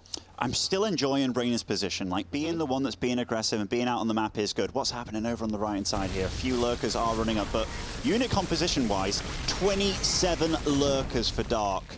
9 Vipers, 10 Vipers for Raynor. Like, Dark's army is definitely better here, but for Raynor, like, the map position, having this amount of bases is definitely a better position to be in, but oh man, Dark's patience. I'd be pulling my hair out if it had any, if I was in Raynor's shoes. I don't blame you on that one. Now, this is going to be an interesting attack here for Dark, because as we end up seeing, Raynor gets in behind Dark, and it looks like Dark is going to be able to secure his own Lurkers in an aggressive position. I was a little worried if those Hydras went up that ramp before the Lurkers actually caught up. Could have been a dangerous situation where all the Hydras would be trapped away from the rest of the Lurkers, and they wouldn't have been able to get back, but he gets in, snipes off the hatchery, and is going to be able to get out of there safely. This low drone count for Dark actually allows him to have so many units out everywhere, which I think is catching Raynor a little off guard. Because, yeah, 26 Lurkers now, and he's still got a very good number of everything else. Granted, he's mining less, but does he need to mine a lot more if he goes for this approach, as long as he keeps trading as efficiently as he is? Two very different takes on ZVZ. Almost actually more than double the resources lost for Raynor compared to Dark. Is that economic advantage going to be enough? A lot of yoinks coming out, I would say, heavily in favor of Dark getting some very nice pickoffs. I can't believe that he's doing this to Raynor. Raynor's one of the best in the world at this, but Dark is honestly trading so unbelievably. 24k to 51k. Like, the amount of skill that this requires is insane. There's so much second-to-second micro that is required to make full use of these armies. You can see how many more units Raynor has been losing. More Vipers, more Lurkers, more Hydras, more everything at this point, except for basically Lings and maybe drones. Now, Raynor is still mining from that center right-hand base. It does seem like that has been one of the central locations that Raynor has been able to keep up, thanks to the spines and the spores that he's been able to use to just buy time. But Dark is doing a nice job continuing to deny this left-hand side base. It does seem like Dark is pulling back right now as he is getting ready to move maybe again through the center. And by move, I mean move through the center to defend rather than to attack. What I love for Dark is, as long as Raynor doesn't mine this left base and Dark gets it eventually, then it's the same amount of stuff mined, which, as long as Dark doesn't allow Reina to take too much from it, with how he's been trading, yeah, it's going to be bad news bears for Reina. Starting to see that more and more of these spores are starting to burrow a bit further forward, just encroaching on the territory that Reina was trying to set up for himself. A nice fungal growth also coming off on Reina's army. Those Hydras, not exactly beefy tanks. They do go down to a couple of those fungal growths if given the opportunity to. Like, Dark's just doing everything. Like, I know he had the investors earlier for the mutas and stuff, but they've been doing damn good at just slowing down the whenever Reina comes at him as well. So just utilizing every unit whenever you can, because I dare say that's a unit that he was like, yeah, I don't really need that anymore, but he's been making good use of it, which just the trademark of a very good player. I'm actually really curious, Ben. Would you want to see Reina trying to make a few more of these forward spore crawlers and things like that on his own side? Just because right now, Reina has mostly just been relying on, say, the Hydras and those frontal units. I guess the downside of it is actually creating a building. You're effectively sim-sitting yourself out of concaves and everything else if you're using that, and trying to be very mobile doesn't really work with spore crawlers. So is that something you should be using some of that mineral bank on? I think it might be a really good idea. Oh, wait a minute here. Few good abducts on both sides. Vipers, lurkers getting picked off. But yeah, these spore crawlers, absolutely worth their weight in gold. They're doing such a good job of just making it so difficult for Reina. Looks like Reina's getting ready to push again, but he has to be so damn careful here, Ravi, because it's not going to be easy. This is a funny angle because it does mean that Dark has a potential of an insanely good concave, but since Dark's army is mostly on this left-hand side, I wonder if there is a small little angle that Reina can squeeze in from, start killing off some of those spore crawlers on the right-hand side with just a handful of these lurkers, and effectively maintain a very aggressive position, but not actually committing to an attack. Now, during all this, we are going to see the Hydras come in over here, wipe out this base. Reina's going to try and go for a parasitic bomb, and Reina a little bit later to the split. Some of those Vipers getting lower on hit points, but a lot of these spores are getting wiped out. Oh my goodness, Dark's just playing the most annoying playstyle of all time. Every time Reina comes at him, he's throwing spells on him, just moving back again if it feels unfavorable, and just pulling him into these spore fields. And wow, this is going on. Dark's just butchering the economy of Reina that's left over. Look, he has to dive into these spore crawlers every time. The blinding clouds go down as well. Dark, you madman. This has been such an effective defense here from Dark. And even though Reina had a 7k gas or a mineral bank, he is having to replenish a lot of those minerals because he's effectively still taking much worse trades. Now, a couple more of these spores are going down, and this is the nice thing for Reina, is that he has taken away some of the spores, but Dark's mineral bank is still going. He still has a 3k mineral bank. He can replenish those spores. We're starting to see a very awkward fight as Reina having to move up his own ramp to attack into the Hydras of Dark, and Dark taking some fantastic trades here. Oh, we have to look at that resources lost tab and yet again, and oh my goodness. He is keeping over a 2-to-1 favorable ratio here. He's been defending the whole game on the back foot entirely, and now feels it's his time to march across the map. Reina, are you going to be able to do what Dark's been doing the whole game? It's going to be ridiculously hard to do. He's got a few spores of his own. These Hydras going to be running in through a choke point. Blinding Cloud's coming down on top of Dark's army. But does Reina have enough? He has a lot of lurkers still being morphed in. He does let them finish. He picks up a lot of these lurkers for Dark. And for once, I actually think that might have been a big engagement that went economically in favor of Reina. It's much easier to be the defender in a lot of these situations. You felt that, like, Dark went for it, but he wasn't quite recovered from the fight that happened before. A lot of his Vipers weren't quite as healthy on energy. And Reina, maybe that's a little bit of confidence he needed, but I'm just looking at his gas bank. It's absolutely gone. That is going to be a major problem. And Dark is looking to try and take one of the forward center bases. He does end up throwing that hatchery down. Reina's still been mining off of that right-hand center base. And I really wonder, is this going to be a moment where Reina takes a step back and says, maybe I need to be defensive? No. The answer is a resounding no very quickly. Reina starts moving down the ramp with a lot of his Hydras, trying to be aggressive onto this base. His lurkers, his Vipers, all getting going to those spore crawlers, and it does seem like Dark is taking a 60 supply lead. And that's not replenishable. It isn't replenishable at all. Look at his gas, it's so low. He can't actually make any more of those valuable units. 28k gas loss compared to 12k. Dark's putting on a masterclass of how to play late game ZVZ. This is brutal. This is really, really tough. Right now, Dark is able to defend that left-hand base as well, so he's going to have yet another base that's going to equalize the amount of resources that can be mined on either side of the map for both players. Raynor still just sitting at next to 0 gas, and he's making lings, he's making roaches right now. He's adding on queens because he can't afford the gas to do anything else. For once, Dark is actually favored in the income advantage. Dark set out what he wanted to do right from minute 8. And he's finally getting to that stage. That is, when they talk about chess players thinking 20 moves ahead, Dark was thinking 100 moves ahead.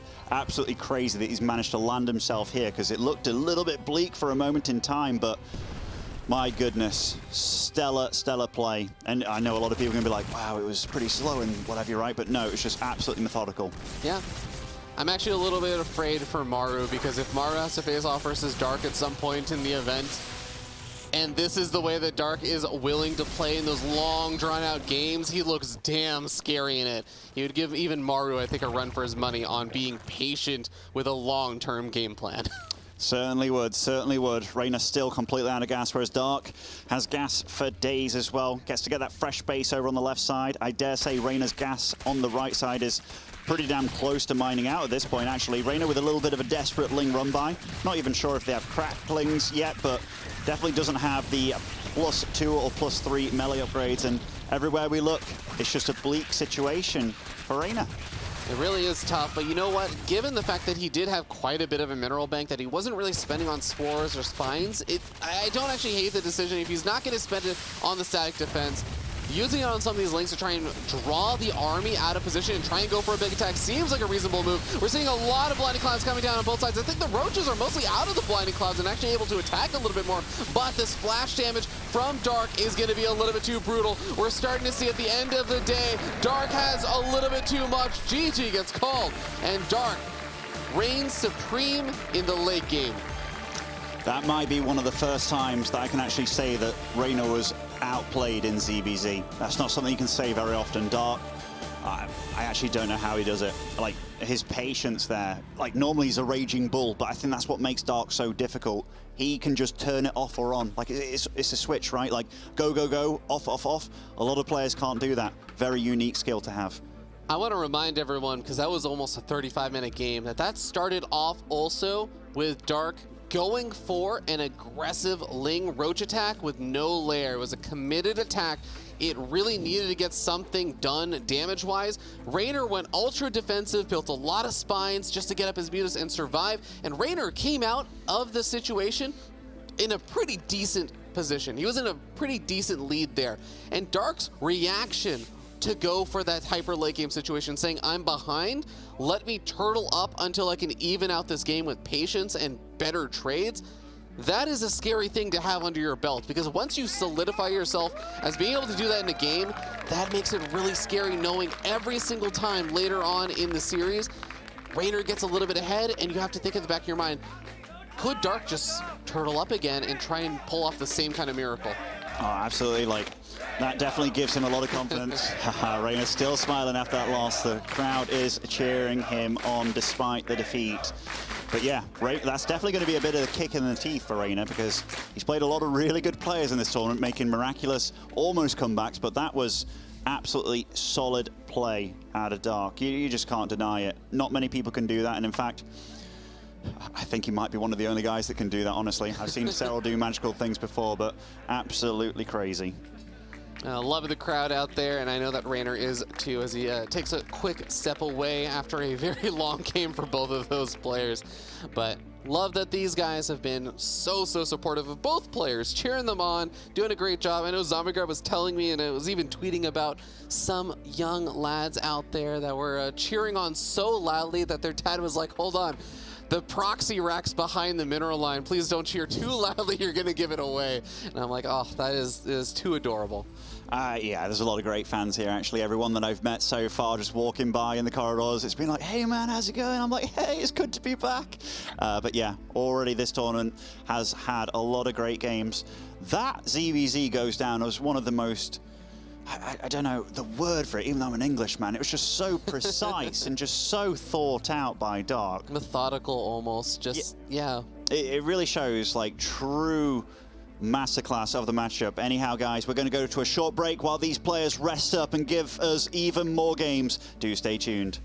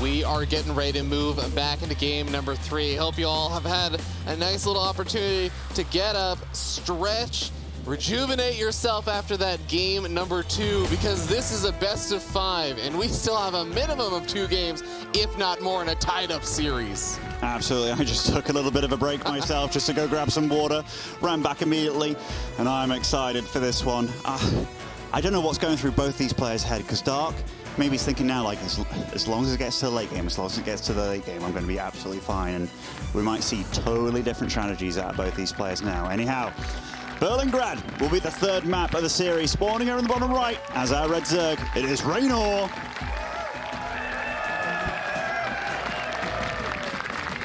And up here in the top left-hand side of the map, we have our blue Zerg player representing Team Dragon Phoenix Gaming. He is Dark.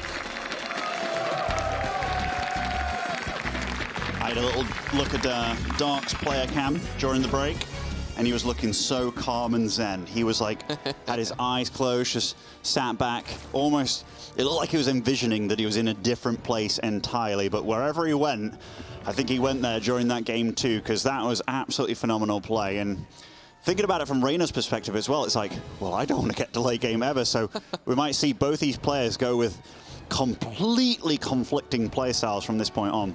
I do love that even what we were talking about at the very beginning of the match, before either of these players started playing, you could see the difference in their demeanor. Raynor amped up, even amping up the crowd a little bit, getting very ready for an exciting match, and Dark looking so calm, so collected, and I feel like that's almost reflective of each one of these players' wins on that scoreboard. Raynor, a very action-packed, fast-paced game on Pride of Altaris, and then you had Dark in that last game going for the ultimate calm and collected style of play.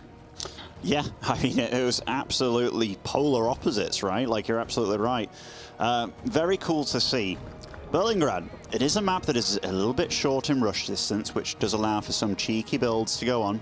Neither player is doing anything too ridiculous at this point in time. No 12 pools to be seen so far in this series. Dark is somebody that's absolutely known for whipping that out now and then, but both players showing a lot of respect to one another, both going for the hatch gas pool.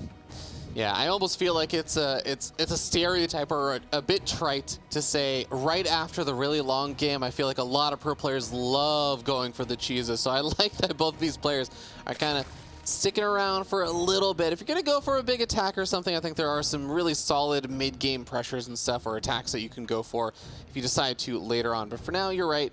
They are just going to be adding on a couple more of those drones, sending a few lings across the map. We already see that Raynor is moving to the location of a third, and same thing can be said for Dark. Yeah, absolutely mirrored builds here, and rightly so. It is the best build in ZVZ right now. Both going to be scouting with a couple of lings as well, just to check one another out.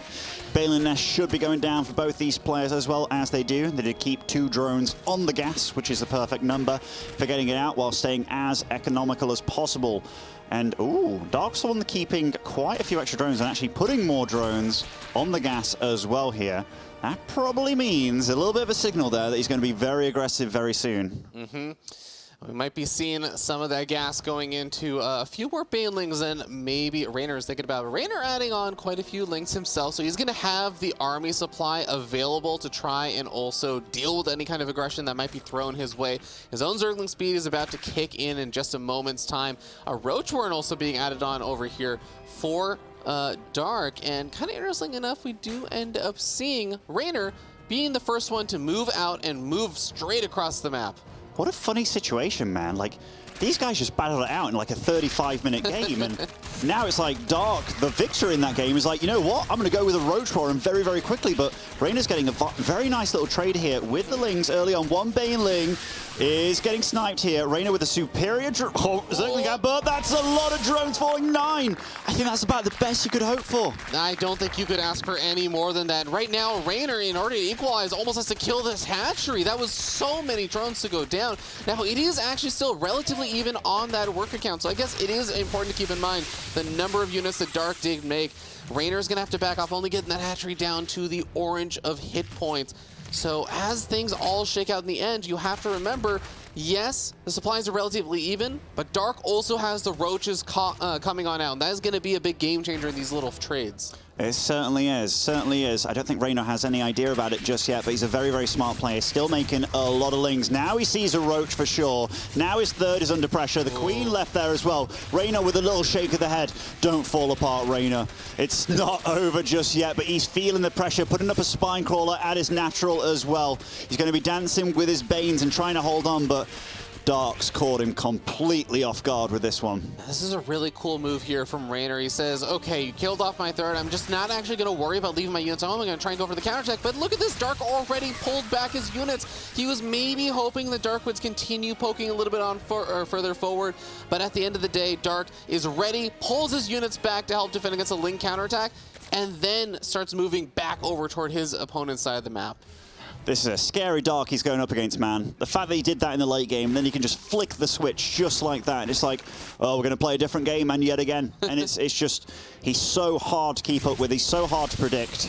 He can just do it all. And here, Raynor is going to be getting a little bit of scout off going here, which won't give him very good news, I'm afraid, Ravi, because it is like, oh, you're actually like pretty damn well saturated as well, huh? And I guess we can say for Raynor, getting that carapace, if he can get it up and running, that is good for him. Maybe we can get a few little cheeky drone kills here. Baneling does do a good job of clearing up quite a few of those Lings, though.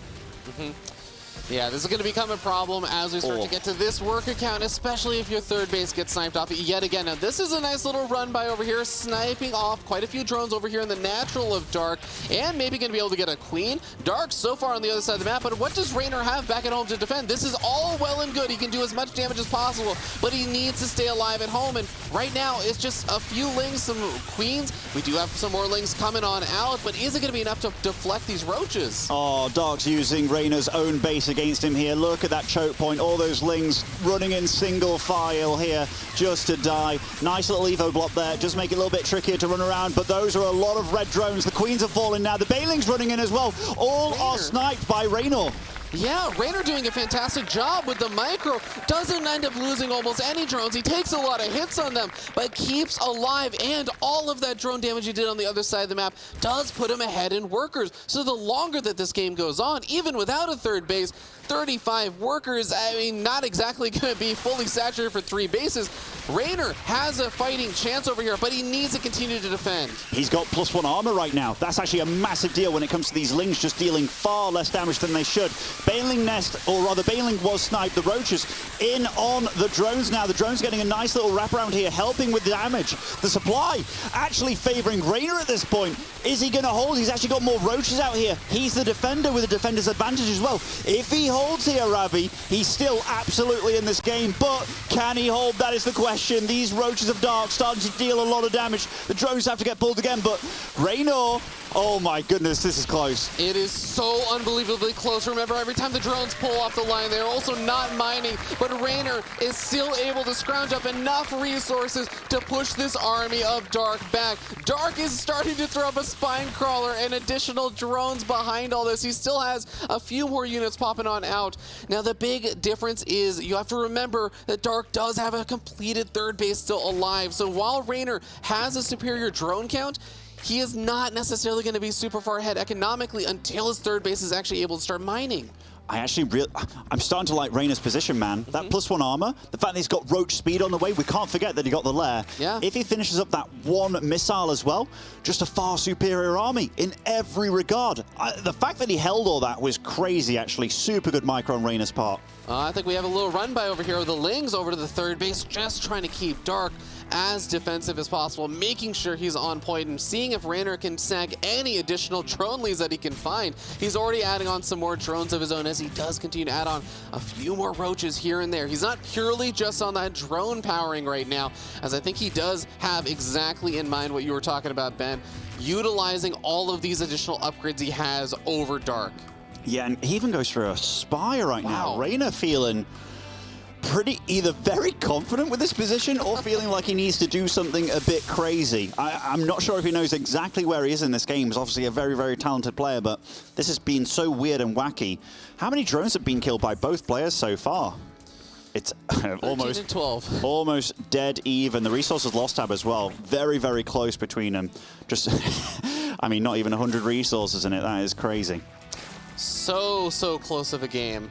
But at the end of the day, we are going to end up seeing whether or not Dark is going to be ready for this kind of tech play from Raynor, if Raynor is able to actually safely get to it. Right now, Dark is not showing any signs that he's going to go for another really large attack. He's continuing to add on drones. His lair finally just finished up, so he can start up his own Roach speed. But we have +1 missile attack finishing up over here for Raynor. We already have that Spire about to finish up.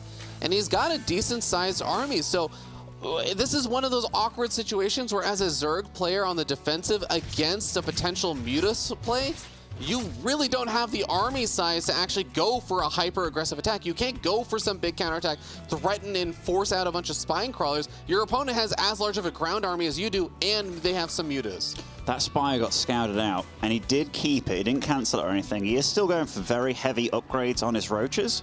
Maybe going to go with a fairly small Mutaflock in this matchup, but that scout was actually huge, because as soon as that was spotted, Dark was like, all right, Hydralisk Dent immediately. Starts getting Hydralisk out, starts going for the Lurkers, and he's going to slow down the pace of the game like crazy and yet again, which, whoa, this is lining up to be another long one, possibly. Well, I'm glad you went and got some water right before this, Ben, because I am in full agreement with you. Unless Raynor has some plans that are going to be able to change the way that this goes, which I think is going to be very, very difficult to do, it is likely going to be Dark getting well set up to sit back, defend, and defend until he feels confident that he is going to be able to move out safely. Raynor with the lead right now in terms of upgrades and what have you. The drone count being very much equaled out, which is nuts when you think about it. Tech-wise, though, Dark did a little bit of a jump there, so now he has Lurkers actually coming out onto the field. I do like the fact that Raynor wasn't too crazy with the Muta count, just get enough to kill Overlords here and there, be on the map, get a little bit of map control, and just make it a little bit difficult for his opponent, but can't be losing them like this. But if he can get that Lurker before it finishes, which he can't, but it's a good scout regardless. Yep, good confirmation of everything. And continue to just keep Dark a little bit occupied. Finding a Hydra over there in exchange for a Muta, I think, is actually not too terrible of a trade, considering he is moving out on the map. And if he draws any additional units over toward those Mutas, it is going to make it a little bit easier for him to find some good damage over here. But it is going to be a big Roach versus Roach battle. But the important aspect for Raynor is that he has these Ravagers. He needs to be able to Corrosive Bile the Lurkers. He certainly does. He's also going to be hitting 2-1 in 10 seconds. So that's something to consider here. He's going to be at a 2 upgrade advantage, but Lurkers are damn good. They will absolutely even out the score. In fact, bring it into Dark's favor. Look at Dark, by the way. Despite being under this pressure, he's like, you know what? Going to get Burrow and Tunneling Claws. Crazy. Lurkers burrowed in a very nice position there. Dark even repositioning to dodge the Corrosive Bile. It's going to be very difficult for Raynor to try and move up that ramp through the little choke point caused by the minerals.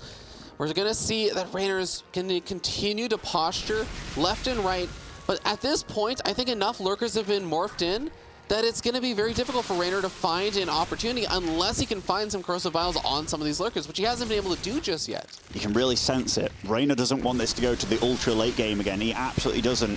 And he, nice little dodge last second there. And tries to get that Ravager with a few of those, or rather the Lurker with a few of those Ravagers, but can't quite get it. And oh my goodness. Both these guys are playing so good. They both really are. It's so brutal to watch as Raynor, you can see there's almost like a little bit of desperation in some of this micro to try and pick off those extra few units, because he really does want to be able to do something over here. He does have something set up over on the left-hand side while all of this is going on. He's going to be able to get a kill on one of the 4th hatchery locations that is being attempted. So nice little win there for Raynor. Certainly is, certainly is. And these Ravagers, they can poke and they can prod, and it doesn't really cost him too much, but is Raynor aware of what's coming around? Because when you're at home and you see those roaches have their little spiky boys, you're like, oh yeah, I think Raynor's super aware, by the way. I think he saw as soon as those roaches came alive with those spikes, he's like, all right, that is the next threat. But that does buy Dark the time that he so desperately wants to move out, be able to expand and stuff, and look at that. Raynor more than prepared for this. Very nicely done. And this is a good feeling as Raynor, because it also means you're just getting to pick off a bunch of free supply over here. So this is already a nice little trade as you have overwhelming number of roaches here. The 2 remaining mutas gonna harass that other 4th base location, as the rest of the roaches are also gonna be able to move in not only toward the roaches, but actually to the 4th hatchery, which forces a cancel. Dark is gonna try and go for a bit of a counter swing. Raynor is not too far behind, but Dark gonna do a very good job of splitting up his roaches, making this as annoying as possible to try and clean up. This is really nice by Dark, actually. This gets him so much time. But Raynor, on the other side of things, he's actually going up to a 5th and 6th base, which is super good by him. Maybe the 6th base is cancelled here, is actually killed. Lots of drones are falling for Raynor, so he has to be careful despite having a bit of a bigger bank. And these Tunneling Claw roaches are just, they're being such a nuisance here. But Dark needs to get a 4th base underway. Yeah, he's trying to buy as much time as possible and space for himself, but this is just the world-class player of Raynor. He is not sending all of his units at home. He is not going to be the kind of player who gets too distracted by a couple of roaches in his main base or his natural. He's able to use that multitasking ability, that youth, to continue to divert his attention to both the main and also continue to do pressure at any 4th base location. Yet again, he finds a 4th, he kills the 4th again. Another kill on the hatchery. These two are so beautifully matched, man. Like, they really are. The fact that they're both piling on the pressure, despite being under so much pressure, is crazy. Every unit counting, by the way, keeping those units alive with these transfusions and whatnot. Raynor's bank is starting to look pretty healthy. Resources lost still pretty damn close. Move out. That is a lot of Lurkers, though. Luckily, Raynor does have the answer, which is a lot of Vipers, but he has to be so good with his spell-casting decision-making here. Yep, those Blinding Clouds, those Abducts are going to be so important. A Blinding Cloud coming down on top of that ramp for a moment, but Raynor has to back off. He does have a large army trying to go for a counterattack, but that one Lurker really causing a lot of trouble. Now the natural expansion getting concaved in on over here. Dark getting so much damage on, and Raynor, where is he going to try and make his last stand? Oh, he's trying over here. The Abducts, though, it's not into too much at all. The Lurkers running over to that base, but that might be the wrong side of town here. They are caught by a large... Oh, they're not in vision of the Spore Crawler. That's such a bad mistake, or rather not a bad mistake, but such an error. And here, a big flank by Raynor. He's going to be able to take out everything. Nice Blinding Clouds by him. This is a real rumble in Raynor's base, but 41 drones have fallen here, Ravi. This is going to be a huge, huge problem for both of these players in very different regards. Raynor is fully all in at this point. That economic advantage, he can kiss goodbye. But the army supply advantage is what he's going to have going for him. Can his army supply that he still has remaining do enough counter damage to try and pull Dark back into the Dark Ages in terms of his own economy? Yeah, even though Dark's been stuck on 3 bases this entire game, the amount that he's got done with it, but Raynor, he's not done. He's going to be making some more drones, and yet again, which I'm not surprised by. He still has hatchers alive. He has quite a few bases left despite losing 2. But pushing into lurkers behind these spore fields, although he does have a lot of very healthy Vipers here, but Dark's going to make it as difficult for him as possible. One lurker getting abducted. Despite all of the spore callers, he is going to be able to find a couple of opportunities. Muta's right next to a potential 5th base location. I imagine they should be able to start working away on that. I'm not sure that Dark actually has enough army supply to divert to help deal with that. So cancel does go off. Another 4th base location on that left-hand side does seem like it is still going to be continuing to go up. This is just Dark doing such a phenomenal job buying time, because every second that goes by, he is still up 20 workers, even after all the droning that Raynor has done. It certainly is. These spore crawlers, if Raynor can take them all out, he can pounce on this army, take out all the lurkers behind the wall, but he's doing such a good job. Look, just darting in, picking off 2 lurkers there. Granted, he lost a few units, but that is perfect play by Raynor. That's what he has to keep doing. Maybe a little blinding cloud on that spore crawler, and then he can move forward. He reached a hatchery almost at this point. The corrosive biles on the hatchery might even be an option, just given as much as you can reburrow and unburrow those lurkers or the spore crawlers. You can't really do that with the hatchery. No, he certainly can't. Raynor's ahead in supply right now, but now Dark has his own little pulley boys, and that was quite a few healthy Ravagers, and wow, Raynor's very prepared for these roaches that have tunneled their way across the map, and all of a sudden, Raynor's drone count not looking as unhealthy as it did a few minutes ago, and he's the one with the space and with the bases, but Dark did get this 4th base online here, down at the 4th spot. No spore callers over here, so I do think there might be a little bit more of an opportunity to push on forward, especially if all the lurkers are a little bit further behind. The Vipers are going to start joining the fray. Lurker number 1 gets picked up, but it doesn't get picked off. We're starting to see a parasitic bomb and an overseer. It's not going to do too much, but it is enough of a force that Raynor feels like he has to hit at a different angle, or at least back off for now. I'm still a little bit worried for Raynor, but 10 more workers is going to allow him to get back to a place where he has a solid economy. Now, Roachworn and Hydra Den bleeding out. I'm not sure if Raynor has actually realized or noticed that he's bleeding out on both of those, and that might turn out to be a problem if he doesn't notice. Certainly might, and more abducts. You know it's getting crazy when you're having to abduct roaches and stuff, but all of a sudden, look at Raynor's drone count, 57 to 50. Like, he's done such a good job of just denying the bases of Dark this game.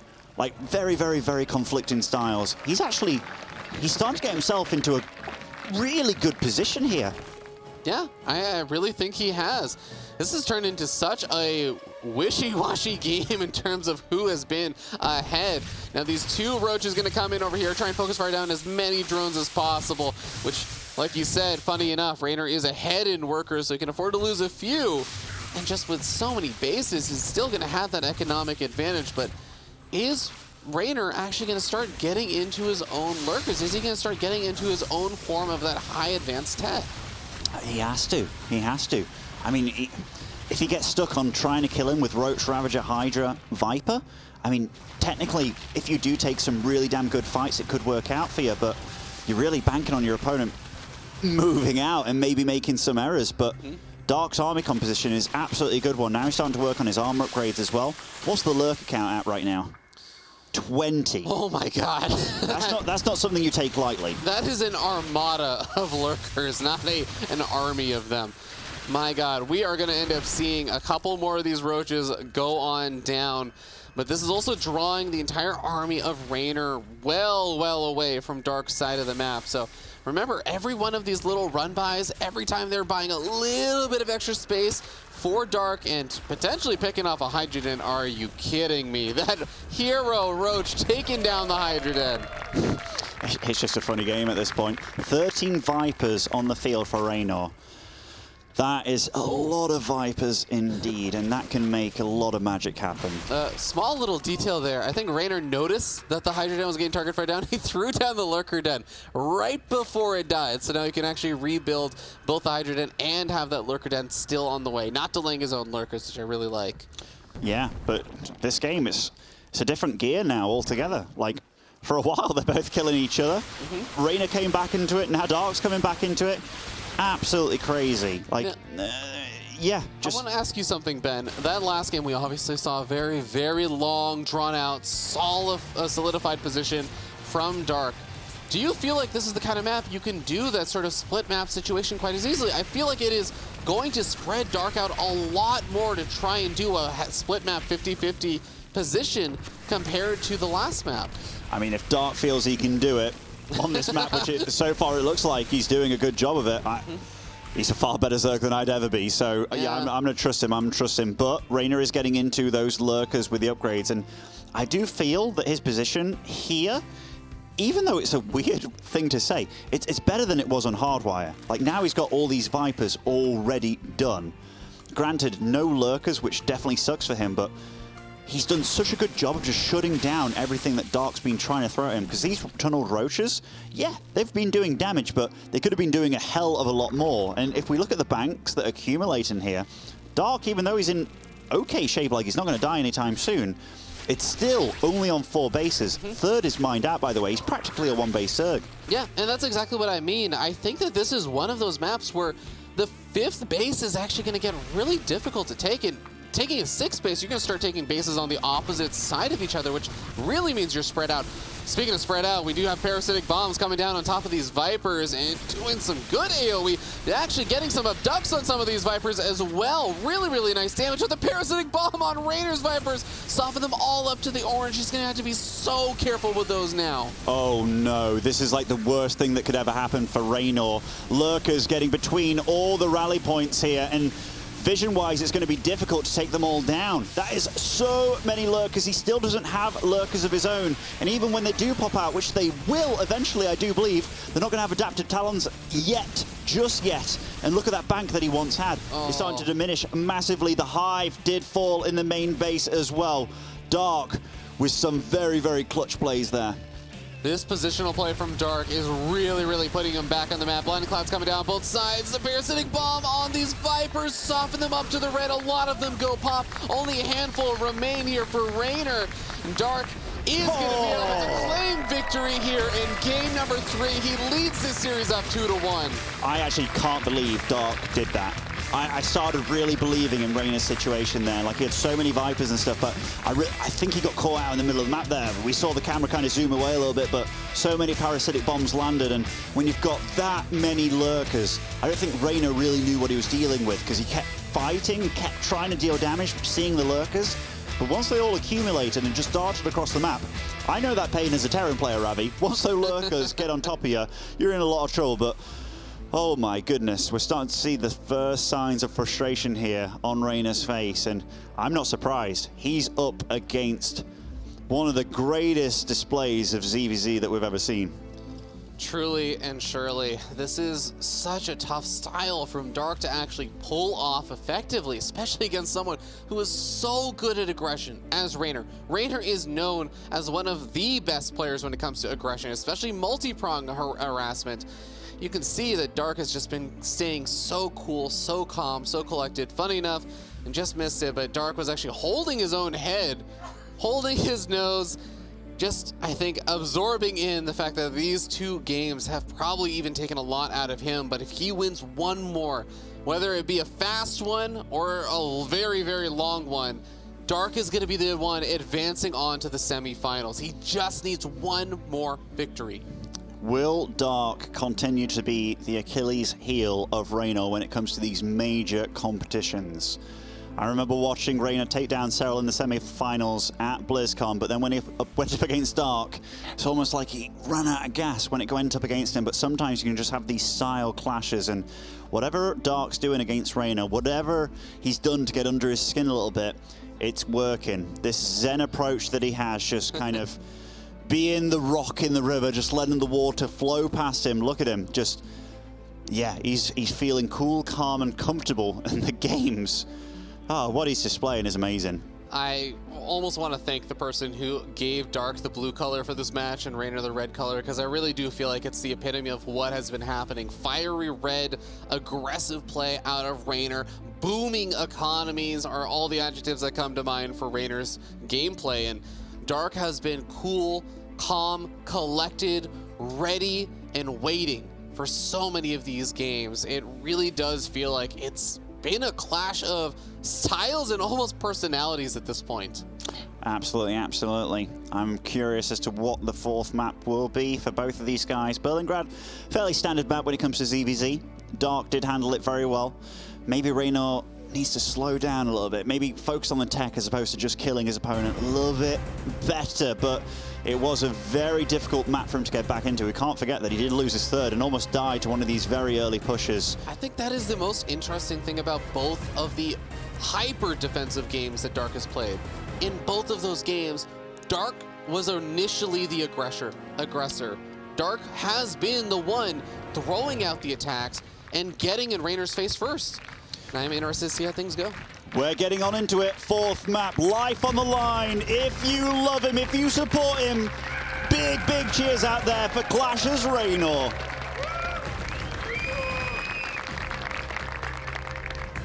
Down here in the bottom left-hand side of the map, the blue Zerg player from Dragon Phoenix Gaming looking to kill yet another non-Korean player. He is Dark. I think no matter who you support in this game, be it Raynor or Dark, you just have to be happy with the fact that they're giving us such good StarCraft games. This has been an absolutely killer day of StarCraft, killer couple of days of StarCraft, to be honest. We've had so many amazing matches and so many, I would say, patient but exciting matches the last, I would say, couple of series. Oh yeah, definitely, definitely. I mean, the Rogue match was a bit one-sided, but yeah, he just displayed that he's a far superior player, right? At least for the time being. But Raynor going up against Dark. Yeah, this is some of the best European ZVZ against some of the best Korean ZVZ, and I haven't seen them duke it out in this kind of way before in a long time. But for all the other Zergs out there still in the tournament, they're watching this and they're like, holy crap. I don't want to play against either one of these guys, for sure. You know, it's very funny you also specifically mentioned Korean versus Zerg ZVZ, because I actually think, funny enough, both these players are almost playing to the opposite end of things. I think a lot of the stereotypes about Korean Zergs is being hyper-aggressive, in your face, lots of bailing pressure, and just never really relenting on a lot of that stuff, and still having the ability to go later into the game, but really focusing on that early stage. I think a lot of the stereotypes about European Zerg players is the opposite. It's that they can play that early game, they can be aggressive, but a lot of it is focused on those big mid-game armies, late-game situations, lots of roach wars and everything. And I really do feel like it's been Raynor, who's been almost playing a lot more like the stereotypical Korean Zerg, and Dark, who's been playing a little bit more closer to the stereotype of a European. Potentially, when you say, like, once it gets to the mid-game, sure, but a lot of these crazy, like, roach builds, because we've got to remember that it's Dark playing these early game all-ins with the roaches and stuff. Like, that's the thing. Like, Dark has felt very hard to read because he can flick this switch during the match, and maybe Raynor hasn't been truly allowed to play his game, like his game plan right from the start, and a lot of it can come down to counter prep and just anti-gaming. And I remember Cyril saying this about Rogue's play. One thing that he really liked about him was anti-prep. Like, you go for a style, a build to throw off all of your opponent's practice and thinking, and it allows you to play the game that you've practiced for as opposed to your opponent doing what they practice for. Yeah, I really like that train of thought, and I think it has been a very, very strong theme in this series so far of Dark being able to set the pace of every single one of these games, whether it be with his early game aggression or his follow-up into the defensive play. It really does feel like Raynor is playing still an extremely competitive series, but he is playing a competitive series that Dark has dictated. Oh, definitely, definitely. Both going for an Evo Chamber. Different timings, obviously. Raynor with it far earlier this game here on Glittering Ashes. This is quite a large map, like definitely one of the larger in the pools. And the little scout here from Dark, we'll get to see exactly what's going on and give him a little poke, give him a little hit or run. That felt to me like that was a little Bit of cheekiness there just to show how fast he could click in front of his opponent's eyes. But Reyna's the one with the very... In fact, they're both. Look at that. Simultaneously, super early Roach Warrens going for different upgrades, though. This is a funny situation because the guy that usually goes Carapace, he's the one that wants to be aggressive and in your opponent's face. And in that regard, you can survive Baneling hits, your Lynx can survive the two-shot of the Roaches and such. It's just very nice for just soliding up your entire army before it is entirely just Roaches, which that's what Dark is kind of aiming for here with his +1 attack missile upgrade. Yep, 2 more gases being added on for Raynor, but no lair in sight right now. In the meanwhile, Dark adding on those 3 extra gases, but has his lair completed. Raynor spotted out the lair timing, whereas Dark has not sent any scouts that have gotten to the main base, nor does he have any overlords even remotely close. I wonder if this is one of those situations where Dark saw how early that Evo was, and given how Raynor played the last game, and he's like, he's probably going to do the same thing again, like, or at least something close to it. But we do see that Reynor's going to be the one being very aggressive here, and nice positioning of these Zerglings will stop these Banelings from dealing too much damage in the middle line, and even kind of running away from them, splitting up those Zerglings as well, one by one. Dark will see that units are starting to pour out of this base here, starts up his Spine Crawlers, is making nothing but battle units from this point on. Reynor's bringing the fire in Game 4. This is going to be a really funny situation, though, because even though, despite all this, Raynor is going to start up his lair behind it, and he also has more drones, and he has more army supply. So if he's able to get some good damage done over here, I think that's going to set Raynor up to be in a very, very nice position. Roaches come on forward to try and engage directly against these queens. Banelings fighting versus Banelings. It does seem like Dark has a few more left over, trying to zone out any more of these lings that might try to pop on forward. But Dark is able to deflect the first round of the attack. And look at that, +1 missiles about to come online now. That was +1 Carapace for Raynor, but now we've got the big upgrades coming in for Dark, and it will be Roach speed as well. Dark did such a good job of keeping his Banelings behind, and oh my goodness, he's going for a Nidus. I think this is going to be a killer move right now because Dark's advantages are, in a sense, still kind of temporary advantages. Not only because Raynor's also researching his own +1 missile attack, but also just because Raynor has almost 20 more workers than Dark. The longer this game goes on, the more it's going to favor Raynor with just being able to get up more units. But is Raynor going to be able to detect that? What exactly is going on? He must be wondering, where are your Roaches? Your Roaches are pretty far out right now. He has to be sounding off the alarm bells. He's building spines. He's been building quite a few drones here, though, Ravi. He's up to 64, but is doing a Nidus into an opponent that's done nothing but build ground units the right move? Wait, he's got no units moving over to that spot. He's got nothing moving over to it, but Dark is threatening here with quite a lot of Roaches at his front door as well. Remember, they've got +1 missiles here. These are a lot healthier Roaches. The Nidus in the main, now it's going to be a Nidus at this front door. Reynor's holding strong, though. He does have a lot more supply. I think he felt that Raynor was going to be cheeky and go for a Spire. It's the only possible answer. He could have been thinking about this. Perfectly set up over there. It looks like Raynor was able to cancel the Night Storm in the main base with 2 Roaches and a Queen. The absolute minimum number of units, which is exactly what you want. So you can have all these units over here at the front lines. A great concave over here on the high ground from Raynor. And you can see the supply start to climb massively in favor of our young Italian Zerg. Certainly is, and with that amount of drones as well, income advantage massively in favor of Raynor. Now Dark is the one that's going for a Spire. I can't believe he went for the Nidus, man. Like, he definitely misread what Raynor was doing, because Raynor, he teched up slowly. I think he really absolutely thought he was going for a Spire play a lot sooner than we ever thought possible, but that comes... We see everything, obviously. Dark absolutely doesn't. Raynor did such a good job of just keeping Dark under pressure there. Yeah, I mean, just a beautiful defense there, and I'm just amazed that Raynor was able to get up a superior worker count and a superior army count with all the upgrades actually just about to catch up in time for that attack, or right after the attack actually ended up finishing up. Now we have, like you said, that Spire on the way, but Raynor is still sitting at a nice little work advantage, and he has total map control at this point. He took such a dominating advantage in the army supply that he can take his 4th base. He can think about continuing his economic edge, and he is nearly maxed out at this point. So he's going to do something with his army, I guarantee you that. I think he's lining up with that plus, or that Roach speed upgrade, but he's getting all the upgrades right now. 2-2 on the way. Even getting Overlord speed here, just to confirm what he's up against. Because, like, you just tried to Nidus me, dude. Like, what are you doing next? And misses the scout just about on that Spire. But with the fact that he's moving out across the map already, it doesn't matter whatever he sees. He's just going to go, go, go.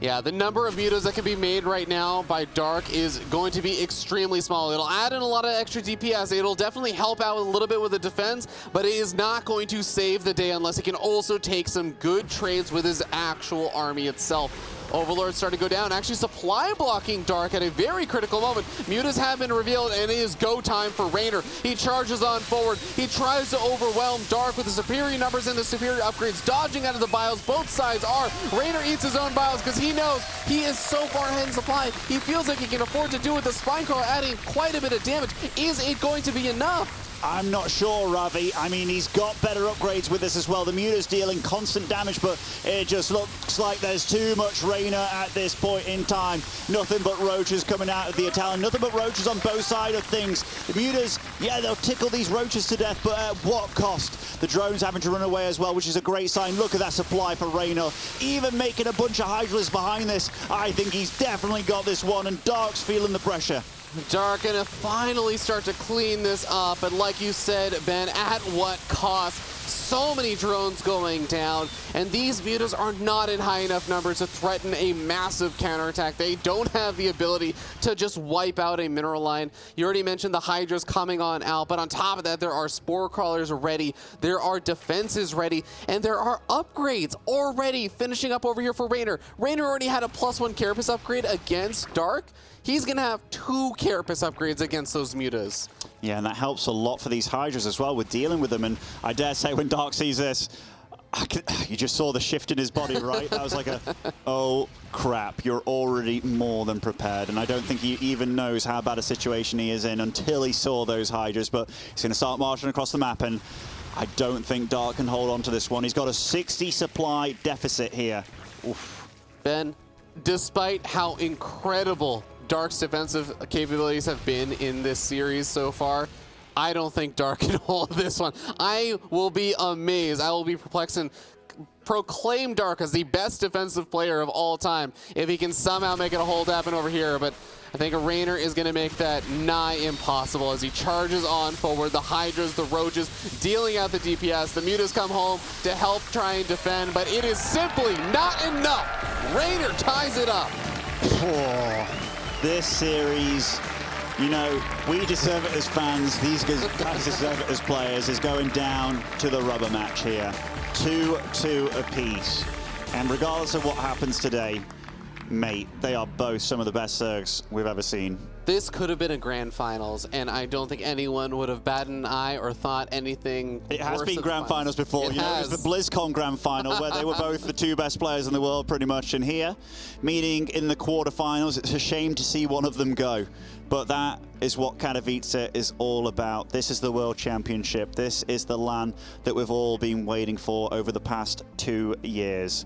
And Dark, for the first time maybe, looking not quite as zen as he has been doing throughout this series.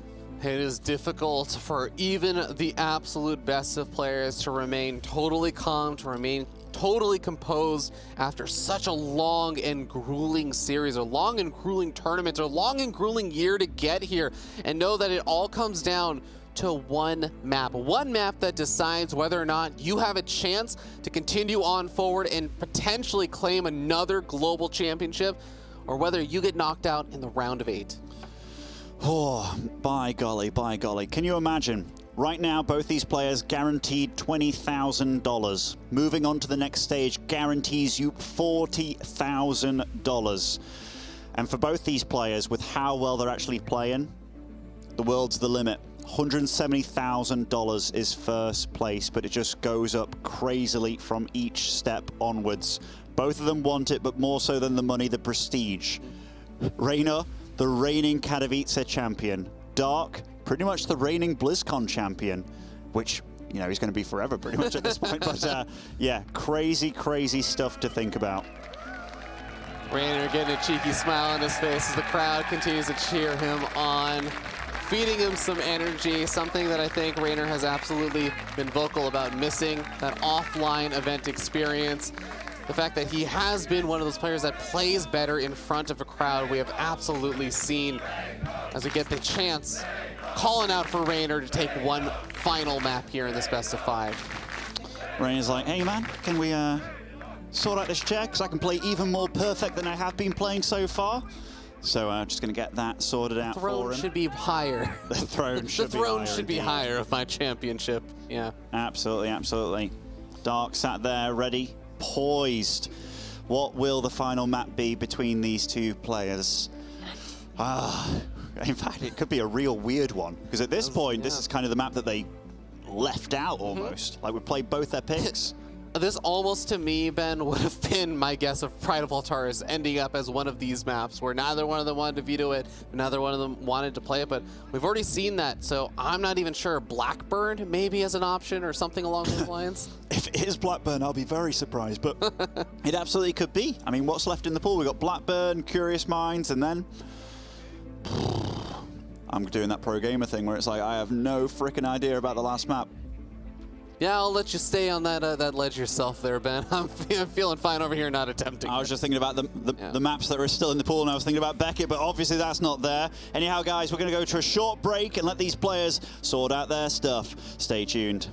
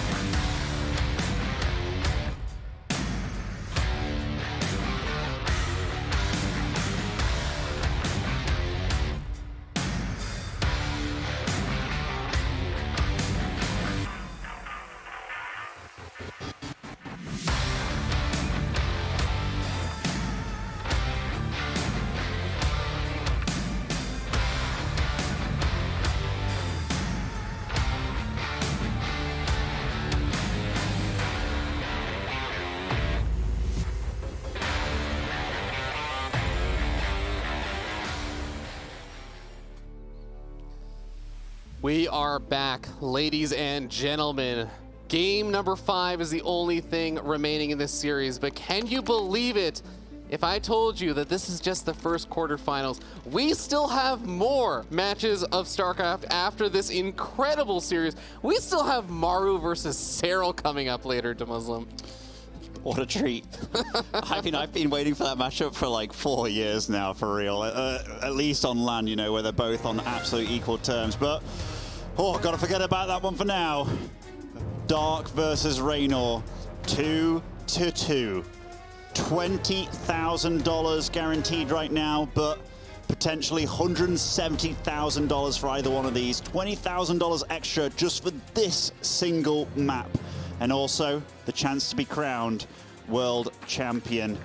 Spawning over the top right of 2K Atmosphere, representing Clash one final time possibly, it is Raynor.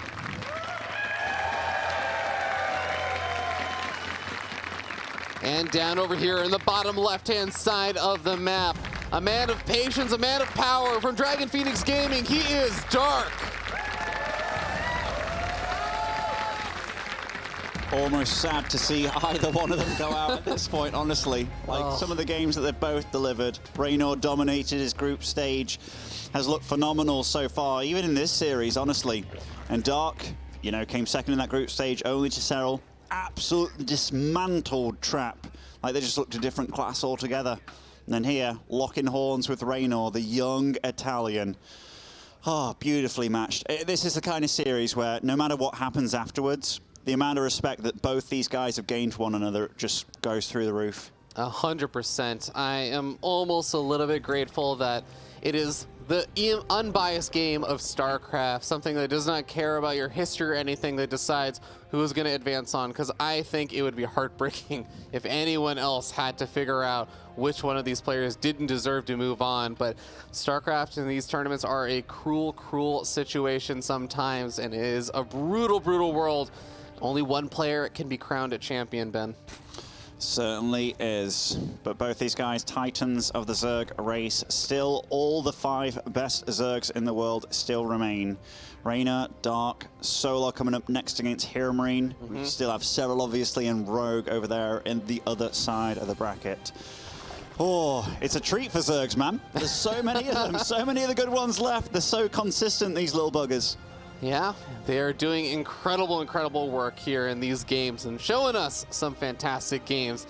Now, one big question that has been answered over the course of the past 4 games is who has been the person to attack first? Who has been the person to put pedal to the metal and say, let's start cranking out some units, getting across the map and seeing what we can get done? And it has actually been a little bit more back and forth on that. Both of these players have been the aggressor in different situations. Even in the situations where we went hyper late and defensive, it has also been Dark oftentimes. Yeah, we haven't seen like a super different early game playstyle, so to speak. I'm sure an expert could come along and be like, well, actually, it does this. But within regards to once it gets to mid to late game, Dark obviously likes to go for that defensive style, kind of turtling up, finding his spot. Sometimes it takes a good 35 minutes to really leap forward and then go for the kill. But yeah, Raynor, on the other hand, likes to go for these early mid-game kind of ways about the game. Tends to use the Roach Ravager composition a little bit more. We actually haven't seen a true standard Roach Ravager game at all in this series, and Raynor is going to be going with the tried and true. Starts up that very early Evo, and yet again. Yes, he does. And I think one of the questions we'll have to have answered in just a little bit is what upgrade he's going to be going for on that. For a second there, sorry, I got a little... yeah, I was waiting for I was a little like, oh my god, is he skipping? But no, he certainly isn't. Speed finishes up for both players. Dark going for his Evo around the same time that he did in the game before. This could be the absolute same situation as the game before, depending... For those who did not see it, there was a half a second where Dark started a burrow, decides to cancel that instead. We are going to end up just seeing another Baneling or two being added on over here, but missile attack coming out for Raynor. He cancels the melee upgrade and goes for missile attack, and cancels a Roach Warren and starts it back up again. Yeah, I think that he probably misplaced the Roach Warren a little bit for his wall off, but early lair starting up for Raynor here, so that is his course of action. By the way, the burrow, I wonder if like Dark started it very quickly to show the hatchery was moving, just knowing the Raynor would see that, and then hoping that there would be some reaction. This is me going Giga Brain over here, but it might mean absolutely nothing. Maybe it was just a misclick. But Scout will go off. Raynor seeing the lair, and when it started, that's actually a really big deal. Well scouted by Raynor.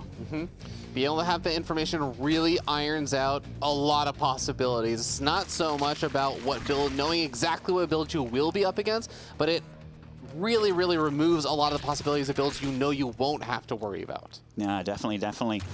Dark already putting on quite a bit of pressure here. These Banelings cannot sneak in. The Queen in good position. That is a juicy Baneling hit, and now look at the little Lings getting in quite a few kills. Decent cleanup by Reyno. That could have been a lot worse, but he has to be so careful about future Lings getting in here. Yeah, a lot of the Lings for Raynor seem like they're maybe on the other side of the map. The Baneling does manage to find a connection. He gets quite a few drones. 6 drones going down so far for Raynor. He's been doing a good job keeping saturated, though. Remember, all those Banelings, all those Lings are an investment that are not drones. We still, at the end of the day, see Raynor's ahead in army or worker supply, but his army supply is still a bit further behind now as the roaches start to come out. Certainly are. These Banelings aren't getting the hits that they need. Raynor dealing with that very, very well on his side of the map. Roach speed does start up for Dark. And he does have a few roaches out on the field as well, which Raynor has seen. But you're totally right. Oh, those Banelings cannot finish. Okay. Oh, Raynor. Okay, Raynor dealing with that very well, actually. I love the fact that he was respecting the Baneling morph. 17 drones at once. Dark, you absolute madman. Then he starts up a Spire as well. Dark is such a crazy guy, man. So hard to predict, so hard to get a read on, and we will see as an Overlord, I believe, is making its way in from Raynor to Dark side of the map. An Overseer, in fact, will be able to get a nice scout on the just saturation coming on out. Sees the Spire as well, a scout that he was not able to get in some of the previous games on that Spire building from Dark. How is Raynor going to be responding? The supplies can be a little bit deceiving here because Dark, even though he's, a good 15 supply behind, he had a big mineral bank there, and he did climb pretty damn high when it came to the drone count. But Raynor, his response, getting out of Hydralisk Den. That's obviously pretty good against the Mutas. Oh, he left that Queen? Oh, he's giving mercy. He's like, no, I want a fair game, mate. Let's go at it. I'll leave you alive to tell the others the tale of how terrible I am. No. But yeah, Infestation Pit starts up for Raynor as well. So he's kind of gearing up to be like, all right. I can play that kind of defensive game too against Mutas, given that I couldn't really punish you for making that Spire. But I'm very curious what Dark's going to do. He is obviously saving up some resources for a few Mutas, and that is exactly what he's going to go for.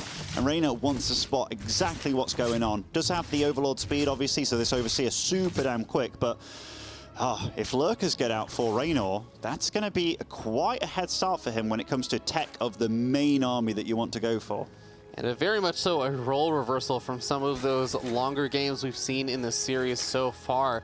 Mutas are now popping on out, and Raynor did have an idea that they were going to be coming. I want to note that it is just the light number of Mutalisks. There are still a lot of roaches being made. The +2 missile attack upgrade also, and just more or less of non-stop roaches being added on over here for Dark as he adds on a ton more. And maybe looking to make a little attack with +2 weapons. I think Dark's planning on doing a similar thing to what Serral did against him in Game 2. A few Mutas, and then into a full-out Roach Ravager push. Like, obviously, Serral landed on the Banelings later on, but this game, I don't think it really calls for it. Like, this could be a really scary attack from Dark, but he was a little bit supply blocked here. So meaning that he can't quite get out the number of units that he really wants. But if he hits before these Lurkers and stuff come online, that'll be a scary-ass attack. Yep, we do have some Hydras on the way over here with Raynor having finished up his Lurker Den. Hive also about to finish up. He's not morphing any Lurkers. Now he starts up those Lurkers. I think the Hydras only just now popped. 3 Lurkers on the way is going to be a big deal. And I do believe we have some more Roaches on the way there for Dark. How many Ravagers does he actually have? He has 4, which is enough to start trying to corrosive bile down a couple of these Lurkers, but maybe a little bit shy on the damage if he does have to go up against them. Okay. Raynor with a very mature pull there on the drones, keeping them all alive. Lurkers will start coming out here. He's starting to get the wraparound on Dark. This is huge. The Lurkers are sniped off very quickly by Dark, along with the hatchery as well. The supplies, though, tell a very different story. Raynor doing such a good job of keeping units alive. And look at Dark's supply. Absolutely plummeting.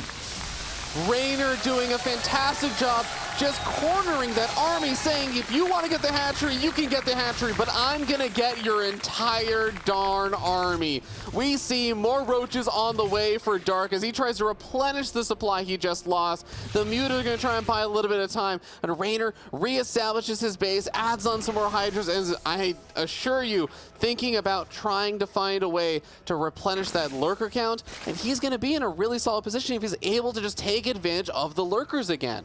Dark's playing catch-up tech-wise at this point. He's starting his Hive now. He's starting that Lurker Den. The one advantage he does have, these Mutas, which can be a little bit of a pest, but also he's on 4 bases here. So he is going to be mining just a little bit more than his opponent. But Raynor, yeah, if he can amass quite a Lurker squad here, which he absolutely can, Dark isn't able to break him. this might turn into a very, very stalematey sort of game at this point.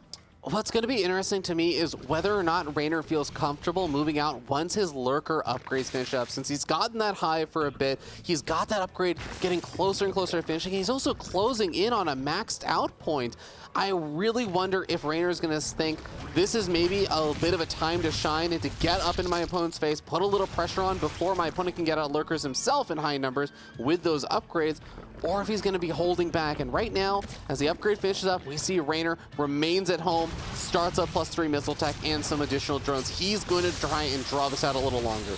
Dark's doing everything he can with these mutas, by the way. He's killing drones, he's killing creep tumors. Raynor's also trying to deal a little bit of damage with his roaches, gets to see that Lurkers are out for Dark as well. And Dark, maybe that was a scary period of time there, but sniping that hatch and just kind of catching back up on the tech-wise, very good for him, and he will start his Viper production now. I'm not sure if it started for Raynor yet, but yeah. If you are a Raynor fan, we know what happened in the previous couple of games when this kind of situation started to sell, and it wasn't pretty. But he just started up his own Vipers now. That's very important. Oh boy, Ben. I was laughing and chuckling because I saw all the spore crawlers coming down for Dark and just immediately thinking of some of the previous games. But we also see additional spore crawlers coming down here for Raynor. And I actually really wonder, just the way he's been playing this game out, it seems a bit more patient, but Lurker is going to be whittling away at these roaches, but in the meanwhile, the roaches have nothing else to attack except for the drones, so quite a few of them are going to be going down over here. Oh, gets a Lurker on his way out as well. I mean, roaches eventually, it's not really a unit you want too many of, because eventually your whole ground army becomes Lurkers and Hydras pretty much, because they're the real damage dealers. And hopefully with the Vipers, you can just assist them in any way possible. So not a bad trade overall from Dark, but this becomes a matter of gas at this point. Who can get more of it? Who can like keep more of it alive as well when it comes to the game of who can pull more? Yeah, both these players are getting up to nice, healthy drone counts, 78, and soon to be, I would say, something close to around 70 for Dark, as he is still making many, many spores, which does take the drone count a little bit lower. So he's going to have to keep remaking those. Flock of Overlords, maybe getting a little too far out onto the map, are going to pull back to the Spore Forest where they are a little bit safer and sound.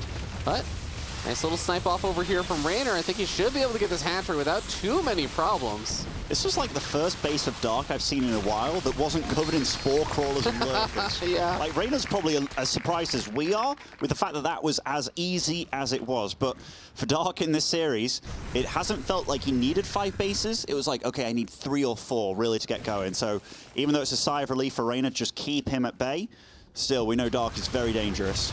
Yeah, you know, another snipe off on this base. I do want to note that this is starting to become a situation where Raynor, yes, he's being the aggressor again and finding these little pickoffs, so I think he's being a bit more, I'd say, patient about it. Oh, outside of this little move forward. But he has been building up a lot more of a bank, but he's got a similar army composition and everything, and he seems more willing to draw this out. I wonder if he is adapting from his previous games and saying, I'm going to do the similar style, but I'm not going to be as aggressive. I'm just going to take more of the map because you're staying so defensive, and with more of the map, I'll just mine you out while taking slightly more efficient trades than before. Could be, could be. You have to learn to adapt. If you're losing something in a series, if you can do it too, it's worth picking up and adjusting and attuning your play. But Raynor's been trading more efficiently this game. Yep. Nidus on the way for Dark. Ooh, this is something he hasn't shown us too much so far yet. Like, he had that game on, in fact, I've almost forgot what it was called now, but he did throw a Nidus out against Raynor. Yes. That Glittering Ashes, obviously. Oh, Ben, your brain, you're getting old, you're getting old. It's been a long day and a long series, Ben. Don't worry about it. But yeah, that Nidus Swarm play really got shut down. It was a much earlier Nidus Swarm, very much so a timing attack that Dark had been trying out.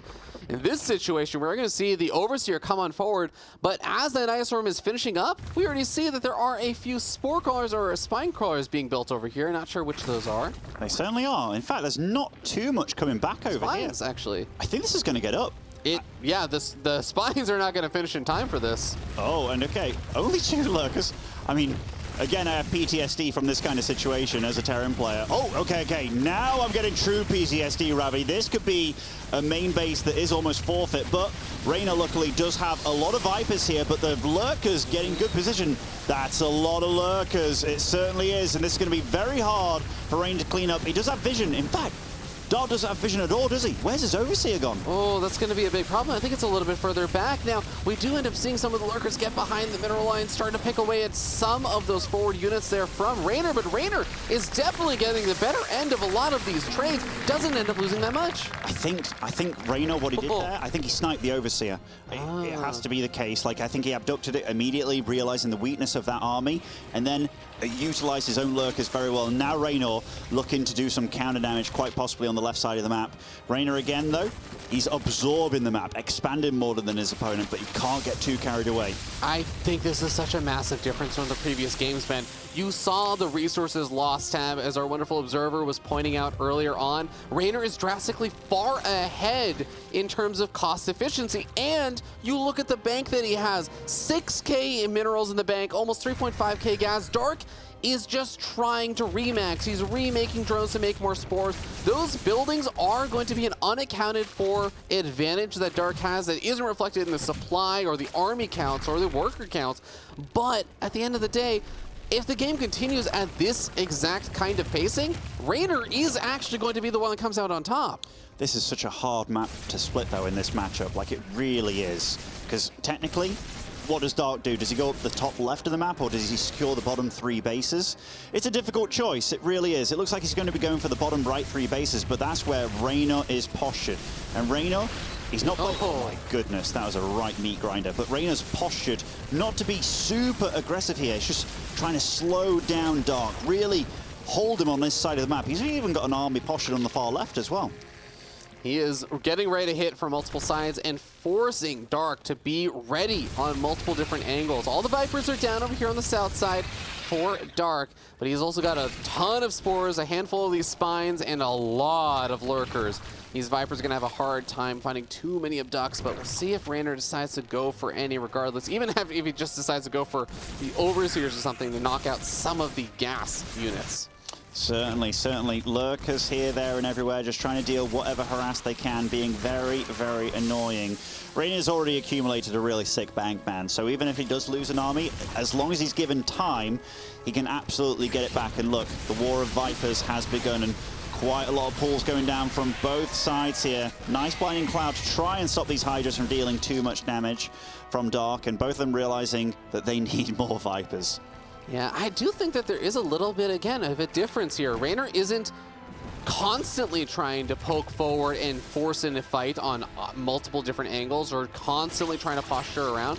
It really does feel like he's a bit more content just saying, I'm going to sit outside over here. Now, he is bleeding off a handful of units to the Viper pulls of Dark, so Dark is finding some more cost-efficient trades here and there, but I really like this sort of game that Raynor is playing where he's actually willing to just say, yeah, you really want to draw this out? Sure, but I am mining more than you, I have a bigger bank than you, and as long as I stay defensive over here and don't overcommit, you are going to run out of resources faster. I'm going to be honest, Ravi. I'm starting to, as this game goes on, I'm starting to get a little more scared for Raynor, because I liked his position not too long ago, but we all saw what Dark was capable of earlier in this series when it got to this kind of game, this slow approach. And look, Dark's starting to break out of this. And games before, he was on 3 bases in this situation, 4 bases in this situation. Now he's on 5. He's a lot wealthier than he was before. Kill on one of those hatcheries rather than to cancel. Another lurker does end up falling. A couple of lurkers end up falling, or I should say rising into the abyss that is 2K Atmospheres. A lot of roaches going down over here as Raynor starting to take quite a few losses. He's still got an extremely solid bank, almost triple the amount of gas and double the amount of minerals that Dark has available. But you're absolutely right, Ben, that it does feel like Dark is finding a few more victories in these trades, more so than Raynor. Certainly. I mean, Dark, from what I've seen so far in this series, he's absolutely one of the best at this, maybe the best even. And right now you can see Raynor, maybe that little idea of no, not again is starting to get to him. Wants to be able to bust his opponent. But Dark's doing such a good job with his Vipers, and wow, that lurker body blew away. I really do need to go to a different place. There, people do need them. Certainly, certainly. Reina getting a few decent trades here, there, but that is, okay, that was a nice pullback by him. The Spore Crawlers, that is something that we haven't seen Reina do so much with the offensive Spore Crawlers, but look at Dark. 37, more than double on the map, and all of Reina's, I think, are all defensive. Oh, catching a 1 or 2 lurkers out of place here on his side of the map. Dark's bank is definitely amassing as well, but the gas bank definitely better for Reina. Yeah, that gas bank is going to be massively in favor of Raynor for the moment, but if this base does go up, it's going to become, I feel like, the tense spot, because yes, Raynor is taking some bases in the bottom right, but nothing quite as close between this base and the bases that Raynor has going for him, and especially that choke point, where Raynor is currently holding his 2 Spore Crawlers and his 2 Lurkers. That does not look like a choke point. I can't imagine trying to get any units through that right now, Ben. No, certainly, certainly. Both of them just posturing here. This is very much like a TBT almost at this point, where both players don't really want to attack one another, but when they do, the defender certainly has a little bit of an advantage, and that poor little Lurker Boy, another poor little Lurker Boy. Ooh, okay, not so poor. Very, very fortunate Lurker Boy. More Lurkers coming out into the map. What's the Viper count? 8 to 9 apiece, 25 Lurkers for Dark. Reyna's army is still so Hydra heavy. It's got roaches in the mix. Whereas Dark, he's like, you know what? I don't need any roaches whatsoever. Let's just go pure Hydra, but a lot of Lurker. Interesting to note that I believe that is Raynor that is controlling the Xel'Naga Watchtower over here as well. And it's funny, every single time he abducts these units into the Xel'Naga Watchtower, he's losing control of it, but he has pretty good vision of the exact placement of his army. I think that can actually be a very nice advantage when you're dealing with the Vipers, but oh, this Nidus Room going up very secretly, not to Raynor's notice, and we end up seeing this hatchery in the bottom right going to be going down. We could even see a few more units going down, or 4 more bases in this bottom right-hand side. That's not a bad little catch from Dark, is it? Taking out a base here. Granted, these Lurkers are almost forfeit at this point, but they do take quite a little bit of focus here to clean up, which we are seeing. Their fight is still raging on over in the top left-hand side, though. But look how much Dark has here. See all these little blue lines happening? Yeah, every one of those Spore Crawlers. But Raynor does clean that up in the bottom right-hand side. But the war of abducts, the Scorpios of the sky, do reign supreme. This is going to be an interesting spot over here, though, because you see that we are, again, at that choke point. And yeah, there's a Xel'Naga Watchtower over there that's going to now be going, it looks like, in favor of Dark if he can get a unit over there safely that doesn't just get abducted. Looks like he's actually going to rely on Changelings for the moment, which Raynor counters with his own Changelings. I actually love that. Is going to get cleaned up, but this is, I think, the sort of stalemate position. I think this is going to be where it's the most difficult for Dark to continue on forward. And if he can break on forward from there, that is where I see Dark maybe able to make something happen. As long as Dark doesn't let Raynor mine from that base that he literally just took at the south there, it will be a total split map, which in that case, if Dark continues trading like he is doing, which is phenomenal, by the way, taking out so many Vipers apiece, but I still think, yeah, Dark's catching up on that resources lost tab, which is insanity when you think about it. Only about 4,000 resources away. A Roach, a single Roach, not actually able to attack and kill this Nidus Room, but I think with the Lurkers and the Hydras arriving, he will just barely be in the nick of time to shut down this Nidus Room before a whole lot happens.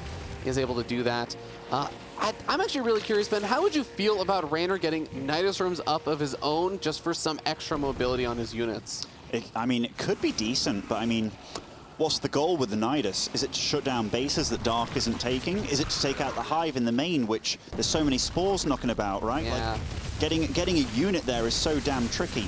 I think it's difficult to say, but I think it's best beating Dark at his own game and maybe adding Raynor's twist to it. So immediately with that south base, trying to grab the gases, trying to mine him out a little bit. I think that absolutely makes sense. And we do see Dark making quite a bit of progress over here, but Vipers being abducted on both sides. We're also seeing Blinding Clouds coming down on both sides as well. At the end of the day, it does look like a lot of trades happen. I actually feel like the battle reports might be useful for some of these abduct battles that are going on back and forth between both of these players. But well, on the south side of the map, it does look like Dark is trying to progress a little bit further forward. He's having trouble on that side, but I think being able to make a bit of advancement on this north side is Dark. I think so as well. Raynor kind of switching focus over here, and I like this by him because we talked about the importance of this base down here. So if he can secure that, and maybe do a little bit of pushing of his own, that could be very nice for the young Italian. I'm actually just realizing now, Ben, I think that if Dark wants to deny mining from that low ground base, I think he could put a lurker up on the high ground. He might actually be able to deny all mining there. He might be able to, but maybe the gas is a little bit too far away, which is the important bit, right? But yeah. Oh, again, Viper trades going down in the north here. Reina still with a very healthy Viper count of his own, and yeah, it might be a little bit far away from the gas, and that's the all-important resource at this point, because look at Dark. His gas getting pretty low at this point, and every unit matters. Every Overseer that gets yoinked, that's 50 gas down the drain, and look at Reina, easy pickings. Yeah, actually enough Overseers to just tie the Dark. In fact, a little supply block. Very minorly supply blocked, but it is a supply block nonetheless.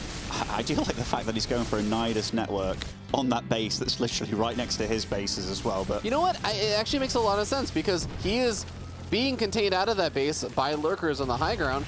So if you just circumvent that, then you can deny the mining very easily for the low ground. Certainly. Nice defensive play by Dark there. That can get a little bit scary with how much damage the lurkers do. And both of them, look, utilizing these Vipers. And we've seen two mirrors today. A TVT that was all about defensive play, and this CVZ maybe surpassing it when it comes to defensive play almost, which is crazy to think about. Yeah, Ben, I'll have to take a look at the exact timestamps of how long this series has been going on, but I do remember the other series went on for roughly 2 hours. Oh, nice abducts there from Dark.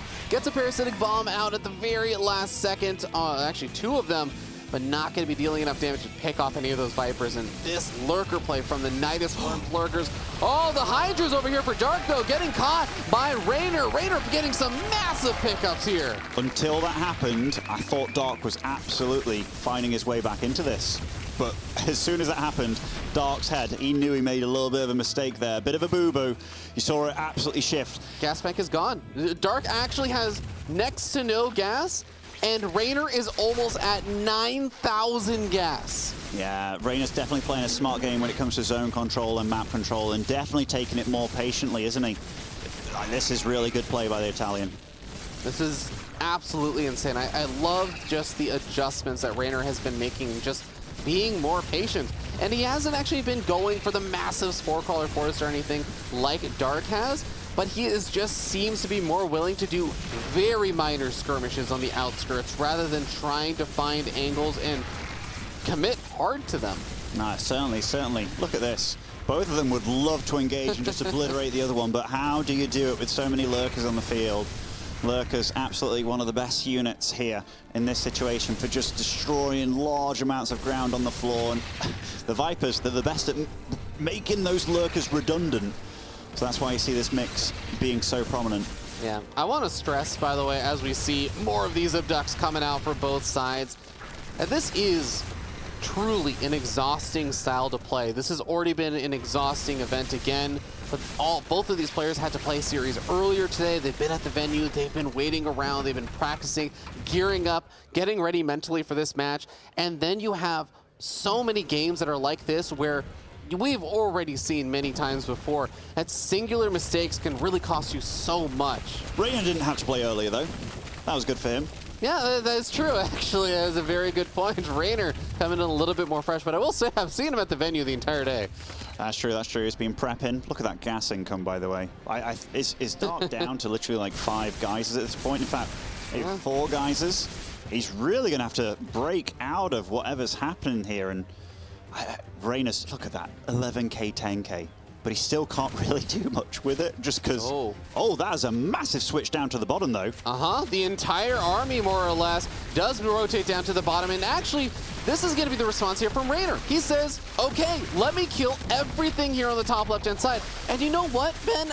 Given the fact that Dark is in such an awkward economic position, we're going to see a situation where Dark is losing almost every single mining base, and I'm not really sure the same can be said for Raynor. All right, how much gas is left in all these bases here, especially in the bottom right section of the map? Because if Dark is technically giving up that top left side, if he got all the rich Vespane gas, then it could be a good trade. If he's done the calculations here, so no gas there in that rich gas, I've taken out this as well. Like, every little bit of gas matters. If he calculated that there's more to gain in that bottom right, then it is a genius move. And we do see there is quite a bit remaining here. Can we get the battle report pulled up? I would love to see how many, not just the units, but actually, yeah, how many of these things have gone down. All right, it doesn't actually show the spore crawlers and spine crawlers, unfortunately. I was really curious because we had so many of those spores up in the top left, and yeah, you can move unfortunately a bug, but you can move all of those units through the Naya Storm. You can't move the spores through the Naya Storm, so all of them were locked up at the top left, and so many of them went down. All right, all things said and done, Reyna's down to 12 drones.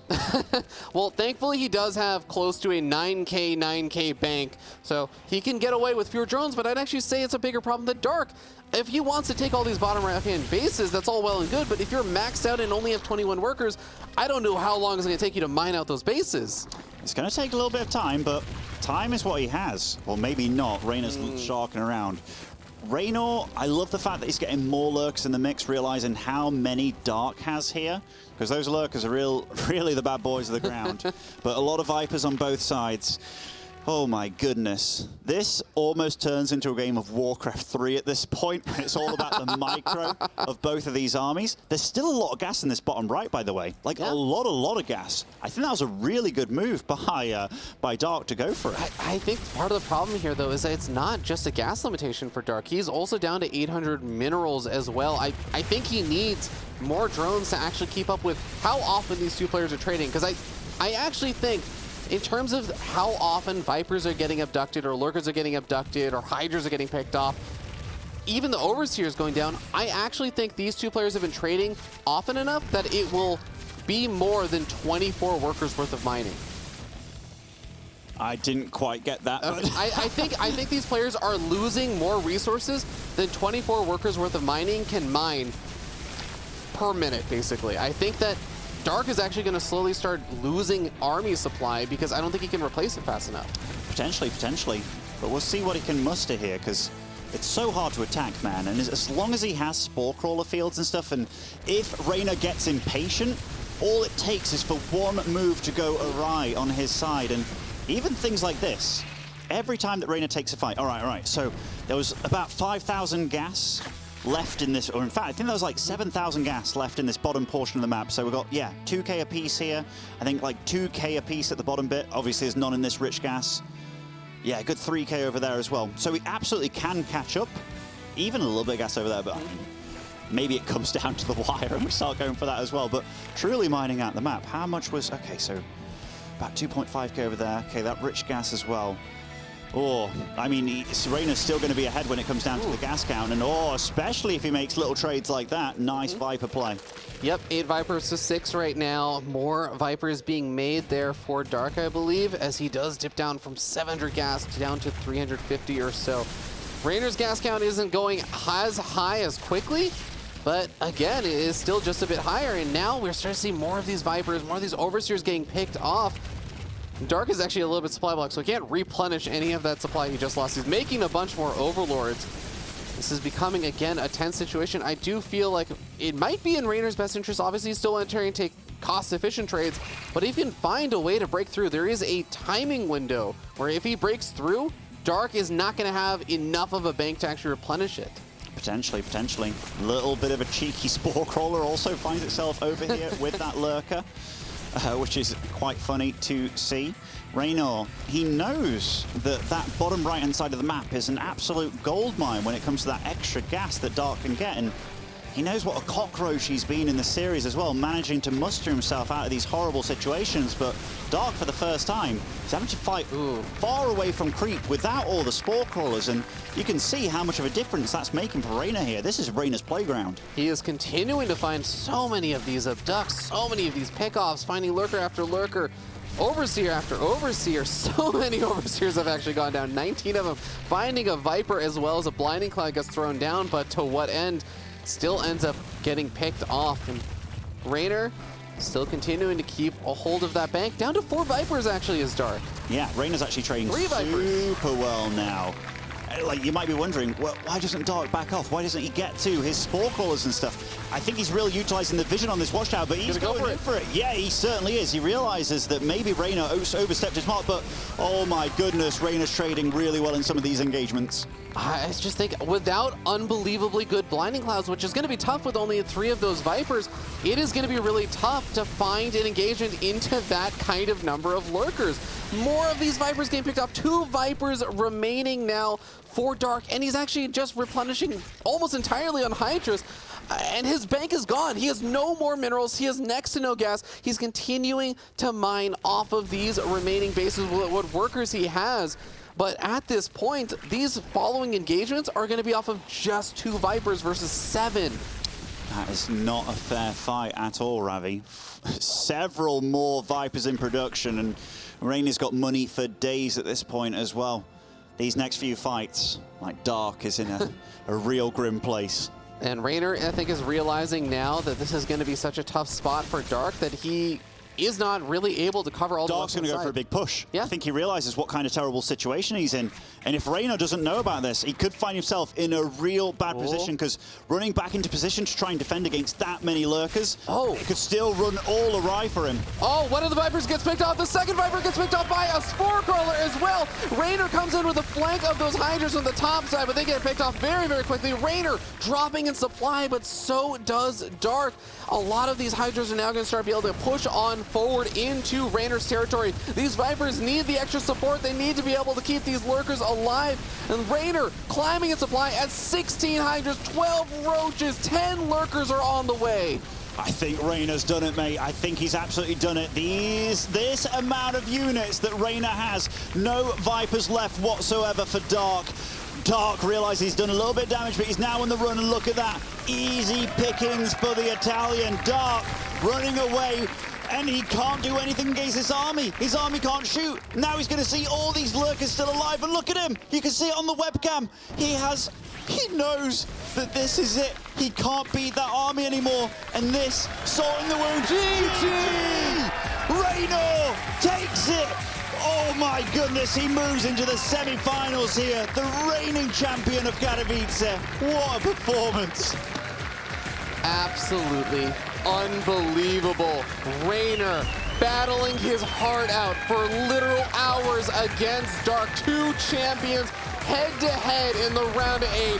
One of them advances, and it is going to be Raynor moving on to the semi-finals. And I tell you what, regardless of what or who came out the victor, they both gained such an amount of respect for one another, and Dark looking truly defeated over there. But what a series these boys gave us. Big round of applause from the crowd. Took 2 to tango anyhow. We get to hear from the champ himself. Take it away, Smix. Thank you very much to Muslim. What a fantastic quarterfinal match we just witnessed. This series could easily have been the grand finals. The caliber of play coming out from both of you. I can't even imagine what is going through your head right now. Honestly, I don't know, Smix. I'm a bit confused. Like, this series was a banger, and the last game, I don't know what happened. I was like, okay, you want to play this game, buddy? Let's camp. Sure. I'm gonna take it slow as well, mine you out, you know. That was my thought process. Like, the first game and the second game, I was very impatient. I was, you know, usual me. And then last game, I took a play from Sarah's book, and I was like, okay, let's sit back a bit and relax, you know. It was such a roller coaster to watch. You mentioned it yourself. Let's just start with talking about Hardwire. That was a game where it really, truly looked like it was gonna be GG for you, and then we saw how hard Dark held on. You just kept throwing your units at him. He would not die. What was going through your head as he just stayed alive? I mean, this guy doesn't die again. Like, these Koreans are hard to destroy, you know? And but I'm not used to playing against this style, because no one in Europe really camps. And you know, shout out to Lambo as well, because he messaged me and he's like, hey, take it slow, just mine him out, and you know, you're gonna beat him eventually, because he wants me to attack into him. Yeah. So yeah, I just took it slow, did what he said. Coach Lambo coming in clash once again, you know. And then headed into map 3 on Berlingrad. You had an insane hold when he came and attacked. I feel like everyone that was watching was sure that you were gonna die, but you stayed alive. But then it was like as the game went on, Dark just started playing out of his mind again. I mean, what was happening there? I don't know. I wanted to leave the game in 5 different stages of that game. I was so done. Like when he kills my third base and I see roaches and I have nothing, I'm like, damn. And then he almost breaks me and I'm like, damn. But yeah, wild game. I don't know what to say. Honestly, very confusing from my point of view. I was dead, and then I'm ahead.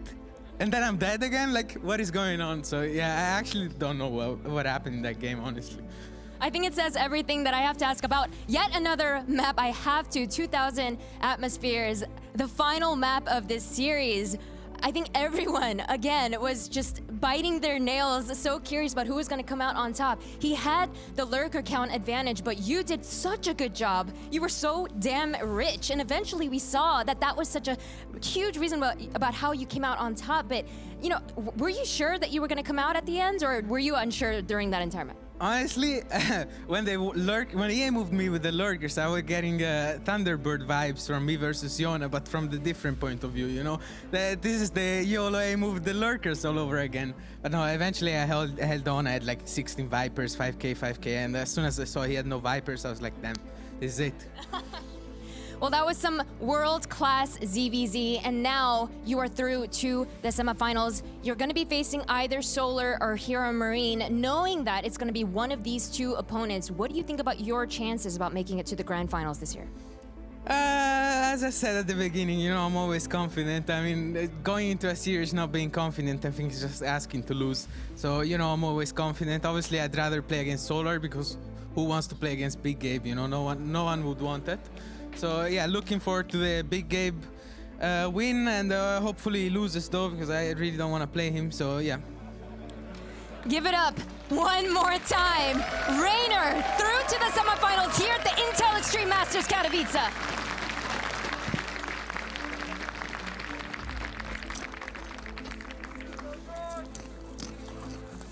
Oh my God, what was that? Welcome back, Intel Extreme Masters Katowice. I've got Harstem as well as Pig here with me. Oh, hi. That was epic. That was very long. How is that not the finals, dude? Like, what just happened? I don't. You know, the crazy thing is that you get into this final game, you're like, oh, he's going for a macro game. He's about to die. And then all of a sudden he's like, no, I'm just going to sit and do nothing. Yeah. And wait. Well, I mean, and then he beat him. That's it, man. He invites you on a camping trip, and Raynor realized you just go camping with him, apparently. All right. Silliness this out of the way. Oh my gosh. What was this? This was insane. Harstem, obviously, the way Raynor's able to do this, congratulations to him. He goes through into the semi-finals. But once again, it's the round of 8 with these two. Once again, it's a 3-2. This was very different to 2021, the way it kind of played out here. But Raynor manages to get through it. Yeah, every single game I looked at it, I'm like, all right, this is probably going to be the best game of the series, or this is the game we'll be talking about. And then the next game comes, like, all right, surely this will be the one. I mean, you get your freaking Berlingrad game, which is insane. And then at 2K Atmospheres, we look at that game and we have the last 2 macro games in mind. And I mean, at that point, yeah, Raynor just starts camping. I can't believe it. All right, well, we're showing the highlights, which I imagine might take about 5 minutes. Oh, I forgot this game happened. Yeah, this one happened. It started off so quick. It did, didn't it? It was just goal-based versus goal-based Baneling battles. You know what's funny? So Maddox, our translator, came in and said at the start of the series, oh, I just saw Dark, and he said, strap in, I'm going to play the slowest, longest Zerg versus Zerg ever. Really? Literally said that before the series. So he kind of knew this might be the Achilles heel of Raynor. And it's kind of crazy because I actually watched Dark do this same thing to Rogue. Got way behind a month or 2 ago in a big tournament. Yeah. And he was like looking so dead. And he did the exact same thing. He just locked it down with Vipers and Spores, 2-to-1 cost efficiency. And I was like really judging Rogue. I was like, wow, Rogue's really bad with Vipers. No. Just did the exact same thing to Raynor. Apparently Dark is just a magician at surviving with Lurker Viper. His holes, his defense, his Viper abducts, he was so patient. And Raynor just kept running into the meat grinder. It was very similar and akin to what we see from Maru in that defensive kind of TVT style. He allows people to wash up against him and then just does not die. And Dark did that. And honestly, Harstem, in the 2 games that he won in that style, he looked impenetrable. So for Raynor to just be like, okay, well, the answer is not doing anything other than just sitting there and, you know, going for that Viper War. Just a crazy solution in the midst of a very intense best of 5. Yeah, it's kind of funny because this was an adaptation on the spot, right? We saw Dream earlier today against Maru, who probably had a similar setup as Reiner had her. Like, he was like, all right, Maru, you're the greatest at camping. I'm gonna out-camp you. Reiner went into this series with the plan, I'm going to break your camping. 2 games in, he realizes that doesn't work, and he adopts on the spot. That's a sign of a brilliant player. Definitely, and the sign of a player that now goes through into that round of 4 and will be challenging there and potentially moving on into the grand final for a back-to-back Intel Extreme Masters Katowice appearance and potentially defense, which, of course, I'm getting ahead of myself a little bit here, but if that did happen, I mean, considering the adaptability on the fly here, it could be a thing. This is exactly what gave him the championship last year. It's the ability to play not a perfect game, because he's constantly playing these guys who are forcing him to play the style that he does not want to play. They know how Reiner likes to play, and he's so malleable, and he plays these other styles, and you can tell he's not perfect with it. Far from it. But he finds a way to make it work in the heat of the moment, mid-series swapping to basically the opposite of how he likes to play. Lurker, Viper, slow, base denial.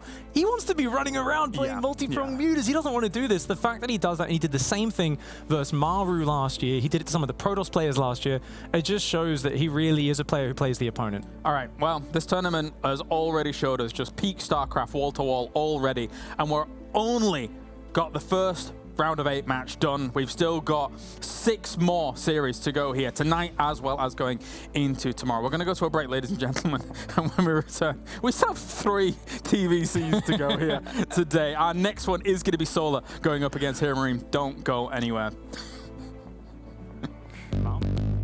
What's your style?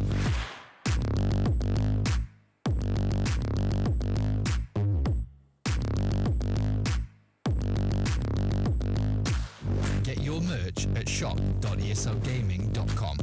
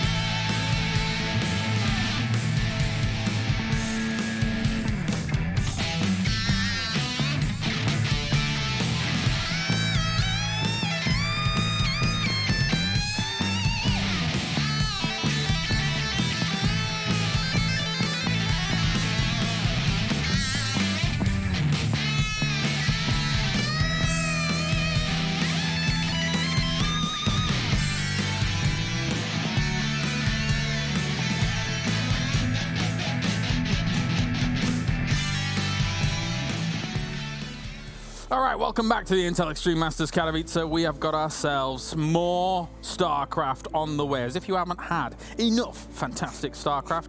And I've got Wardy and ZG, who's trying to hold a laugh. What's going on? What's wrong? You don't want to know. Oh, okay, fair play. All right, but before we actually get to that, we do actually have an announcement to make for good old Norton Gaming, who joined us here at the EPT. So firstly, a big thank you to them. But on the 24th of March, over at twitch.tv/Norton Gaming, there's going to be matches to play, I believe, or you're streaming StarCraft 2, and it's going to be cool.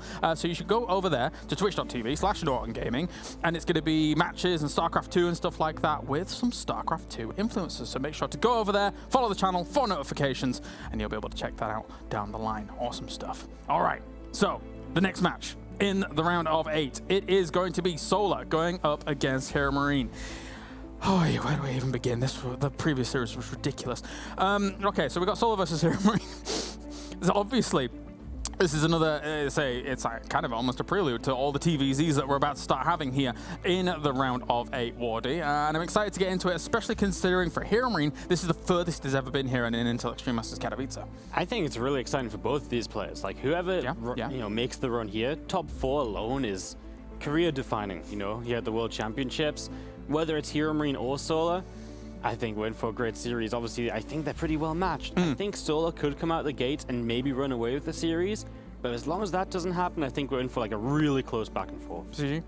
You know, usually I would agree, but you know, I'm feeling wild after that last series. Okay. All right. So first of all, Hero Marine did 3-0 Solar most recently, and guess where that was? That was in an open cup. What did Hero Marine say today was? It was Monday. It's Monday. Yeah. It's Monday, so it's going to happen again. Hero Marine 3-0 Solar. Solar continues his run of looking fantastic in group stages and falls out of the playoffs. To be fair, right, when he first said that, it was actually Saturday. Now it actually is Monday. Wow. After that series, yeah. The odd thing is that if anybody's just tuning in right now, they're like, it's Monday? What are you talking They're just about? so Like, confused. That's for so long. did I fall into a coma? No, it's obviously, yeah, so that's kind of important. I do say the one thing about that result is, though, before all of that, it was Solar win, Solar win, Solar win, Solar win, and then it was Big Game Weekly on Europe, where Solar has maybe a little bit of a ping deficit, right? Yes, those are absolutely fantastic points, Kalaris. You should be on this side of the analyst desk. All right, well, thanks. You should be one of the StarCraft influencers. Guys, I'm too tired. It's been a long day already. No, I'm not going to be one of the StarCraft influencers. That would be nuts. But anyway, Wardy. That would be nuts? Why Yes. would it be so nuts? I don't know. That'd be so crazy. Well, every single time I do a tournament, people are like, welcome back, Claris, as if I've been somewhere, but I haven't been bloody anywhere. I do every single damn bloody tournament. Pardon me. Someone in the UK had their grandma just perk up and was like, what are you watching? Yeah, probably. All right, no, Wardy, get us back on track. Talk about this game. Yeah. StarCraft's a great game. Okay, well, clearly all ruined after that Zerg versus Zerg, I can tell. Oh, no. Okay, real talk. Thank you. Solar can play really good ZVT. We've seen it from him in Katowice before. Yes, he's had some unfortunate nukes, but if he doesn't get nuked, he's really freaking good. I kind of wonder a little bit, maybe he falls to the pressure of the playoffs, because group stage Solar, right? He looks so good that he doesn't quite make it and so on. If he can just pull it together, I think it's a really tough match for Hero Marine. But Hero Marine has played some great games, and what I really think of with Hero Marine was that last chance run where he didn't make it out of the group, but he beat Reno the first time in amazing games. He really put it to Maru in the winners match, and he just lost out to Reno again in the elimination match. Yeah. That one was such a good performance. If he can summon that kind of TVZ that he was playing that day, we might actually be able to get the Hero Marine semifinal. Well, on the other side for Solar, is say, like when we were listening to him in the Last Chance tournament, he was saying, I mean, we saw him against Terran there, and he looked fantastic. He was saying that was the matchup that he'd really leveled in up. So maybe this is his opportunity for the round of 4, ZG. Yeah, he does say that, but he did struggle against the Terrans of his group in Katowice. So it always is like, and this happens to a lot of players where they absolutely feel and might even have stats to back them up on the ladder that they are improving, they are doing fantastic. But then it takes either a long time for that to show in a tournament or actually just never shows, and then they have to work on something else. All right, well, let's get to it then. We have plenty more to come today, but we have our next round of 8 on the way. It's Hero Marine versus Solar.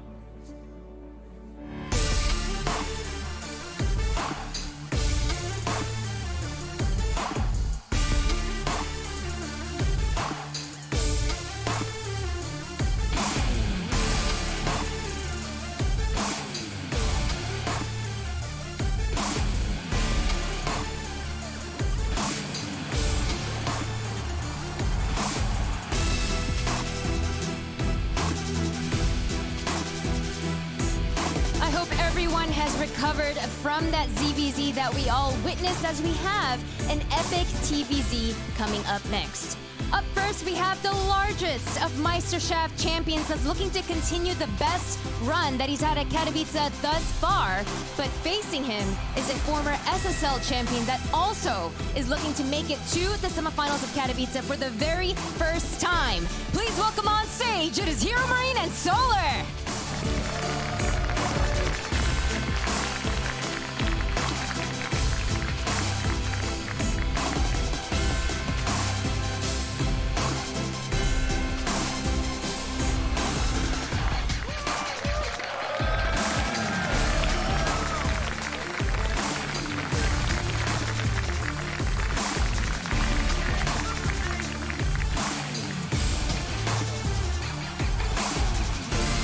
It is time for our second quarterfinal of the day. We've got 2 more after this.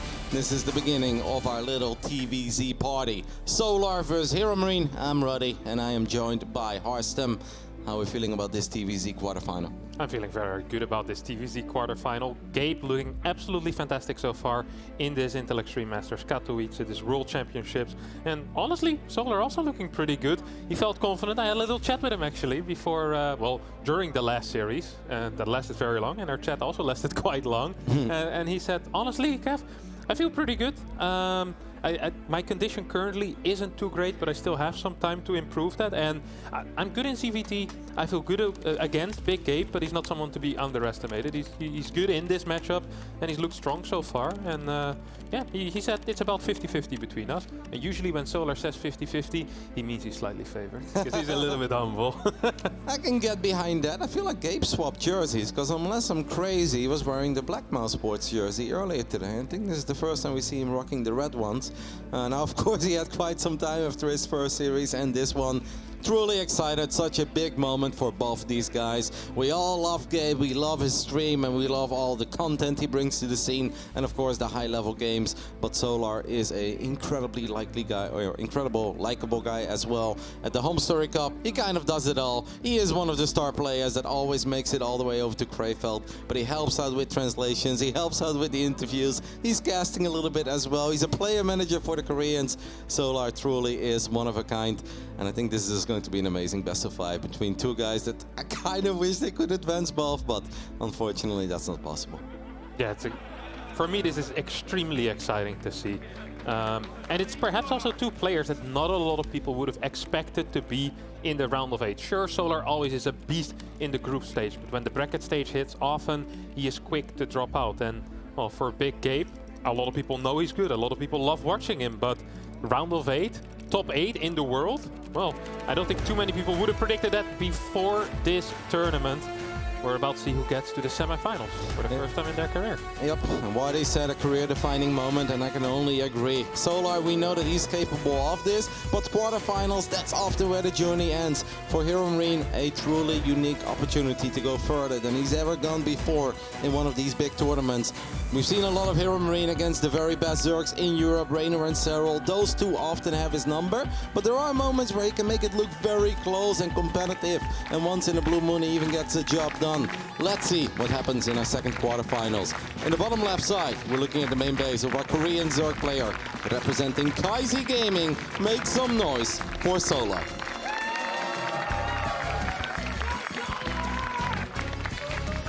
That's noise. That's a lot of noise there for Solar. Let's see if we can get a similar amount of noise for the man in the top right here on Glittering Ashes. The one, the only, Big Gabe.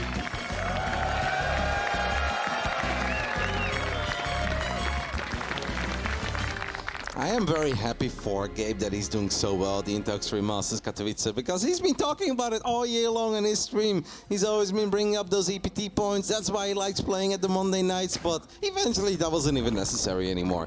It was quite obvious he was going to qualify, but he still loves showing what he's made of, and he loves entertaining his stream audience. But this was always what he had his eyes on. Every other tournament, he does his best, he prepares, but he has said time and time again, it's all about Katowice, and for him to show up in such a big way is awesome.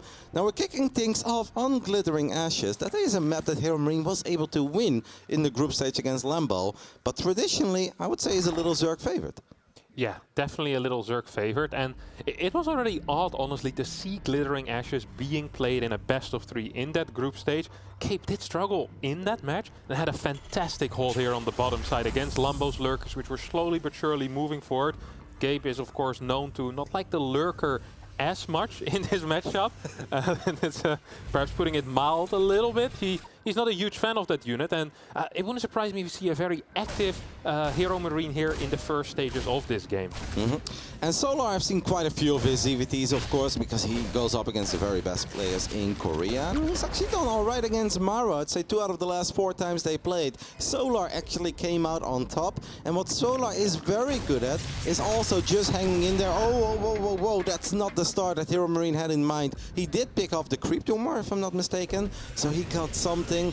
But losing a Reaper against slow Zerglings and being surrounded, it wasn't even a Queen shot, but it was a Lynx around. Hopefully that doesn't shake him up too much. Yeah, it's a little bit painful there. He's opening up with a fast second barrack, so perhaps 2 to 4 Hellions, in one of them quick 2-1-1 builds with a 3rd command center. Losing that Reaper though means that Solar has a lot of time to prepare, and even has time to scout with his Link. We'll see the barracks building. That's huge. You see that Hero Marine actually pulled all 3 SCVs for a split second. It's almost like he was worried that 8 to 12 Zerglings were going to show up.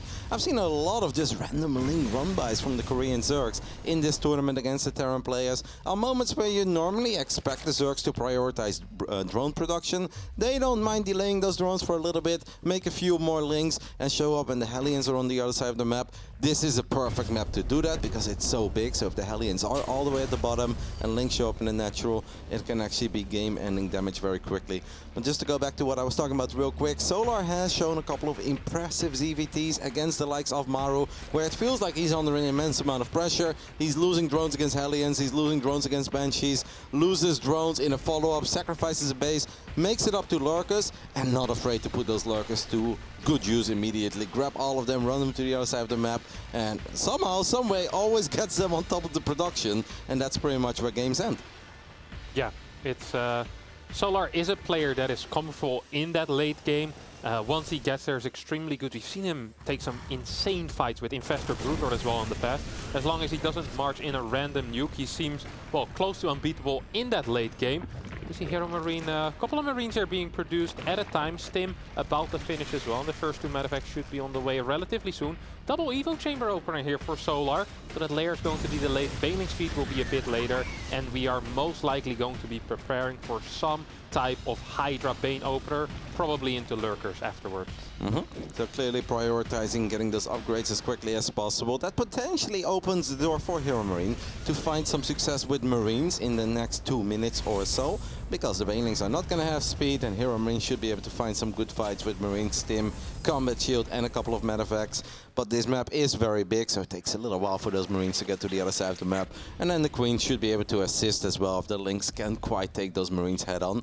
So we'll see. This is kind of the first real skill check to see who's on the money, who's still sharp. It's been a long day for these guys as well. Solar showed up probably a little bit later, but you also don't want to show up too late, just in case those initial best of 5s go very quick. You don't have proper time to warm up, you don't have proper time to prepare for your opponent, because he didn't necessarily know if he had to prepare for a PVZ in case Zone 1 or a PVT of Hero Marine 1. Here are the first Marines of Hero Marine on the left side, and he's just kind of flirting with the Queens, firing a couple of bullets, but not a single unit went down. Yeah, quickly picked up those Marines back into the medevac, and it's actually going to attempt to drop in the main base, if I'm seeing that correctly. There's no Overlord there quite yet. Solar will need to respond quickly as he sees it now. Already has a Spore in the main base, nothing to worry about. The Hero Marine will try to... Ooh, he's gonna find a different location and will get to drop these Marines. Might be able to snipe a Queen here, which would be a nice pick-off, but nothing too useful. Oh, medevac very low on HP, barely gets out of there. That would have been a painful start. I don't know if there's a Queen on the left side. Seems like Hero Marine was a bit worried about it, so he doesn't want to evacuate immediately. So far so good for Solar, I'd say, as he's maintaining his 10 to 12 worker lead. And those 1-1 upgrades are finishing up, drops the Baneling speed as well, and already has quite a few safety Banelings. But both players clearly very respectful of one another, not willing to make any crazy commitments early on.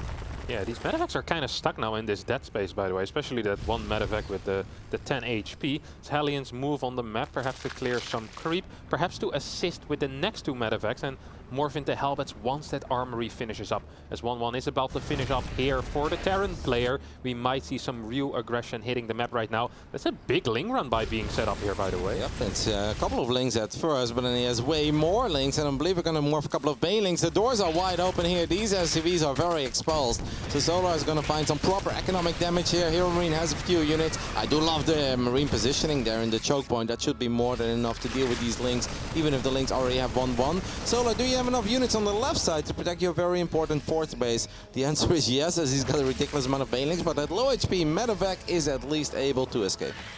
Yeah, 7 workers going down as Solar brings these Lings back home. Perhaps can use them as some type of flank. The Marine starts moving forward here, tries to snipe a couple of Banelings, but as Centrifugal Hooks finishes up, I think this push is not going to be too successful. I do love those two Hellions morphing into Hellbats, protecting those tanks, just in case Solar thinks he can have a couple of Lings show up from the right side, get on top of these tanks and pick them up easily. It's not going to be that easy, because these Hellbats are going to have a field day against Lings. If it's just Lings, now if it's Lings and Banes, that should still be enough. Solar thinks that this is the moment for him to just completely go for it. This fight is going to take part of creep. Mostly Hero Marine with a small misclick there on his Marines is able to save a couple of them, but I'd say overall that's a pretty good cleanup by Solar. And Solar once more, Hero Marine thinks that this is the moment where he can make a hold. He's got a tank in the mix. It's still off creep, but there is just so much Zerg. There is a lot of Zerg indeed. The tank count gets reset, but also a lot of the Banelings get taken down. Solar does need to quickly start rebuilding these bases, as he currently has only 1 remaining. There are 4 being morphed right now. Hero Marine might smell a bit of a chance here. Stims forward, we see a scan. 17 Banelings morphing, and once these 4 finish, I think Solar will be able to hold this. Yep, I think it's a bit uncomfortable for Solar here, as 1 Queen does get picked off, but I think he's going to be more than fine, because he has completely reset the tank count. I don't see any Widow Mines in the mix either. Gabe is very heavy on the Medevacs. He's already got 10 Medevacs, and there are 2 more in production. He's got 12 Medevacs for 41 Marines. I kind of feel like we're overdoing it here. Yeah, he's just really lacking some of that splash right now, losing all of these tanks. Widow Mine production is starting, as you mentioned. Drilling Claws on the way. We even see a Liberator here, perhaps, or double Liberator for some harassment. I love this double drop here on the right side, really adding a bit of spice in this attack. It kind of feels like we're missing it a little bit though as a Terran, because now we're making Widow Mines by the time that Lurks and Hydras are out. And that's kind of where you want to have some of these tanks. And we lost tanks when we didn't have any Widow Mines, when it was mostly Ling Bane. And that's when you would absolutely love to have a few mines spread around the map to potentially run back to and hope for some of those juicy connections. So even though the supplies are even and Solar did take a somewhat adventurous fight off creep, kind of like where this game is going for Solar. Yeah, I like it too. He's getting into that lurker stage pretty quickly. However, Big Ape has done a good job at denying the creep so far in this game. The right side is practically devoid of any creep, and taking a 6 base will be difficult for Solar, as another group is going to join up on that right side. Mine is there as well. Lurkers are not out yet. This might have some potential. Yep, Lurkers are not out yet, but the first Viper is. Sometimes a Blinding Cloud can mess up the AI of the Marines a little bit. They can accidentally move forward into Banelings. Gabe with some very adventurous movement. At least he's on the money with the Medevacs, picking those up. At the same time, we've got a lot of Marines on bottom side. I see a few Banelings here. Not all that many. That Widow Mine shot from downtown, though, connecting with all these Banelings, and a Hydra going down in the mix, too. There are still a few more Widow Mines coming in from the top. The Banelings are finding some really good connection here, though. Perhaps a little too good. Yes, Big Ape does need to retreat at this point. This drop is also not going to work. Perhaps was eyeing that main base. Liberator Harass is forcing these drones away from the mining here. As Solar's actually struggling to max out at this point, although he's at 94 workers. Doesn't really have a bank. Well, Liberator's definitely distracting Solar, keeping him busy, finding some remote success. Love the multitasking there, but I think in the end those Baneling connections were just bigger than they were supposed to be. Imagine if Hero Marine is able to save 15 to 20 additional Marines there. You can truly keep pushing, pedal to the metal, and potentially end this game before those Lurkers that we know he's not very fond of are out. Now I think it's inevitable that these Lurkers will make it to the battlefield, and that's going to make for a completely different game. And at the same time, we're dropping a Nidus network in the natural Solar, as Hero Marine is still super in his face though, and I do think he's done an amazing job in keeping creep at bay. Yeah, he definitely has. There's a lot of mines in this fight as well. Tank in the back, Parasitic Bomb on the Medevacs. Good split off here from Hero Marine. So Hero Marine will get pushed back. These Marines get cleaned up. This topside army might be capable of trading with these Lings. Yes, they will survive. Now stimming forward. Are there any Banelings here on that left side? I don't think so. Right side is cleaned up, as HeroMarine actually finds a pretty decent position. Does need to pick up though as more Lings arrive. There's not a single lurker on the map yet, and Solar has played like this before. Just pure Hydra Ling Bane, pretending to go into lurkers and staying very high on Banelings. Do we even have the lurker upgrades? I kind of wonder about that. It's okay, we have one of the two. We've got Seismic Spines, but we don't have the adaptive talents yet. As Solar is now morphing Banelings on the other side of the map. Drops in Nidus as well in the main base. HeroMarine, are we paying attention? I don't know if that would be that devastating if there are no lurkers. I think HeroMarine can definitely deal with a Zerg army that shows up that is not going to siege up atop its production. These are going to be Lings with +2 and Adreno Glands. HeroMarine has +3 upgrades finishing up, and Solar has actually never started his +3 upgrades. Well, +3 armor is close to finishing up, but +3 melee only now on the way. Another Parasitic Bomb is going to deal a lot of damage to all these medevacs, and at the same time, Banelings once more finding successful connections. Solar is playing at a pretty crazy pace here, and I feel HeroMarine is doing whatever he can to keep up, but it's just not quite working. Solar is finding victories left, right, and center at this point. Yeah, that Nidus network more of a distraction as the frontal push is going to deal a lot of damage. Banelings connecting with all of these SCVs. Solar will get pushed back temporarily, but dealt so much economic damage right here. A big portion of HeroMarine's army also falling, and I think Big Gabe is in a world of trouble. Can we take a look at how many drones have gone down in this game? Because I feel like that's a pretty low number. Yes, a single drone. That was to a Liberator, I believe. And I think that's kind of the difference here, right? HeroMarine has played a solid game, but he has not been able to find any economic damage whatsoever. Meanwhile, Solar has killed over 30 SCVs and is still taking decent fights. More Ling run-bys. Of course, it's a good Zerg map. This kind of stuff is inevitable. We did land a little EMP there on the Vipers, but Solar is still here with overwhelming numbers, and HeroMarine is ready to tap out. GG. Solar takes the 1-0 lead in our second quarterfinals. Yeah, Solar looking dominant in this game so far, not even having to use the lurkers. And just with pure Hydra Ling Bane here on Glittering Ashes. Good run-bys, a great Nidus distraction there, really pulling a lot of Big Gabe's army back into that main base, and at the same time attacking at the front. Like, what was it, 10 Lings popped out of that Nidus, and I think 30-40 supply of the Terran player went back to try and defend that, and Solar's like, well, I think I can break you now at the front, and gets a couple of good Baneling connections, not only with the SCVs, but also with a lot of the Marines. And HeroMarine unable to recover from that. It did kind of feel like we were playing Solar's game. HeroMarine was trying to find openings in the beginning, but it wasn't quite working out. And after that, almost felt that Solar was always the one getting the good connection, and then HeroMarine reacted. There was maybe a bigger opportunity in the bottom right side after we landed that cool Widowmine shot that felt it was way out of range, but somehow it got the missile off. HeroMarine saw that as well, but then Solar got some really sweet connections with the last few Banelings he had there, because that was perhaps the spot on the map where HeroMarine was going to find the most success, as there was barely any creep to work with, and normally Marines off creep against Banelings, even if they have speed, that is something most Terran players are willing to deal with. Yeah, a little bit unfortunate for Big Gabe as well, of course. The moment he pulls those tanks away to go for that big 1-1 type of push, with these extra medevacs, the first run by truly hits. He loses 7 SCVs, and he also kind of gets cleansed up on the other side. He did manage to take a good fight of creep, but it wasn't quite enough. So we're entering game number 2. And here, in the top left, spawning as a red Zerg. He's up 1-0. It is Solar. Game 1 was Solar's mapping. Game 2 has to be this man's mapping, as it's one of the better Terran maps in the map pool. In the bottom right side, we're looking at the main base of the man who is made of epic proportions. He is representing Mousesports. Make some noise for HeroMarine. If we go down 0-2, I think we need to swap jerseys, man. Back to black? Yeah. Yeah, I think so too. I'm not a superstitious man, but back to black it is. And I wouldn't mind seeing Gabe without a shirt either. Do it on stage, Gabe, no break. All right. Curious Minds is obviously a much smaller map, and this is a map where HeroMarine has found success even against the likes of Raynor. He's got some devastating Marine tank pushes, and we saw the tanks on Glittering Ashes, but Glittering Ashes is such a big, wide open map that it's often a bit easier for Zerg players to buy some time and then clean them up. Solar did a great job against the first wave of tanks, and even that second wave after he kept on chasing those units that HeroMarine tried to pick up. On Curious Minds, that's a bit more difficult. There's a lot of high ground, low ground, a couple of choke points as well. If Gabe can find himself in a similar spot, he should be able to find way more damage. Yeah, Definitely. Of course, you also have that watchtower, which makes it easier to spot any type of flanking going on. You can hide behind these little line of sight blockers as well near that watchtower, which is super useful. And well, those are side blockers too. Those are side blockers too. But I doubt we're going to see much use out of those, Rotti. Yeah, actually, a little while ago, I saw somebody build a pylon while the rocks were still up, but still behind the side blocker. And I was like, I've played 300 games on Curious Minds. I didn't know that was a thing.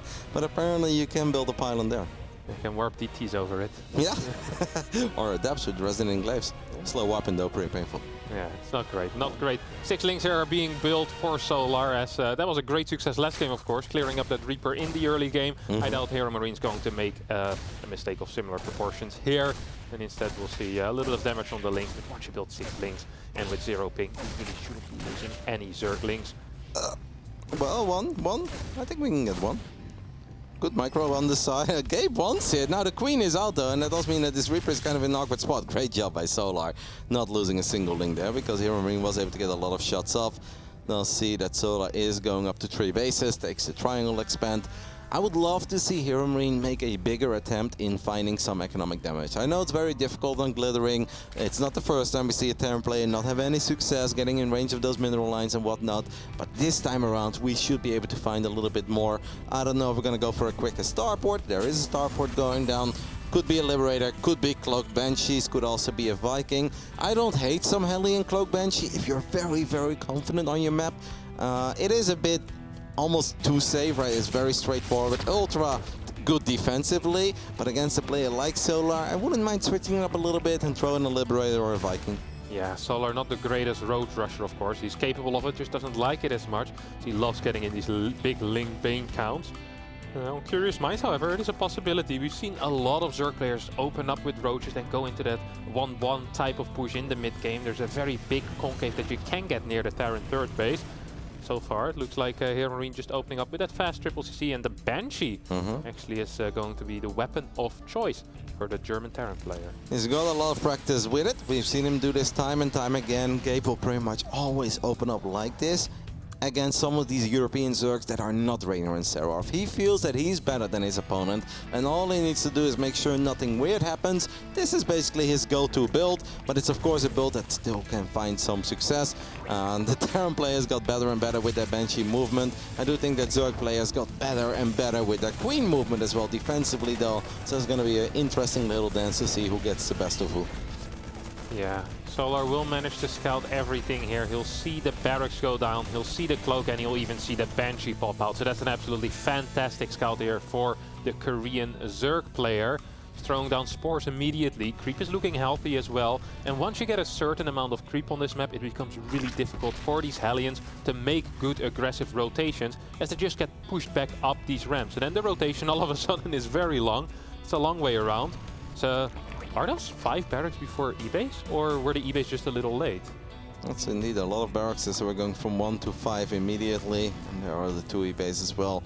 Hero Marine has his Hellions in the center. I think he's now just kind of waiting for his Banshees. Not exactly sure that's the first Banshee. Do we have a second Banshee as well? We should, right? No, he can't. I think he cancelled Cloak and the Banshee. Yeah, looks like it. Okay, so after it got scouted by Solar, he cancelled Cloak and the Banshee. Would work out great for Hero Marine if Solar ended up building 5 or 6 Spore Crawlers, but that's not really the case. I believe Solar has just dropped a single Spore per mineral line, and is now just holding down that drone button. Look at this. We're closing in on almost 70 workers at this point, and Hero Marine has not done anything about that just yet. Let's see if we can find a little bit of damage. Nope, Queens are in the right position. Without Cloak, without a second Banshee, it's going to be very hard. Hero Marine is a bit timid with his Hellions, but I can understand he's afraid of losing them. Man, that's Solar's economy though is off the charts.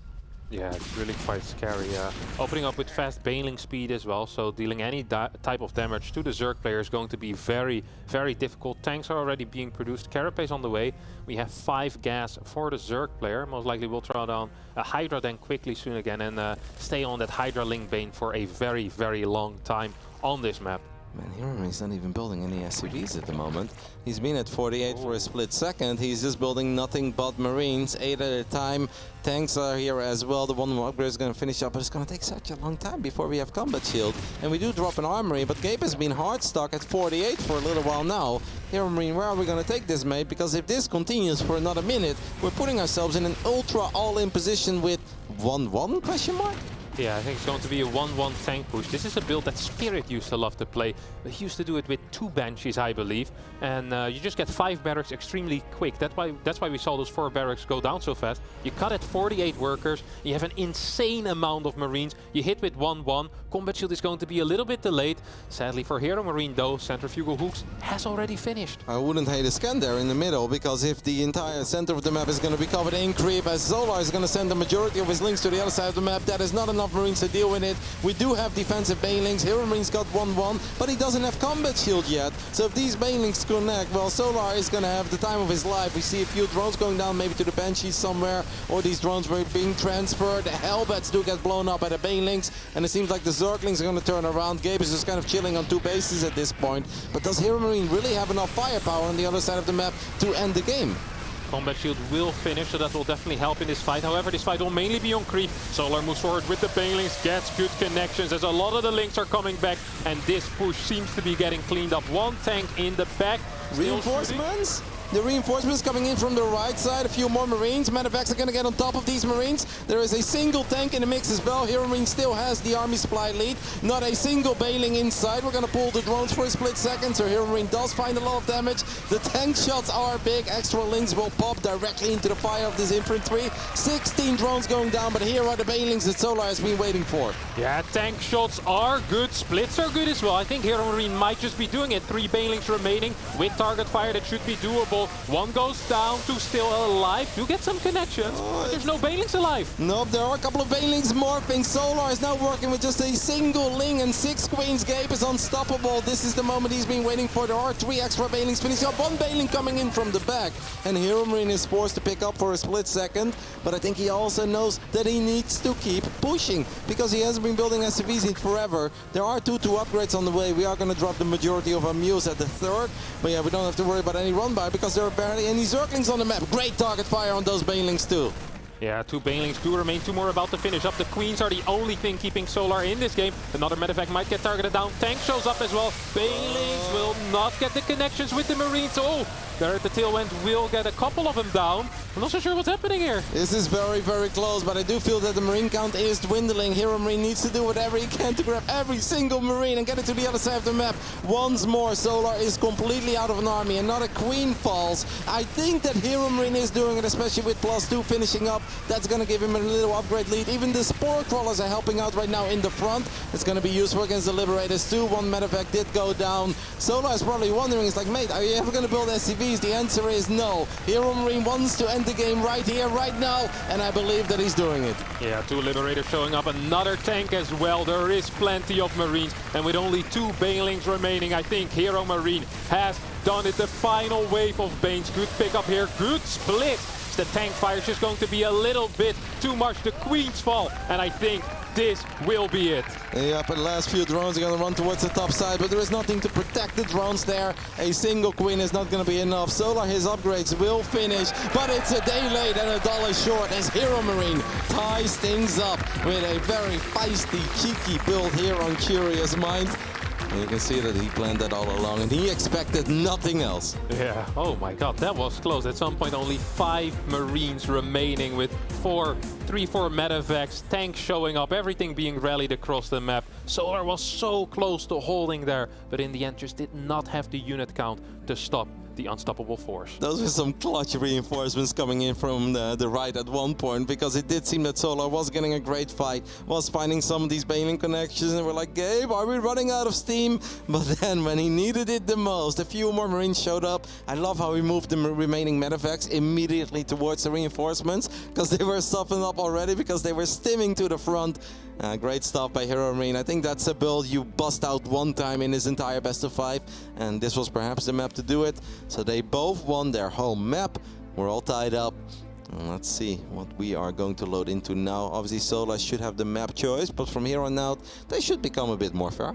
Yeah, I think something like Hardwire wouldn't surprise me 2K too much. maybe?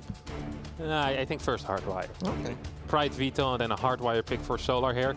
The cool thing about that build is that Solar might be a little bit more careful with droning up in the future, right? I mean, if Big Gabe is capable of playing this type of build, such an aggressive kind of fake third base build, in the future Solar either needs to scout more or needs to be more careful in the droning, but he needs to adapt to the possibility of this build coming back. And that's a mind game. Well, if you have it on your side, that's always very welcome. Hardwire it is for this man. In the bottom left side, we're looking at the main base of our Korean Zerg player trying to make it into the semi-finals, representing Kaisi Gaming. This is Solar.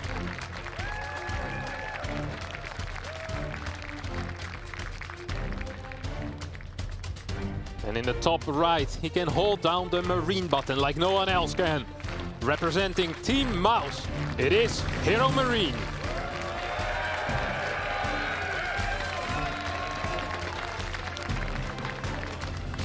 What a moment it would be in the long career of Hero Marine if he can somehow get it done here in this best of 5. But the same can be said for Solar.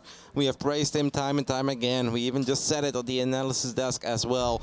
Group stage Solar is a real thing. He can take out anyone in a round robin or even in the GSL format groups, but it's often the playoffs where it goes wrong, and sometimes it's even the most magical run. It doesn't just end in heartbreak or like a nail biter, but he kind of loses in a one-sided manner, and that kind of takes away the shine of the great run he had up to that point. Well, so far that's not the case. Even if it would end here, obviously this is a competitive best of 5 up to this point. It's brutal for both. I wonder if they're feeling the pressure as well, because I think they both look at this as well as like, okay, my opponent is very good, very skilled, talented, hardworking, but I can't complain playing in a quarterfinal in the biggest tournament of the year against either Hero Marine or Solar, because this is often when you run into a Maru, Rogue, Serral, Dark, like those guys, that's where you know it often ends. But this is doable for both. Yeah, it really is. I mean, a different quarterfinal is Maru versus Serral, and I think both players rather play against Solar or against Hero Marine than they would against Maru or Serral respectively. So it is interesting to see indeed for both of these players a very big opportunity to get to that semi-finals, as Hero Marine this game did not open up with an SCV scout, so switching it up a little bit, saying, all right, Solar, I see you're not going to pool first me, let's just save a little bit of money. Don't SCV scout and get a faster second guess. So far, every single game, Hero Marine has opened up with a quick triple CC. That changed here on Hardwire. Yep. Now Gabe is definitely capable of playing the ultra late game with into Terran, and we get all the Sensor Towers, we increase the ghost count, we played some Liberators with advanced ballistics as well, and perhaps stylistically that wouldn't even be the worst thing to do against Solar, even though I think Solar is one of the best in the world in breaking Terran players. Eventually, it doesn't have to be too early, it can be with big banks as well, but Solar is an adventurous Zerg, and he's not afraid to run into well-protected areas with Lurkers and Banelings, just thinking that eventually it's gonna be okay because I'm a rich Zerg, I've got Hive, I've got all the upgrades. So perhaps Hero Marine feels that his best way to victory here is to turtle it up hardcore after whatever he decides to do in the early game is going to be a little bit aggressive. Perhaps to just make it a bit more pleasant for him to expand later on. But yeah, we'll see where he takes it. So far, Hellions, Starport, and no third CC yet. Do you think there's any chance we're seeing Mech this best of 5 out of Hero Marine? I know we don't see it very often, but we know he's been preparing a lot for this tournament, and ooh, it is a fusion core here. So is this a possibility? I have seen him play BC into Bio a lot more than BC up to Mech, but Hardwire is not a terrible map for Mech. That's definitely what I'm leaning towards as well. I mean, sometimes there are some crazy 2-base builds as well, where we just open up with a BC and then we just make a crazy amount of Hellions, morph them into Hellbats, get on top of the Queens, and try to straight up end it. But there is the third CC. I'm still thinking Battlecruiser into Bio, because this is something I've seen Gabe do a whole lot more than all-out Mech play. I feel like whenever I do watch Gabe play Mech and it doesn't go well, it's like, oh yeah, Mech's just terrible. Then he watches Mario play it, he's like, maybe I should give Mech a try again, and then he gives it a shot. He's like, nah. Max is terrible. I wouldn't have hated an attempt in starting a fake cloak. Now, I don't know if Solar would have bought it or not. Can this Overlord get deep enough to see the fusion core? The answer is yes. So Solar gets another phenomenal scout off. This time around, though, I think Hero Marine has already set his course, and he can't really turn around and be like, yeah, let's just go for a Raven and ignore the fusion core. No, he really wants to go with the BC. Yeah, no fake Banshee there, no fake cloak, and then, yeah, also Solar being capable of seeing that fusion core, of course, is the cherry on top of that scouting pie. Doesn't make it too great. This is it's interesting. No gas is being taken though here for Hero Marine. Does kind of indicate that we will still be going into that bio play that he loves so much as Stim starts. And that is indeed what we will be doing. Bailing Nest will be thrown down here for Solar. I don't think Solar believes that this will be maxed. No. I mean, I think that Solar has done a bit of prepping. Like I said, he didn't know all along he was going to play against Hero Marine, but he has known for a solid 4 or 5 hours at this point, as we've had a couple of very long series to get here. So I'm sure that he's gone over a couple of VODs that Hero Marine has been playing, and perhaps that's one of the weaknesses of Hero Marine. The man plays a ridiculous amount of public games. Not only does he stream all the time, he also plays in a decent amount of online tournaments. Here is our first battlecruiser, just jumps straight into the main base, picks up a single drone. No, I want to say no sport crawler in the natural, but that's wrong. The sport crawler was just kind of well hidden. Hero Marine is still finding some drone damage though, and that's not even that bad considering the fact that we've got 5-6 queens in position. Maybe this opens the door for the Hellions to find some success in the third, but that's not happening either. So good defense by Solar, but at least Gabe got something out of it. Yeah, and I think the best thing here that happened for Gabe is the fact that Solar hasn't started a fort base yet. And Solar is playing, I think, once again, this 5-gas opener. This is adding up. Yeah, this really is adding up. That's big drone damage, and still no fort base means that even if more drones get through, oh my god, this is a lot of damage here. A bunch of workers will go down. These Hellions should be able to trade out okay against these Lynx as well. They find a pretty decent position. Ends up not being too great there for Gabe. Loses 8 Hellions, kills 13 Lynx and 12 drones. I'm not quite sure if he's going to be too happy with that.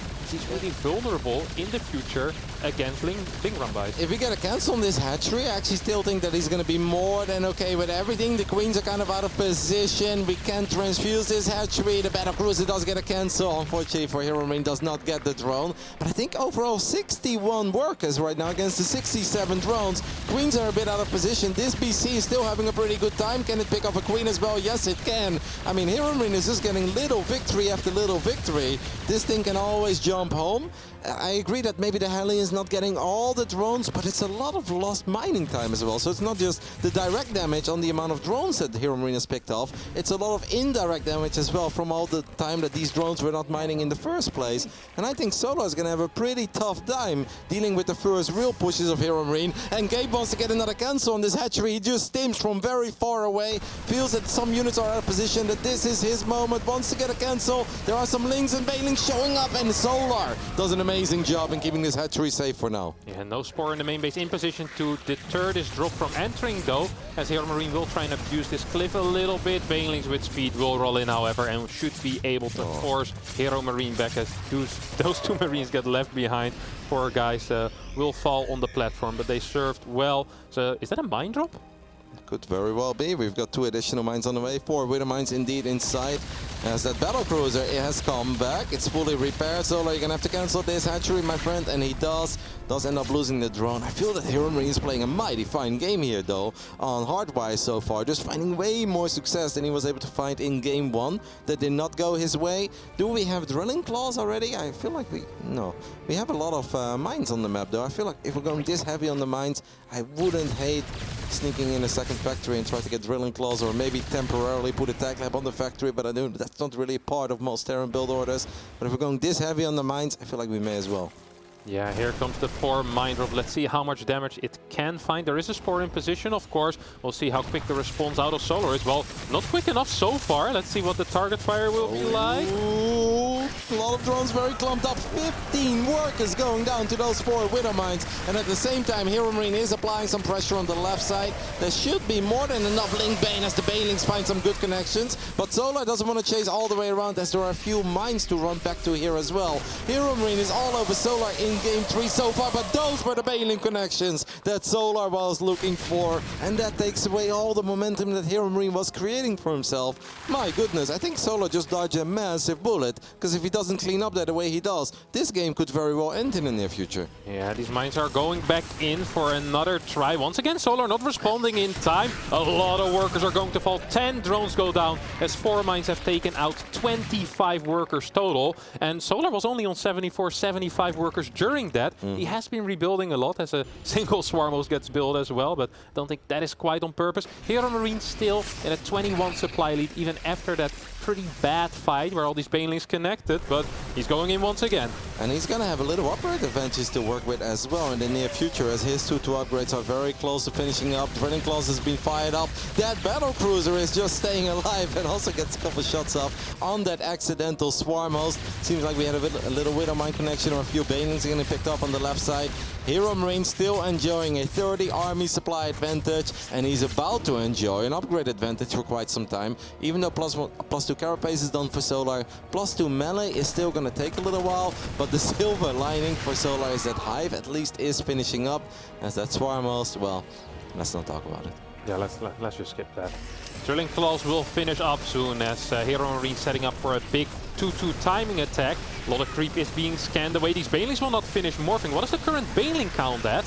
As 20, that's a pretty decent number, but there's also a lot of mines. Is run by will force back the battle cruiser, but that's not the biggest of deals. This fight can be very scary for Solar. Gabe has been macroing absolutely phenomenally in this game. The micro slipped up once or twice. Seems like once more we had a few baneling connections on the left side that were perhaps a bit bigger than they were supposed to be, as the mines are kind of left by themselves there. The tank is left behind as well, so Solar does live to fight another day. The macro has been on the money. That battle cruiser has been a little MVP, because it has been very successful offensively and defensively. It just feels that once or twice Hero Marine already had a possibility to truly get a lot of momentum on his side, but when Solar needed it the most, he got the best baneling connections. Yeah, definitely. Kind of forgot about the Lurker then though. The Hive is already finished, but no Lurker upgrades on the way yet. To be honest, there's not a lot of gas either to even get any Lurkers or Lurker upgrades currently.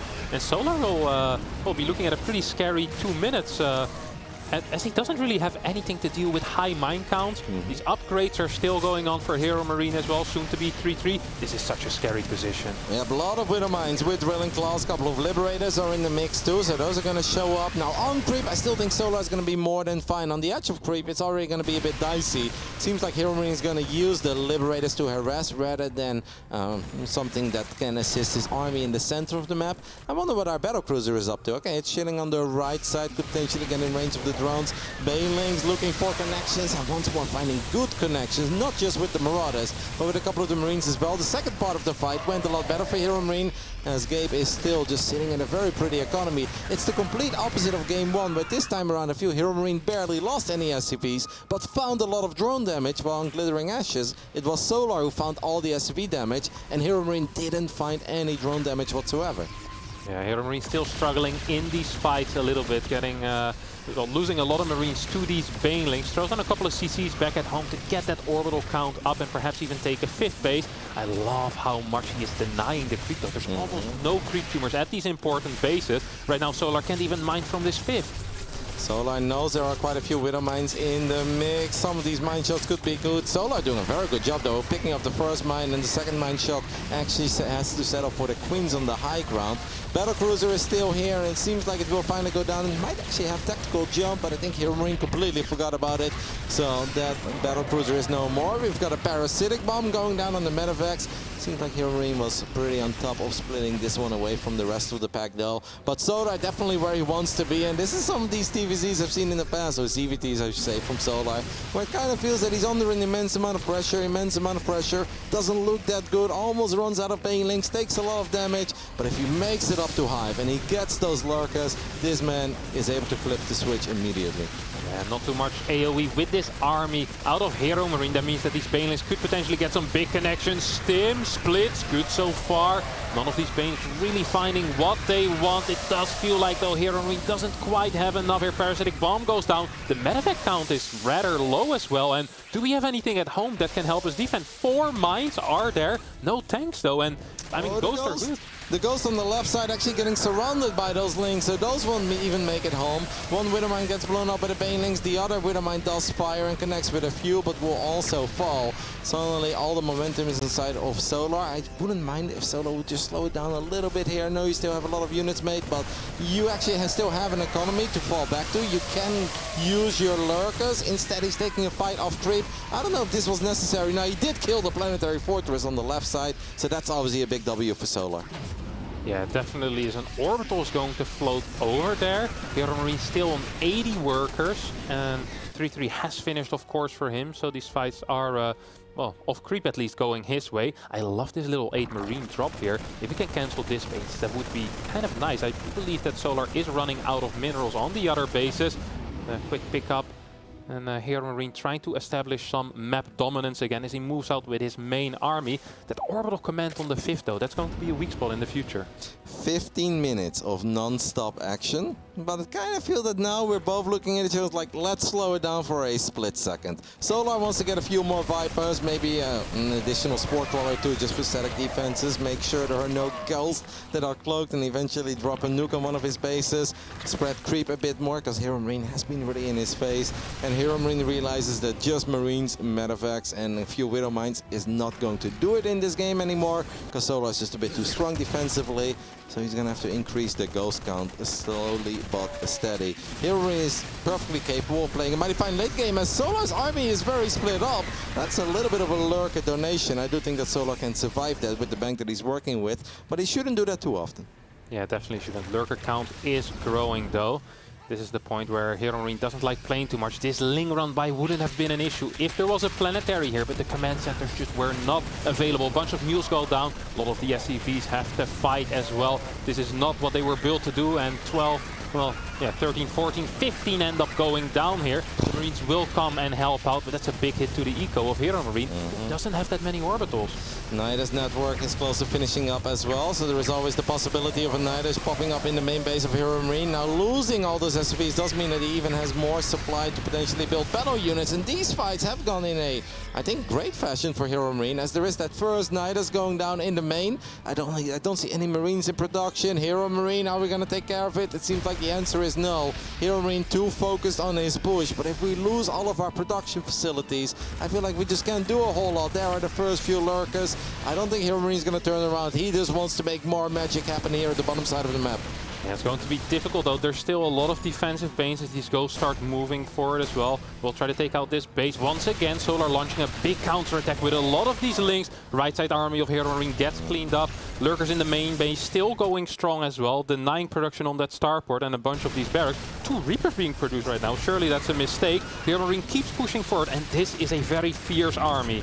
Yeah, but this is kind of where all hell is going to break loose. Hero Marine is going to lose a lot of his production facilities. He's going to lose the majority of his SCVs.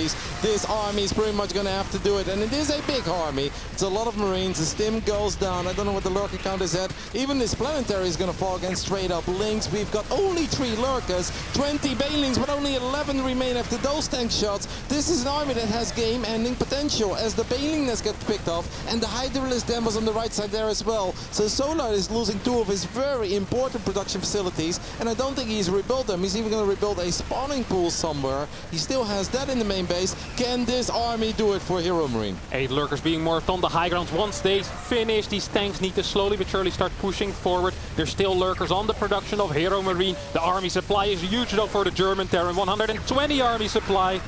Those snipes, the ghost just going to town on those lurkers that were freshly morphed into main base. There aren't too many SCVs left on the Hero Marine side of the map. Only 17, and Orbital is going to land in the center just so we can throw down a scan. But I don't see a way for Solar to fight this army, especially not without a Baneling Nest, without the Hydra Den, because those were pretty much the last few lurkers that he was able to morph in the first place. Hero Marine still has a couple of snipes available.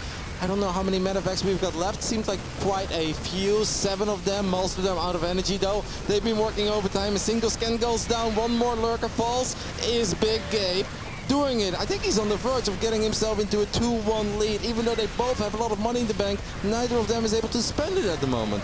Yeah, we did see the new spawning pool already being built. Production of Big Gabe is flying towards his army. There's still some orbital commands here. They cannot fall, as they are the only way to deal with lurkers. This is a big drop, because this base needs the larva. This base needs the mining as well. Oh, Solar, are you really giving this away? And that's the Hydralisk Den as well. Even the Reapers, that accidental Reaper is going to show up. Hero Marine gets on top of these drones too. They all get picked off. I like how he's killing the Sport Trawler before he's killing the hatchery, just to make sure that he doesn't have to deal with too many Broodlings. This hatch is going to fall. Solar potentially is going to try to build something up in the top left side, but he keeps on losing his production facilities. That's his last spawning pool, and that is one that I think Solar really needs to keep alive. Army supply is a little bit closer now, and the Baneling count is higher than it was before. Yeah, let's not forget that this is also still on creep, so if these Banelings get the connections that they have been getting so far this game, this could still be bad for Hero Marine. Lots of tanks though to provide that splash damage. Solar moves in, no moves back again. One tank shot will hit, these drones get evacuated. There's another base here towards the top side. What is that in Big Gabe's base? Are those hatcheries? Yep, I think those could very well be hatcheries. He needs production. He doesn't have any larvae anymore. He's been losing most of his hatches around the mech. Hero Marine is going to run out of scans though. Army supply, it's incredibly close. 81 against 78 in favor of the German Terran. Finds another base, finds another Baneling nest. A few brave Marines on the right side are going to get on top of that final hatchery. Solar will be able to take care of that hit squad, but more drones are going to fall on the left side. Solar still has way more workers than Hero Marine though. But what is that already good for? What is the Big Bang good for if you've got no larva? Yeah, that is a bit of an issue. No way to get Vipers either without a hive. Another spawning pool is getting built. I think this is the 4th or the 3rd spawning pool in this game. Tanks once again sieging for it. Great scan there.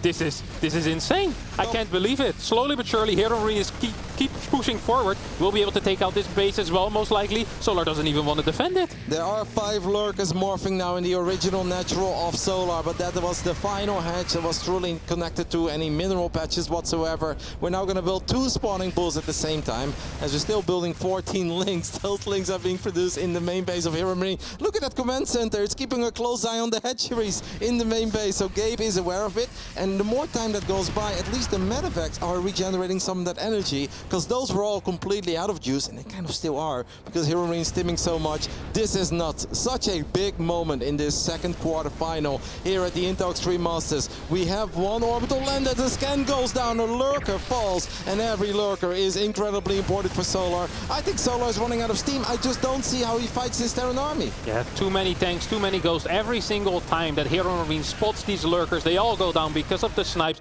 No way to run away for Solar, as Solar now tries to stop these orbital commands from landing, and then perhaps these lurkers have that can give him some type of safety. Look at that in the main base. That orbital is an absolute baller. Covered in creep, doesn't care. Oh, this orbital, can he force everything to lift and then just burrow a bunch of links at different positions? Yeah, but what are we going to do with burrowed links?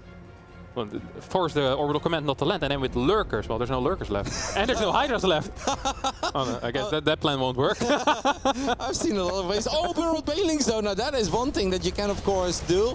Hero Marine is splitting his arm. Wow, it's almost like Gabe just knows that this is a real possibility. Lands his orbital if he throws down a random scan. Are we going to use the burrowed banelings there? He throws down a scan in the bottom right side. Seems like Hero Marine is mostly worried about a mining base somewhere. We know that's not the case. What is that? A single tank in the medevac? I assume it is. It must be. Yes, it is. Hero Marine sieges up once more. He is keeping an eye on these fast-moving links. Throws down a scan. A couple of these banelings. Every single baneling is so important. Army supply 65 against 65. 23 minutes into the game. Ridiculous. You can't make this stuff up today. Yeah, you really can't, as Hero Marine gets a pot shot there. A couple of links will fall. This orbital gets forced to lift though, and this one will actually burn down. That is one less orbital here for Hero Marine. He could drop a mule and repair it, no? Yeah, he could have. Oh, he can still. Mule! Oh, 40 HP. Hero Marine will keep that orbital alive. It's a very close call, but every orbital matters. We've got Queens off creep. Is this it? Is this the moment where Solar says, enough is enough. This is my moment. I need to finally engage you. The tank spread is excellent though. The Marine micro is good. All the Hero Marine really needs to do is save a couple of these bio units, but all the tanks have gone down, but he does keep 15 Marines and 3 ghosts alive. Drops into the main base, his own old main base, and sees the 2 baneling nests. He knows that Solar has no money. Snipes on the banelings going down too. There's 9 drones left. There's long distance mining going on right now as 2 more links are being produced. Snipes will take out this queen. There is no AoE on the side of Hero Marine anymore. Is this position completely closed off? But there is also no anti-air. I think there are a few links and banes that could potentially sneak through. No, I don't think they can, and Hero Marine is aware of that too. But now he picks up one of the baneling nests. That orbital is flying. This is one of the silliest endings of a game that I've seen in a very long time. We could potentially drop another mule to save this orbital too. We could create a force field with barracks. We could create a wall off and just slowly but steady snipe. As long as Hero Marine doesn't lose any ghosts, this should be his game, because these units are untouchable. Hero Marine can do this all day. He can dance all day. He can drop all day. He definitely can. Orbital Command finally goes down, but it won't matter. He is indeed making a bit of a wall with these barracks. All of these fights will most likely happen off creep. Oh, I love how he is doing this. Look at that. Even getting all these barracks down there. Ghost on the low ground. Will use the snipe. Bailing's go down. Does need to pick up these ghosts, though. Hero Marine, you need to be careful. Oh, Solar does not want to commit to one side. Instead starts targeting down these. Oh my god, GG! Hero Marine wins the impossible game. I can't believe what we're seeing here. I've seen a lot of weird endings over the last 4 days, but this was probably the weirdest of them all. Double Bailingness in the main base, using barracks to protect his final Marines. Solar eventually said, this is it, I've got to go for it. And he did take care of all the tanks, but he could not take care of those last few bio units. And without any anti-air, it's just not a fair fight. Hero Marine had all the micro potential in the work there, with stim, with energy, with the ability to pick up and drop on the high ground, low ground over and over again, and all that Solar could truly do towards the end was hope for a mistake. But let's not forget everything that happened up to that point. Hero Marine was playing out of his mind. A beautiful game, a beautiful series so far. We are going to throw it to a very quick commercial break, and after that we'll be back with Game 4 between the German and the Korean.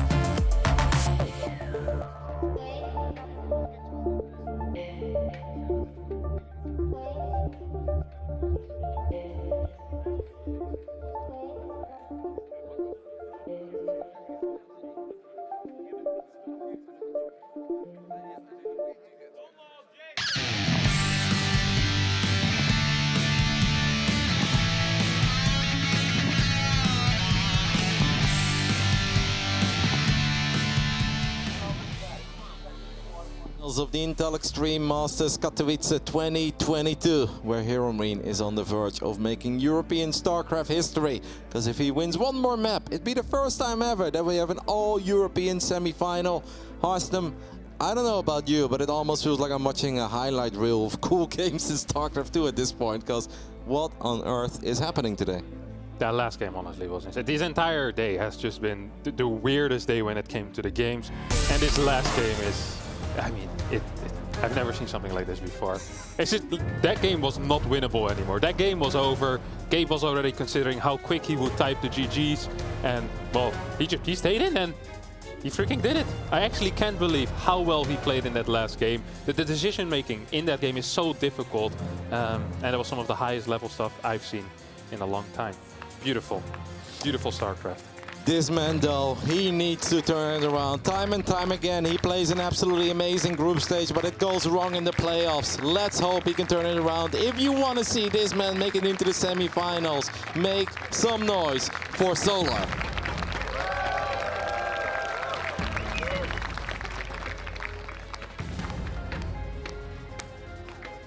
And in the top left, the man who can apparently do the impossible. He is the blue Terran player, Hero Marine.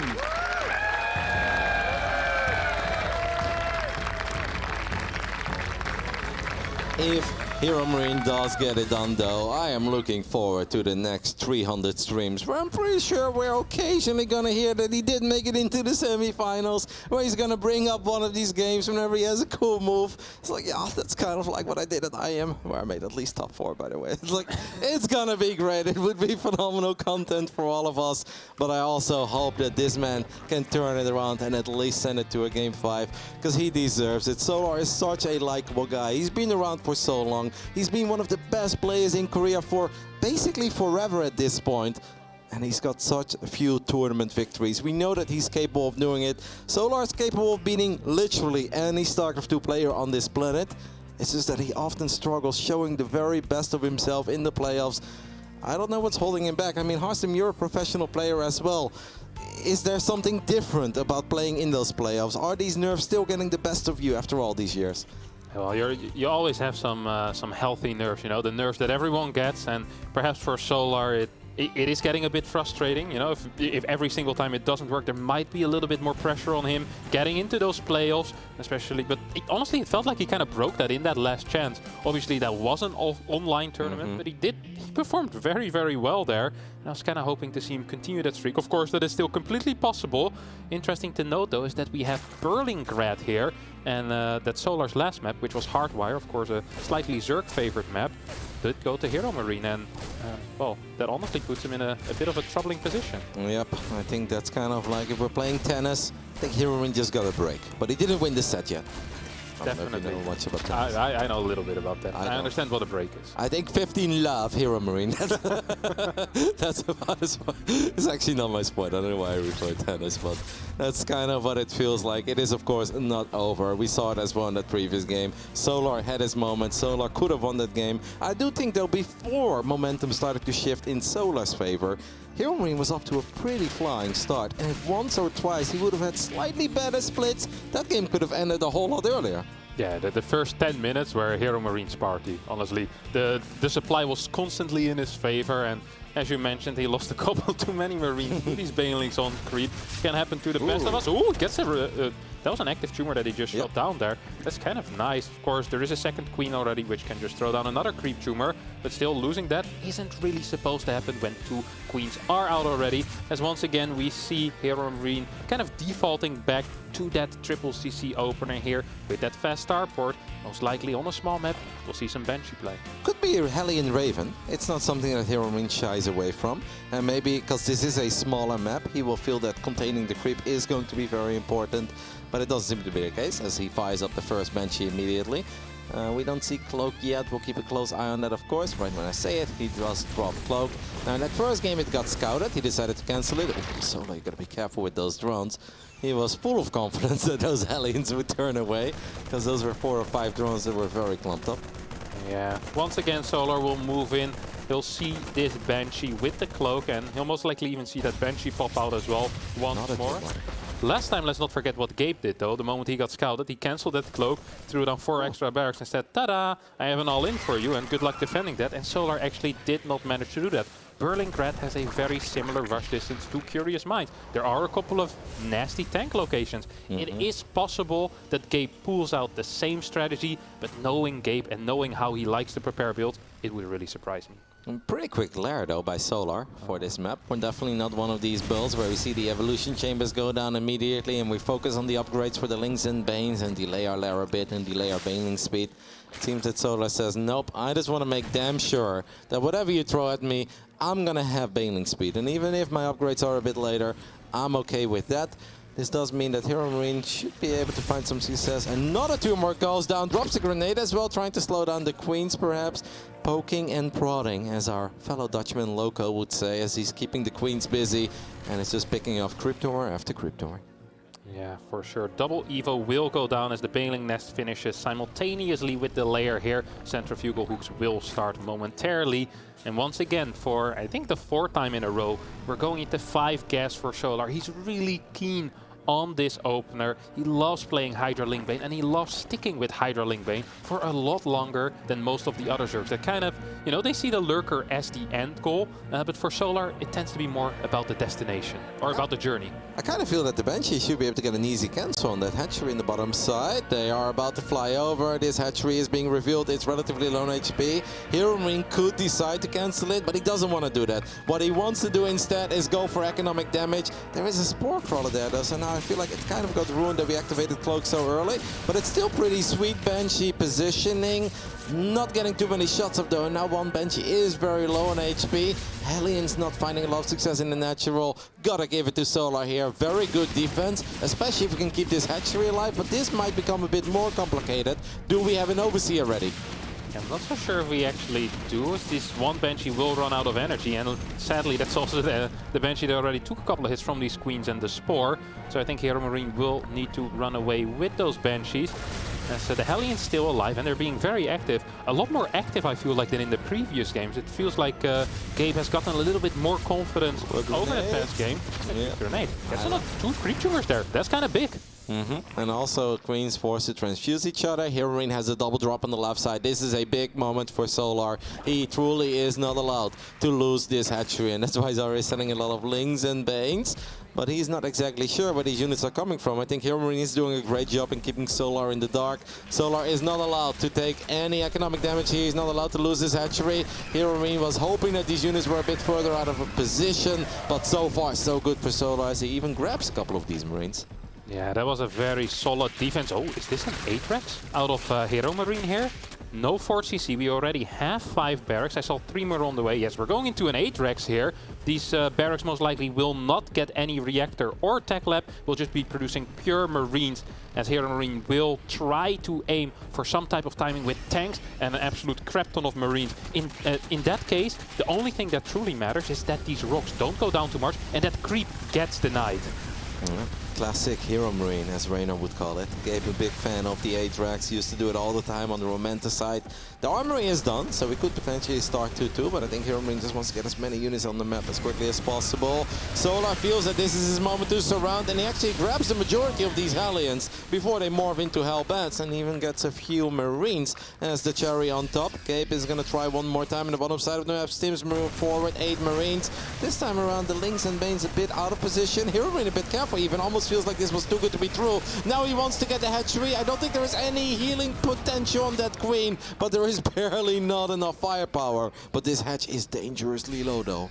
Yeah, luckily Solar already has that right side base, and with 83 workers, I don't think he necessarily needs 5 yet. So even if he would lose it, it's not going to be the end of the world. I think Solar is kind of in the dark though about what's going on here. He's not aware of the fact that these extra barracks are here. I don't think he's scouted the insane Marine count either, and Hero Marine is going to hit really hard really soon.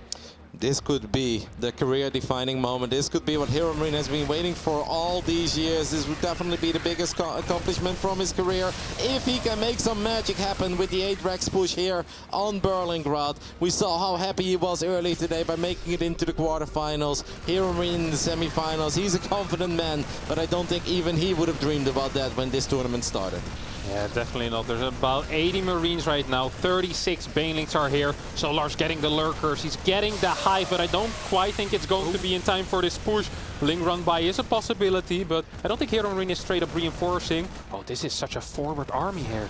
Yep, Solar setting up the flank, but he needs to be very decisive. If he goes for it, he's got to go for it once and for all. These tanks are getting pretty good shots off, a few times on the clump of Banelings as well. It's awkward. Solar is under a lot of pressure. I don't know if we're firing up any Vipers. Hero Marine has a solid 20 army supply lead.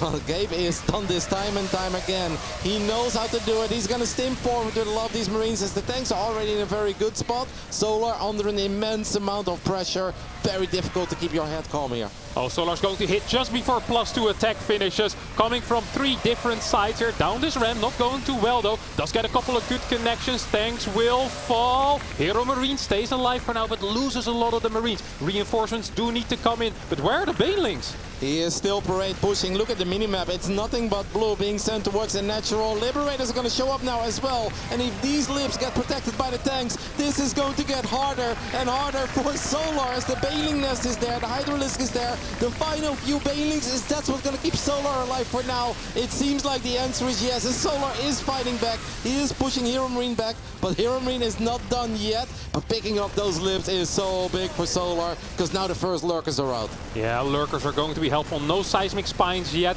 An immediate rotation here out of Hero Marine. Tank moves over there as well. Not quite sieged yet. Can he target down those lurkers? Banelings are non-existent. One Baneling will connect with the tank as the lurkers will start working on that tank as well. The supplies look even, but the army supply is in favor of Hero Marine as 2 more Liberators will set up over here. Sport Crawler is going to try to provide some anti-air, but that's not going to do it. That one lurker is getting a few shots off, but this hatchery is starting to run low on HP. This is still very close, because if Solar can just push this back one time properly, he's still in it. He can still make magic happen, but the hatchery falls. We are going to abduct these Liberators though. One of the Liberators takes a lot of damage. One of them gets picked off, but Hero Marine is still picking up Banelings, and Solar is slowly but steady running out of steam. Is this it for Gabe? Not quite, is what Solar says as he pushes him back one more time. But during all of this, Hero Marine did go up to 4 bases.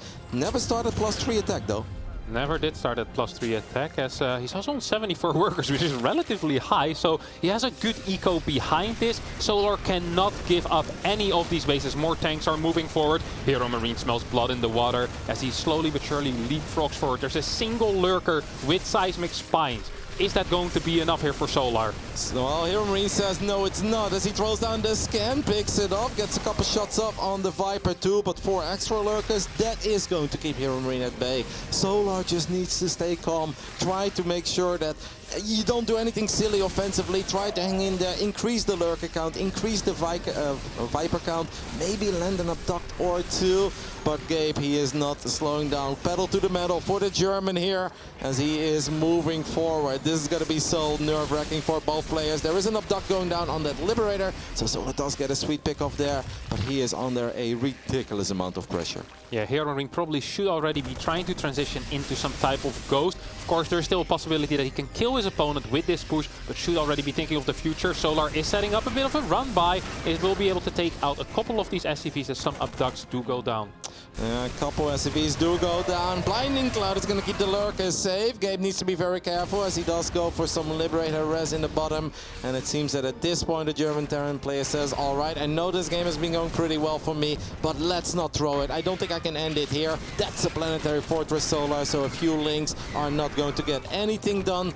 That hatchery, by the way, at the bottom side of the map, 6 o'clock, is still very low. And it's been very low for a long time. Solar did manage to re-establish the triangle, though, as Hero Marine throws down another scan, picks up the creep tumors. But the lurker count is a lot healthier than it was a while ago. And it keeps growing. The triple factory for Hero Marine is pumping out these tanks, though. 9 tanks currently on the map. 1 Viper gets sniped. That is huge, because without Vipers, he can't really fight these tanks. Yep, that Viper was very important. We've got 1 Viper left. The Blinding Cloud goes down, but there are still so many tanks in the back, getting some great shots off. A lot of links went down there, but a few Marines did fall too. This is a nail-biter once more between these two. A super important, arguably the most important game of Hero Marine's career. And for Solar, well, it's up there. It's definitely one of them. Yeah, the lurker count is so large right now, though, but with only a single Viper, he can't really walk into these tanks, can he? There is only Marines with it, no ghosts, no mines, but I think these tanks are just going to be enough. There is only vehicle plating level 1, no vehicle weapons yet. Infantry weapons level 3 is about to finish up, and Big Gabe keeps pushing forward.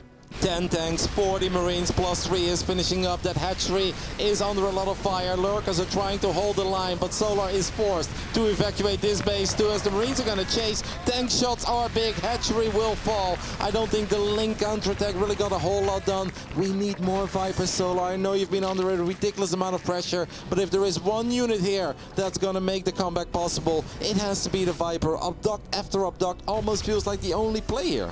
Yeah, definitely does. More tanks arriving to the front lines as they will start sieging this base as well. Lurkers siege up. We'll start fighting back against these tanks, against these Marines. Decent first trade here for Solar. No blinding clouds. Yes, 2 big blinding clouds here on a lot of these tanks. And this was a great cleanup for Solar, who takes out all the tanks. Oh my goodness. Solar under so much pressure for such a long time. Tournament life on the line. Actually breaks out and pushes Hero Marine back. I'd love to see him slow it down. I know that there's still a couple of tanks exposed, but eventually you're going to run into more Marines. You cannot afford to lose those Vipers because your economy is definitely not what it should be. During all of this, Solar is trying to establish the bottom left side as Hero Marine is expanding above that, so they are becoming neighbors. I mean, Berlingrad ain't that small, but we don't see that every day either. Yeah, we really don't. Alternate 5th base is being taken here for Hero Marine, who needs to slow down a little bit and perhaps rethink his plan as well, as there are 3 Vipers out currently. That number is going to grow. The Lurker count will continue growing as well. And Hero Marine needs some type of ghost here. He just needs them. This is the beauty of the Intel Extreme Masters. The World Championship of StarCraft 2, they are both just fighting till the very end in almost every single game. Only now, by the way, Adrenal Glands is being researched. I know Solar has been under a lot of pressure, but that is an upgrade that I think he was supposed to sneak in a bit earlier, but perhaps he just needed every single mineral and gas that he could get his hands on for those Lurkers. But both of them truly leaving it all on the field here, as Hero Marine still building 3 tanks and Marines at a time. He doesn't want to go with the ghost. He just feels that this is it. He feels that he has Solar right where he wants him. He just needs to actually deal that finishing blow. Yeah, he really said Nidus network going down here for Solar. Solar looking for an opportunity for a counterattack. None of these Ling run-bys have really worked out for him so far. Now he believes that the Nidus network could prove to be helpful, just like it was in game number 1 on Glittering Ashes. A lot of Links are in production. The Lurker count is very high. The base is still so low, Rotti.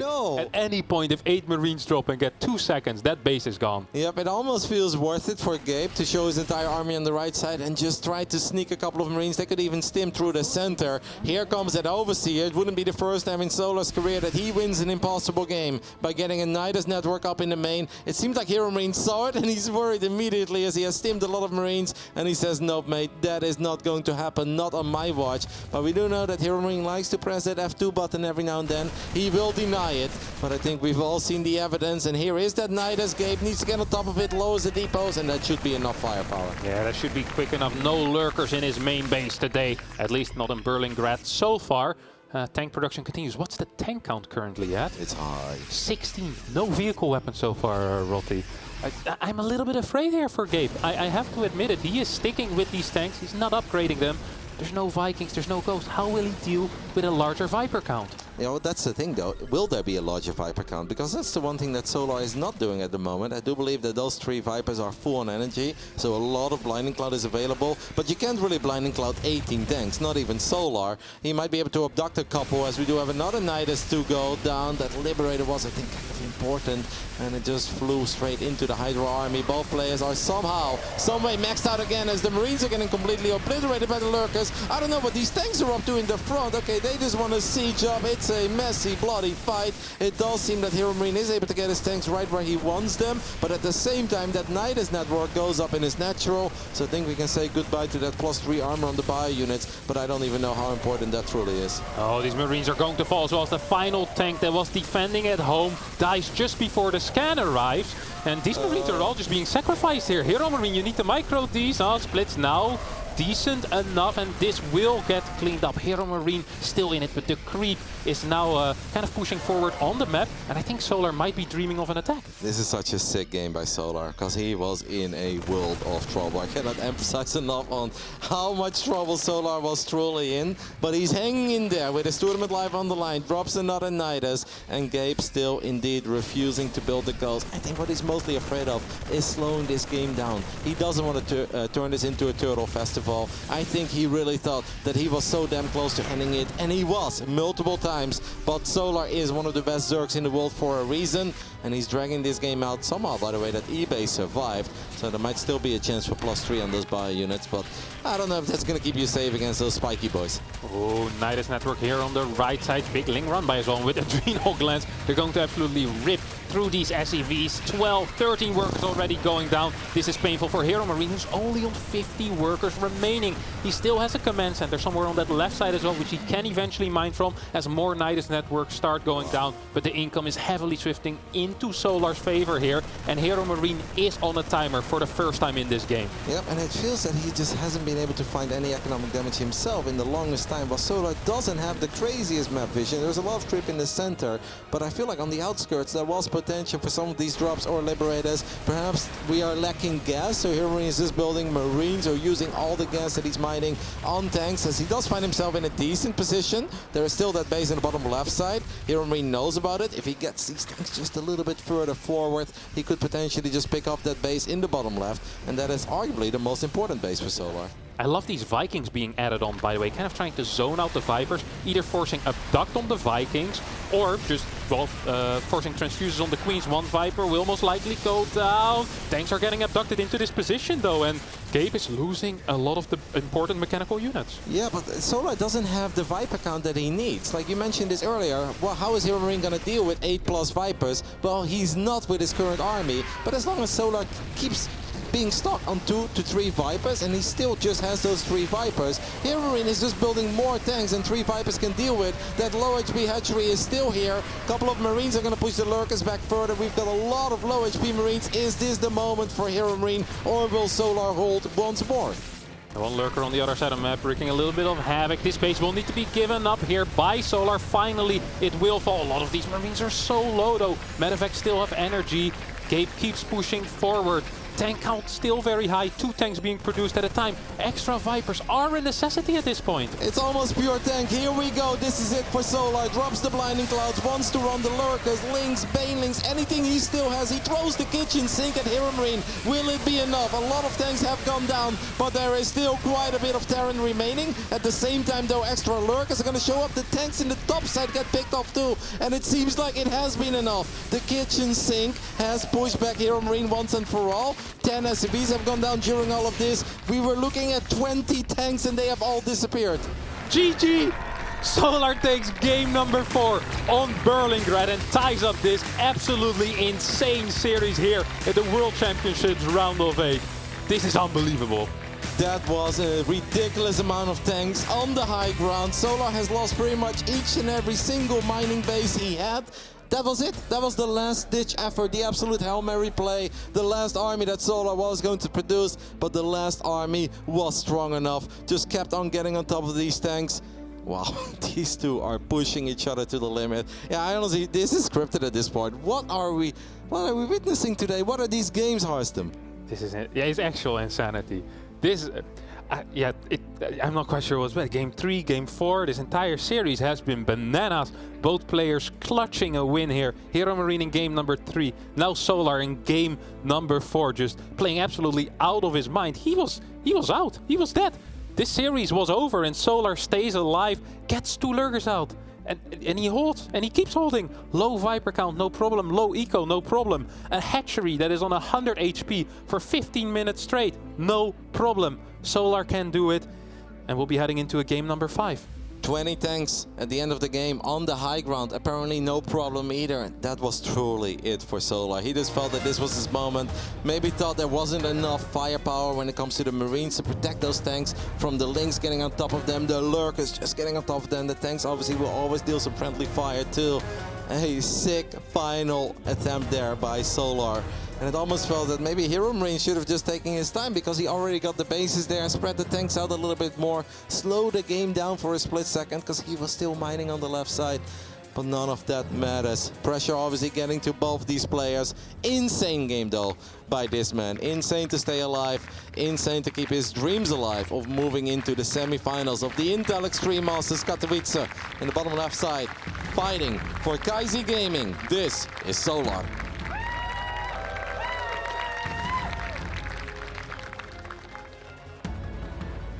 And in the top right, this man will need your support to bounce back. Playing for Team Mousesports, it is Hero Marine.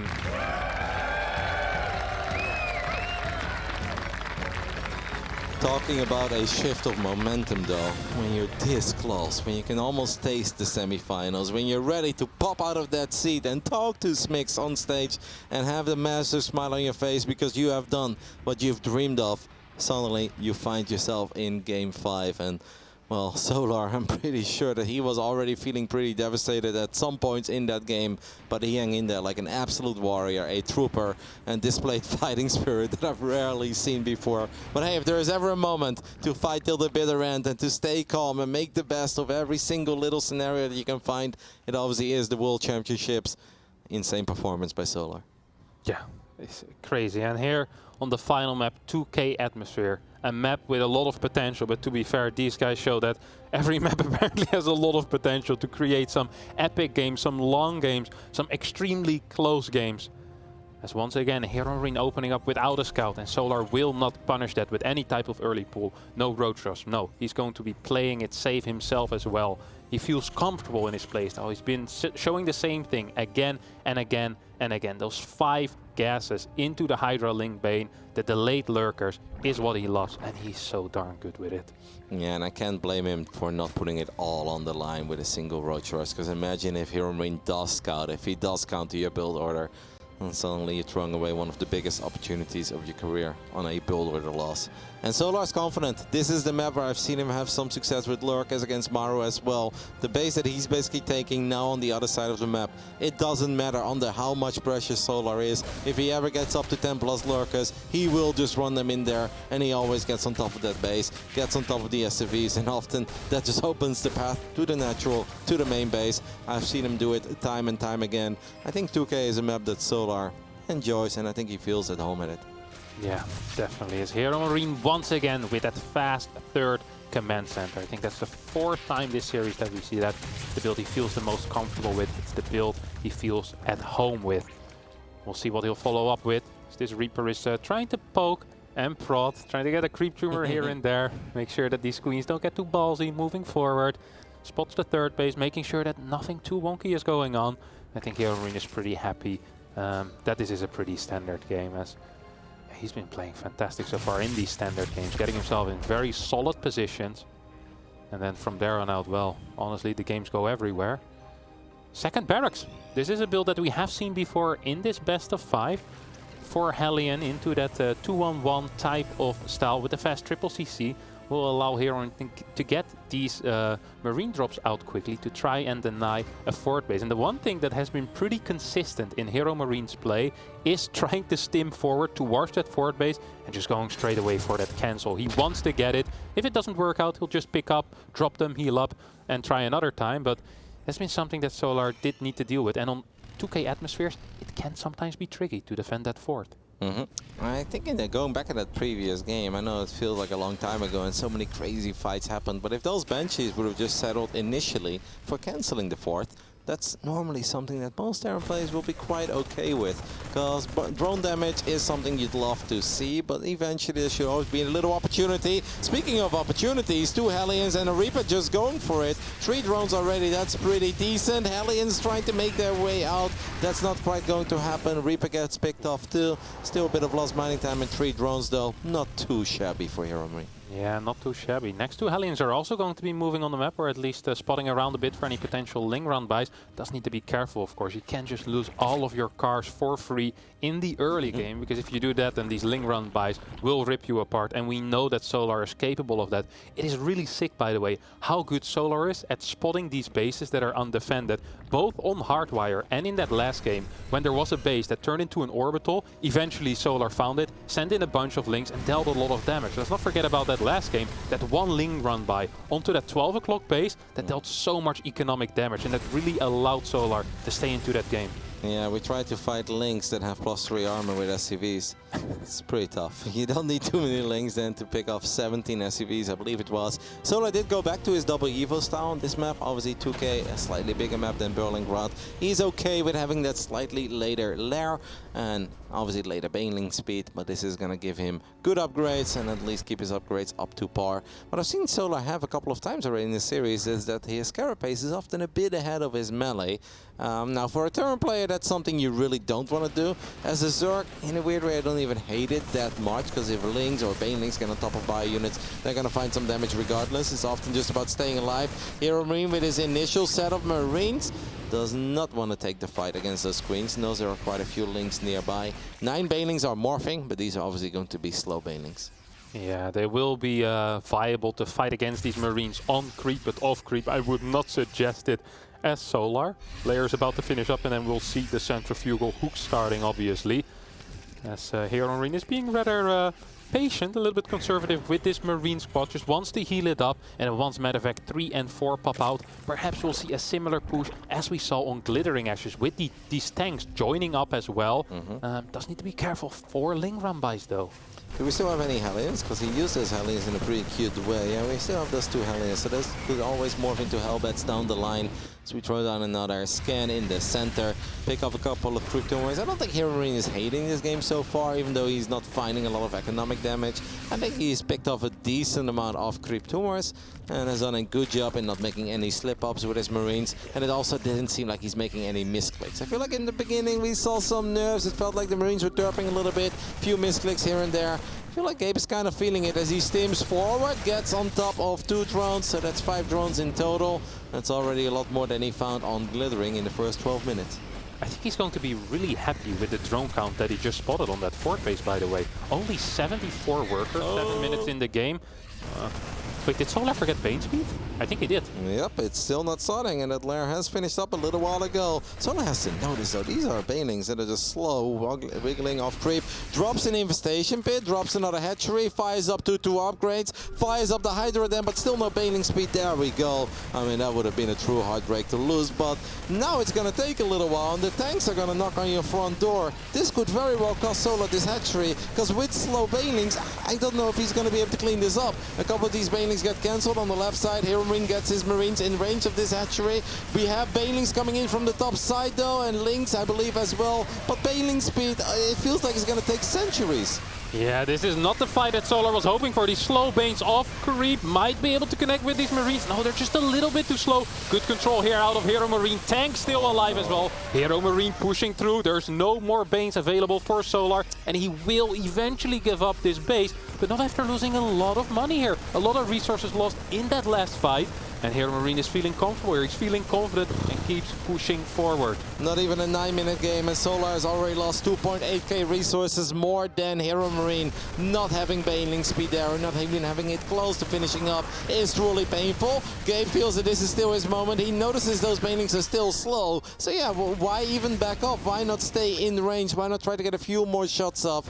As at least the 2 upgrades were on point for Solar. And Baneling speed is now going to finish up. He did fire up the Hive during all of that, but he really has put himself in a position where he needs to make another comeback, because at this point this game is not looking all that fly for Solar. Yeah, Hero Marine in complete control of that right side as well. That tank still in the position behind those rocks will deny that 5th base for a very, very long time. 2-2 will finish up quicker for Solar. That will give him some breathing room, as his Hive and his Lurker then are also on the way. And once those Seismic Spines finishes, we know that Hero Marine is the biggest fan of it, and we know that Solar is absolutely brilliant. Yeah, this 5th base is never going down, Kev. Nope, no cancel on that one either, so that's 350 minerals down the drain. We do have a Lurker then halfway done. We're going to try to morph 10 more Banelings, but Solar is in a world of trouble. Again, under a lot of pressure.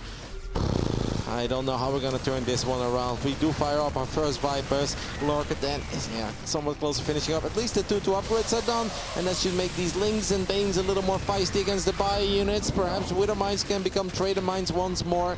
but Hero Marine knows it, that he left a big opportunity in that previous game to send himself into the semifinals, but he has created another one for himself here on 2K Atmosphere. But once the Vipers are out, once the first few lurkers make it to the battlefield, Solar is always capable of turning it around. Yeah, Solar now trying to break this position, finally wants to grab that 5th base.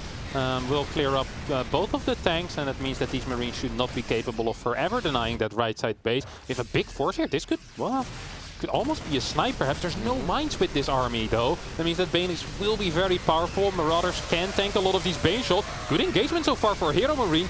A large part of his army is off creep, and another mine shows up. 2-2 about to finish up as well. This is looking good for the German Terran. That was all while being down 2 upgrades. He is no longer down 2 upgrades. Those were some sexy splits off creep. We're gonna have a parasitic bomb, almost a desperation parasitic bomb. The final few Banelings are gonna run in here. A Widow Mine has not fired yet, I believe, and it does not fire as it did go down to the Banelings.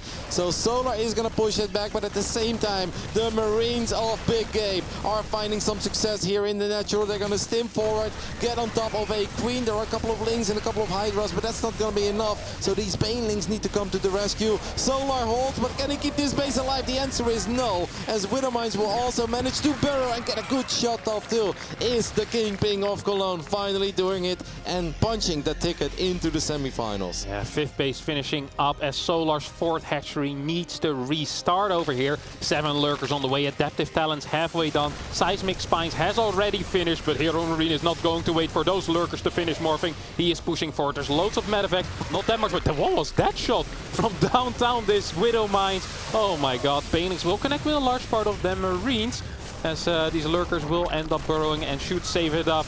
Oh, Marines once again in the natural though, no Banelings to clean this up. Will move forward, and Hero Marine temporarily needs to back off. Hero Marine is pushing a very high pace here. Solar is just trying to drag this game out a little bit longer, try to increase the lurker count. Ooh, Trader Mine there, as it blows up a couple of Marauders, did a bit of damage to the medevacs too. Solar, can you do it again? As a Viper flies over a couple of Marines, Hero Marine did notice it, is not able to pick it off. I mean, he's hard stuck on 3 bases, a 3-base Zerg. It's a disaster for Solar. There is no other way to put it, but there is always some hope. If you give the men Lurkers and Vipers, there is a chance, but it starts by securing that base at 9 o'clock. That is close to finishing up.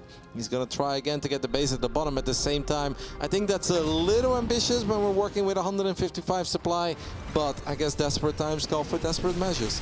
Yeah, definitely the case. And I love that Hero Marine's already starting up that Ghost production. 3-3 close to finishing up as well. And there's just no money here for Solar to get his own 3-3. He will need to rely on good fights with Lurkers and Vipers. But with Ghost out every single time, these Lurkers, they need to retreat or they need to move back. They will get sniped. Same with the Vipers, EMPs. Oh, this is an interesting fight though. Hero Marine not quite controlling that as well. Not the end of the world, as he will be able to retain some type of map presence on that right side with these medevacs.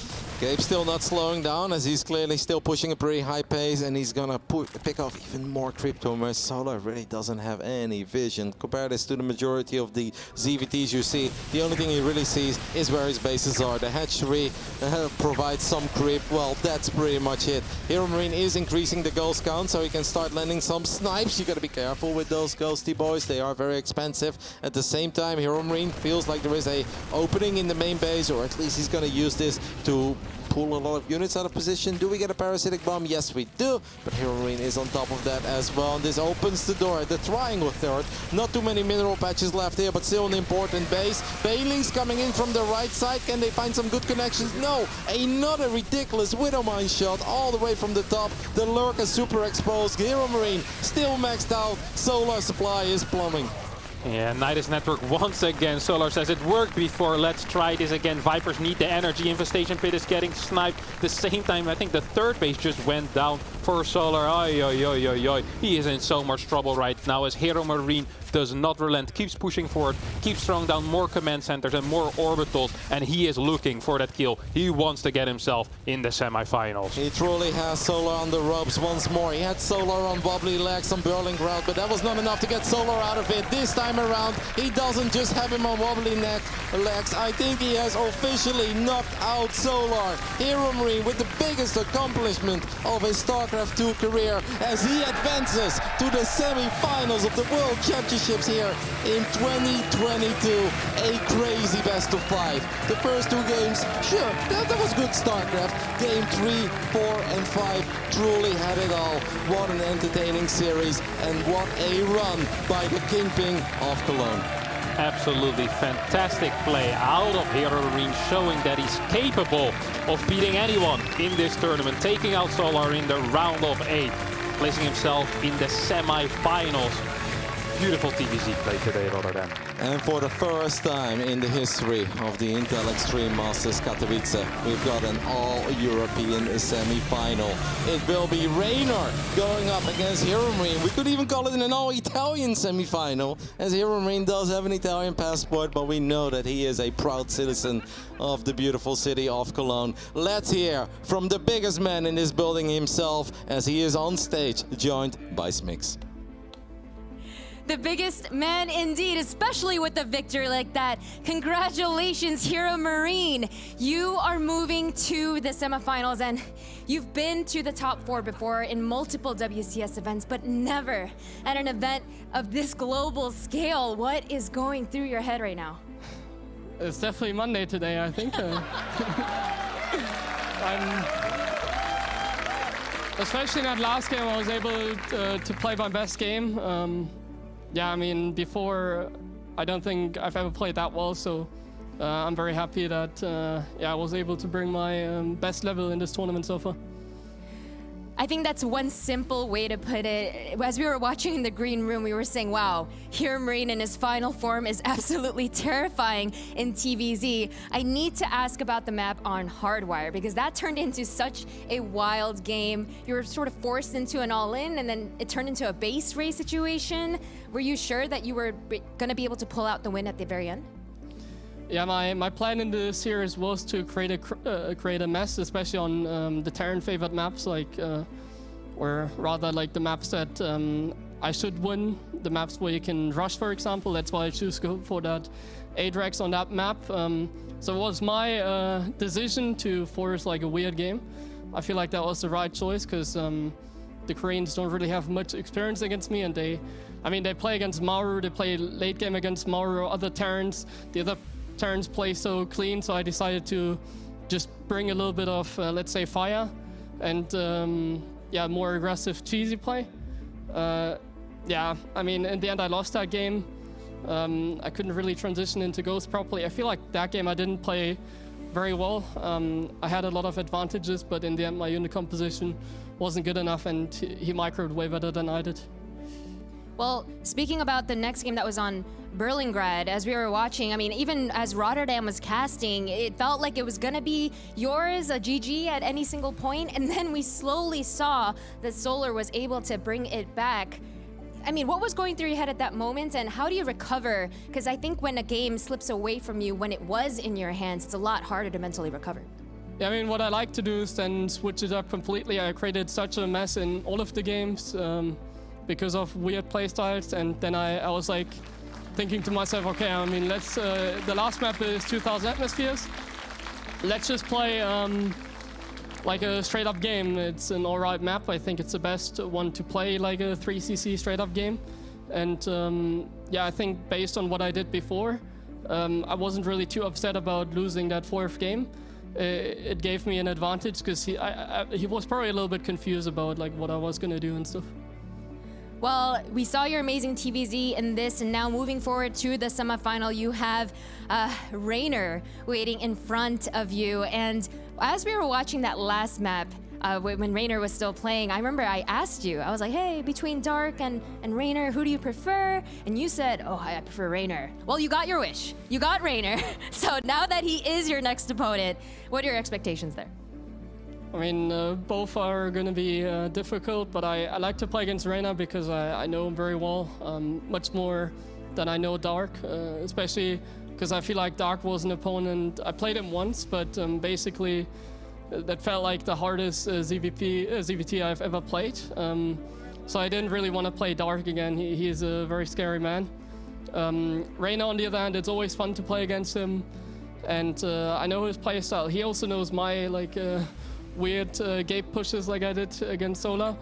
So that I might not be able to pull off the same against him. We'll have to think about it, but yeah, I generally just feel more comfortable, especially with that much on the line against someone like Reina. Well, if it's anything like the TVZ prowess that you just showed us, it's bound to be an amazing semifinal match. So for now, congratulations, Big Gabe. He is now down to the top 4 here in the Intel Extreme Masters Katowice.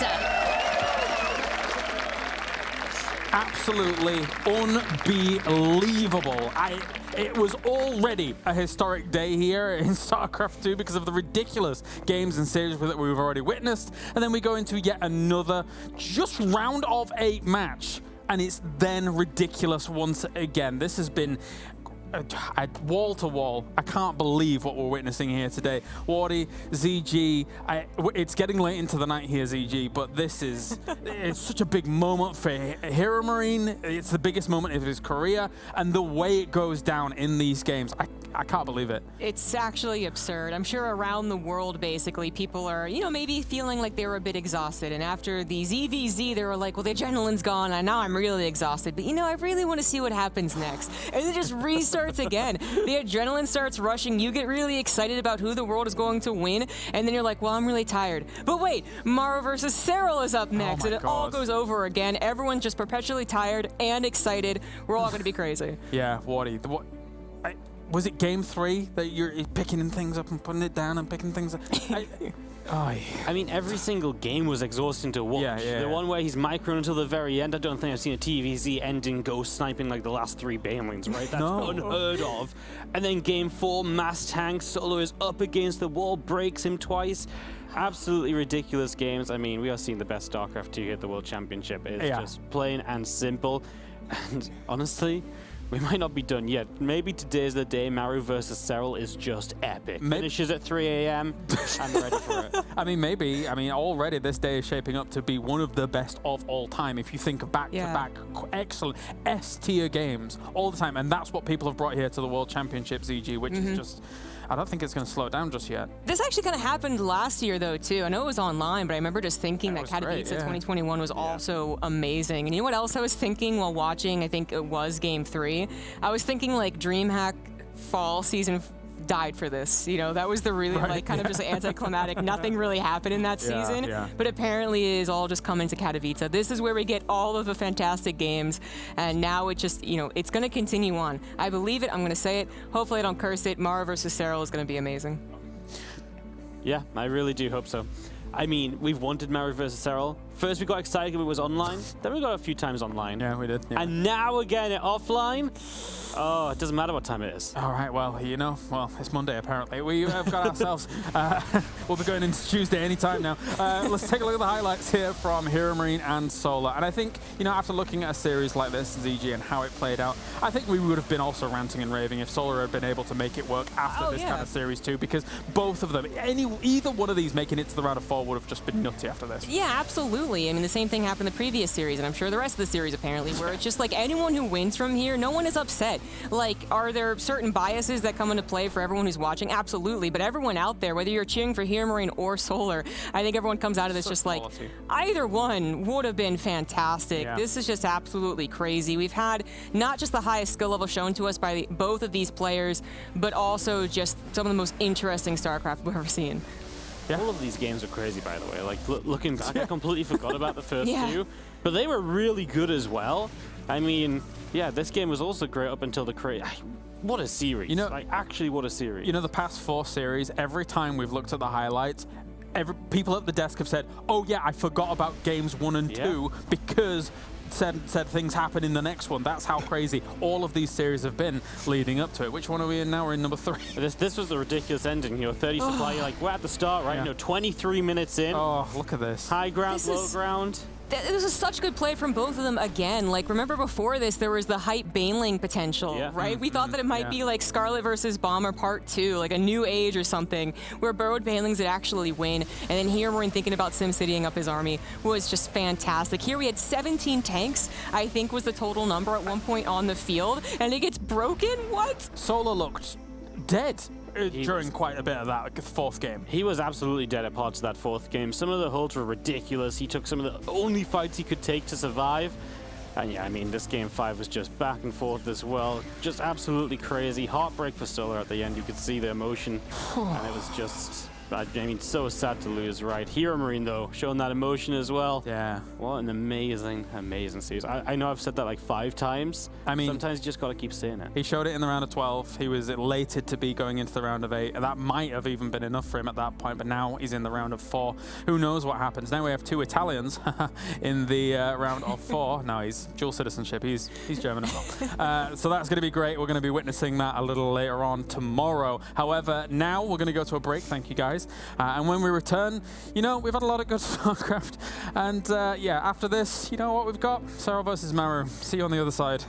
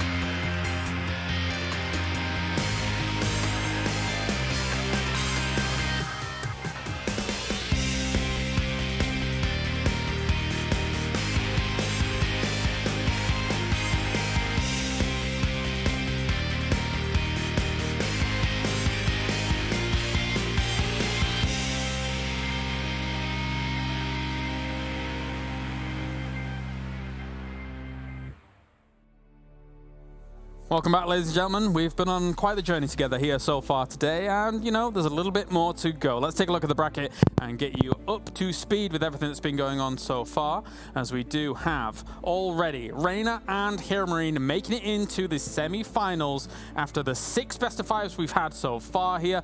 Harstam and Muslim joining me to talk about this one. I gotta get your thoughts, Ben, on what we've just witnessed, because that was ludicrous. I mean, it feels a while since I've been on the broadcast streams, and I was only on here, back on here like 2 series ago, but they've been long, bloody series. I can't believe what we've been watching, honestly. Like, honestly, I'm saying that so much, but quarterfinals, these have been some absolute crackers, James. Oh, no, bangers or slobber knockers or barn burners. I was adding another one to the mix. No, please don't. Anyway, okay, fine. But actually, this does now mean, Harston, a guaranteed non-Korean in the grand final with Reina and Hero Marine up there, which is exciting for a lot of people. And obviously now, either you get a defense of the reigning world champion or Hero Marine in the grand finals. That's crazy.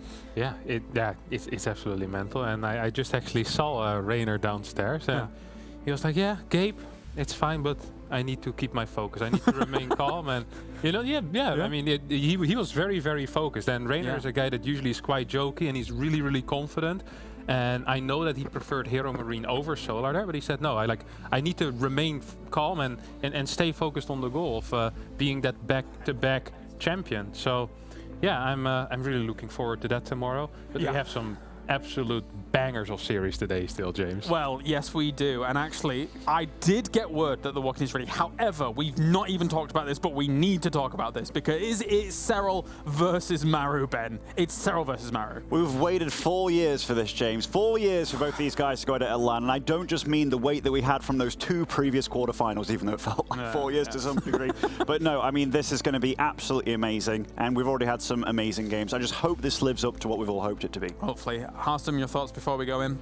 Yeah, it's going to be sick. I actually can't believe that there is a potential that this might not be the greatest series in the world because we have seen so many insane games already. And then, like, I can't, you know, there's too much joy today. It feels too good. It feels like it's a roller coaster that keeps going up, and I'm just waiting for the drop. But it's never happening. Freaking Serral versus Maru next, just, yeah. Oh, yeah. Well, maybe it will be as exciting as that drop here for the roller coaster. We're about to find out. Thank you, gents. Let's get into it then. It is 2 of the greatest of all time to ever do it here in StarCraft 2. It's Serral versus Maru.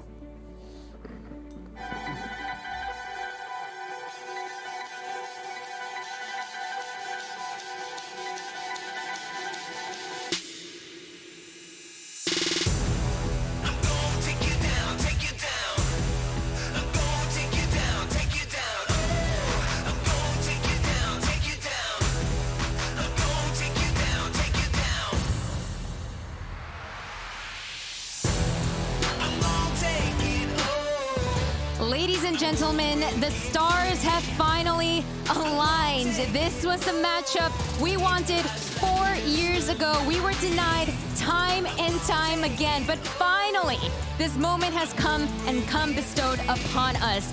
These 2 players have both been called the best StarCraft 2 players in the world. The Intel Extreme Masters Katowice global title is the one that both of them have not achieved yet. Please welcome on stage, it is Serral and Maru.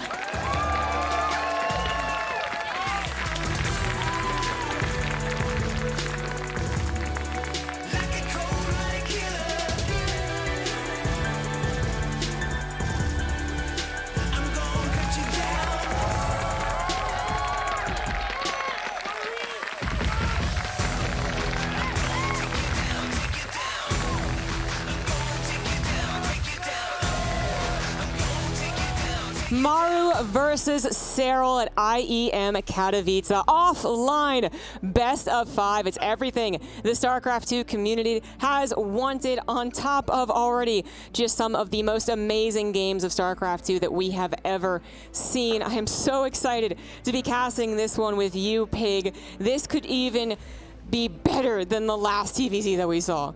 Are you telling me these aren't just avatars? This isn't some sort of virtual show done online? We actually have them here in the flesh, in front of a live audience playing on LAN? I'm telling you.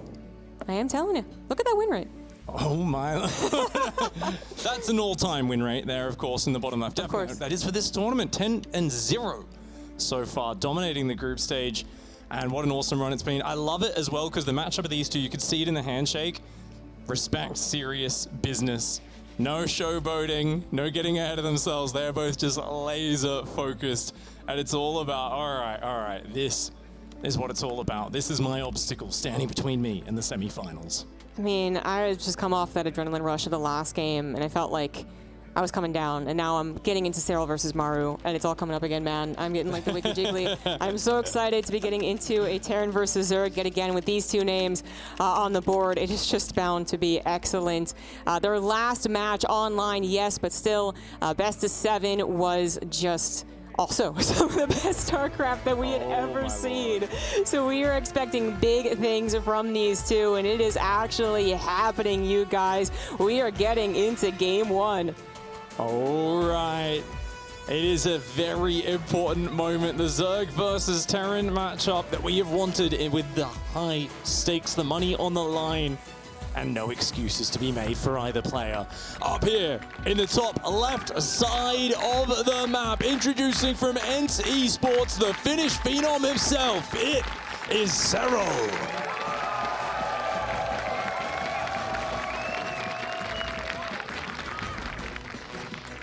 And in the bottom right, Pride of Alteris, he is the Blue Terran from Team Envy. He is Maru.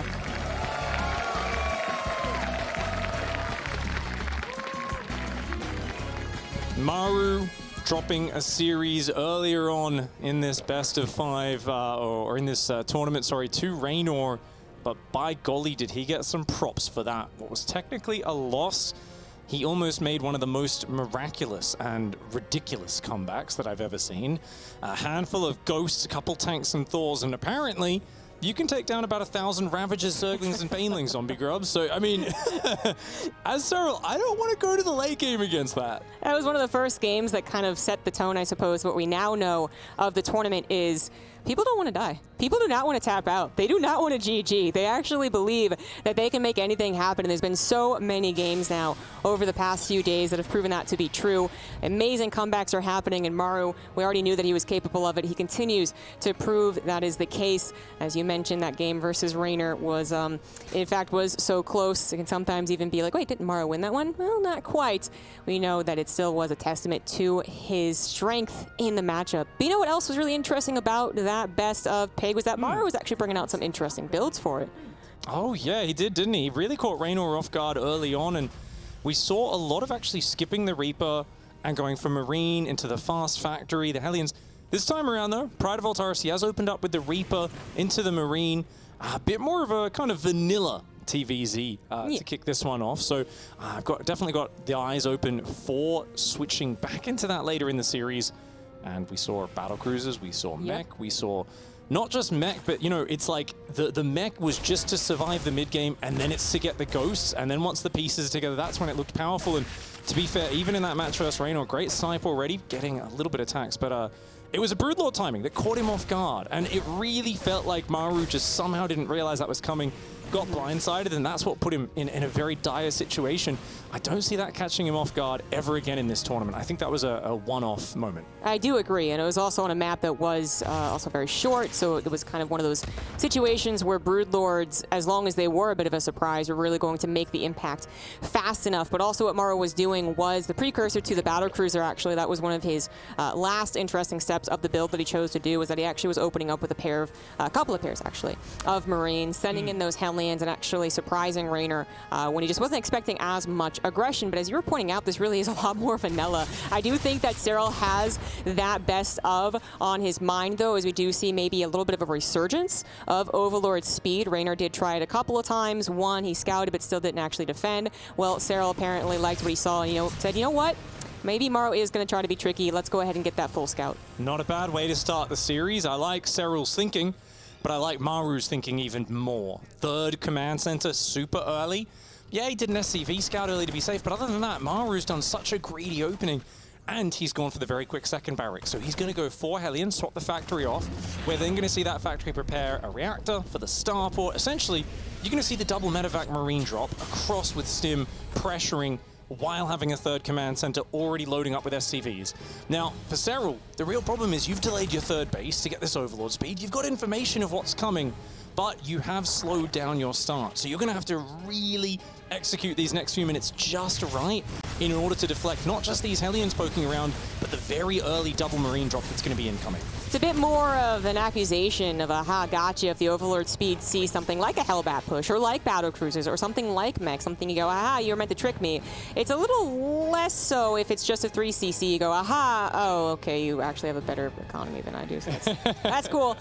So Maru, yeah, he is going for that 3cc, kind of 2-1-1, hitting just slightly later than a 2-base, but he is adding something very important. He is adding an armory. And the Overlord sees it immediately. Very early scout. So Serral seeing that, and more Hellions are being built right now. Hellbat, Marine, Stim timing is going to be coming in. Normally, the starport and the factory swap add-ons there, right? But he's actually left the factory on the reactor, continuing to pump Hellions. Those Hellbats great at roasting Zerglings. Now, the Baneling Nest is on the way for Serral, and it should be ready in time, but he will need to make a lot of Banelings to make sure he can handle this, because the Stim Marines are going to be able to gun them down. The Hellbats of Maru, they're going to look to spread out, avoid the Banelings connecting on them in a big way. And if at the end of it, the Banelings are gone, Zerglings are going to run into Hellbats. They're going to get annihilated. You need to get rid of the Hellbats completely for this to work for Serral. I do actually wonder if Maru's going to have to be thinking of an alternative way to use this, right? Because it was scouted, going head first might not be the best call. He's, of course, going to test the waters first, decides actually it is worth doing. Just Queen so far defending. Lings do come to help out. Banelings looking for those connections, do get into the heart of the Hellbat army. And that Marine squad, well, actually reduced down to a single medevac, is forced to get out of there, and that was, I mean, was that a flawless defense? That was pretty darn good from Serral. That was absolutely delicious. That was a piece of Finnish finesse that we rarely get to see. Defending it while getting an SCV or two on the third, damaging the command center a lot, and just shutting that down. I mean, I thought that one Hellbat in the back might do a lot of damage, but we saw basically Serral shut it down. And guess what? Double Evo's on the way. He's got Hydra Den on the way. His fourth base seems to be established. Now, Maru's not done yet. He's going to use even just a handful of Marines, gets an Overlord, gets a few creep tumors, and he is into the tank production, has a massive upgrade lead behind this, does Maru.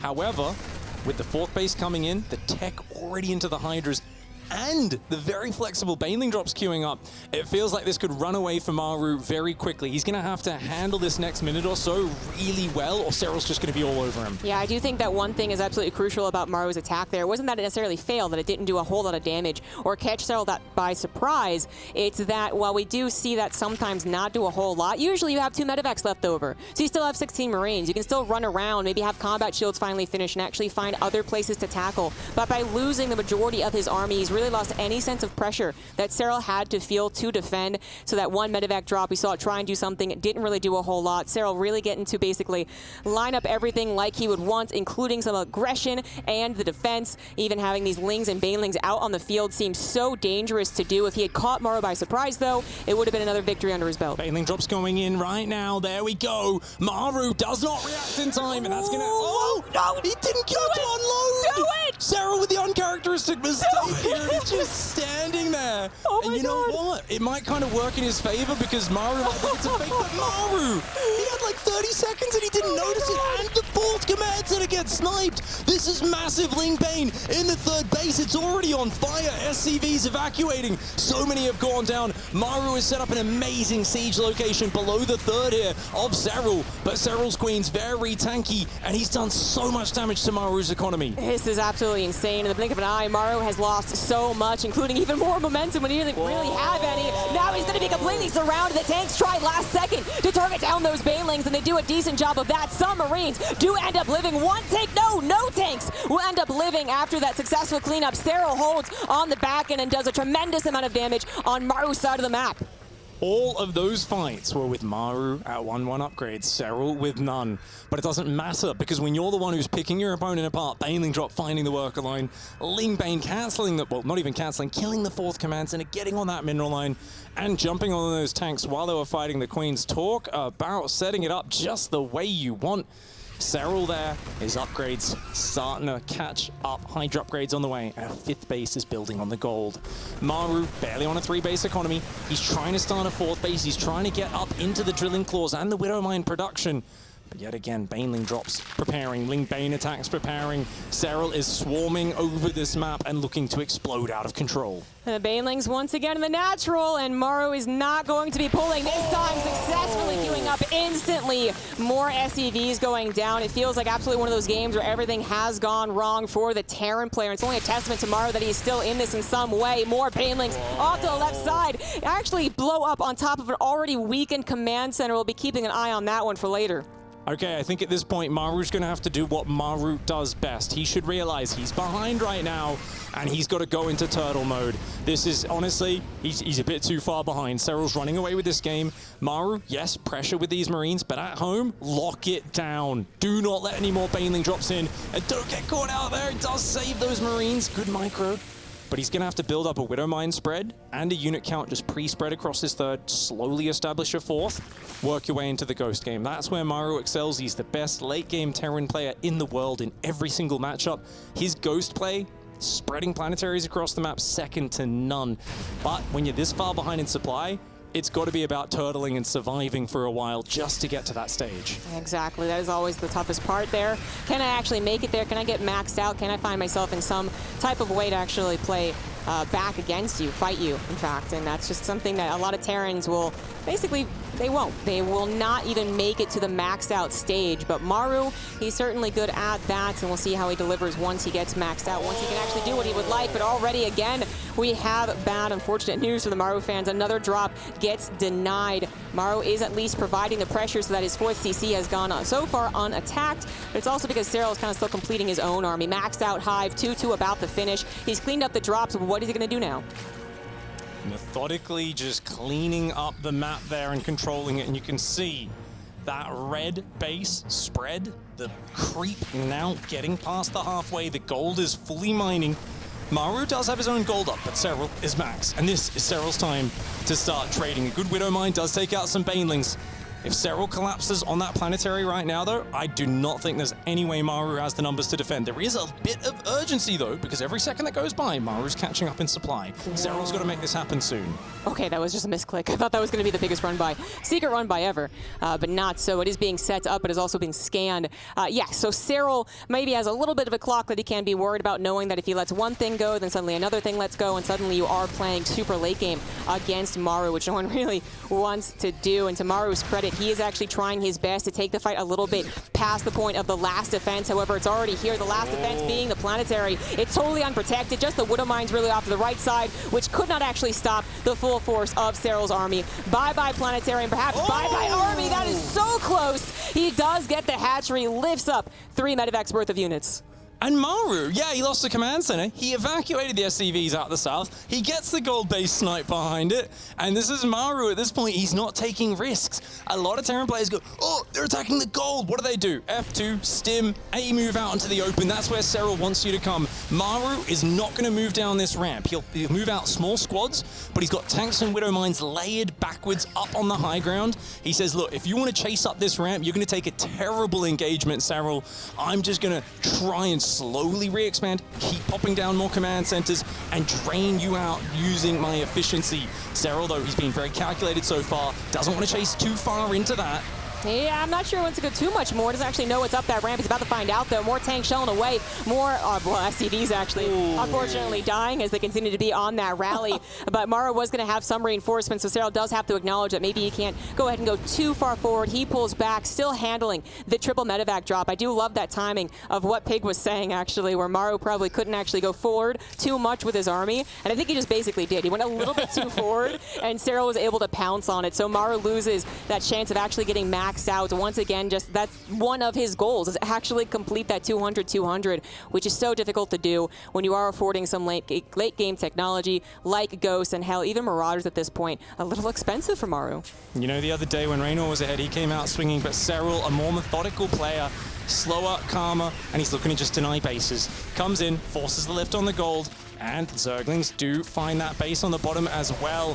Serral applying pressure, but the Viper's there. They do need to get in range of those tanks. Got to start abducting those Zerglings. Find another undefended mineral line. Oh, this is so painful for Maru. He cannot afford to lose these workers right now. No, he cannot. I mean, he is still with a healthy army supply. If we check that second number to the right, it's not so bad looking, right? But the situation doesn't really allow him to do very much with it. Serral has him under his thumb. If Maru does try to push out, he's running into lurkers. He's running onto creep. He's running onto the Banelings. If he doesn't push out, then Serral has all the freedom in the world world to actually size up and go, okay, left side, right side, middle side, doesn't really matter. He can go wherever he wants, and including in the back, Nidus Swarm is coming down. Serral basically opening up all the options to actually kill Maru. And he's doing a great job of it. At this point, I can feel Maru getting constricted. I mean, it's amazing. He's constantly got a new command center to put down. He's got more Widow Mines. He's got Ghost coming out somehow. But the bank is there for Serral. And Serral, so patient and calm. He's got the Nidus Worm, which he's going to try and launch into the back of maybe the natural or the main as his next attack goes down. In this bottom orbital, it just looks so exposed out there. Now, not a lot of support for the Lurkers, so that's actually a bit of a poor maneuver, but that's a big army. Big Widow Mine hits. Is it big enough, though? A Blinding Cloud goes down. The Lingbane Hydra starting to crash on through. The Planetary is not quite up on the gold just yet. That's a lot of exposed SCVs! Oh, no, the SCVs are going to go down. The last-second cancel on the Planetary. At least saves the command center, but 8 SCVs go down in the game where Maru was not allowed to actually make any more mistakes. Unfortunately, mistake after mistake, again, only holding on because he is Maru. But at this point, Serral really has to be the one to make the biggest mistake of his gaming career and actually let Maru back into this. The income advantage, absolutely insane at this point. Serral, he's going to accrue a bank and also be just replacing army after army. Oh no, not again, not again, not again. Maru's work is exposed. He sees it, but what can he do? There's no units to defend. And look at that, an insulting burrow on the mineral line, and even gets 3 more SCVs, and a big Ling run by comes in. Oh my lord, the Adrenal Gland Zerglings getting the wraparound, even an Overseer to spot the ghosts and take them out. Serral is so well prepared at every turn, and this is why you cannot give this Finnish freak an advantage. He will use it so darned well, and it's just, it does not look fair at this point. Serral is everywhere, and Maru, this is his last real army, but there's a Baneling for every single soldier he's got. Yeah, everything's gonna go down to the Banelings. The Ghosts actually end up living just because Maru taps out. Serral gets game number 1 in pretty much dominating fashion. Maru's plan did not work on any front. His attack plan with the Hellbats, his drop plan with the Medivacs, nor his macro plan with the extra command centers. Everything was shut down. Well, everything went to plan there. There was a bit of a wry smile from Serral as he does take a sip of his water to refresh himself between the games. The Overlord speed pays off well, and that's always a good feeling because it's a big expense when you rush that Overlord speed, but you spot the opening, you come back in, you spot the next piece of tech right on time, you react perfectly. That's awesome. That's what us regular Zerg players try to do when we make Overlord speed, and we screw it up every single time. We wish we could do what he just did there. I mean, even Raynor, actually, you could accuse him of screwing up after the Overlord Scout. It was the same situation with Overlord speed, spotting the tech, wasn't it? Yeah, and we all know that Raynor is actually, he might be pretty good going into tomorrow, actually. So basically, we all make mistakes, but that time, Serral did not. He seemingly made no mistakes. I mean, I guess the late Overlord drop of the Banelings could be counted as such, but in a weird way, it could have been also an extra mind game. I don't think it was, but it could have been for Maru to be like, oh, it's fake. No, it was not. I would love to see a game, though, where not just Maru's first attack actually works to some degree, but more specifically that he's left with enough to actually still control the game, because I truly believe that was missing. We've seen so many Terrans, and especially Maru, have maybe like a mediocre Hellbat attack, but other factors still lead into a pretty not maybe even game, but a game that they certainly can make a comeback from. Without that, I don't think that Maru really had a chance. And now we head into game 2, guys. In the bottom right of Blackburn, we do have the Red Zerg and Esports Serral. 2018 World Champion. Player who had one of the most dominant runs in that year of all time. And his opponent, the player who dominated Korea in an up-to-then unknown fashion in 2018. This guy has been so dominant in that region over the last few years. It is, of course, Team Envy's Maru.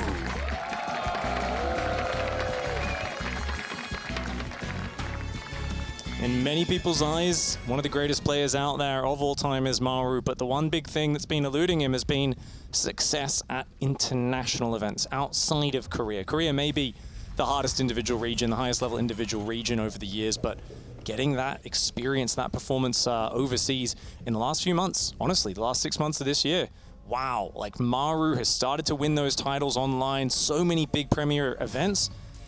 to bring it to land, to bring it to a world championship where there is absolutely zero questions, it really would be such a crowning achievement on what has been a stellar career so far. It's one of those things that is eluding Maru, and it would be fantastic to see if he could get it. Now, this is an opening we've been seeing a little bit more of lately, Zombie Grub. Is this 2-Rax Reaper? It is. I see 2 Rux. I see at least 1 Reaper. Do believe we'll see another. So, of course, for the Zerg player right now, that momentary panic, right? You don't see any barracks at the front, so you're like, oh no, proxy barracks, and you could have a slight response, maybe a preemptive drone pool to prepare to attack an SCV. But this actually has become also more common alongside that 2 Rax, which is abusing Blackburn's kind of natural overlord path to get the easy scout and say, just put him to the left. Put him to the left a little. And I'm kind of surprised. Okay, there we go. A little bit of a shift on the overlord. The trick for the Zerg players, of course, is that they don't want to just, go, oh, I'll go anywhere I want, because if it is a Marine popping out, then boom, dead Overlord. But he sees it. He sees that it's Reapers. Now the Overlord can escape safely. Ah, I like this. So I'm always like, I don't really know if I like the Reaper opening, but it's the engineering bay block on the 3rd base. That's what I do like about this, really keeping the Zerg locked in on 2 bases for a while, forcing them into something more like a 2-base muter, I think is one of the best ways to play out from this. Zergling skirmishing with a Reaper for now. And a few more Reapers are coming in. I think it's only going to be a total of 3 Reapers committed to by Maru and going straight into add-ons behind it. So it will become essentially a 2-1-1 build. But for now, look at that. Yeah, the drone would love to take the 3rd. The SCV says, nah. And that's so frustrating. So Cyril, does he put back on gas here? I think that's the best play because you know you're not getting that 3rd anytime soon. It's getting a really early Baneling Nest, no? The common follow-up to this is, in fact, what you were just talking about, the 2-1-1. So I'm a little surprised by the urgency on the Baneling Nest. 1 Queen does get taken out by the Reapers. Very good micro there. Lings are being produced, which obviously can clean up everything to the right side that we see, but also could try and enter into that natural. Cyril, not usually a player we deem aggressive, and not necessarily even one that if he does reacts aggressively, but in this case, I think he's changing it up.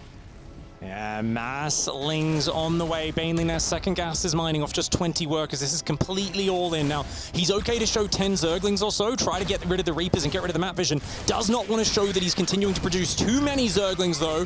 And notice how he hides the other Zerglings behind. He doesn't want to show these. They're staying just outside of vision, but the Reaper, uh-oh, the Reaper does see those Zerglings. Maru immediately evacuating. It's a depot wall off Zombie Grub. That is so bustable. He doesn't even care. He does it in his face. He says, you've been building Reapers. They're all dead. What are you going to do to defend this, Maru? Oh, this is so decisive from Cyril. And he's just identified the weak point. Look at this. He's trying to wall off with the command center and engineering base. I think there's still a hole. It's open. It's open. He's going to be too late. The command center's not going to land. The Banelings bust on through. Just a handful of Marines to actually stop this. This would be the best micro in the world. Already a couple Baneling snipes trying to save Maru's life here in game number 2, but it's not worked. More Lings, more Banelings just drive on through. 15 SCVs already killed. And there's another zap out. Cyril takes a 2-0 lead. And again, in dominating form, that reaction was absolutely perfect. He has been doing his homework. This build, you said it, this is not the first time we've seen it. It's coming into the meta in a big way. And if there's one huge improvement Cyril made, 2019, 2020, 2021, was getting better at killing his opponents and getting easy victories. 2018 was a year where every bracket he went through, forced late game, played long, grueling matches. And what he started to realize was, you know what? It's hard to win every single tournament when every single map is a 45-minute gruel fest. You know what? Let's study our opponents, find weaknesses, and when we identify the right situation, hit a pre-planned timing attack to counter their build. It's not like he goes into the game with an all-in prepared, but he knows that if he scouts a specific build order, immediately has a weakness there that he's identified, and that was such a decisive shutdown. Well done by Cyril. Yeah, again, we're very used to seeing Cyril just play the macro game. When he sees something has an opening, usually it's maybe just for him an opening to go ahead and macro more. Someone sees a 3CC, maybe Dark would go for the Roach attack, Cyril would go for the macro plan. But this case, it was the aggressive turnaround. Maybe a bit surprising for Cyril, even though he's been improving as a player, but also kind of forced. Maru, by blocking the engineering bay, by going for that opener, was like, I have you under control. And Cyril was like, well, what if I just co-kill you? That'd be so good. And it worked.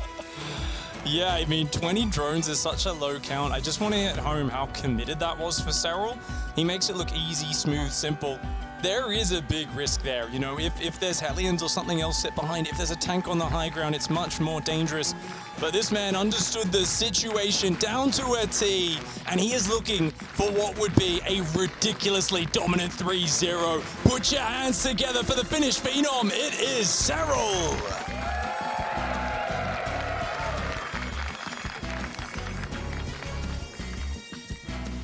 And in the bottom left of Hardwire, now fighting for his tournament life, down 0-2. He is the Blue Terran, Team Envy's Maru.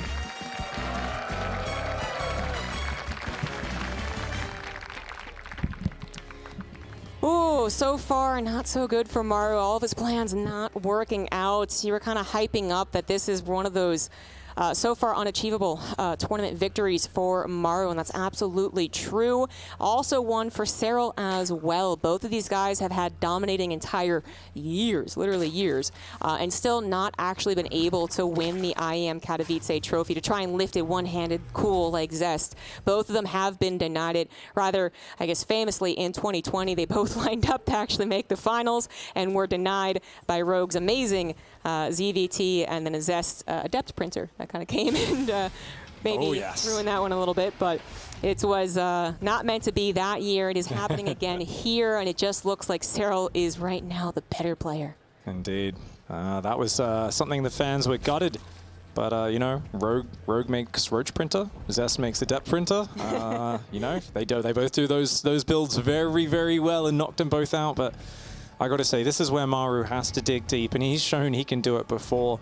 I, at no point, count Maru out of a series because he's shown just ridiculous ability to dig in his heels.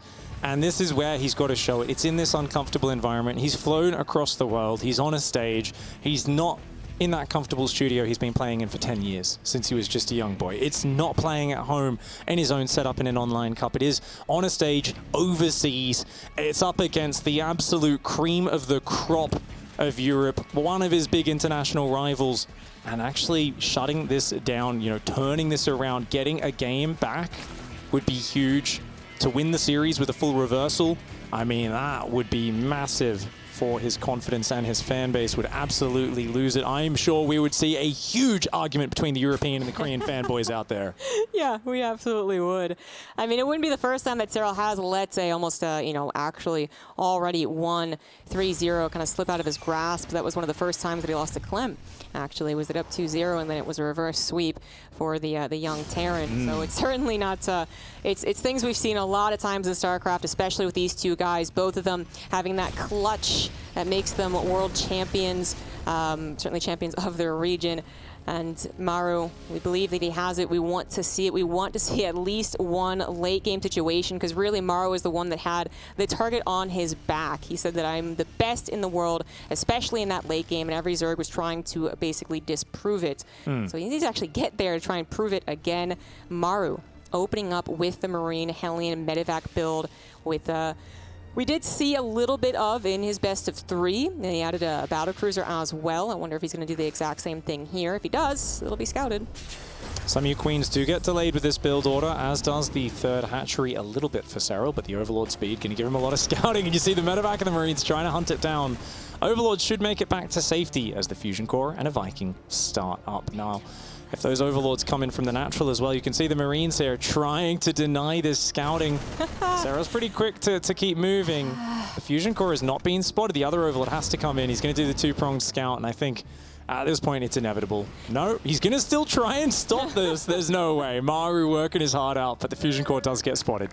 Yeah, nicely done by Serral, just insisting, like, no, I'm not going to leave anything open for interpretation. I am going to get that scout, because honestly, what I was going to say is that if he was denied, it's already so suspicious. It's already so suspicious. Maru used this build actually twice versus Raynor, one successfully, one not so much, and it started exactly like this, and then the Fusion Core, that one little sliver of dark space, was a course where a Fusion Core could lie. But Serral now, with no doubts in his mind, has also probably thought about how I would defend that perfectly. Already on the road to do so. Queens are being made, creep is being pushed out. We did notice a distinct lack of transfuse that ended up being one of Raynor's downfalls. So I wonder if Serral is going to change that up. But Maru actually, ooh, this is a bit of a change in how he's going to use his units. Use them collectively against Raynor here, actually splitting them up, going for the main base with the Marines and still trying to hit that third with the Hellions. Lovely flexible pressure. That's what I love about this build. Those Marines can pick off Overlords. The Hellions, it's enough to one-shot workers, but so far the Evo, the Queen split, looking fantastic to hold those Hellions off. The Viking, though, is finding some exposed Overlords, and the Battlecruiser is on the way now. To note, there was a small mistake from Maru, a slight supply block on 62 before, did delay his Battlecruiser by a couple of seconds, but he's got a very quick third command center, and we are going to be seeing the mech transition. Yeah. It's time to sink into a solid mid-game and get back to a different sort of game. It hasn't been working so far for Maru, playing bio and these pressure openings that have been shut down. He's going to slow it right down and just go for that late game that he is such a god at. We know that Maru has been practicing with this build. He's insistent on using it even when it might even be obvious that it's going to be scouted. And as you were saying, it's just as a way of actually having multiple forms of pressure, and that's why it's a nice opener. And it actually doesn't necessarily have a weakness with Hellions being pumped out. No Ling run bys to actually stop it. Battlecruiser's going to pick up maybe 2 Queen kills, maybe a little shy on that. Actually, good pullbacks there from Serral. So just going after the drones and then tuck it into a corner and wait for its teleport to be off cooldown. Beautiful micro by Serral there. The way he kept shuffling those Queens back to the side, utilizing their range advantage very well. Hellions on the left side are looking to poke on in. Marine drop still active. Maybe get a cancel on this 4th if he's lucky. Hellions there on the left side are going to dive at the same time. The Ling's looking for the surround on that. Serral would like to shut down one of these forms of harassment so that it's a bit easier to deal with, but the 4th base actually gets killed. Wow, that resources lost is actually telling quite the tale. Not quite a perfect game from Maru, but getting awfully close to it. Very good unit retention, even on some of these units that, not necessarily the most expensive, not the most important, but for the sake of the, basically sub-mid game, the early game. Actually very important. Scouting, harassment, creep denial, all these good things while he macros back at home with double mech upgrades and more battlecruisers. 7 Mutalisks on the way, as well as +1 attack. Mutalisks shoot up, they shoot down. They might not be the best for hunting down battlecruisers, but they're such a good multi-purpose unit, and I love Mutalisks as an opening verse mech. I think they're such a great way of getting control over the tempo because you can shut down things like this, but they're not on the field just yet. These Lings do not want to fight to those Hellbats. The Queens, though, making a good account of themselves. These are not Stim Marines backing that up, and Maru does have to back off from there. The Queens have held strong. It is an insane clump of Queens there. And at this point, though, Serral does really want to use the Mutas to push back the battlecruisers. And if he can get some Banelings in these mineral lines, that'd be huge. He's already doing a Zergling run-in. I was actually wondering if he would try and target down the missile turret, open that up, but with the battlecruiser still guarding, it wouldn't necessarily be the most open spot for Muta harassment. So really just trying to find these units out of position, because right now the battlecruisers do not die to the number of Mutas that we see. But Ling's got a scout, get denied, and the Mutas try their luck in the main base. There are already a couple of Cyclones, an addition that I don't really think we got to see so much in that Raynor versus Maru series, but absolutely makes sense with the Spire that is in play. Maru's 4th base is on the way. Double upgrades. Blue Flame, Yamato, 4th and 5th factory. He is getting the infrastructure up, and he's continuing to make very heavy Cyclone.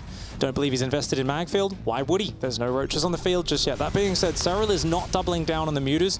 It feels like Serral says, I'll build a handful more Mutas to control the BCs, but Roach Tech is on the way. Infestation Pits are already finished, so I believe Serral is going to be looking to play kind of like Ravager Baneling to deal with the ground, Mutas to deal with the air.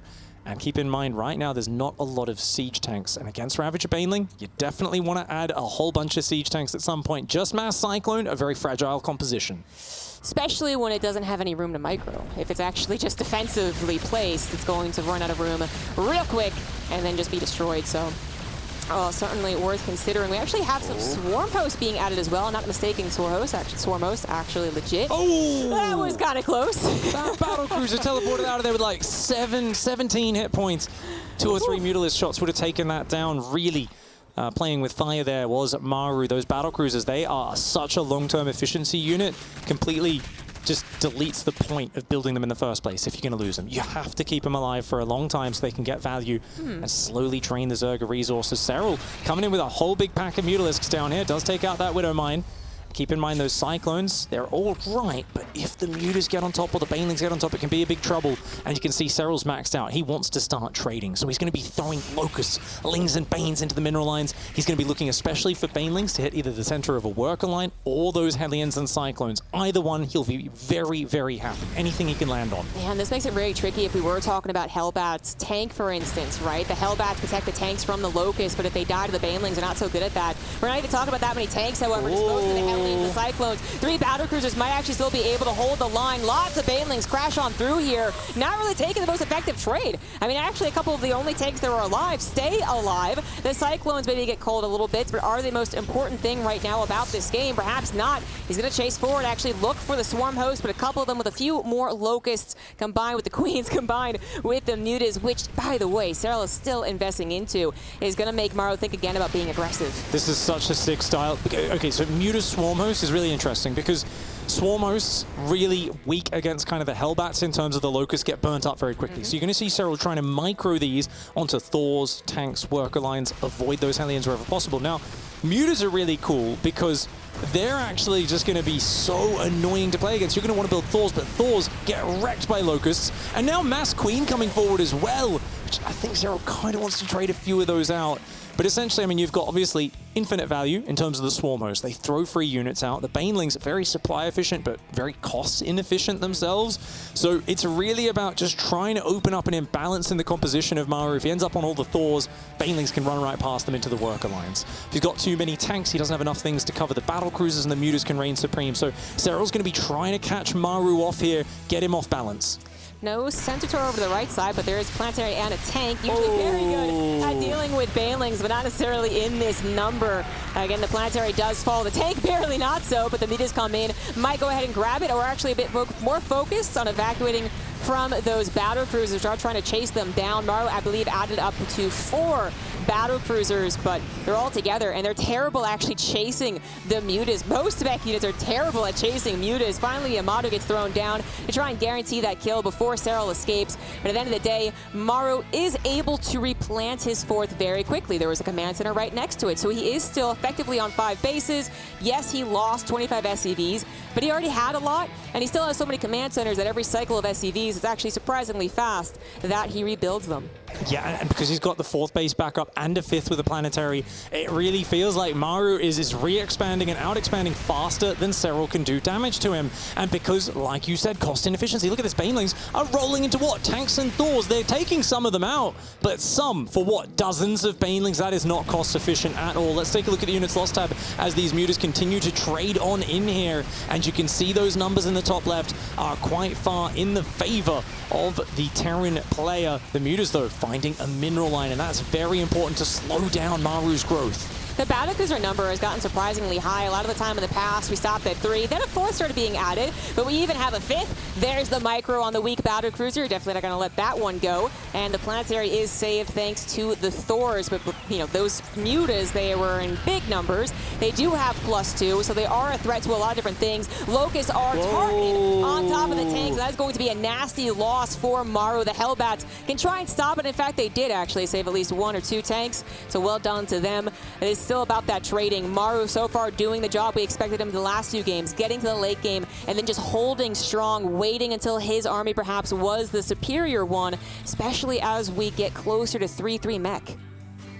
This is actually very, very weird now because Serral has had to build Corruptors. The 4 battle cruisers all staying alive, and suddenly as Serral, you've got an immense amount of supply, 25 air units, each worth 2 supply. That's 50 supply in units that don't fight too good, Zombie Grub.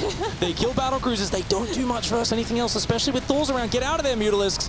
And Serral, he's like, well, if I get stuck on Corruptors, I can't trade. Because he can't dive on the battle cruisers, not when they've got Thors underneath them. But the thing is, if he gets rid of the Corruptors, well, guess what? Those battle cruisers are going to drive through his bases. So I was saying Serral's trying to catch Maru with an imbalance in his composition. Maru, by counterattacking with the battle cruisers and preserving them, he's forced Serral into a really awkward spot. Serral's ground army doesn't look that strong. I think he wants to get rid of those Mutalisks so he can replace those with Ravagers or Banelings, because the Swarm hosts on their own cannot fight this push. The question is he doing it too late? The Mutas actually not even successfully die. They can't do one thing right, as they just stay in the main base, so that is supply still locked up there. Swarm hosts going to pop their Locusts. Remember, they have that cooldown, so this wave has to do a lot with the help of the Lynx, Banelings, and Ravagers. They do collapse on top of the mech army. Maru now losing that frontline push, forced to evacuate with something, anything if he can. Actually, the battle cruisers were teleported all back home for those pesky, I think it was like remnants of Mutas, like 10 of them.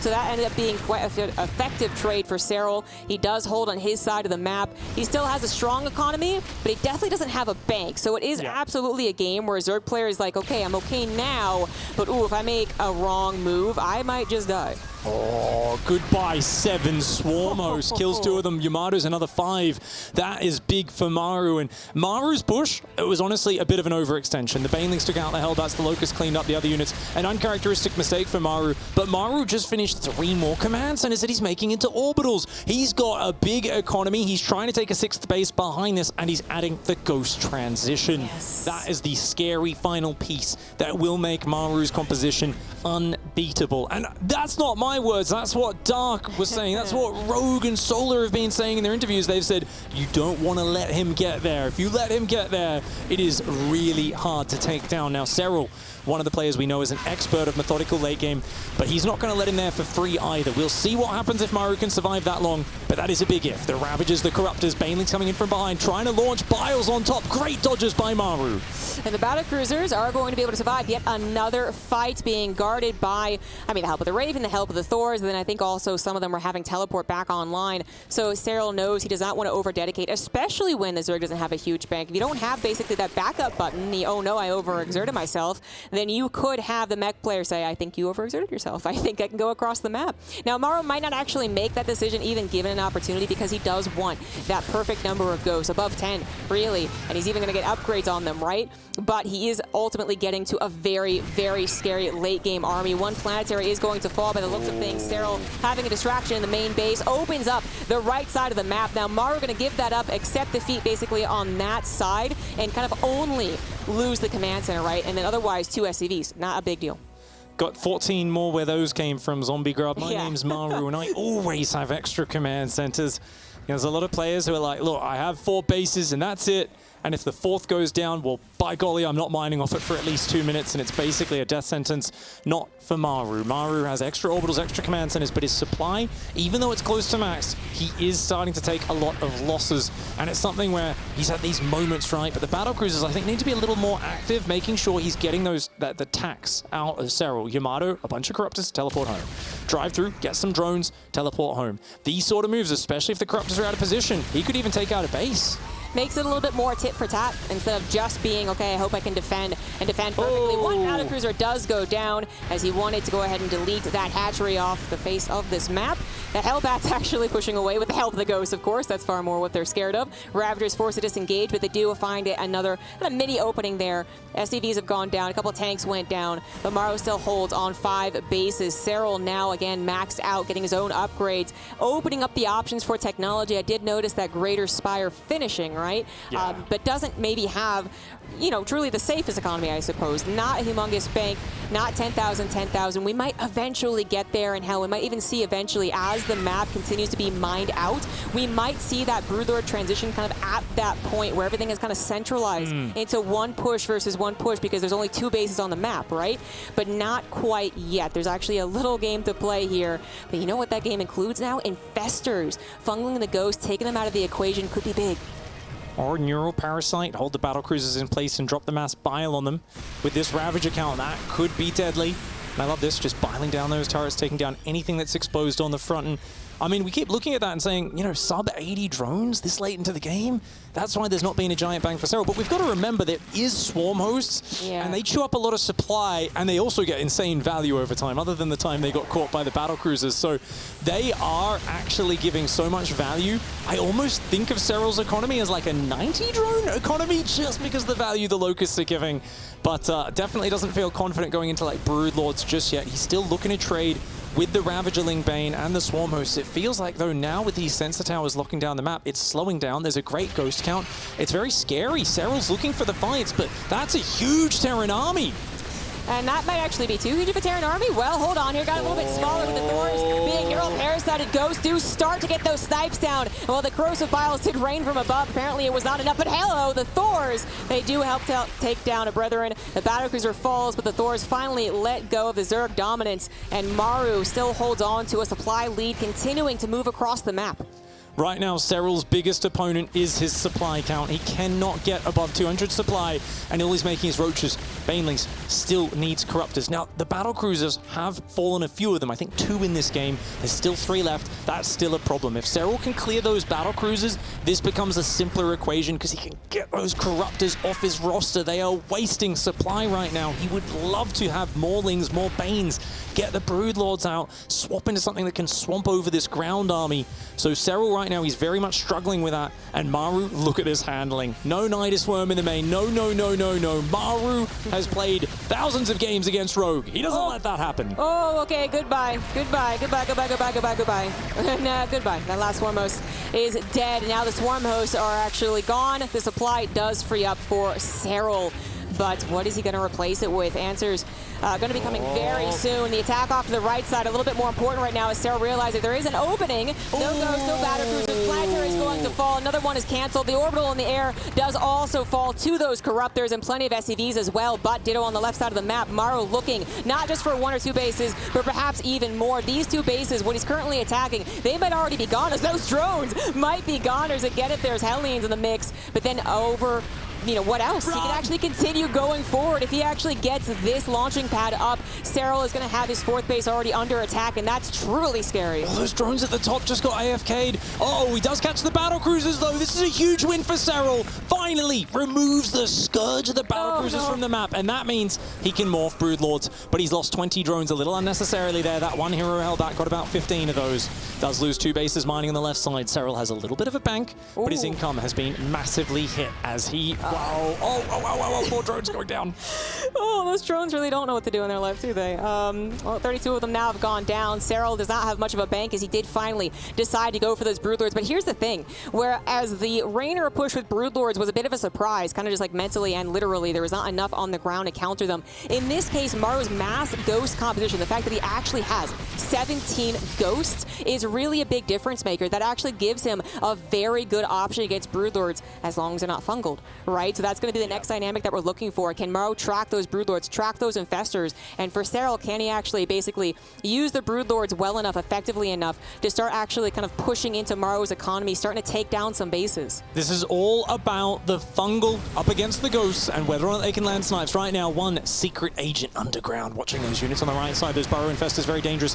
The Lings find this left side base, which remember was never a planetary, but I love that. The repair, the Hellbat, holds onto the base, very well defended by Maru, and he's re-establishing control over the bottom right. Maru desperately needs to get this base up as well. If he can get both of those up, his income's going to be soaring. Oh, the EP! Oh, the plays are pretty good. We have seen some other Zergs do that, but about 70% of those ghosts, maybe even more, without energy now. That's what's going to start the ball rolling. Serral is going to try and push for it. Remember that he can also be EMP'd, obviously. He just neuroparasited that, so he has to be careful with his own Infestors. He wants the fungal, maybe even some more neuroparasites on other important units, but the Broodlord attack has commenced. Well, apparently the counter to Maru's late game is you steal his ghosts and you use them against themselves. Serral using some stylish plays in the midst of an action-packed game. 24 minutes in, Maru shoving down the right side with a small force of tanks and Hellbats. That's a very expendable army. Saves the Thor, pulls it home. Another tank Hellbat force down the left. Maru, I believe at this point, he wants more Thors and a few more Vikings in the mix. So he's trying to trade off some of the tanks, pull Serral home, damage his economy at the same time. And I think he's actually surprised that he's getting so much damage done. Serral is out of money right now. He hasn't rebuilt this other base. That one's going to fall. And oh my lord, this actually just could be a winning move. Just splits the army up, says, hey, you've just invested in Broodlord Infestor. That's not very mobile. I am just going to blast your economy. I'm going to be honest, when it was pretty much only the Ghosts that were the dependable anti-air and the Thor count was still very low, it was like, well, again, one fungal could really change things, right? But now that we also have Thors being added and Hellbats being traded but very easily replaced, we are getting to that kind of perfect late game mech army, rather, against Broodlords. If it's just the Broodlords in on the action, they're not really that great. The Broodlings get destroyed by the Blue Flame Hellbats and the Thors go to town, but it's all about the spellcasters right now. And speaking of the Ghosts on kind of the wrong side side of the party are going to return home to try and defend the right side. Cyril is basically all in with this, guys. He does have a hatchery coming back up, but his economy has been busted. He knows that this is one of his last armies, and he has to use it super effectively.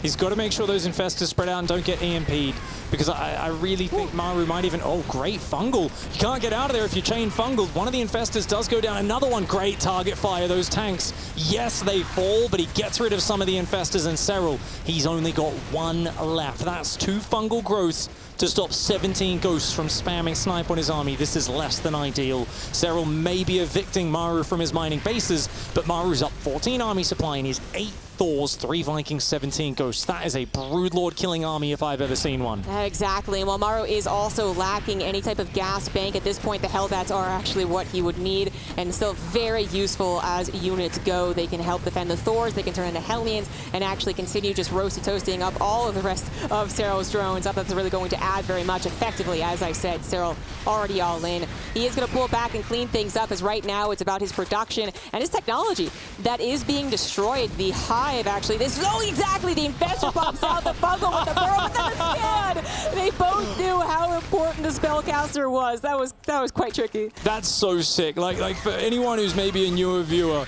to quickly target the Infestor with 2 tanks, which anyone else would have just assumed were dead and stop microing. But then for Cyril to instantly burrow and Maru to react with the scan, these are the details that come in when you're looking at potential new world champions. The Infestor burrowing behind Ravage is going to get sniped. Ow, ow, ow, ow, ow, ow, ow! Cyril taking an awful fight there. The Ghost catching the edge of him. He's got to get out of here. He's got to evacuate this situation. The Ghosts are just hammering his Broodlords. The Thors and the Vikings going ham. And Maru smashing Cyril out of that game withstands a hurricane of Zerg, endless Mutalisks, Locusts, Banelings, and Ravagers in his base, but he just weathers it, walks right on through it, and he's back in this series. That was more so the game that we were expecting. Maru just being unkillable, basically, despite Cyril throwing everything in the kitchen sink at him. Even, you know, really changing up the style a little bit, using something we don't see too often, which granted is a lot because we don't see mech anymore, but those Swarm Hosts mutas, you know, if Maru was less experienced, if he was clearly just kind of bringing out something because he was desperate, he probably fumbles under that. But as I was talking about towards the beginning of the build order, clearly Maru has a lot of belief in the opener leading into the mech game that then leads into the Ghost mech that is proving so difficult for Zergs. And it's not like he had some incredible amount of damage. Hellions ran in and forced an Evo chamber block and maybe killed one drone. And yeah. The Marine drop got an Overlord or 2 and picked off a drone and forced a tiny bit of lost mining time. The Battlecruiser, 2 drone kills and 1 Queen on its initial wave. None of that's spectacular. I mean, this is a very, very big investment in the opening. But you can just see how comfortable he is getting out that mech, those battlecruisers roaming the map and slowly adding on all the pieces of the perfect Terran game. This is the sort of stuff that everybody says, you know, technically, I think Terran has some of the best army out there.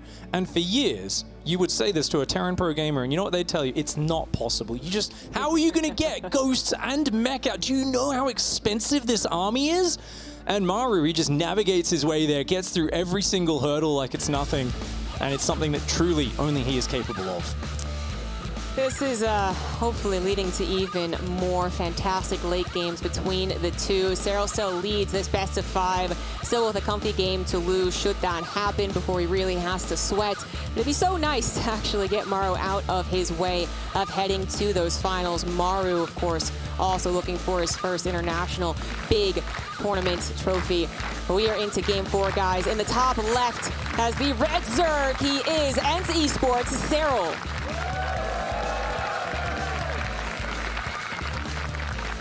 Starting to mount a little bit of pressure on his opponent. Down here in the bottom right side of Berlingrad, he wants to win these next 2 maps in a row and keep his tournament hopes alive. It is Maru.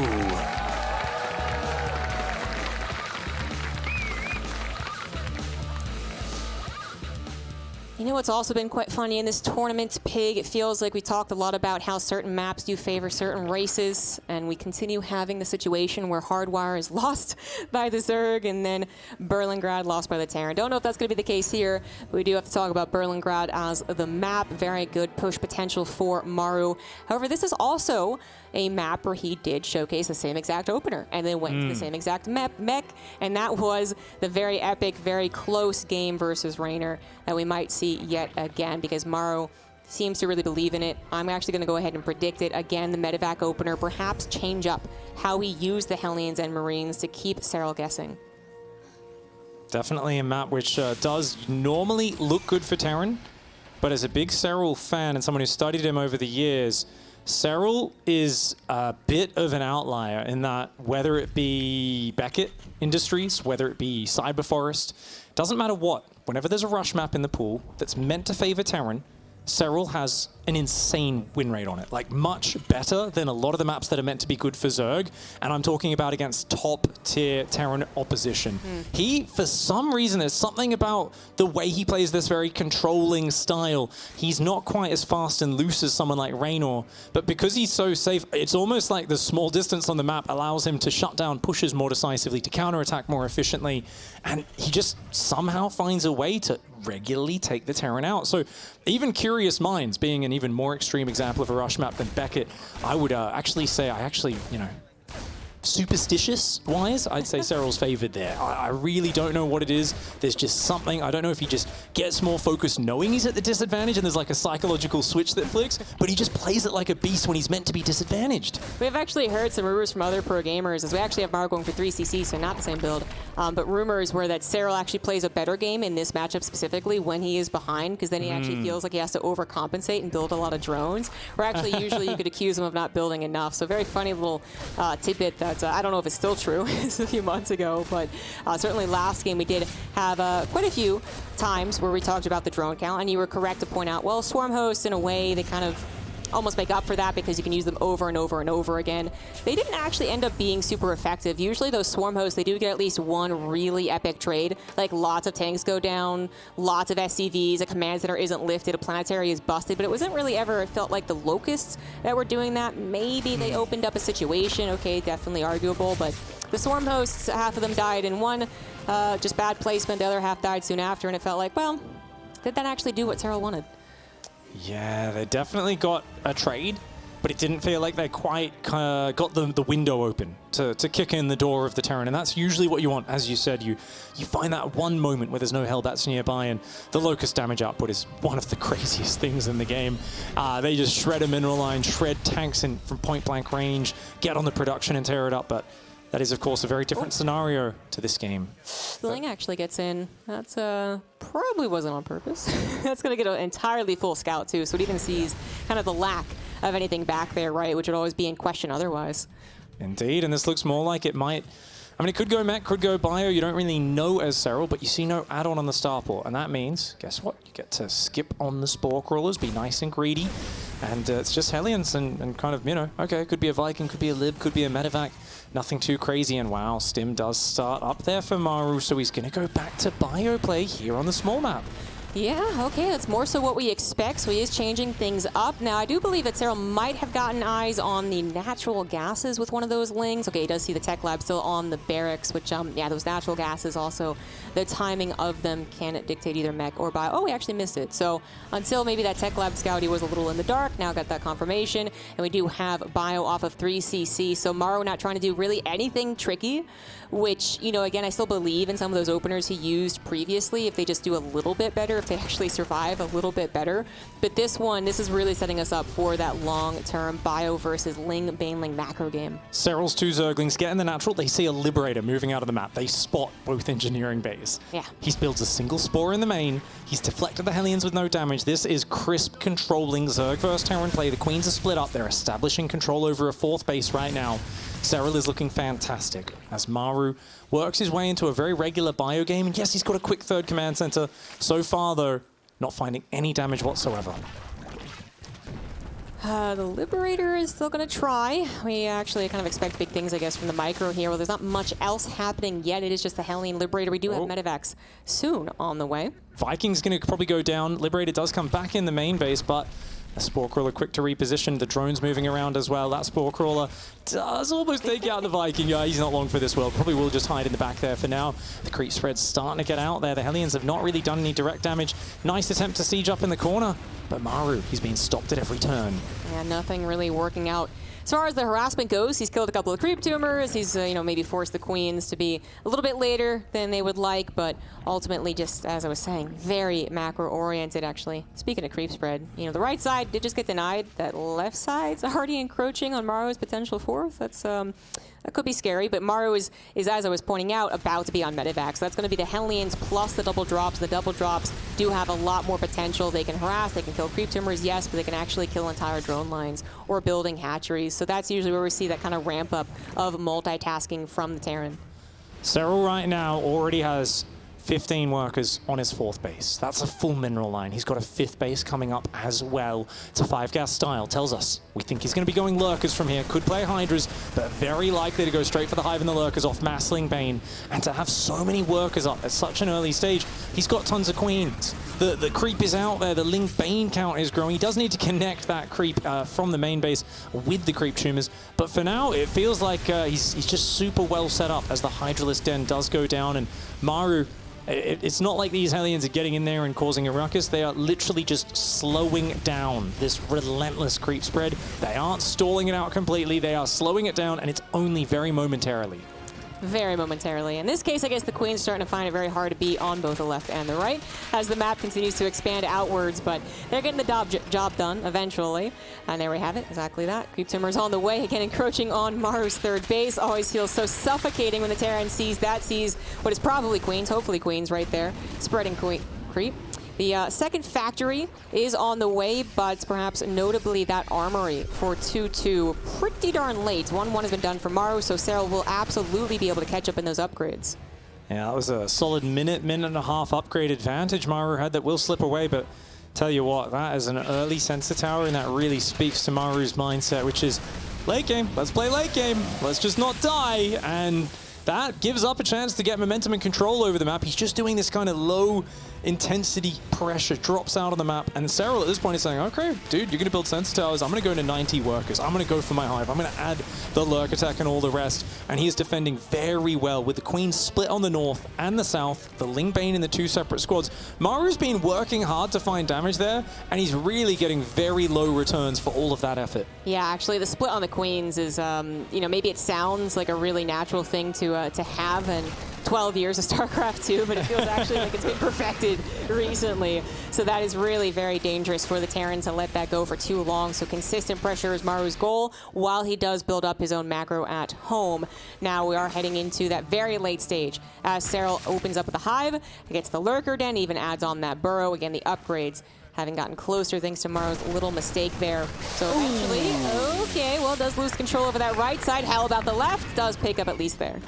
That creep is getting awfully close. Maru is not happy about this. He feels a little bit of urgency, and at the same time, he knows there's nothing he can do. He cannot get urgent. He cannot move out. He's got to stay behind his walls. He's got to keep his tank layers back and only branch forward with these small little drops. Of course, as Cyril hits Hive, I expect Vipers and Lurkers to come in. And once he has Vipers, well, these are going to get yoinked. These medevacs are start going to get abducted. Tanks will start getting abducted. And that's when big lurker swing-ins can come. But oh, hold that thought. Lings get on the tanks. Banelings go after the planetary. Goodbye, 4th base and 5th command center. That is a lovely trade for the Finn. Yeah, exactly. Both command centers falling. That SCV was like awkwardly left without a command center. Like, I guess I'll rebuild another one. But unfortunately, the Lings were still there, and that might have also not been a cancel. So a big loss of minerals for Maru. Now it was one command center, one planetary, so that's at least the last second cancel on this one. But then the Burrow, to actually continue denying Maru's economy. Maru, there's not been necessarily that many trades. Some of those Marines did die, right? But it still is expensive for Maru to get into Go. Still expensive for him to replace some of those tanks. He does need not just that army that I was talking about, he also does need these planetaries up to have a fallback point in case the Ling Baneling gets overwhelming. Yep, he's building one in between. Out front his natural, that's going to be a planetary to anchor his central position. And it's all going to be about spreading out tanks and moving around with a mobile squad of Ghost and Bio to kind of respond to where the threat comes from. And Maru, he's so good at turtling on this map here on Berlingrad. He's done it before, and if it was anyone else, I'd say they're getting strangled out of this game because Serral's got so much map control, but it's Maru, and there is such a fear in any Zerg player's mind. Serral, it looked like he had momentum in the last game, was not able to finish it. You do not want to let this absolute beast of a Terran player get up to Mass Ghost, and that's why it's important that Serral keep finding ways to get in there and deny these bases. Once again, an amazing income difference. Serral just going to be rolling in cash, even as he rolls Banelings into Planetary, so that's what's really scary for the Terran. We do have a little Sim City, but it's not really enough, not with the Bio being a little out of place. The Vipers come in, cast the Blinding Clouds on top of the tanks, and Maru is continuing to have to pull back here. Serral just rolling on in, literally, with the Banelings, realizing there's nothing actually to stop me. The Hellbats try their best, but the Ghosts are now under fire. Suddenly, Maru has been basically broken. He's down 70 supply. All it took was having an undefended right side base for far too long, and it looks like Maru might actually be tapping out of game 4. Oh, Serral there with a fantastic play, and Maru reaching for too much at once. He went to the bottom left and the top right. He said, let's take a 4th and a 5th base at the same time, but that meant moving out of Sensor Tower range, and all it took was that moment of Serral getting in there, dropping the Blinding Clouds across the tanks, and the Ghosts were too slow to scramble over and respond. And Maru's whole style,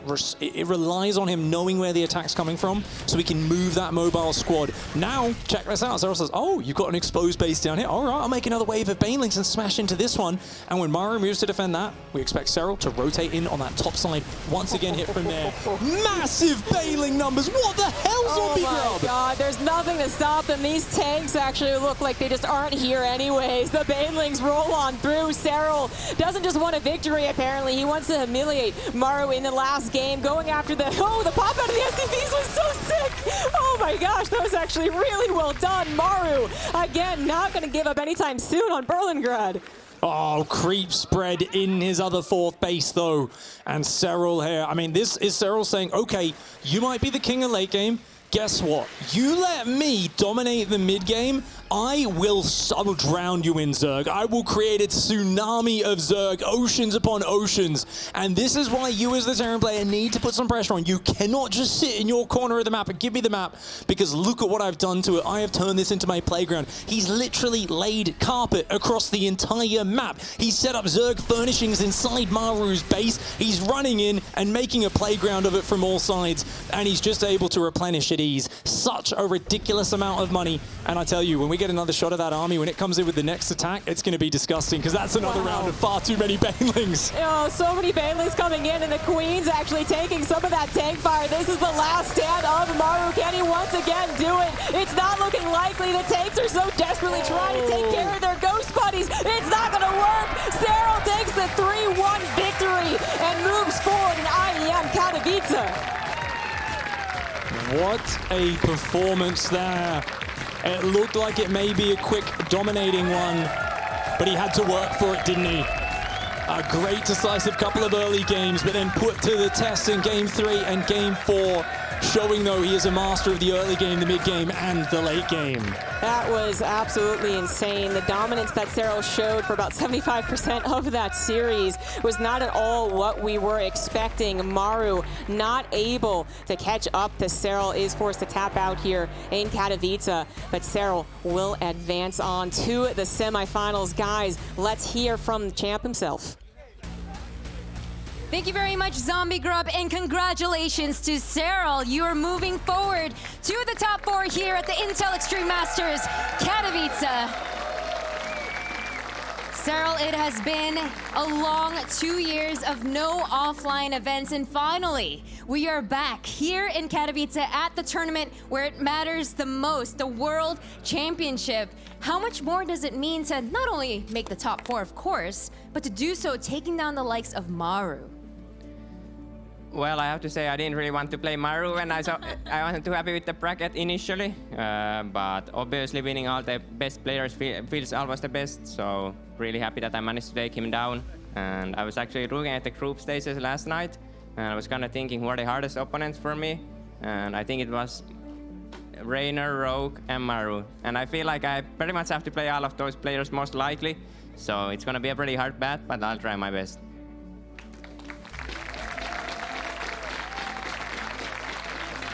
Cyril, it is absolutely no secret that this is a matchup that everybody has been looking forward to for years and years, especially at a tournament of this caliber. Was there any extra pressure that you felt because of all the expectation? Not really. I feel like this is one of the times when I played really relaxed. I was already when I came to the stage the first time. I don't know, didn't have any nerves or anything. Games went really well. And obviously there's always a little bit of pressure to get success, but at the same time, kind of just managed to play my own game, and that's it. I was curious because I was in the green room and Rainer was actually sitting next to me. We were watching together. He was curious on Blackburn. Were you surprised that Maru decided to go 2-Rax Reaper? I was a little bit surprised, but I did see he did against someone. I watched his VODs and I saw he did against someone. I'm not sure exactly who it was. And he did the same follow-up as well. So I went for the bailing bust, which, to be honest, I'm kind of disappointed in myself that I went for that. There was some really bad preparation, but yeah, it kind of ended up working out anyway. So I guess that's nice. And then on Hardwire, I feel like not many players like to get to that later game where Maru is at 5+ bases and going up against his mech style. It's not a position many Zerg players feel comfortable in. How did you feel going up against it, especially with Mutus Foremost? Well, I felt like the game was closer than I thought. I felt like a lot of the things were going wrong for me from the start. I didn't really get any good Swarm Host waves. My bailing waves weren't doing too good. I killed like one base, but I mean, he had a replacement CC next to it, so it wasn't that massive. But yeah, I think that style's pretty good, but I don't think that showed all of its potential. And obviously, when he gets a coast out, it's always going to be really hard. We already saw that with Rainer. He was struggling to kill Maru's mech with coast. So yeah, it's pretty hard to deal with that for sure. Well, luckily you were able to take that final map win, and now you are moving forward to the semifinal. It's going to be either Bunny or Rogue. You already mentioned that you looked at the bracket and you thought that Rogue would be a difficult opponent. So I'm not going to ask who you prefer to play, but who do you expect you will move on to play? I'm accepting, I guess, obviously Rogue there. I think Bunny has a good shot. He's been playing really well, and he did win the last time. But like Rogue said, he's playing a bit better now, and it's a different piece that they land, so I'm expecting him to come. Well, for now, congratulations once again, Cyril. We will be seeing you in the semifinals in the Spodek Arena here at the Intel Extreme Masters Katowice. Wow. Okay, well, Cyril is able to advance on into the round of 4 here after defeating Maru in some pretty darn epic games there towards the end, especially Maru holding on and resilient, but not quite enough to deal with Cyril. Joining me, Mr. DeMuslim and Harstem, guys. Ooh. Once again, we get Cyril being victorious here in this matchup. Maru having some tough fights there, for sure. Yeah, I mean, it is quite an exhausting day, to say the least, right? Maru to play a series earlier, I do believe, and yeah, it has definitely been a long day, but I think he still put up a damn good fight. That game on Hardwire was quite a bit of a comeback by him, or maybe Cyril kind of giving him a little bit of a bone there, but yeah, nice games overall. Harstem, your thoughts? Yeah, I mean, fantastic games. It was really fun to see them finally play at such a big stage, and Cyril being victorious, fantastic. So he seemed very relieved as well, even though he said he had no nerves. He did look a little stressed at times, but he played it out calm, played relaxed, and he countered well. His preparation seemed to be very good as well. Let's not underestimate that, even though he wasn't too happy with how he executed certain things, or at least the bailing bust, it seemed like. Yeah, he looked fantastic. Let's take a look at the highlights then from that series. For me, game number 3 shines like the fact that Maru plays the way he does sometimes. Oh my days. But anyway, Ben, to start with this, Cyril obviously able to hold off quite a bit of aggression from Maru to start things off, and then some delayed burrow drops, bailing drops, but you know, it's all good. Yeah, they were quite delayed. Like, A, Cyril didn't drop them, and B, Maru didn't react at all. But yeah, they kept dealing a lot of damage. Pride of Altaris is a really hard one, honestly, for Terrans against Zerg. But thing is, Cyril did everything that he had to and more. He just played on point. Like, he really did look on point this series. It was almost as if you watched this first game of Serral in this series, and you're like, okay, well, Serral looks warm, Serral looks good to go. Maru in that first game really didn't look that warm here, Harstem, it feels. Yeah, Serral just absolutely dominated that first map. At some point, it almost felt like Maru was kind of coming back, and then Serral was like, actually, no, here's another 35 Banelings in your planetary, and it just fell apart. And of course, we have this quick Baneling buzz there, just absolutely destroying Maru. And this is the mech game, really the highlight of the series. I think the longest games, they really went proper head-to-head here, and these ghost snipes, so beautiful. It's a great feeling to see Swarm host die, Calaris. I agree. As a mainstay commentator in Heart of the Swarm, I completely agree, Harstem. Yeah, I mean, what a brilliant game number 3 was. I mean, it's just constant fighting non-stop here, and as you know, game 4 approaches, it's just mass Baneling here, Ben. Yeah, absolutely. I mean, like, Hardwire is a Zerg map, Berlingrad's a pretty good Terra map, but that amount of Banelings, it was like watching Rogue play for a second there. And I'm a bit sad that Maru chose to go for the 2-Rax Reaper on Blackburn, because I really feel that's a pretty damn solid map for Terran, especially with mech. And he's the best at mech, especially with this Ghost style. So I think that was a bit of a missed opportunity for Maru. And now with that, I've tweeted it out, but it's interesting. This is the first time in 10 years we have had more non-Koreans in the semifinals at Intel Extreme Masters Katowice than Koreans. That's kind of crazy, Harstem. You said even 2016, yeah, because Pol and Hydra were in the semi-finals. So this is the first time ever. That's kind of unprecedented. Yeah, and out of those foreigners, how many are American? Oh, well, round of 12, no. Never mind, sorry. This is unfair, we're all Europeans. Well, I'm sorry, not really. It's obviously really cool as a foreigner, and I was there in the early days where Koreans absolutely won everything, and kind of seeing that evolution, and it kind of felt like it sped up once Serral started winning in 2018, and to be here at this point where, well, the 3 best players in Europe are also in the top 4 in the world. If you would have told me this 10 years ago, I probably would have knocked you down or told you to go to bed because you're drunk. Yeah. Like it's one of the two. Yeah. It would defy belief at that point. It would. It really would. Even a few years ago, it would defy belief. Yeah. Never mind 10 years ago. But anyway, that's where we sit right now. All right, thank you very, very much, gentlemen. We have one more series still yet to go here at the Intel Extreme Masters day number 4. It has been grueling. It has been a long one, but we have one more series here to find out our next round of 4 person. Yeah, that's the way. We're going to have Bunny versus Rogue coming up. Can't speak anymore. We're going to have Bunny versus Rogue coming up here after the break when we return here for the World Championship. Person.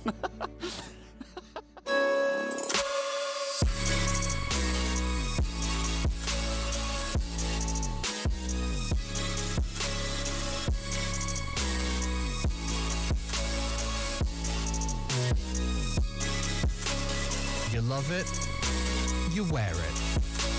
What's your style? Get your merch at shop.eslgaming.com.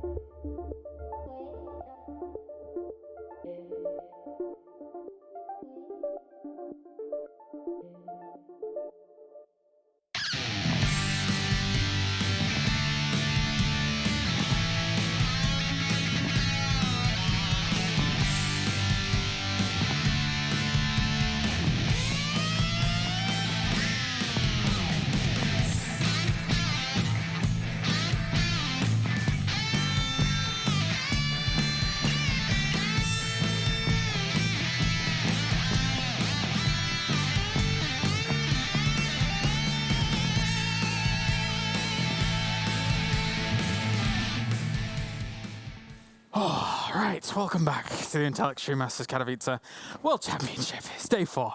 Hang in there, team, hang in there. We've got ourselves one more series to go. I've got Pig and ZG here with me as well. You guys were just casting some of that, right? We were. I don't know why you're out of breath. You're just like run right over there. Man of many talents, I guess. Also being out of breath whilst doing nothing, that's another one of my talents. Vicariously kind of feeling the whole Serral Maru intensity a little bit. Yeah, you know. I feel like we're all just kind of coming apart right now. That's Just right. like casually. Don't worry, guys. You know what, guys? Yeah, it's not really a professional broadcast anymore. It's just a casual chat with us. Next match, Bunny versus Rogue, coming on up here, and it's an important one again because it is in the round of 8 here. The winner will go on to play against Serral. Yeah. Fully enough, they will then be our last remaining South Korean player, which we don't really say too often, Pig. No, I mean, yeah, if it was the finals, sure, maybe. True. But no, it's crazy to see, obviously, I mean, there's a reason why these players are doing so well. No surprises in that. You've got names like Raynor and Serral. Hero Marine, of course, finally crashing through to a new level. But these two guys here, I mean, interestingly, Bunny is also a new name to be seeing in the top 4 of a world championship. Yeah. He's in the last year finally making it to those top 4s in the GSL, in these big tournaments and doing really well. But obviously, he's got a guy who's kind of known for winning world championships, like a couple, two or three times. Yeah. So kind of a big obstacle for him. No, definitely. I think if you kind of brought these names up in any other tournament, ZG, you would say, okay, well, Rogue was the guy that went through straight to the round of 8, and Bunny was the guy that was trying to challenge and rise up through the ranks. But that's not the case. Bunny did brilliantly in his group stage. He did very well, and historically, he's done very well against Rogue as well. In a weird way, we could be coming into this in maybe like an online tournament or just maybe not as prestigious of a tournament and say, actually, Bunny might be kind of favored. But there is the Rogue effect, right? So Rogue did win their most recent match together, yes, but it's also the Rogue effect that he is apparently really clearly doing well in Katowice, and we know he can do that. We know he can take another championship here. Oh, definitely, definitely. He's the guy that, everybody looks at Rogue here, and as much as people try to reluctantly avoid it, he's absolutely in contention for being the GOAT, if not the GOAT, due to accolades, which we asked him directly, and he acknowledged as well. So he understands just how good he is at this video game. Oh, he really is. He's a freak. Honestly, in the last few years, there has been some parts of the fan base who I've started calling him the hype killer for his tendency to take players who look awesome, like some of the best pro gamers in the world, and he makes them look like they're preschoolers that don't belong in the ring with him. Yeah, true. He's very good at flipping coins in a very intelligent way, and I mean that in the most respectful way possible, because he has a way of understanding how his opponents are approaching the series, what their strategies are, and he says, you know what, you're not looking out for this thing that's out of the meta. I'm going to bring that in, catch you off guard, and then I'm just going to annihilate you. And he does this a lot. We've seen him do it, obviously, to Maru, who's his teammate for many years, many times, as well as other players out there. So that being said, sometimes Rogue gets a little too fancy, flips that coin a little bit too hard against a player who he's massively favored versus, and we see him kind of the coin toss doesn't work out. His read on what the opponent's mindset is just a little off, and things can go awry. So here we are, the end of a long day. It's late at night. The players, of course, have a lot on the line, and I'm really curious to see which one of those two Rogues we're going to see. I struggle to see this being a close series. I think it's going to probably be rather polarized one way or the other. Yeah. I actually am kind of wondering about the actual effect of late night, right? We kind of maybe gloss over some of these things, to be honest. Like, no, they're really playing at 100%, guys. Don't worry about it. But that does usually affect people, right? I actually really wonder if the fact that, a lot of the online tournaments have actually gotten them a little used to playing a little haphazardly, right? Like a little out of the zone. You're approaching an interesting topic. I know, right? And who is actually going to be able to push past that is the question, right? Who's going to push past the potential sluggishness and actually come to win in one of these kind of, if you will, weekend tournaments, where oftentimes it is a marathon question. That used to be one of the big questions back when we had like MLGs, like who's best in this format where you're playing until after midnight. And we're kind of coming back to it for Katowice, like which one of you guys actually can stand the test? Schedule's been interesting. I think that's fair to say here. But for now, actually, I am getting word that we just have to wait a few more moments before we do get into this. So let's head to a quick video, and then we'll be back.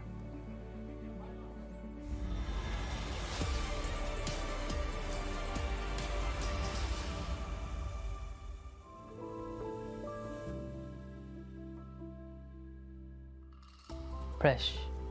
지금 현재로서는 저는 로그 선수라고 생각해. To me, the greatest StarCraft player of all time is either Rogue or Maru. I think I look more up to the tournament results, and all around Rogue is the one that has won basically every tournament. So to me, Rogue is the greatest of all time. 마루 선수라고 생각을 하고 지금 같은 팀에 있으면서 성조를 보면서 많이 이것저것 느끼고 정말 최고의 선수라고 많이 생각하고 있어요. Maru or Cyril? 로그 선수인 것 같아요. Of all time, I would say Cyril, but I'm not too sure. It's a hard question. Cyril. I say Rogue for StarCraft 2, best of all time.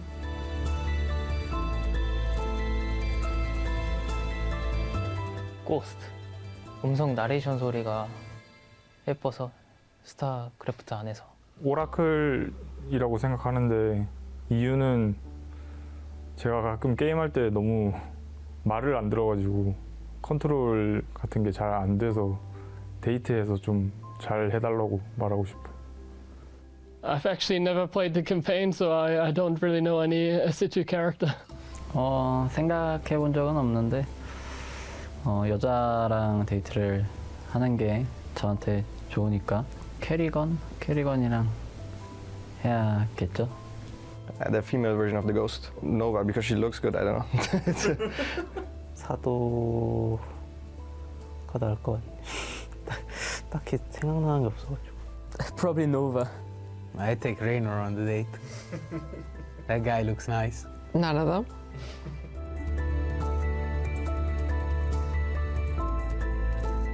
거신을 조금 더 강하게 바꾸고 싶어요. 그냥 저는 인구수 200 제한돼 있는 거를 좀 늘려보면 어떨까 싶어요. I think if I could change one thing, then I would revert the patch that we had, the last patch that we had, basically. 게임을 바꾸고 싶은 생각은 없고 그냥 게임이 좀 더 밸런스 패치를 많이 해서 좀 더 다양한 게임을 좀 하고 싶어요. 한동안 밸런스 패치가 없었기 때문에 조금 좀 신선함이 필요하다 생각해서 그냥 밸런스 패치가 필요하다 생각을 해요. I would change PVZ, Skytos, something about Skytos. Probably the carrier, and then go from there. 분열기를 바꾸고 싶네. 그냥 다른 유닛으로 너무 사기 같아가지고. I would kind of maybe change some like a bit gambly aspects of the TVP mostly. I think that's maybe what I dislike the most. I would delete Protoss. Yeah, it's not too fun. I'd make all my units not shoot the interceptors automatically against carriers.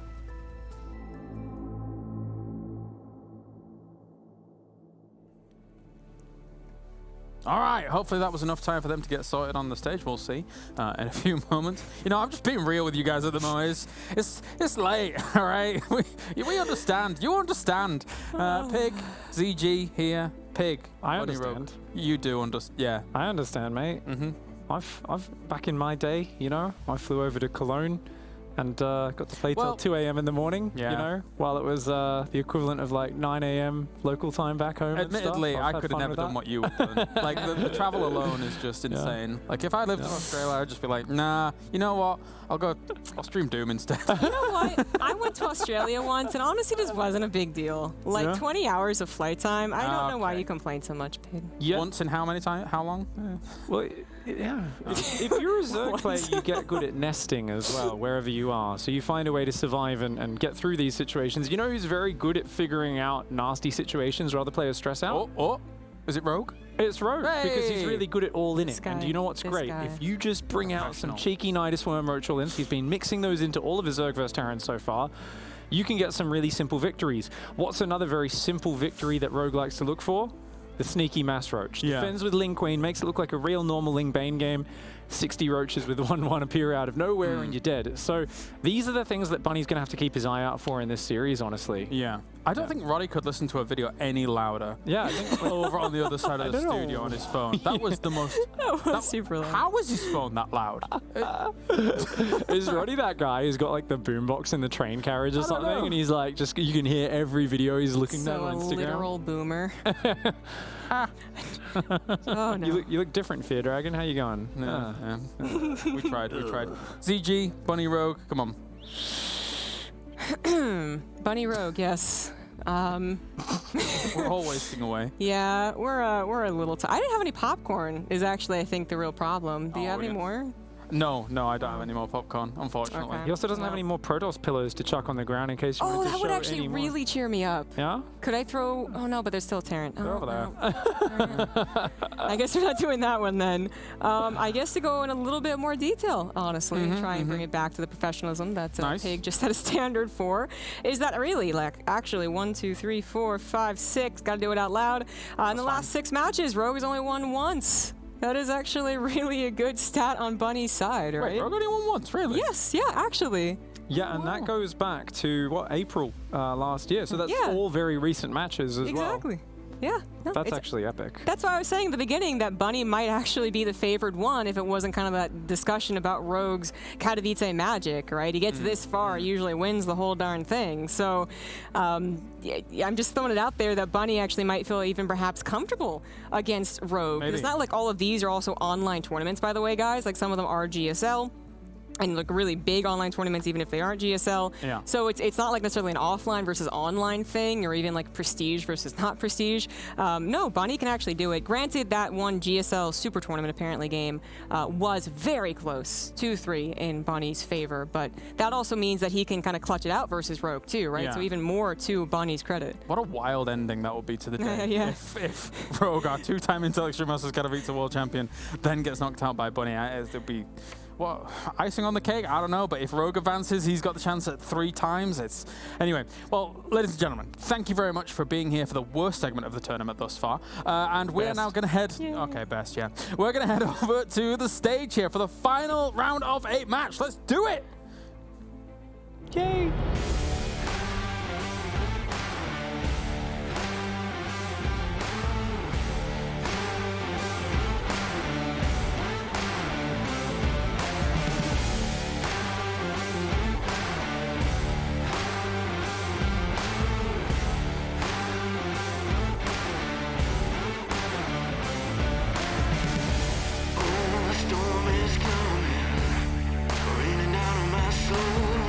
You know, Calaris, I think that was one of your best segments yet. And speaking of the best, all of you guys here in Katowice have been absolutely amazing. So let's get ready to bring out our last 2 players of the quarterfinals. Our first player is a Korean Terran who is having the run of his career. Can he keep this dream going as he goes up against the juggernaut of players, a 2-time Katowice champion as well as a BlizzCon champion? Please give it up for Bunny and Rogue.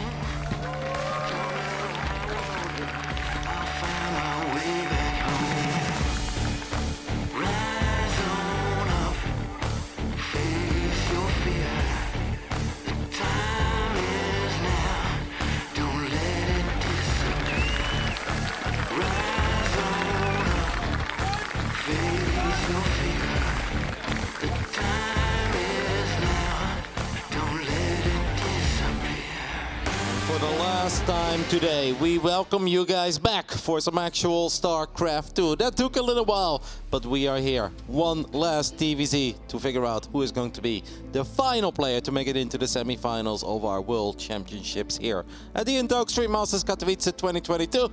I am Roddy, and I am joined by the last caster standing, Wardy. What's up, mate? You know what? Made the schedule the start of the day, I thought. Who out of all of us can make it 13 hours down the line? Gotta put myself in there, you know? What a day, Roddy. We've had some amazing matches. These guys, they've been waiting a little while to play. We saw Rogue, what feels like an eternity ago, taking down Ryung. There's gonna be a much tougher challenge. Bunny has had his number as of late. So this one really is gonna be tough.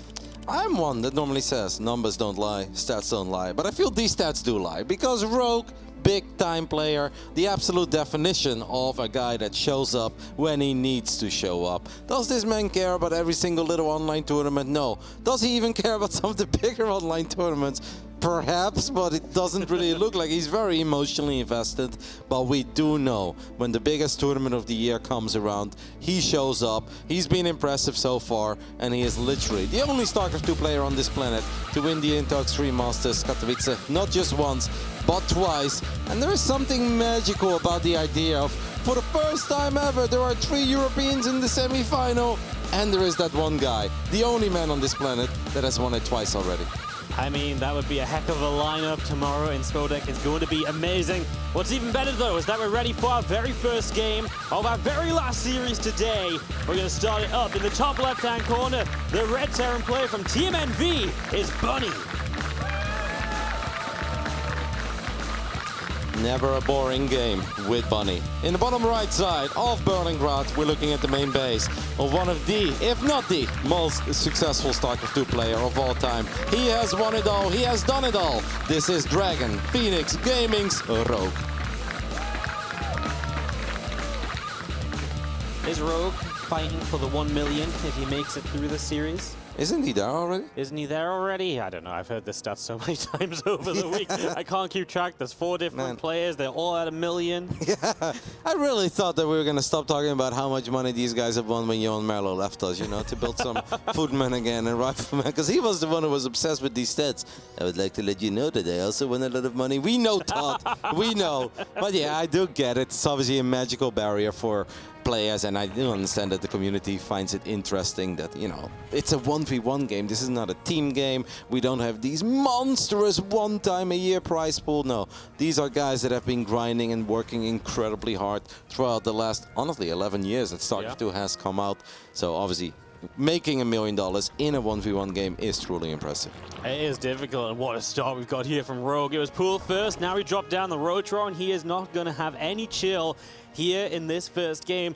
Look at the opening from Bunny. That's a really fast CC into the racks, double gas behind it. The CC first does mean that any early Lings would not be able to delay it or anything. It would be finished by the time Lings get there, but it does mean you don't have scouting, which means that the Roaches are going to be coming as more of a surprise. Bunny will have to prepare blindly. Yep, the interesting thing about CC against early spawning pool is, like, you don't have to worry too much about the Lings. In a weird way, that actually works out well for the Terran player. What doesn't work out well is that you don't have any vision on the other side of the map. And Rogue wouldn't be Rogue if it's a little more than just a couple of Zerglings. With that very early Roach Warren, we are looking at a potentially very quick game. This is not a wall of yet either, so he's forced to cancel his reactor. And there isn't a lot of HP on this depot. Will the depot live? Rogue with a bit of micro. I actually think he's going to get a cancel on the depot too. So Rogue gets a double cancel. First on the reactor. Obviously that's what Bunny did. And then also on the depot.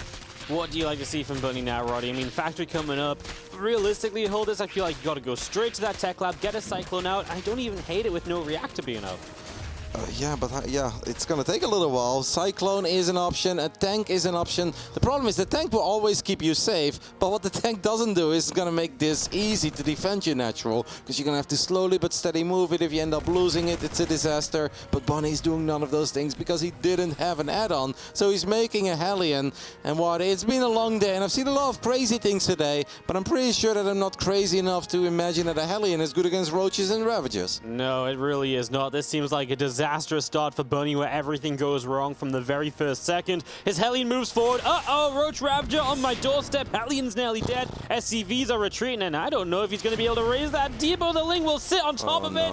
And Roddy, I feel like that might just be game. That might just be game, and this might be the quickest game of the day. Bunny is going to pull a lot of SCVs, and actually the Ravager kills itself. And very well done by Bunny moving the SCVs around, so this wasn't as bad as what it should have been. He was forced to cancel his tag lap again, but this was honestly quite magical by Bunny. A little bit sloppy by Rogue there. I think Rogue just thought, floodgates are open, I'm in, let's be real, I can aim move here, I'm still gonna kill 10 plus SCVs and win the game. Not quite. Does that mean this is now looking good for Bunny? No, absolutely not. There is still a Ravager to worry about, and another Ravager is about to pop that's also gonna drop a corrosive ball. I mean, no matter how we spin it, it's bad news for Bunny.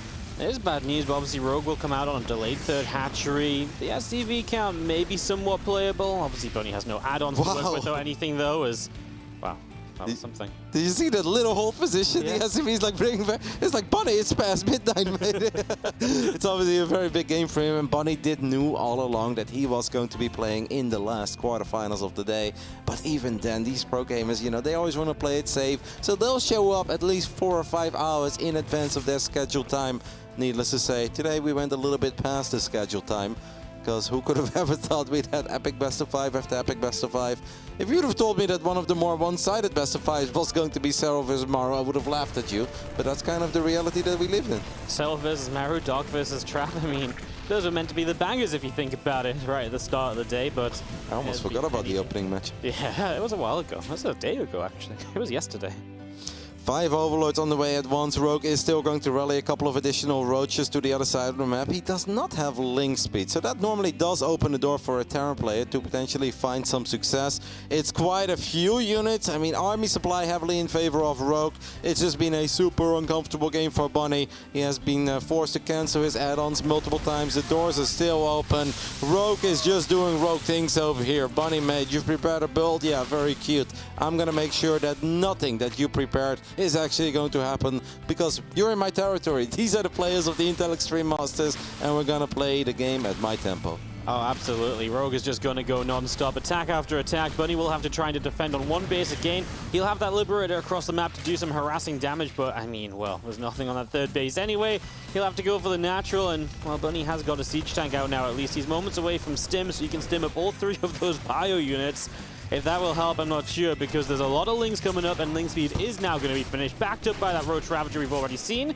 At least the Lib is getting a bit of something done. I want to say, like, maybe Bunny is aware of it, because the Liberator did get a good scout off, and it's like, hey, actually, you really don't have that many drones, so where are they? Well, all that larva got put into links. The links will surround the tank goes down immediately. Once more, the floodgates are open. Miraculous hold earlier. This time around, we need to hold against a little more than just a few roaches and ravages. The SCVs are doing whatever they can, but I think this time around, Rogue just has a little too much here in game 1. Absolutely, obviously just continuing through. This time there's no miraculous SCV surround. There's no cutting this Roach Ravager army in half. Too much from Rogue, and he just dismantled the entire game plan of Bunny from the very first moment of this game. And it really felt like from that first attack, Bunny was uncomfortable, he was flustered, and from there, nothing really came together. Maybe he realized what was going on, but the tank needed to be on the high ground. He needed a bunker.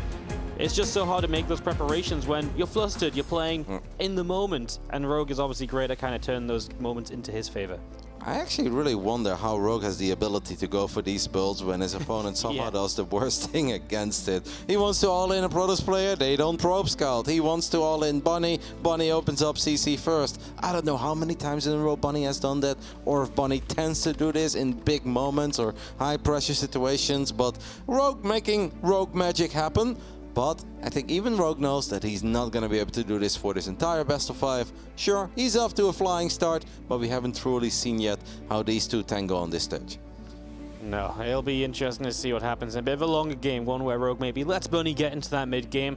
Be interesting to see what Bunny maybe has planned on some of the larger maps as well. Rogue, we've seen earlier in the tournament, kind of likes to let the Zerg maps wait until later in the series, so maybe 2K Atmospheres now, a nice chance for Bunny to get back into the series. Let's see what that map is, because that's going to depend a lot on what happens next. It does sting though to lose Berlingrad like that, right? Yeah. This is such a big best of 5 for Bunny. He too has found some success in the Korean scene, but I really don't think that I'm getting carried away when I say this is the biggest series of Bunny's entire career. He has had good runs, he's had a couple of great games, but playing a series for this much money and potentially the chance to win a whole lot more is a place he does not find himself in very often, if not ever. Let's see what Game 2 has in store for us, as I've already got a good idea in the top right side of 2K Atmosphere. We're looking at the main base of the man who's sending out a couple of boys out of town, representing Team Envy. This is Bunny. Bottom left-hand side, your 2-time Intel Extreme Masters Katowice champion going for number 3 from Dragon Phoenix Gaming. This is Rogue. I do want to give a little shout out to the passionate people that are still here in this building. You guys have officially outlasted our friends. Our other casters have abandoned us. They went home, but these fans are still here cheering for these two players that absolutely deserve it. And oh my goodness, Wardy, it's not just the 2 racks that I was thinking of. We are going to build 3 barracks on the other side of the map. Bunny's like, mate, you were pretty mean to me in game 1. I'm going to be a lot meaner to you in game 2. Rogue obviously lost to 2 racks on this map earlier. That was very unique. It was snug into the back of his natural expansion. This time 3 racks, a lot more committed, and obviously this one in a more typical place. Fairly safe, quite far back, does not want to be scouted. I'm sure he's been checking in on all of Rogue's scouting pans on any map he wants to do this on. And so let's see if Bunny can make it work to bring it back a game. I love this SCV. This really sells it as a normal scout timing. That's cute. That is cute. Talking about fighting fire with fire. Now there is a second overlord that is going to give Rogue the heads up that the boys are not back in town. They're on the other side of the map. They're in the wrong town. They're going to start building bunkers. Rogue already has a few drones on the low ground. He's going to build spines in the back of his own natural. And here come all the drones that are going to try to just win the fight against the SCVs and the Marines. There's going to be a lot of Marines though. This is 3 racks. Extra reinforcements already showing up. 1 drone, 2 drone already going down. Make it 3. And these Marines are having a great time. 4 drones down. The drones looking for that surround. Finally, Marines are falling. We will get a 5th one. Here, if the target fires there, it's not, but the SCVs get it. However, of course, this has stopped the bunker progress. No! The bunker's finished up. Marines will look to get in it. And now the Ling drone must stop those Marines from getting there. Yeah, against 2 racks, this would be phenomenal for Rogue because I think these Marines would have a very hard time getting into the bunker, but it's a 3 racks, and that means a few extra Marines will show up. 1 SCV is doing his best to keep that bunker alive for as long as possible, but that bunker is actually still going to go down, and Rogue still has a very healthy drone count. 15 drones are still alive, and it really turned into a bit of a disaster for Bunny in the end. Yeah, that first Marine got surrounded a bit too early. The micro on the other 2 Marines was quite good. Don't know if Rogue has to do this, but Rogue feels like he can do this. Questionable move there, if you ask me, but he feels very safe. He's got the spine, natural still alive, and that drone count. I've seen Zerg players hold this with 11 or 12 drones, and they will even feel like they're ahead. He's at 17. That felt like so many drones died as well. This feels like he should be on 11 or 12, but 17 coming out of this, a great spot. Bunny recognizing he can't do anything crazy. He can't just go and pull the SCVs and go for round 2. He knows he's got to take that gas, get that command center down, and go from there. Cancel the spine as well, as the observer is showing us. So then taking that fight with the slow links is even crazier, but well, who am I to question Rogue? He gets away with it. Bunny has officially gone home. Rogue does sacrifice 1 extra ling on the other side of the map.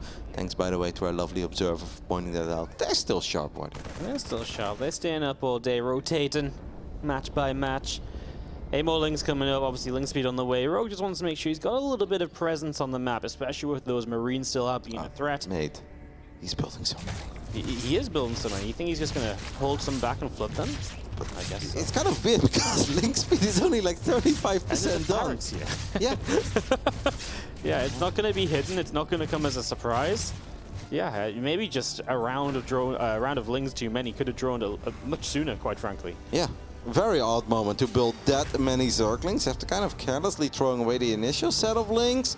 Ling speed is now close to finishing up, and we're still going to build drones, but he's got so many Lings out on the map. Maybe he's just expecting some sort of a weird move out by Bunny, where Bunny doesn't have Stim and Combat Shield yet, where Bunny's going to try to scare Rogue to force out some units, and then Rogue says, oh, got you, because don't have to be scared, I already have them, surrounds them, maybe find some economic damage, but that was a pretty bizarre moment to make that many Zerglings. Yeah, that was a wild moment to make so many, and now, yeah, you've got Ling speed, a bit of map control, but I'm not really convinced. Roach Roaring is coming up though, so Bunny, not Bunny. Rogue is going to show us a little bit of what is up next for him, which is going to be a few roaches. We'll see just how many he wants to commit into. He's going to send a single Ling forward just to see if he should reveal the rest of the Lings or not. The Hellion shot, but he's still going to try. Good job there by Bunny. He's on the money raising those depots. The SCVs are in a bit of trouble though, and they derped for a split second. So the Lings got a few extra hits off. Oh, that's cute by Rogue as he splits off a few more Lings towards the top side. Picks off another one. Rogue is still feeling it, and Bunny is not able to find his rhythm so far at all in this best of 5. No, it's all the little things, right? Just SCVs going the wrong way, derping out. Maybe a little bit of the pressure getting to him as Rogue is starting up at first few roaches, but it's not an all-in by any means. It's droning behind it, it's a lair.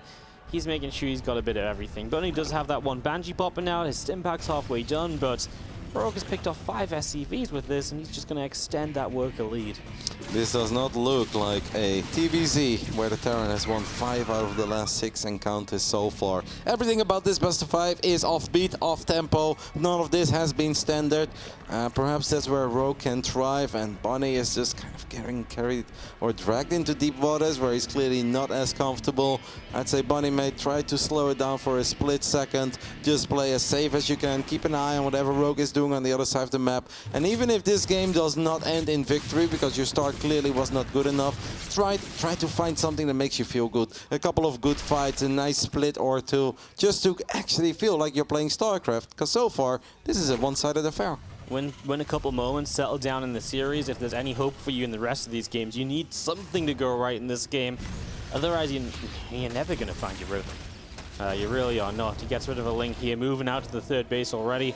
Does he have double engineering bay? Just to upgrade and the one upgrade at the moment? No, it's just a single. So he's going fairly aggressive typically, 4th and 5th racks finish. Obviously it's on the back of a 3rd, but when you're on 1 engineering bay, it really suggests looking for a timing attack. Yeah, but Rogue is already just holding down that Roach button. He's at 58 rounds. I do believe we have double Evo on the side of Rogue. There goes Carapace, there goes missile turrets. Actually, missile turrets, +1 missile attacks. Man, Roaches with missile turrets on their back. Now, that's a unit, buddy. Oh my god. You think Banshees counter this? Yeah, I mean, I don't know if Bunny is thinking of hitting a timing. I feel like it's almost inevitable that Rogue is just gonna try to hit a 1-1 timing. He loves them. He finds a lot of success with them. Even if the start isn't all that pretty, quite often, he can still just build Roaches of 66 rounds, run to the other side of the map, morph a couple of them into Ravages and find a lot of success. This game, well, it's been a bit of the opposite. It has been very successful. Those 7 Roaches are going to morph into Ravages. Bunny's still just going to go for it. As he's got a tank, he's going to siege up on the other side of the rocks. It's going to be tough for Bunny, though. His Marines are really not that feisty. The Roaches are powerful. We've got quite a few Ravages, too. The tank shot's not bad. That gives the civilian a little bit of hope. Bunny doing Bunny things, just keeps on stimming forward, and Rogue actually running into his own corrosive piles there. I mean, this is not looking too great, right? I mean, the Roaches and Ravages were hurting quite a lot. The Marines are still going strong. I just love to see that tank maybe take a step further forward. Right now, it's just these Marines, but some extra tank damage on all the Roaches would help. The few on the bottom side get taken down. There goes a Spore Crawler, and Bunny's fighting spirit continues at the moment. The Lings flanking in for the tanks, but I think Bunny will save both of them. Maybe that Ravager can get a bile off to help, but no, that's not close enough. Okay, bottom right tank will go down, but Bunny has still been trading well. Army supplies about even. How far off are those Roach upgrades? So close. Yeah, the Marines need a little bit more. Bunny still needs a little bit more, but he's finding so much more success than I ever thought he was even going to fight in the first place. One more tank sieges up in the back line. Bunny just needs to grab every single Marine that he has right now. He's producing 7 at a time. Almost there, Wardy, almost. If those tanks didn't damage each other when the Lynx came in from the other side, I actually think that this could have snowballed out of control. Now instead, I do think Rogue has bought enough time for himself to get a few extra Roaches out. But jeez Louise, Bunny just keeps on taking pretty good fights, even after the 1-1 upgrades are done. What the hell are we witnessing? I thought the 1-1 on the Roaches would be the end of this, right? That's where this really just gets stopped. Apparently not Rogue, not quite clearing up cleanly. I mean, he will get there in the end. More Roach Ravager pouring out, and it feels like now the momentum isn't there for Bunny. Rogue gets a few more units out.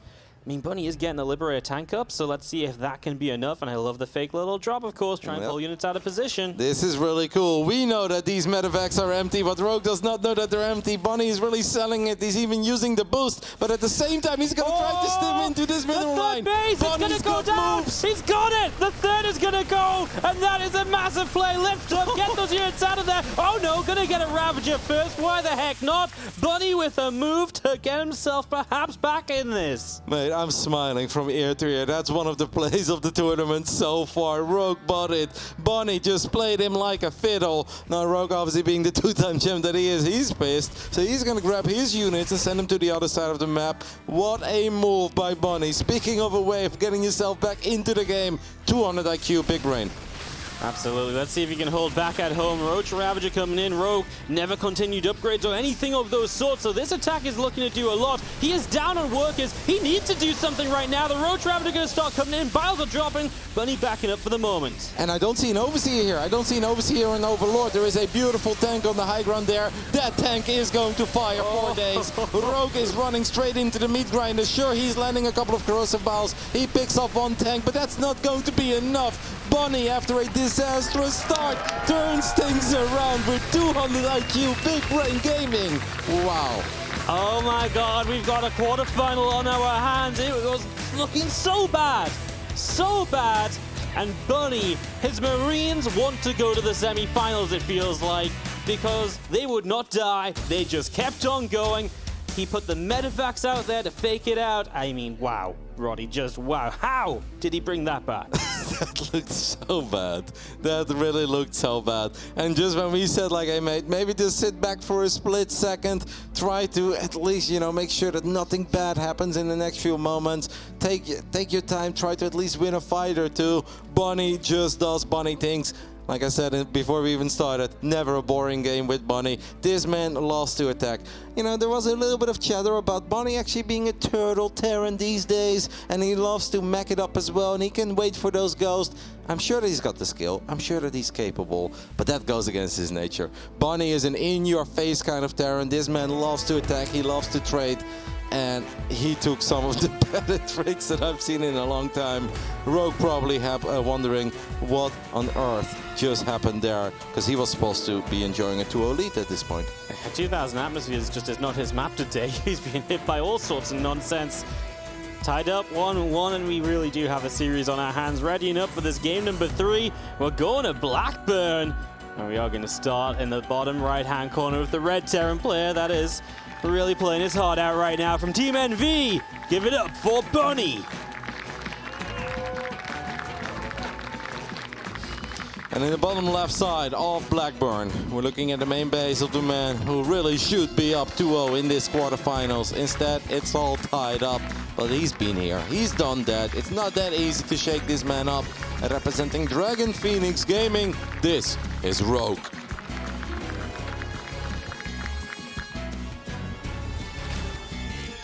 Well then, it always feels funny when you see these maps as like the first 3, and Rogue just kind of keeping some of the Zergia maps for later in the series. But maybe this is going to give Bunny a chance, bit of momentum in his court. Perhaps he can keep it going here on Blackburn. Interesting barracks positioning. I don't know why we're not building it at the edge.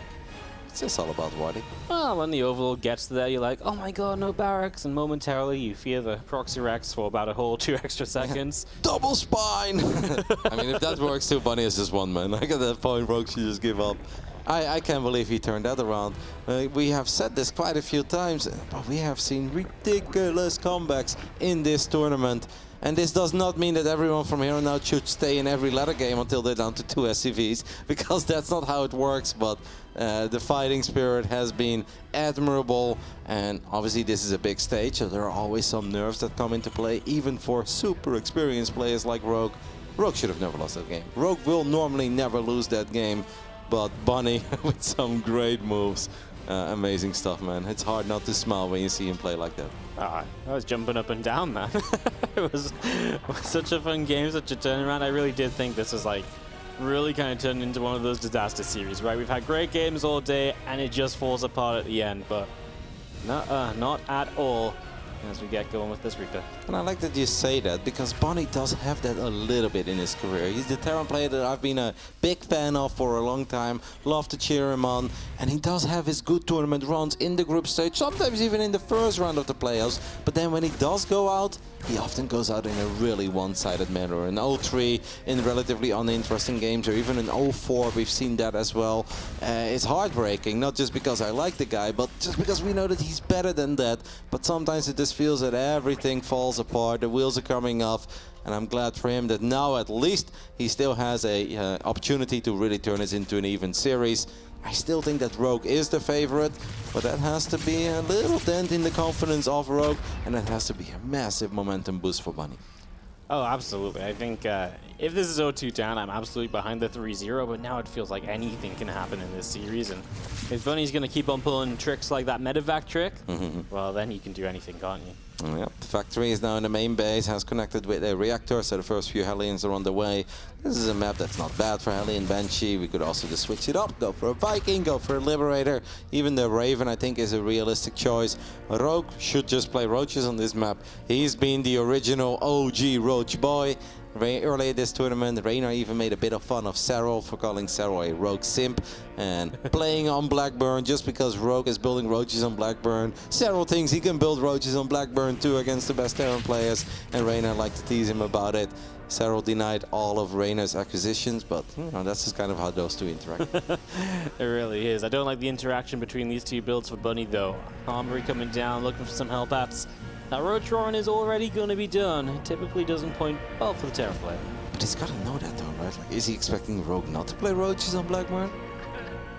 Possible. Well, actually, he's got a Widow Mines initially, so he's going to have a cloaked Widow Mine drop, I suppose. Ah, permanently cloaked boys. No Spore Crawler, no Lair. Yeah, okay. I can see it. It doesn't help you defend the Roaches if they come across the map, but it might slow down the economy a little bit, so I do like that part of it. I mean, you just need to figure out that these Roaches are here, though. If you don't do that, you're in trouble. If you can get a defense up at home, and I like it a little bit more. We'll see if the Medevac can get the scout on the Roach Roar. First Spore Crawler starts immediately. Yeah, that's pretty remarkable how quick he built that first Spore Crawler. Rogue immediately realized what was happening. Those are not Marines, those are not Hellions, those are Widow Mines and are most likely going to be permanently cloaked. The Hellions do greet the Roaches in the center of the map. Now, Rogue only made 8 Roaches. That is something that I do believe that Bunny can deal with. This Widow Mine, if it runs out of the detection range, maybe it could just be, like, imagine if you would have been able to run that towards the ramp, for instance, right? Like, just maybe pick off a drone that's being transferred between the first and second base. I don't know if this is really going to go all that well for Rogue, even though if we're microing on Roaches like that, maybe it will. And it does seem like Bunny lost quite a few of his Marines, so not too much firepower, but it's also not that much HP on the Roaches, but I would like to see an extra unit from Bunny. We should have an extra unit from Bunny showing up anytime soon, but where are they? Two more Hellions in production, they'll pop out, but it won't be the best help.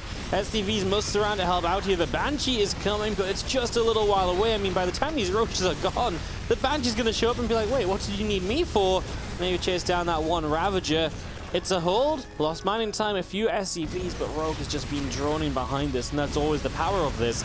If you just force the Terran into an uncomfortable spot, you're in a great spot yourself. The biggest downside for Rogue is the delay in his tech. That Lair is only just started, taking all of his gases now.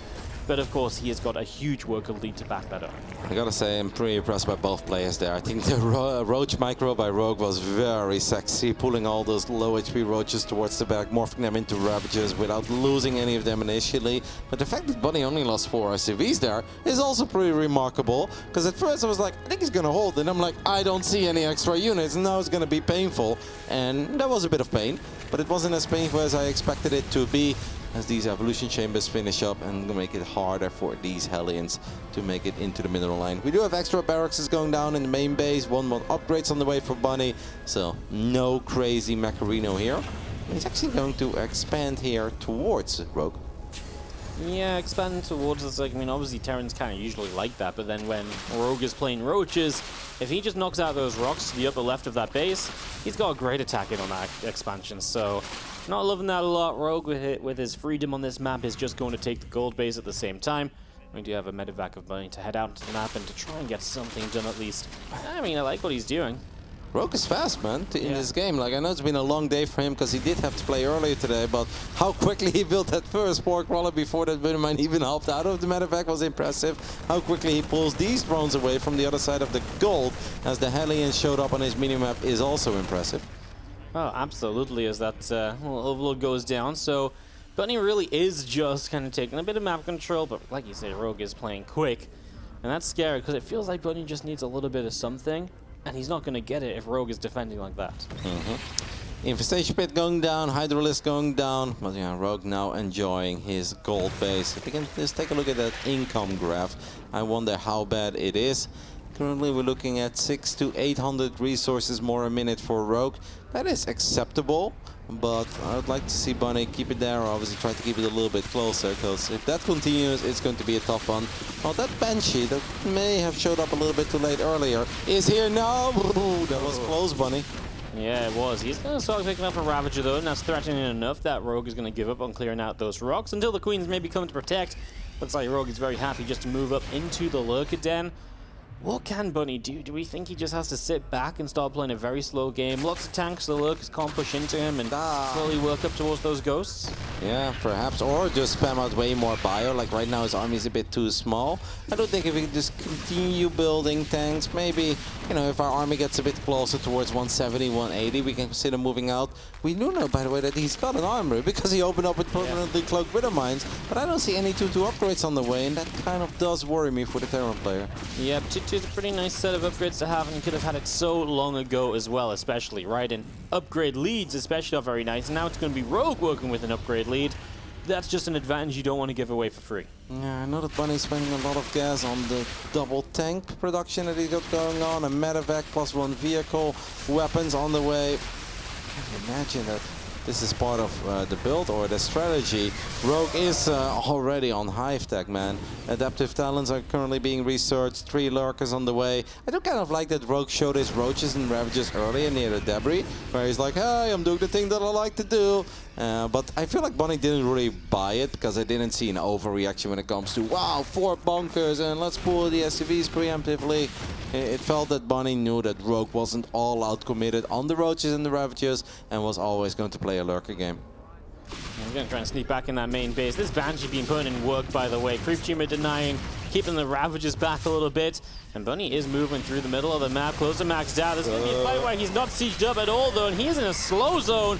Got to be careful about that, of course, using the drop on the main to act as a distraction. He's got the drones pulled, if nothing else. The Vipers pop out into that. Don't think he'll get those kills as he continues through the center. Now is the time to go before those Vipers get energy. Yep, and I mean, the Lurkers have their speed upgrade, but they do not have seismic spines yet. And the tank count is very high. Bunny could very well be making some magic happen here on Blackburn. 1-1 Terran close to maxed out.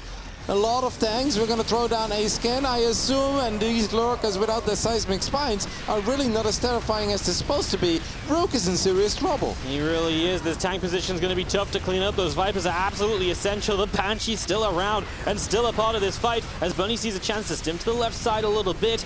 Got to be careful as medevacs will start to fall low on energy. You can't just keep on stimming forever as he moves forward. Yeah, I'd love to just see the tank continue forward as much as they can. Oh my goodness, Rogue is in so much trouble, man. Like, yeah, maybe if seismic spines finishes up, he's going to be somewhat fine, but that double factory has just been pumping out tanks non-stop. Gabe could not get it done earlier today against Solar with a lot of tanks, but I think this is a bit different, and these tanks are on the front door, and Rogue doesn't have a lot of money in the bank. He may be maxed out, but that Viper count, it's at 2. I mean, yeah, 1, 2 abducts at a time, maybe a blinding cloud later. Like, what does Rogue do? Do we eventually unsiege and run into the tanks? Can you run into that many tanks? I don't think you can run in, but what else is your option? The flank isn't really there on this map. It's so hard to get a wraparound on Blackburn.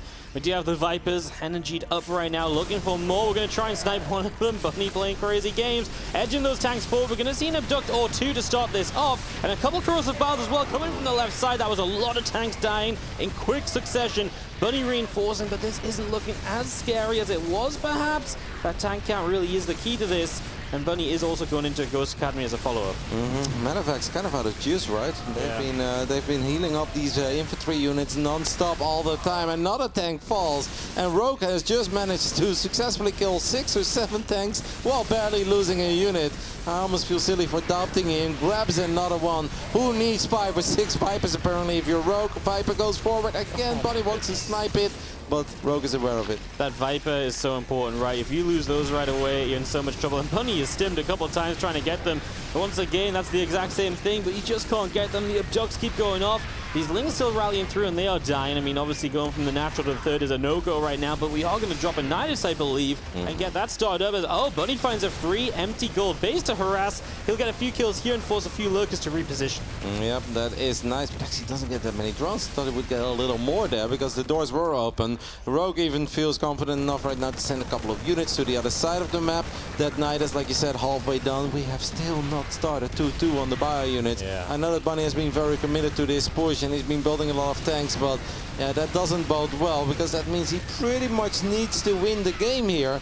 And I felt it was a lot more terrifying earlier than it currently is. Perhaps the Liberators trying to make a bit of justice. Rain from the skies can make the difference, but it doesn't quite seem like it. Looks like Bunny might do what he does best, which is just load up everything in Doom Drop. I mean, that's a move we've seen Bunny do countless times in the past, and here he is doing it right now into the main base where there is currently nothing, I believe. A tank will siege up already, and this time Rogue was a little slow to go. Bunny's defending the Nidus as this goes. The Lurkers move forward. Bunny has to back up a little bit. Parasitic bombs going down to clean up the medevacs, but Rogue can't really get back into his main base very easily. These few bio units will continue to cause some chaos. Yep, Rogue is actually dropping in supply very quickly. Bunny's obviously going to lose all these bio units eventually, but he can perhaps stim away from the Lurkers one more time and grab a few more drones. I mean, all hell just broke loose here. This is utter chaos on Blackburn. The Nidus does get shot down. Just when we thought Bunny was kind of running out of steam, he ain't running out of steam at all, and he indeed does what Bunny do best, and that is Doom Drop. And it wasn't everything, but it wasn't bad either. It just created the right amount of chaos for perhaps himself to find more openings. Now the gold could be exposed once more. Yep, there we go. No medevac, no problem for Bunny. Where did that Nidus Worm just come up? Because that might be important as Rogue, top right-hand side. He might even need to Nidus some Lurkers out of his main base at this stage because it's just getting problematic. We are going to see the bio still harassing up there, but here comes some Lurkers finally able to get some harassment damage done. We'll have a Nidus down there as well to go for the other base. So Rogue is going to get some pressure going himself as Bunny comes in for a cleanup, though, and that's plenty of units to clean up 4 Lurkers. Rogue ain't really in a position to lose 4 Lurkers. Nope, sometimes it doesn't seem like a whole lot when you see them morph 20, but at this point 4 Lurkers is actually a very crucial part of Rogue's army. These Liberators really have made all the difference. There are still 5 Lurkers now getting to work on the 3rd base of Bunny, but Rogue is now in even more trouble than he initially was, despite the fact that he's finding some success. But now we've got Ghost out on the map. We can throw down a scan. Oh, Bunny's messing up a little bit though, but he's got another try. Well, he keeps on messing up. The scan is almost going to expire. We still have not landed a snipe, Bunny. Yeah, that was not pretty. He will lose a tank to that. And this orbital needs to lift up as well.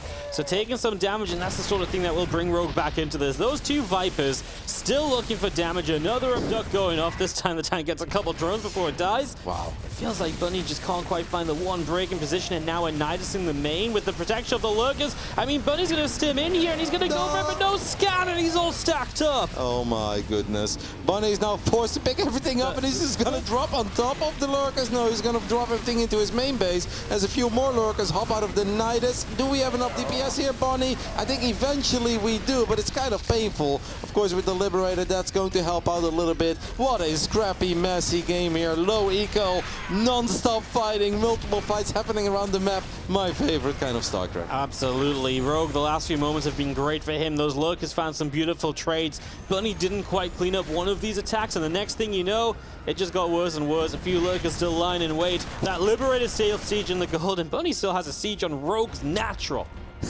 I mean, he's flying over 4 Lurkers. These Lurkers, there's no way home for them. This gold is gonna go down. Now we get Hydras out. Oh, I don't know about this. Rogue, okay, Rogue just wants to go with all of it. Hydras, Lurkers, a lot of units inside the medevac. That medevac barely lives, and I believe it was carrying 3 gulls. Speaking of precious cargo. Yeah, I mean, ghosts are absolutely not something you want to be losing here. This is going to be awkward because now Bunny is the one who has his own natural ramp siege, but he is getting some snipes down to try and break out. Lurkers have to unburrow, and it's Rogue that's taking big losses here as Bunny is going to push him back. That attack was a no-go. I almost think that Rogue should have just tried to get the planetary with everything rather than being like maybe the 3rd, maybe the natural. It's like, no, I think we got carried away there. Rogue drops another Nidus. He's playing this game like he's a baller, but we know he ain't a baller. He's broke as a joke. Oh, he really is. The Liberator gets abducted in. We're going to see the Viper taking a shot, and just going to be seeing a few Hydras still on the way up from Rogue, who is down in supply still here. We'll clean up a few extra units. It feels like this attack across the map will finally go down. It's been here for, what, 7 minutes or something? More? Finally cleaned out. We're getting a Ghost Academy. Did we lose the original Ghost Academy? I can't remember that we did, but apparently we did. Maybe with some of the Lurkers in the main base. I guess they... I don't see it. I don't see it going down. Maybe he killed it himself? No, is that not it? Yeah, I don't know. Oh, well. Doesn't matter. You know what? We don't care. Press T? Do we have 2? No, we only have one. I'm so confused. I guess he maybe cancelled it? Yeah, maybe. I don't know either. It is what it is. What we do know is that Rogue is working with pennies. 55 drones is absolutely nothing. He does still have an army. We know he's a fighter. He does have the top left secured, but this game is bananas. I mean, we've said that so many times today that I almost feel like it's losing its value. But Wadi, you cast a lot of StarCraft. I don't see too many games like this. Like, it's been low eco, contains crazy holds. I feel like it's been so impressive to see these players staying so calm under an immense amount of pressure. I think of that TVT we had early this tournament, Dream Cure. I think of Solar with all the tanks of Gabe on his front door, and now Rogue earlier as well when he didn't even have the lurker upgrades. They do such a good job in hanging in there. I know. I mean, everyone is just giving it their absolute all here in the World Championship, and of course they should. I mean, it just goes to show just how much this event means to them, how well prepared everybody is. We are going to be seeing these lurkers up here. They're just going to get a few shots off, but that should be a cleanup. 3 lurkers basically will go down for free there if Bunny jumps in. I'm surprised he mustn't have had a scan. Why does it feel that Rogue has a really big army and Rogue is rich? Because he's been losing a lot. He's throwing down Nidus after Nidus. There are lurkers all over the place. You look at the minimap, you're like, okay, that's a decent amount of creep too. But 57 drones is just not a whole lot. But these tanks are not siege and the lurkers are running on top of them. This seems like a pretty good start, at least for Rogue, but can he truly stick around? Ghosts are coming in from the upper right-hand side, but they're running out of snipes. They just don't have enough to get rid of these last few lurkers, and so Rogue is going to take a huge fight in his favor. Those ghosts are still working away at what they can. I believe there was no detection left, but then a few of them became uncloaked, and the splash damage killed a bunch of them. But he sent a drop out through the bottom side, but now that's come back way too late, and in one fatal maneuver, Rogue has just won this game. What is happening? Rogue with 55 drones, and sure, a pretty big army. He just ran off creep straight into Bunny. All the tanks were on siege. Bunny does still have a couple of Marines and a few ghosts left, but there's barely any energy. We've got a tank somewhere shooting at these Hydras. It's next to the refinery, but it does not make the difference. Despite everything, Rogue takes the 2-1 lead in our final quarterfinals of the day, and I genuinely don't know how. I mean, I know Bunny was in control for a lot of it, and Rogue had some good moments to get back in, and he played his heart out to get back into it as well. But I didn't think he was one fight away from ending the game just like that. Tanks on siege, Ghost in the upper right, his bio was in the bottom left, nothing was together, and Rogue just found that perfect moment to jump on this and put him up 2-1 in the finals, this final quarterfinal. I actually really thought that Bunny was winning that game, and he was winning it convincingly almost. It was, of course, crappy, and there was a lot of chaos happening, and I'm sure that it's very hard for Bunny to figure out, am I doing great? Am I winning this game? Like, I kind of feel like I am, but at the same time, you look at the army, and that's still a lot of Hydras, that's still a lot of lurkers, but after that failed attack earlier, that kind of looked a little bit like this one. It wasn't really going Rogue's way anymore, and that kind of stuff is fine to try if you're on 80 plus drones and 6 bases and you can do this all day, but Rogue was nowhere near maxing out. Rogue was on 55 or so drones, working with pennies, but somehow turned it into the rich man that he is, I guess. Well, that's how you become a 2-time champ, apparently, looking for number 3. Rogue is 1 map away from playing in that arena yet again, somewhere he is more familiar with than most. And Bunny still playing arguably the biggest best of 5 of his entire career. And I'm sure that he's been thinking about it all day. How are these games going to play out? What am I going to do? What am I worried about that Rogue is going to do? Well, you can plan as much as you want, Wadi. You're not planning for games like that on Blackburn, because you don't play games like that. No, you just can't replicate that. You can't simulate that, you know? All right, in the top right-hand side, his tournament life on the line. It's time to give it all up for this man, the Red Terran player from Team NV. It is Bunny.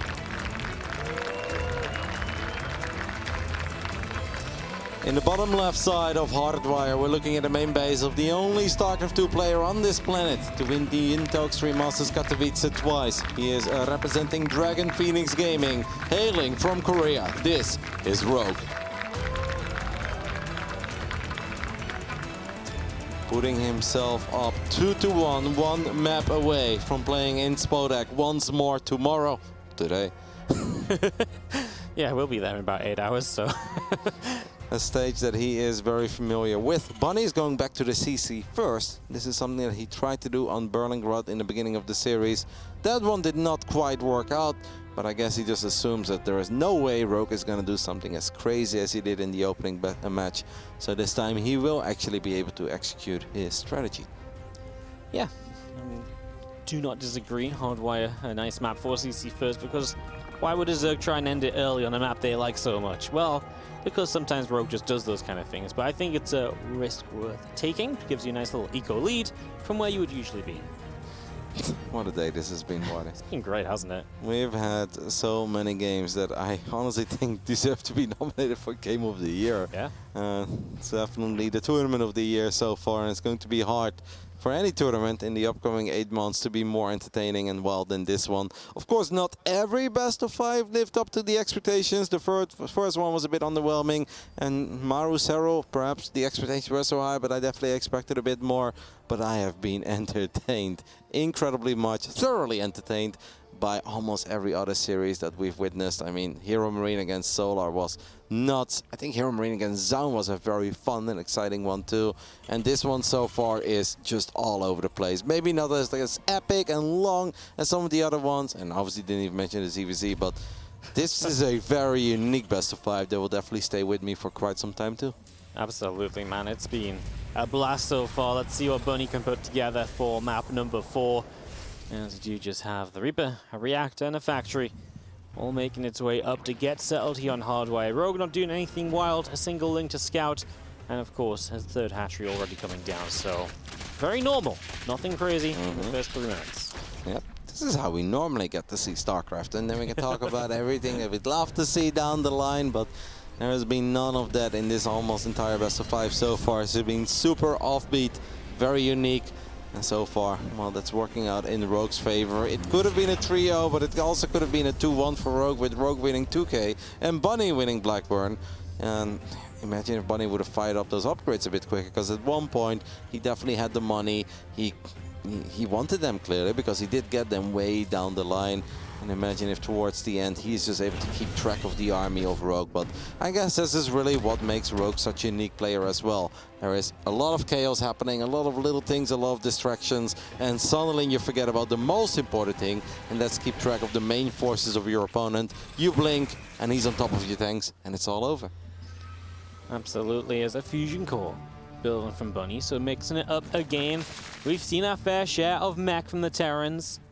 Is this mech again, Roddy, or do we go back into bio? Oh, mech has been indeed very successful. I've always seen Bunny as a bio Terran, but he has played quite a bit of mech in his career in this matchup. But even in TVT, there are phases that he goes through. He's like, it's just a phase, where he plays a lot of mech and then often does go back into bio. Could be real. Now, I find it kind of funny where Rogue built his Roach one, because if you want to play Roaches, you know, Rogue is not someone who truly has to hide that. This time around, I feel like he's hiding it for a reason, Marty. Yep, I feel like this time he absolutely wants to get those Roaches going. Part of his plan in this series has to be absolutely just disrupt any plan that Bunny has had. Do not let Bunny play his game. And this is very much so akin to the rest of those other games. 8 Roaches on the way up, extra Overlords as well, making sure he's got plenty of supply to spam those lings, but there's a battle cruiser coming out. Yeah, but if that battle cruiser jumps to the other side of the map, sure, it has a lot of potential, but how are we going to stop lings, roaches, and ravages on your side? Bunny needs to scout that this is happening. Imagine if this Viking, that Viking, if it would have just gone a bit deeper, it would have seen a lot of these lings hatch. That would have been big. Instead, that Viking is just going to shoot away at an Overlord, but that's not all that important. Rogue is fully sending it. He likes to make a couple of safety roaches normally, then it goes back into drones. None of that this time around. It's a lot of roaches, it's a lot of ravagers. The Hellions find a few lings, they find a few roaches now. Battlecruiser. Oh no, the CC's up. So you can't even wall off to buy any time. SCVs are going to try and pull up into the main base. Roaches are going to run for it, they're going to go straight in. Well, that means you've got to fight here. Corrosive Vials coming down toward the Hellions. More SCVs pulling, but there's so many lings. Yeah, the BC's going to pop out, but it's going to be way too late. So many SCVs are going down already.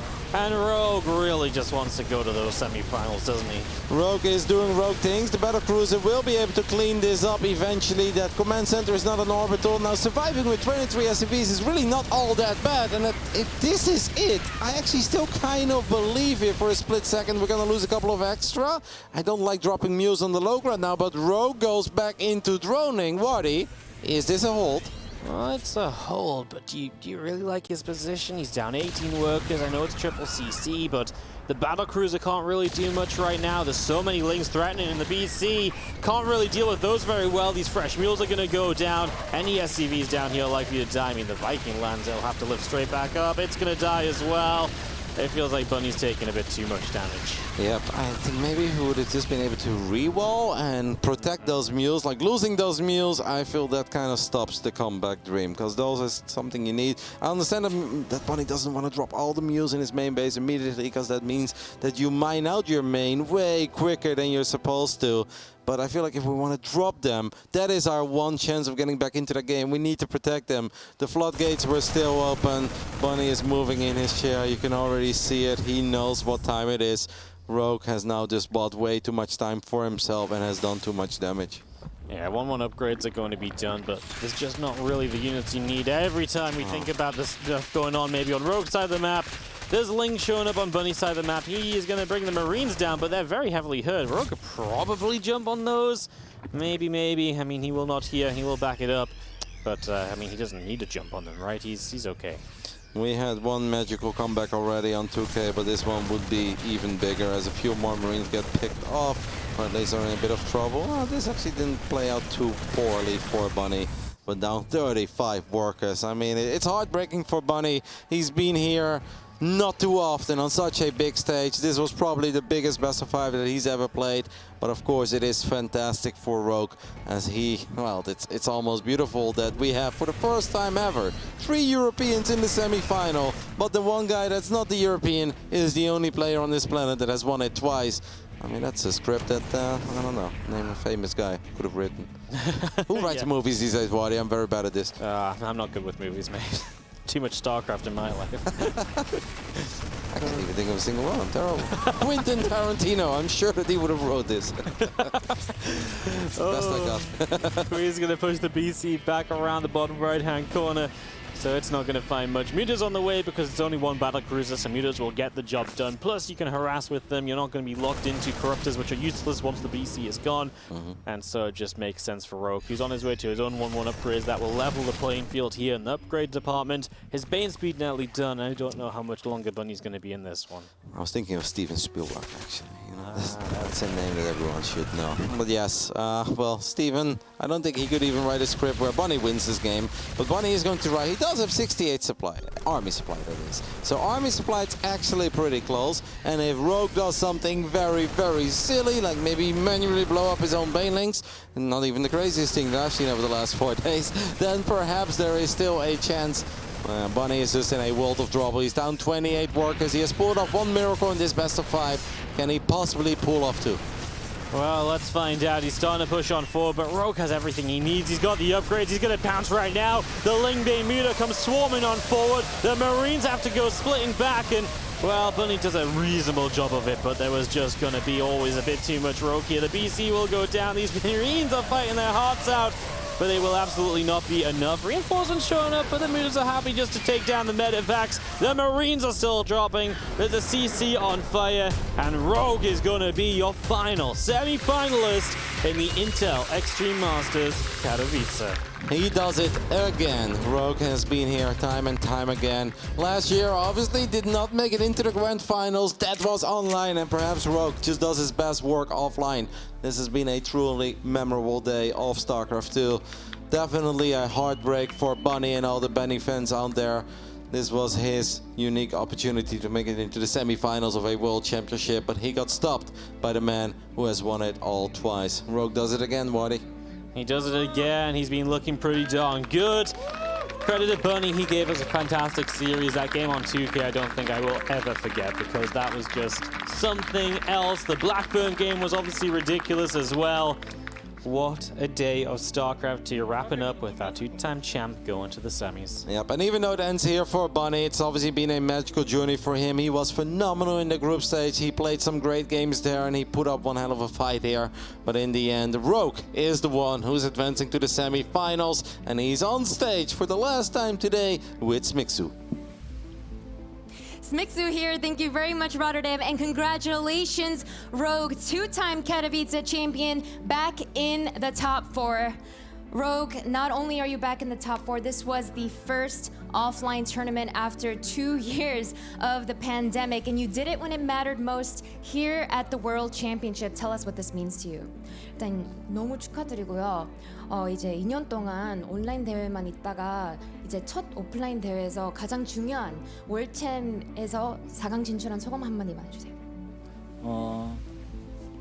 솔직히 요새 다른 선수들이 너무 잘해가지고 그냥 되게 마음 비우고 왔는데 또 이렇게 또 다시 4강에 오게 돼서 너무너무 기쁘고 또 우승을 또 해봤기 때문에 우승했을 때 그 기분이 어떤지 잘 알아서 꼭 우승 한 번 더 해보고 싶어요. So he says, honestly, lately I feel like all the players are just so good. So I actually came to this event trying not to have too many expectations, but now that I have advanced, I am someone who knows what that taste of becoming a champion here in Katowice feels like. So I so desire to become a champion once again here in Katowice. Now, in this series, I want to ask about that second map because we saw that Bunny had a cheeky move where he faked his medevacs into your main. Did that catch you off guard at all? 2세트 때 이재선 선수가 의료선 페이크 때문에 혹시 당황하셨나요? 재선이가 의료선 페이크 주는 거를 좋아해가지고 그렇게 할 거라고 생각을 하고 그냥 병력을 많이 안 납뒀는데 그렇게 생각을 했는데 당해서 너무 좀 화가 많이 났던 것 같아요. So he says, actually, I know Bunny pretty well. I know that's actually a move that he likes to use. And yet the fact that I fell for it, it was something that really, really upset me.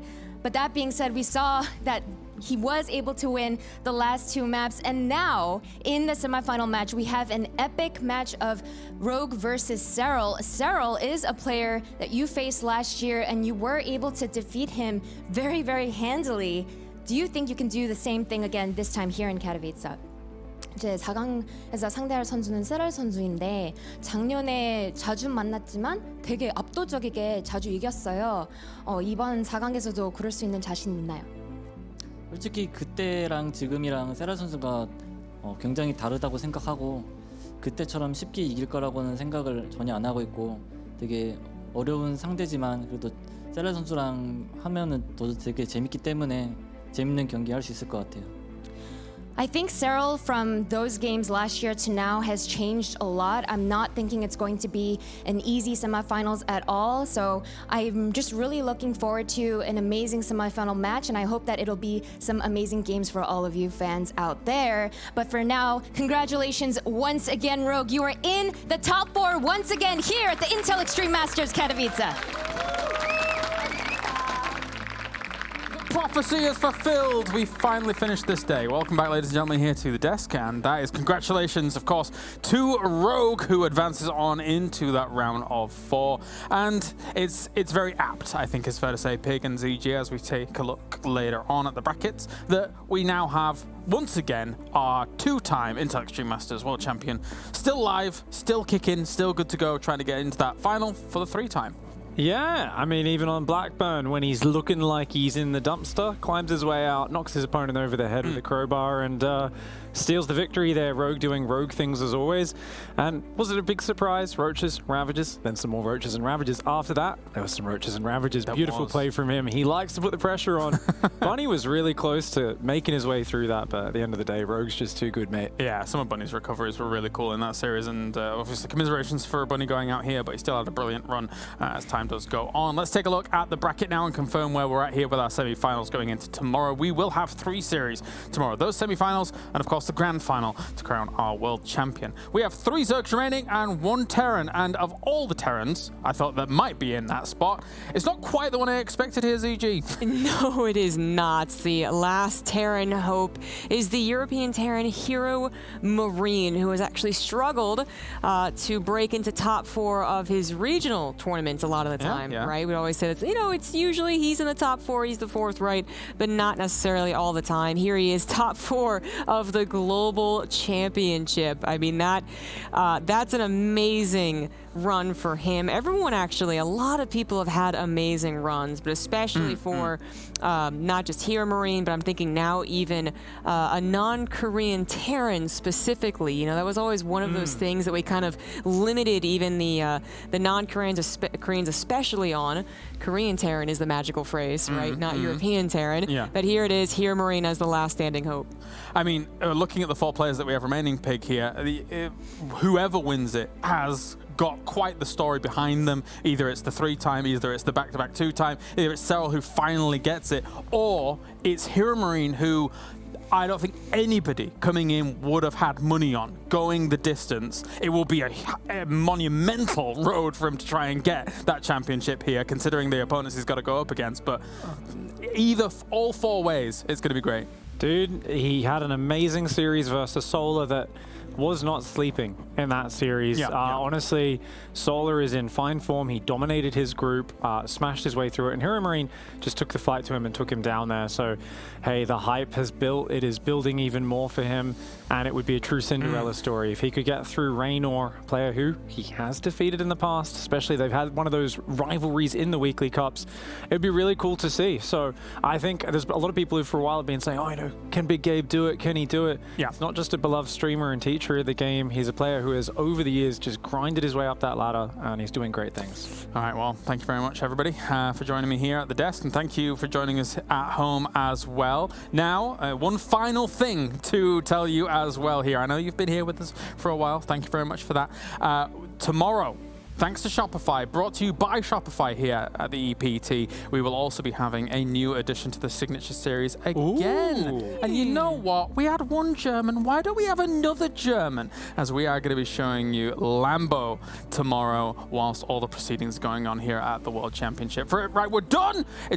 We're done. It's day number 4 in the books. Tomorrow we're back for day number 5, and we will crown a world champion. We have Raynor, we have Hero Marine, Serral, and Rogue remaining here for our top 4. Join us then when we crown the world champ.